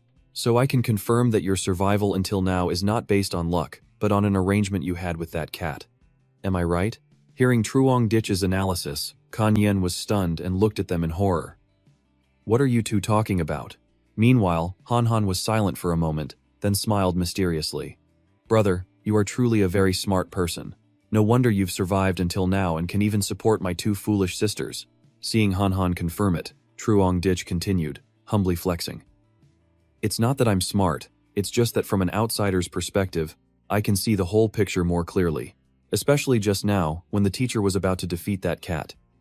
You actually told me to stop her from fighting the giant cat. If you wanted to protect your teacher, you should have asked us to kill that monster. But you didn't do that. Instead, you seem to want to save the cat. To maintain the current balance of power. Based on these points, I can guess that the cat was either raised by you, or you can control it and command it to do your bidding. I'm not wrong, am I? Hearing Truong words, Han's smile became even more cunning. You really are a very smart person. You've guessed about 70% of the truth. But I'm not as bad as you think. I'm not the cat's master. That cat's name is Hoa, and I didn't tell it to go kill my friends and teachers. But the fact that it deliberately protected me is true. Upon hearing this, Lu Kanyen's eyes went wide and her jaw dropped. Hoa, it's that one, the stray cat you always secretly gave food to Han. Han ignored her and continued telling Truong that monster is the stray cat from the dorm that I used to feed every day. Due to a mutation, it underwent a genetic change and became huge. As a result, my relationship with it is particularly close. So whenever it sees me, it has no intention of attacking me. After hearing this, Kan Yen exclaimed, realizing the truth. No wonder. Every time it appeared, it terrified me. But it's true that it never tried to attack us. At the time, I thought it was just luck, but it turns out you had planned it all along. This explanation might fool the naive Luke Kan Yen, but for the cunning Truong it was still too naive. He looked at her calmly and asked back, I'm afraid it's not as simple as you say. It not attacking you just out of gratitude for feeding it before isn't very convincing. Truong was still chatting happily with Han and Luke Kan Yen. He asked happily, Did that big cat lead us to you? Was its not attacking us also instinctive? Han raised her hand in applause. Your observation skills are truly meticulous. It seems I can't hide anything from you. Han began to reveal the whole truth. That's right. After Hoa mutated and grew large, it became extremely intelligent. It can understand my words. Actually, I told it that someone would come here to pick me up. I told it not to harm you guys. I just didn't expect you all to be so strong and amazing. At this point, Kan Yen and Truong both automatically imagined the scene of Han controlling the giant cat. Truong understood the situation and turned to ask, So you were the one who told it to kill your classmates? Han quickly shook her head. No. That wasn't it. Han smiled brightly, but her words were as sharp as a knife. Although many of them were despicable, they died because they used to abuse Hoa, and Hoa also needed to fill its hungry stomach. But later, the situation became more abnormal and out of control. Han started to complain. You don't know. So many people criticized me for being a burden. Many times they wanted to sacrifice my life to stop Hoa. They even deliberately pushed over my wheelchair to get me closer to the cat. At this moment, she smiled like a true villain, full of malice. It's truly laughable, me dying, but they couldn't have known that Hoa wouldn't harm me. So I survived every time. The hatred they felt for me grew stronger every day. As long as I survived, they would realize their own uselessness. Because of that, they wanted me to die even sooner. Kan Yen, sitting behind, felt a sense of empathy. So that's how it was. Many times I thought we were done for, but we always managed to get through it. Han smiled brightly, holding a water bottle, and said bluntly. So later I felt it was better for those people to die.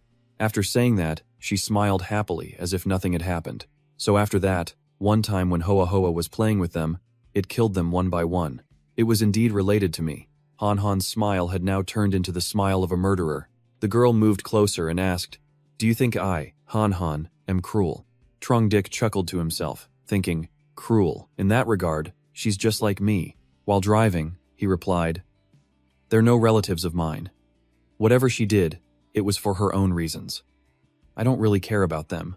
I came to save you only to fulfill a promise to your sister, and because I need your expert computer skills." Han Han smiled lightly. "You're right. In this kind of world, people without value can't be saved and can't survive." The car sped along the snow, taking them home safely. On the way, Truong Ditch painted a bright future. "Don't worry. From now on, once you join my team, as long as you are obedient and work hard, you won't have to suffer from hunger, cold, or the mortal dangers outside." Outside, the weather was cold enough to freeze everything. The average temperature ranged from -70 to -100 degrees. Anything not kept warm would freeze instantly. Truong Dick, while driving, announced the rules of his base. "I can guarantee you these terms." Han Han and Kanyen happily replied, thank you, big boss." Truong Ditch boldly asked Han Han another question. "Han Han, I still have one doubt I hope you can help me with." Han Han confidently said, "Just ask." Truong Ditch then asked, "The apocalypse has been going on for so long. Why didn't you send a message to your two sisters before, but only now? Moreover, in a place so deep under such a thick layer of snow, how did you solve the problem of signal transmission?" At this moment, the girl Han Han happily flexed to Truong Ditch. "Brother, for better or worse, I'm a top hacker in the world. This signal problem is naturally very easy for me to solve. Plus, I have Hoa Hoa to help me. As for sending messages to everyone, I didn't plan on calling my foolish sister. From the very beginning, my target was you." Truong Ditch was completely confused after hearing that. "Curious," he asked again. "My target was you from the beginning, why we've never met before?" The girl Han Han chuckled and replied, "I originally thought my foolish sister was already dead. After all, with her intelligence and ability to navigate the entertainment industry, she might have managed. But in this apocalypse, her survival was basically impossible. My own sister found it difficult, let alone saving someone else." Han Han sighed and continued, "So I wouldn't pin my hopes of survival on her." Truong Ditch then said, "So you chose me?" Han Han took out a phone and said, "My phone had received news from the outside world before." The girl Han Han held it up for him to see. She added, "Its features are no less than a supercomputer. With a little analysis, I was able to find out that this set of documents is related to you." Han Han smiled happily and looked very cute. She exclaimed, "I really admire you." Truong Ditch, who was driving, broke into a cold sweat. He remained silent and listened as the girl continued, "You were clearly just an ordinary warehouse manager, yet you were able to do so much during the apocalypse." Truong Dick asked Han Han in a low voice, "How much do you know about me?" The girl Han Han turned on her phone and searched. Han Han said confidently and happily, "Well, you could say I know almost everything about you.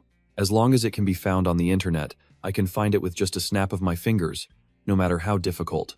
Han Han was so happy she blushed. She exclaimed in surprise, "Including the fact that you were involved in the theft case at the Hoanam warehouse, including the bank transfer records, and even the fact that you killed so many of your neighbors in your old residential complex. I can also hack into the surveillance cameras of that residential area and hack into your phone to know what you and my two sisters are doing." Han Han said this with a smile. The more she spoke, the more Han Han blushed, looking at Truong Ditch with admiration. She added, "After reading these stories about you, I, Han Han, am really fascinated." Truong Ditch looked at Han Han, also blushing and embarrassed, then tried hard to hold back his laughter. He thought to himself, "So she's not an ordinary person." Truong Ditch regained his composure and said to Han Han, "So you knew I was with Duong Mat and Chao Ka Ni, and you used them to contact me?" "Right."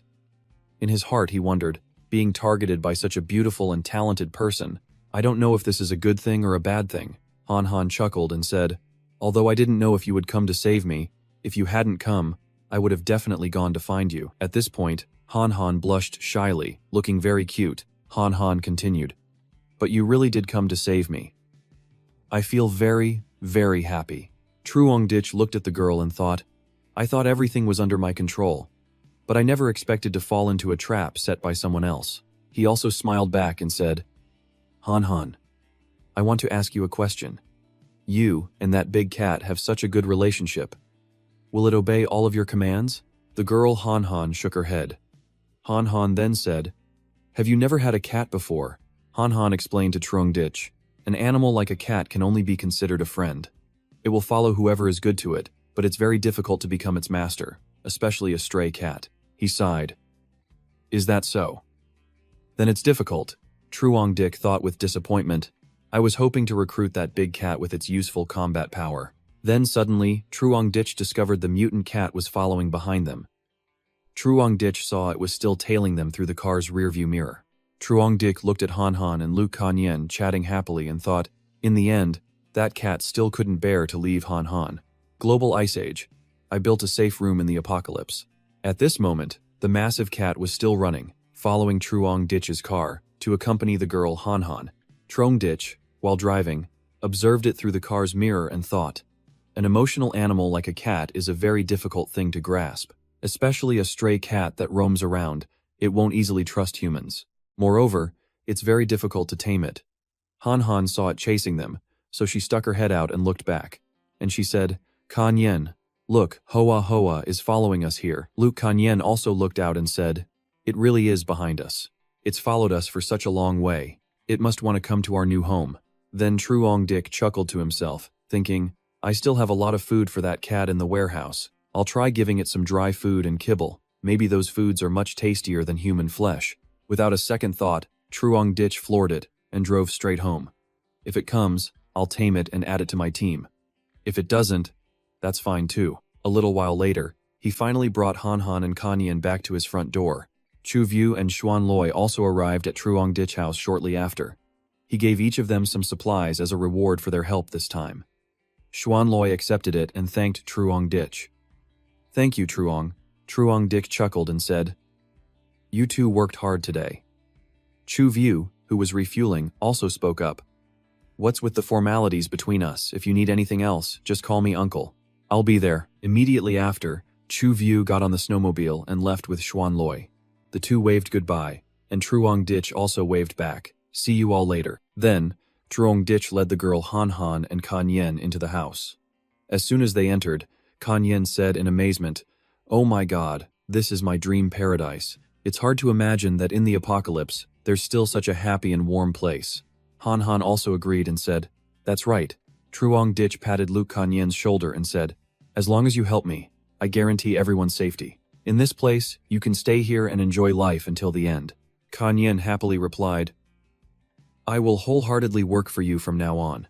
But Han Han blushed shyly and said softly, Help, does that include personal aspects? Truong Dich was stunned by Han Han's words. He thought to himself, she really dared to ask that. Kanyen, not understanding, turned to ask, What are you two talking about? Meanwhile, Han Han was still blushing shyly. Truong Dich bent down and pinched Han Han's cheek. He whispered, You're young, but you know quite a lot. Truong Dich raised his hand and affirmed, As for me, your main task is to help me maintain the safety of this shelter.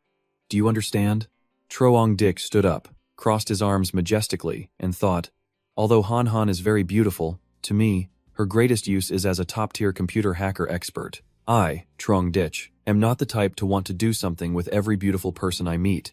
But Truong Dich's meaning made Han Han very sad. Maybe Han Han has fallen for Truong Dich. The girl Han Han felt wronged. She thought, Is he looking down on me? After thinking, at this moment, Duong Mat and Kan Wai ran out, calling Han Han's name. That's great, you're still alive.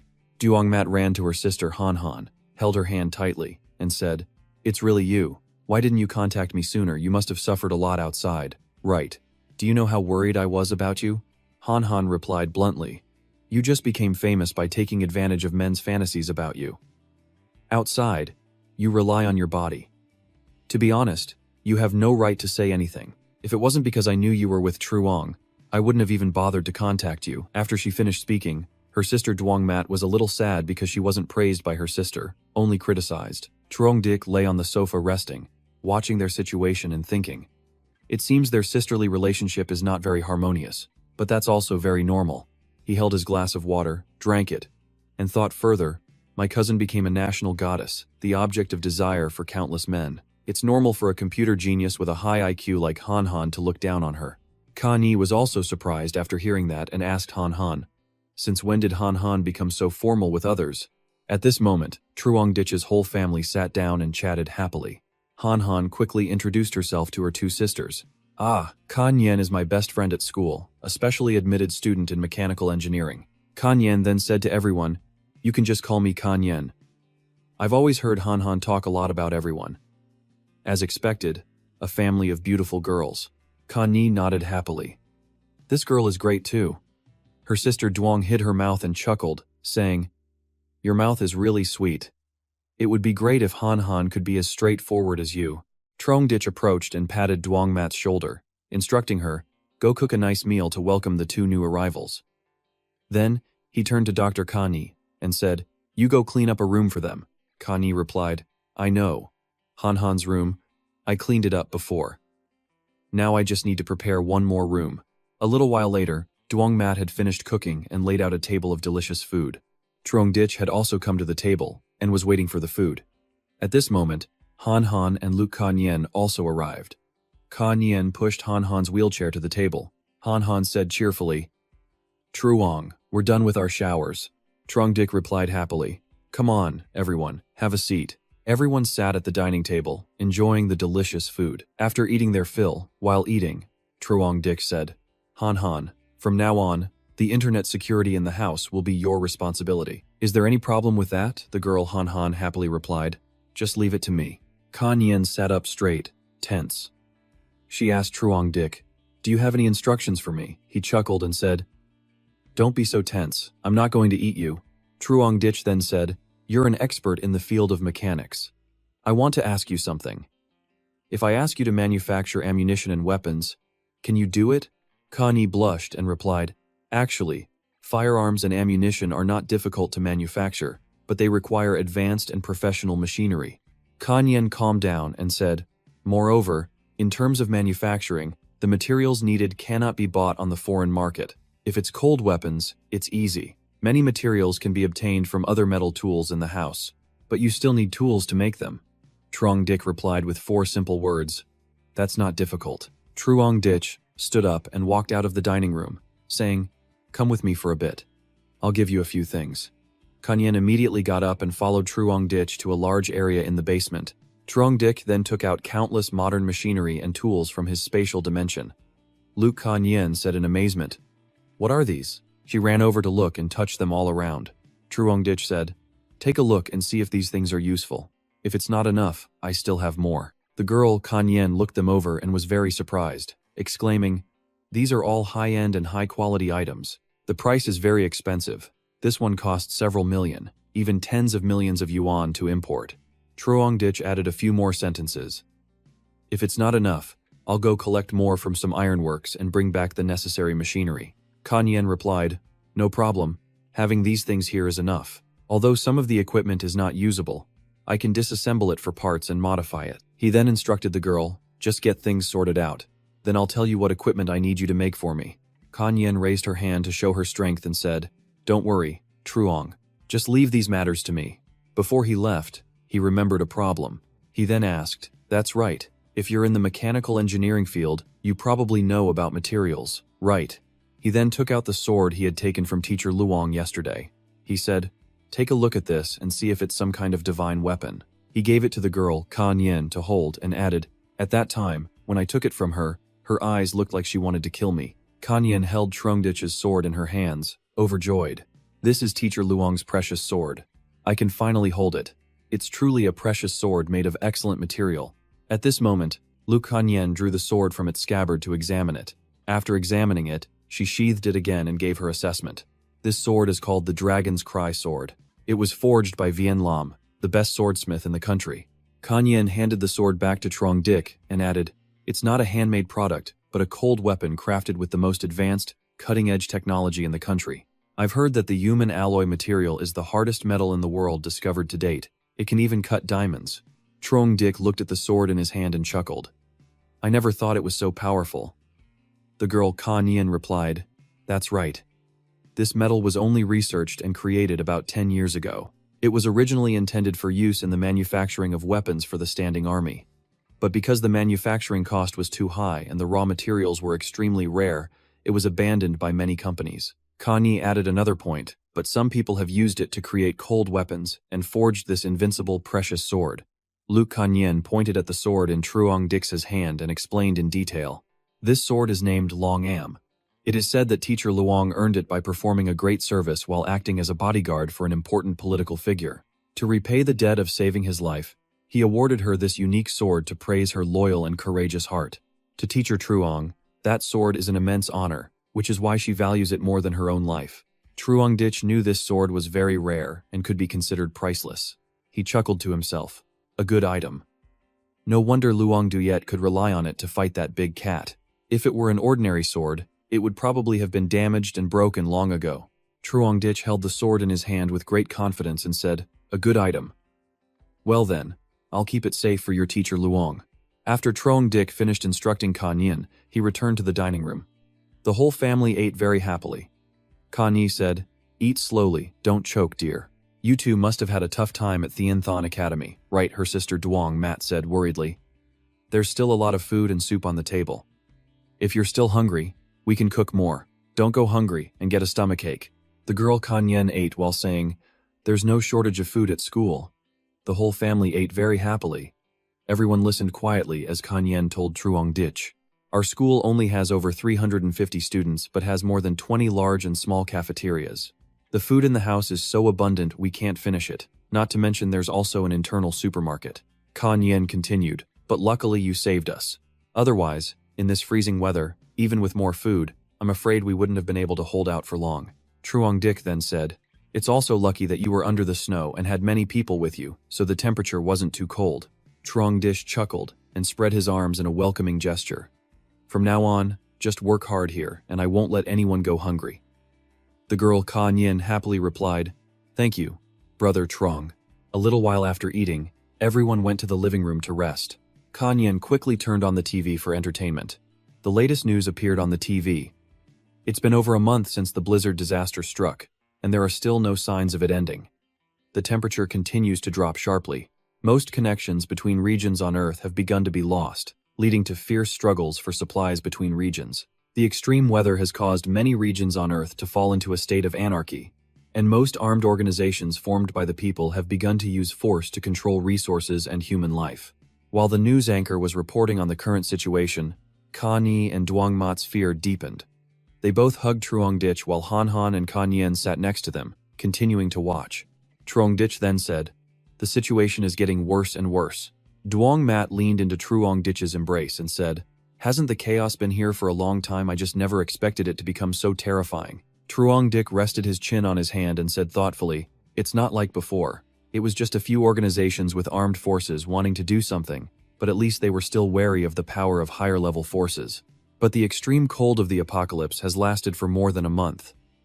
This means the Ice Age will not end in a short time.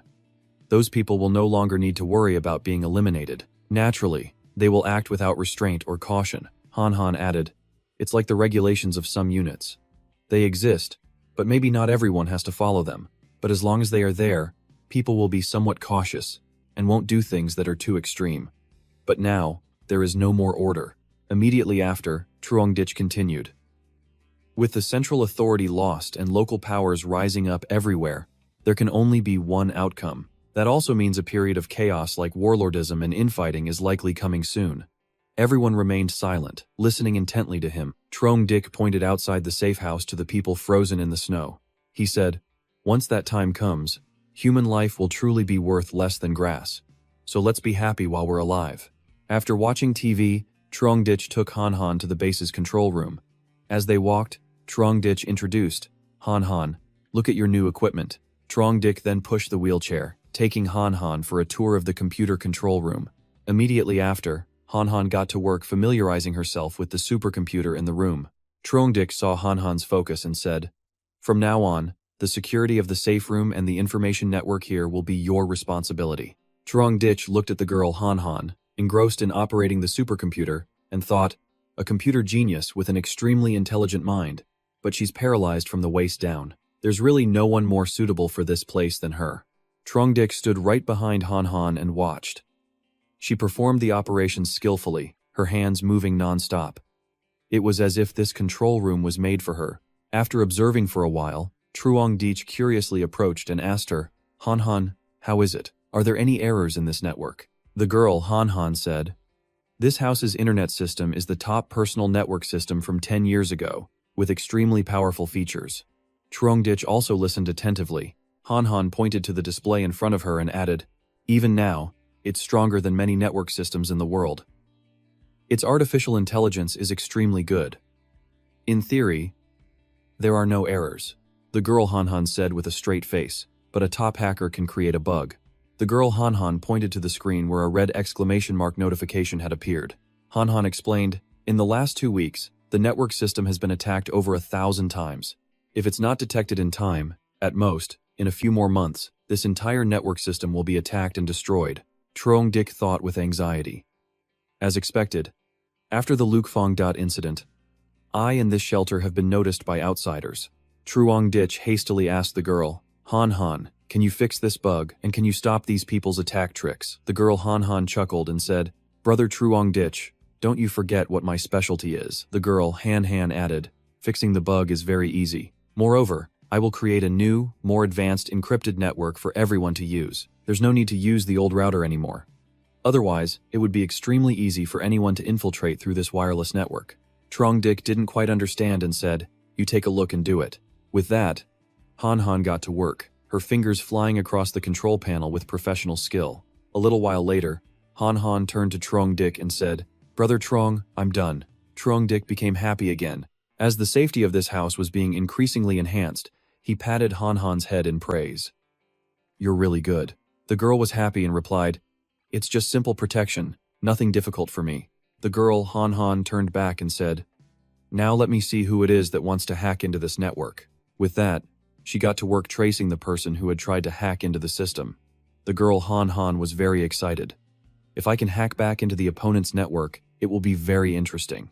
Seeing his resident hacker deep in concentration, Truong-dich, standing behind her, immediately asked, "What are your chances of success? If you fail, will it endanger our security system?" Han Han turned, her expression professional, and replied, "It's hard to say what the chances are. After all, I haven't officially infiltrated yet. With the current situation, their shelter's network attack power is not strong enough." Truong-dich then sat down next to her, looking like he was cheering Han Han on with all his might. The girl's face lit up with joy. She reassured him, "Don't worry. Even if I can't attack their network, I can at least cover my tracks so they won't find me." Hearing that, Truong-dich breathed a sigh of relief. He smiled and said, "That's good. In that case, you can start the attack." In her excitement, Han Han was ready to show the opponent what would happen to their network. In the heat of the moment, Connie burst through the door, her face pale as a sheet, and delivered shocking news to Truong-dich. "It's bad. There's a huge monster outside." Through the dense surveillance camera system, they all stared at the screen. And there it was, an XXL version of a cat boss, curled up and sleeping soundly right outside the base. Truong-dich and Han Han immediately recognized the giant mutant cat. Truong-dich couldn't help but laugh. He turned to tease Han Han. "That cat really likes and adores you, following you all the way here." Han Han was also a little proud. She confided in Truong-dich, "Maybe I'm the only one it trusts, so the cat followed me here." Hearing this, Truong-dich's eyes lit up, his mind racing. The top priority now is to tame this supersized pet, as soon as possible. Just think about it. Having this mutant emperor as a weapon would be absolutely insane. A total game changer. If not, many people on the other side of the river might have to pay the price. No sooner said than done, Truong-dich pushed Han Han forward. As he walked, he muttered his plan. "How to tame that cat, let's go out first, Han Han." Seeing this, Connie frantically grabbed Truong-dich's arm, her voice trembling. "There's a huge monster outside that looks like a cat. It keeps meowing. It's outside the window, lying near the house." Truong-dich calmly explained, "There's no need to worry. That cat came to find its owner, and its owner is none other than Han Han." At this point, Connie spoke up to calm everyone down. "Everyone in the house, don't be afraid. That cat is Han Han's friend. Let's go outside and take a look." With that, she wheeled the wheelchair to the front door. The cat outside looked both pitiful and cute. Han Han felt very sorry for it because its fur was covered in cold snow. The girl asked worriedly, "Are you okay, Lulu?" Truong-dich stood behind Han Han, analyzing the situation. After the cat's fight with Teacher Luong, it must have used up a lot of energy. In this situation, I have a chance to conquer it and make it my pet. He approached and said to Han Han, "Come on, let's go out and see it." With that, he pushed the girl outside. As soon as they got to the door, the cat saw its owner and meowed happily. Han Han gently called out, "Lulu, don't be scared. Come to me.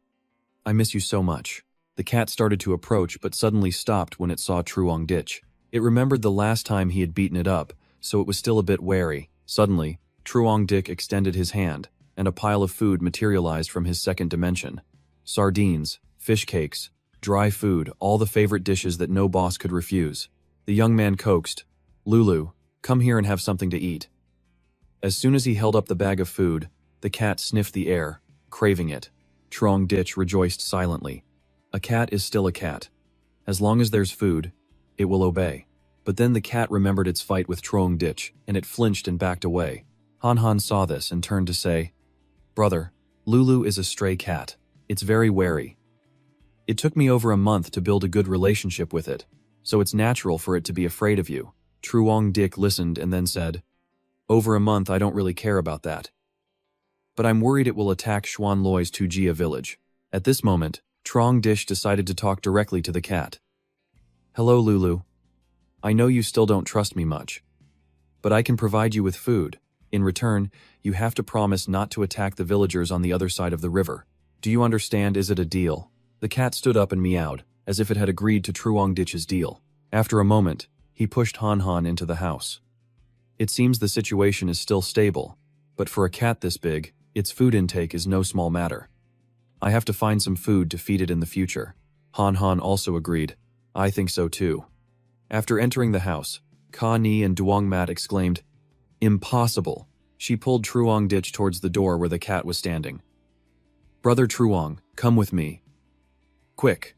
The three of them looked out the door and saw that the cat had now returned to its normal size, so it can change its size at will.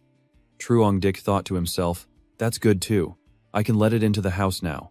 After Han Han entered the house, she raised her hand and explained to everyone like an expert, "Isn't this obvious, Brother Truong? You're probably very good at biology." She offered her opinion. If it always stayed in that large state, then the students of our academy wouldn't be able to fill its hungry stomach.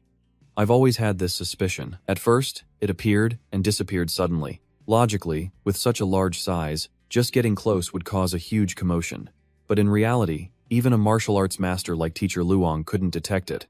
We analyzed the amount of food it ate, and there's a high probability that it can change the shape and size of its body. The people inside were talking and analyzing, still looking outside.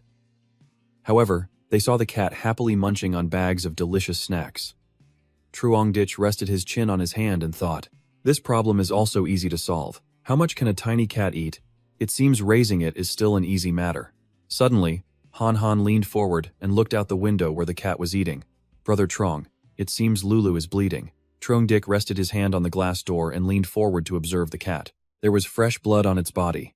Although it had already frozen, it wasn't necessarily the wound caused by Teacher Luong's sword. No wonder it looked so tired. But while eating, it didn't seem to care about its wound at all. After all, for these stray cats, a wound, big or small, is a normal thing. Truong Dick rested his chin on his hand and continued, "It's best not to get near the cat while it's eating. Tomorrow, I'll prepare some medicine, bring it into the house, and find a place for it to stay. I'll take care of it and, at the same time, build up our bond, making us closer and closer." After their conversation, Duong Mat and Ka Ni went to their room and lay down to sleep. They talked to each other about what had happened. Looking back now, it feels like a dream. I remember before, in the clear daylight, we were still hungry and freezing in the snow and ice. Now, life is more stable with such a well-equipped room. Looking at us like this, isn't it great? There are still so many miserable people outside. Ka Ni said, "It's all thanks to Brother Truong Dick." Duong Mat agreed. "That's right, he's so strong. He was able to create such a good shelter in these apocalyptic days." Suddenly, she raised her hand and said, "I've decided that in the future, I will try to work hard and be worthy of the care Brother Truong has given me." Han Han spoke up. "What did Truong Dish ask you to do?" "Oh, that. He asked me to repair the equipment, but I've asked him to let me get familiar with this equipment first. Then I will help him repair and create weapons. You remember, right? Creating weapons is not easy, is it?" Kanyen. If it's a normal gun, it might not be difficult to create. However, some types of guns cannot be produced without professional designs and molds. Creating from a model will be very large and time-consuming. Even with a large model, there's still a risk of failure. I don't think he's lacking ordinary firearms. Compared to grenades and bombs, they might be more useful. That's right. Tomorrow I'll discuss with him what kind of weapons he needs to make it easier. The next morning, the snowstorm continued to fall. At this moment, Kanyen was discussing the firearm design with Truong Ditch. Truong Ditch looked it over and asked, "Very good. Can you mass-produce these weapons? Pay attention to your own safety, and let me know what materials are needed so I can go find them." Kanyen confidently replied, "Don't worry, Truong Ditch. I'm very professional in this matter. It would be more reasonable to have more mines, grenades, and explosives. No problem, I'll take care of that for you." At the same time, at Teacher Luong's group's location, the student from the other day was on his phone, calling his family.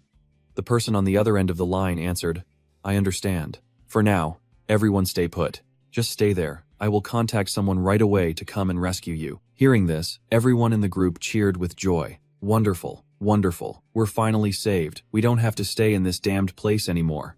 A young man cheered, "Din Vu, you're really the best. You're amazing." At the same time, many people were also calling their relatives, but the phone lines were unavailable.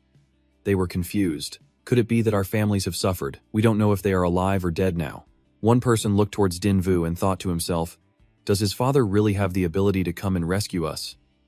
If so, why don't I ask them to contact my family?" At this moment, the people with Teacher Luong were still hiding in the cave, huddling together for warmth. Suddenly, the young man Truong Vu heard footsteps outside and exclaimed, "It must be my father coming." He joyfully stood up and ran out of the cave, a wide smile on his face. The others saw this and ran out after him. Teacher Luong and a female student also followed. After everyone was on the surface, they saw a convoy of dog sleds. The people on them were wearing protective gear. Teacher Luong looked at them and thought to herself, "These people look like experienced combat veterans, and they will become the elite." Thon Vu ran over and said, "My father is No Kien Kwok. Were you sent by my father?" Then he saw two of them whispering to each other. Suddenly, one of them took off his helmet. "Dad is here, son. Tievu, Tievu." He was startled. He remembered his father used to be chubby, but now he was so thin. He couldn't believe it. Then the two of them ran and hugged each other tightly. "Dad, Dad, you don't even know how I managed to get here. This time has been terrible for me." The father comforted him. "Everything will be fine, son. Don't worry too much." Suddenly, he pushed his father away. "Dad, why didn't you send someone to save me earlier? I suffered so much here. I almost died in this place." The father soothed him. "Come on, let's not talk about this now. Anyway, your father just hoped you were still alive. Come home with me." Suddenly, an old man from behind in Truong Vu's father's group spoke up and said, "I heard that your place still has a lot of food and drink supplies in reserve. You guys, quickly lead us there. We have to bring all these supplies back to the base." A girl behind them thought, "Aren't they here to save people? Why are they talking about supplies as soon as they arrive?" Without asking about everyone's well-being, Truong Vu spoke up. "The supplies are under the snow. But there's a huge cat here. We don't dare to touch it." The other person replied, "It's all right. Just show us the place. If any monster appears, we'll handle it. Little brother, since you know, just lead us to the supplies." Truong Vu hesitated. "What? Don't worry. We have experience dealing with mutated creatures. You don't need to worry." Suddenly, he pointed towards Teacher Luong. "Actually, I don't know the exact location, but she does. She's responsible for finding and providing supplies for us." The teacher said sadly, "I'll show you the way." But she felt a little helpless with these students. Then everyone entered the pit. An old man, walking last, said to the students, "Don't worry too much. We will naturally arrange for you to return." After everyone had gone inside, this female student spoke up. "I always feel like something is wrong. It's different from what I imagined. It's not like what I thought in my head. They came to help me escape from here. Right. Why are they looking for supplies now?"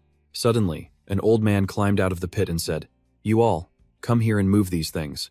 The whole group of students ran over and helped the others move the crates onto the vehicles. They wondered why those people didn't save them from this place, but instead made them work. At this moment, the students were carrying things for the others. They complained, "We've suffered so much here. I thought these rescuers would come and take good care of us.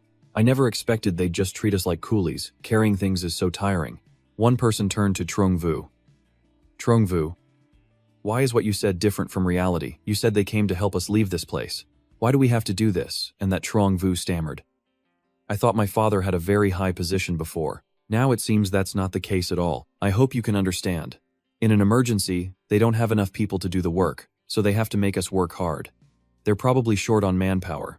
We can rest when we get to the base. After everyone had loaded the things onto the vehicles and left, only 2 people remained with a group of students. A man in a hat said, "Let's go too."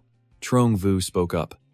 Dad, you mean we have to walk there? Where's the car? Why didn't you drive here? We've been starving here for a long time, and we still have to walk over 10 kilometers to get there. He said this in a shouting tone, even pointing his finger. Suddenly, a man in a hat spoke up. You, be quiet. If you want to live, follow us. Anyone who doesn't want to can stay here. Do you understand your words mean nothing now? Before you had power, so people would listen. But now, it's the apocalypse. All of your previous positions are gone. If you want to survive, you will be silent and work. A student collapsed in helplessness. Impossible. This isn't right. Just because of a small snowstorm, our hard work is wiped away. Living here during this time has no meaning at all. Teacher Luong, holding something, said, "Let's follow them." Then she approached the student who had collapsed on the ground. "Listen, we have no other choice now. If we want to survive, we have to go to the Taesun base. Do you hear me? Everyone must persevere and be patient. The distance is not too far. Let's try our best." The teacher always encouraged everyone. "Let's go there." A few hours later, the students and the teacher arrived at the Taesun base. Then the man in the hat opened the door and asked everyone to go inside. The students rushed down the stairs, happy and relieved. After persevering for so long, we've finally reached a safe place. This place is so warm, but they had no idea this place was even more terrifying than Thien Thon School. After they went down to the basement, they entered a spacious room. What should we do next? Teacher Luong calmed everyone down. Don't be afraid. They went through so much trouble to bring us here. They definitely won't harm us. Don't worry. From behind the door, a group of people in protective gear came out with sprayers. What are they doing? Suddenly, a fat man came out. Form 2 lines for me. The students were bewildered and didn't understand. Then he continued, "Let me explain to you. To ensure the safety inside the shelter, you must undergo a strict disinfection process and a comprehensive physical examination.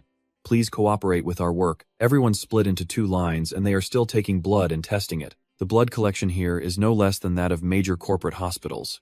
A guard spoke up. Everyone just wait here until the blood test results are out. The students and the teacher still didn't know what their future would be like. Suddenly, a person in protective gear came over, looking like something out of the COVID-19 era. Yes, a bowl of white liquid. What is this? Not knowing what it was, but after a long journey, everyone was hungry and thirsty, so they picked up spoons and tried it. It seemed quite delicious, with a taste slightly similar to yogurt, but definitely not it. Another person said, "It's like laughing cow cheese." After a while, the bowl was empty. On this side, Tuvu's father approached. Tuvu spoke up, "Dad." The woman behind Tuvu's father spoke up. "Is this your son?" Although his expression was a bit dissatisfied, he turned back, smiled, and said, "Yes, he is my son, boss." "Is that so? He looks quite fit." Scene change. She went to the group of students on the side to announce the situation. "After the checkup, you have no infectious diseases or germs, which is very good." She raised her hand and continued, "Next, you will clean up this place, then I will take you to the survival warehouse." Tuvu walked behind the other students. Suddenly, she called him back. "Follow me." The other students turned to look at him with admiration. "Didn't I tell you my dad is different from ordinary people here?" Then his father leaned in and whispered, "Tuvu, you must strictly abide by the rules here. Whatever they ask you to do, you just do it. Do you understand?" "Yes, I understand, Dad." Then, he was led inside by the female boss.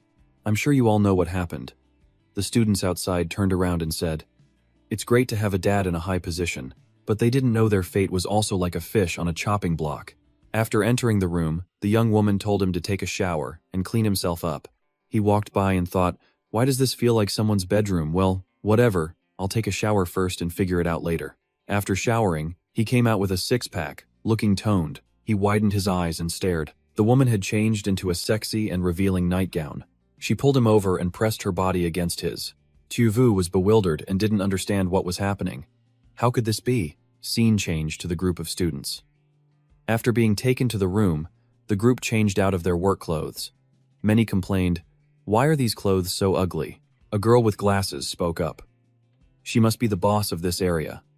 Next, I will take you to the place where you will live and work from now on."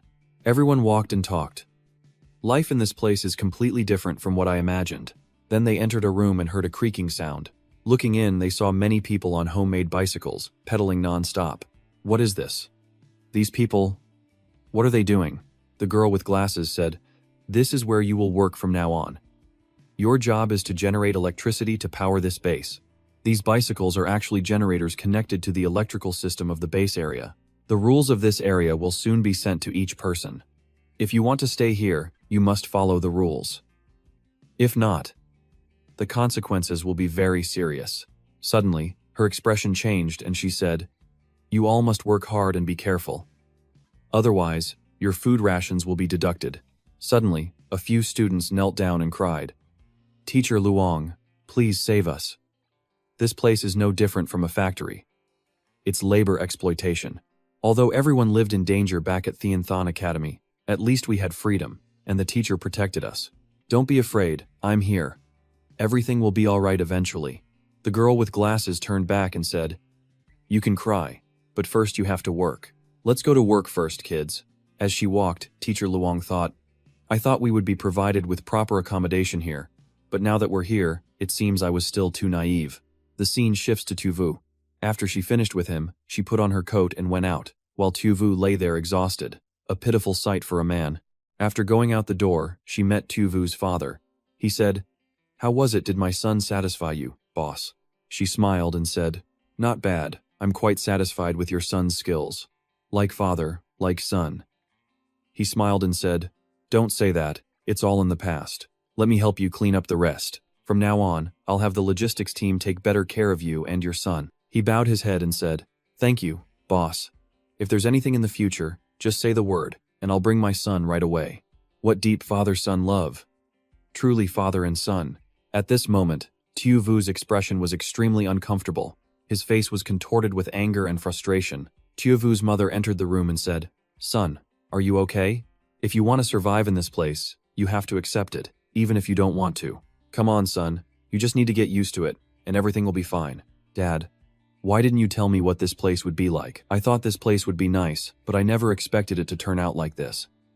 He said this while crying, his tears streaming down his face. His father bowed his head, his face sad, and said, "Now that it's the apocalypse, all our previous status and fame have no meaning anymore. The people who came here at first were all quite friendly. They were all wealthy and aristocratic. At first, according to the researchers, the snowstorm would last for 1 to 2 months. At that time, everyone would resume their original lives. People still respected each other then, understanding that everyone's status would return to normal after the snowstorm passed. But not long after, everyone realized that this snowstorm was lasting longer than they thought. The impact of the supernova explosion was greater than imagined, and it could last for several decades.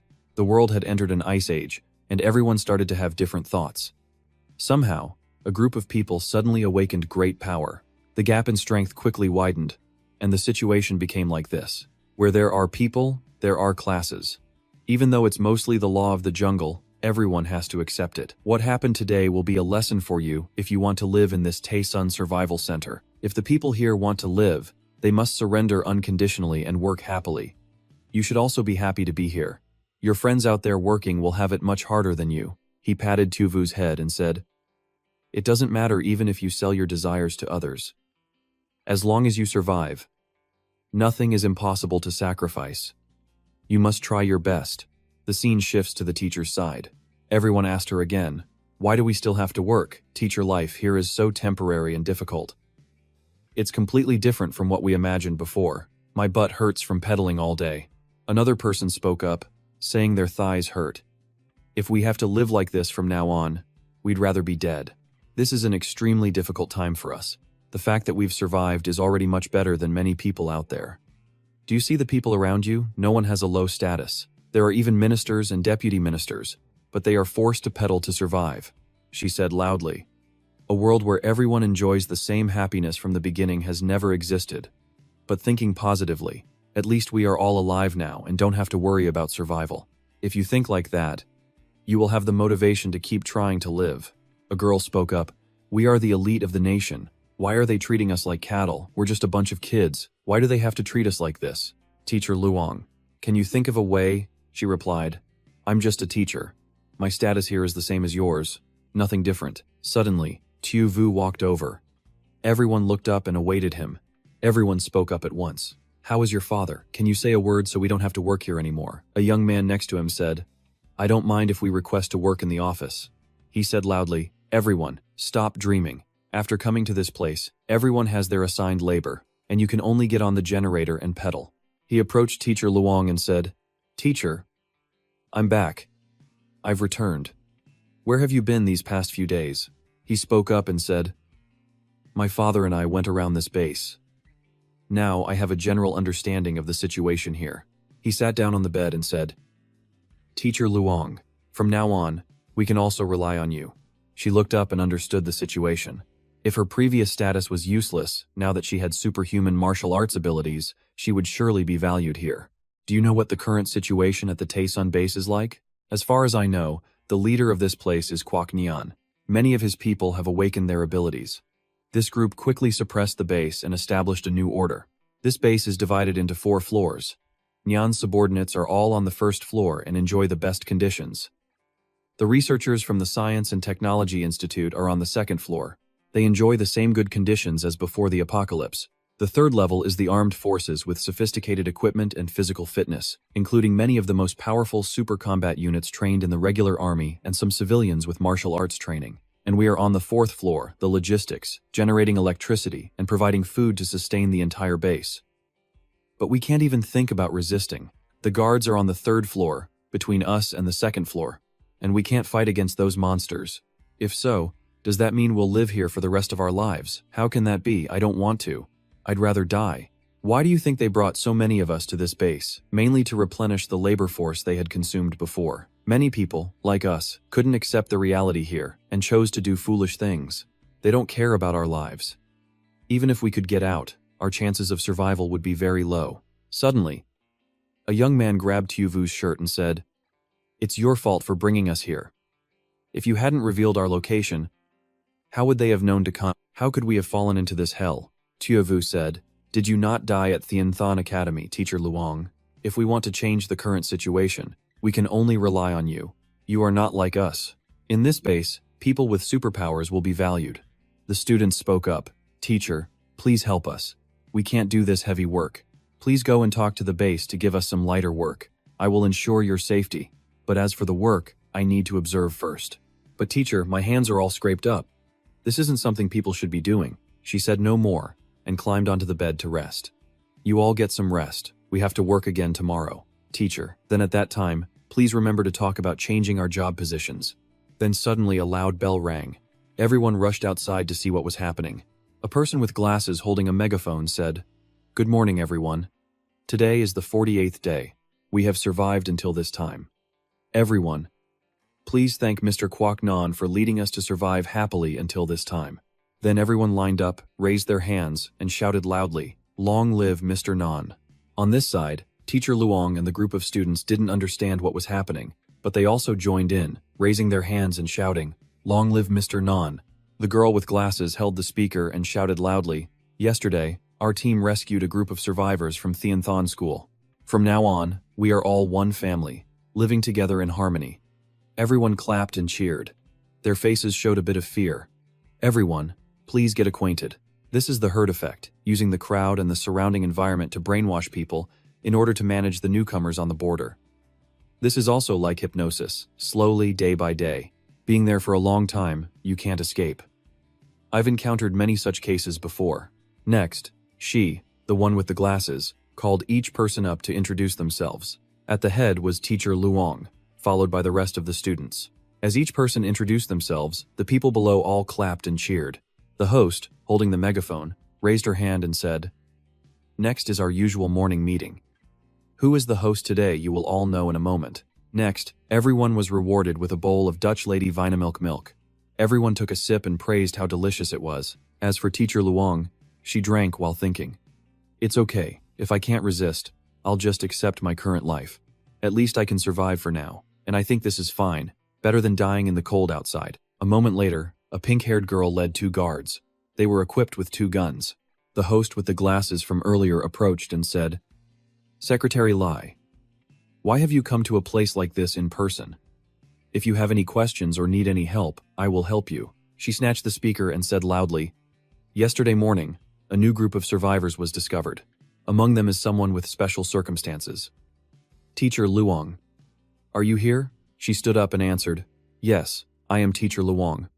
The students behind her said, "Teacher Luong, don't forget us." Then the teacher approached the pink-haired girl. She took Teacher Luong's hand. "Hello, Teacher Luong. My name is Lai, Mr. Kwaknon's secretary. Our leader wants to see you. The leader here wants to meet this newcomer. This means she's not an ordinary person. She'll rise up in a while." "I think so too." Suddenly, the brown-haired girl turned back with a very scary expression. This group also fell silent and looked scared. "Please come with us." She extended her hand and invited Teacher Luong warmly. After walking for a while, they arrived at the leader's room. "The person you were looking for has arrived." He ran to Teacher Luong and addressed her warmly. "I've heard your name for a long time. You are truly a martial arts master, leading a group of students to survive for so long and still managing to escape. Teacher Luong, you are truly a great teacher." He approached and took the teacher's hand. "Please sit down here." Teacher Luong was a little shy. "Please sit down. I will briefly tell you about my arrangements and future plans for you." At this moment, Mr. Nan said with a very serious expression, "To ensure the survival of our civilization and to maintain this base, I hope Teacher Luong can lend us her strength." Teacher Luong shook the old man's hand and said, "If you trust me so much, then I will do my best to contribute to humanity." He extended his hand and said, "This is my secretary. I will have my secretary take you to the Second Life warehouse. From today, you will stay there." Then the pink-haired secretary went to the door and said, "I will take you to the place where you will be staying from now on." Teacher Luong said nothing more and followed behind. She walked down the hallway and said, "This place looks quite nice and clean." The scene shifts to Trong Dish's villa. He's still feeding the cat every day, still trying to lure it into becoming his pet. "Lulu, I've been feeding you for a week now. Look, you've eaten so much of my food. From now on, you'll be my good cat. Okay, come into the house with me." At this moment, the cat's expression was a little pensive. It probably thought, "You just gave me a little food and you're already trying to trick me."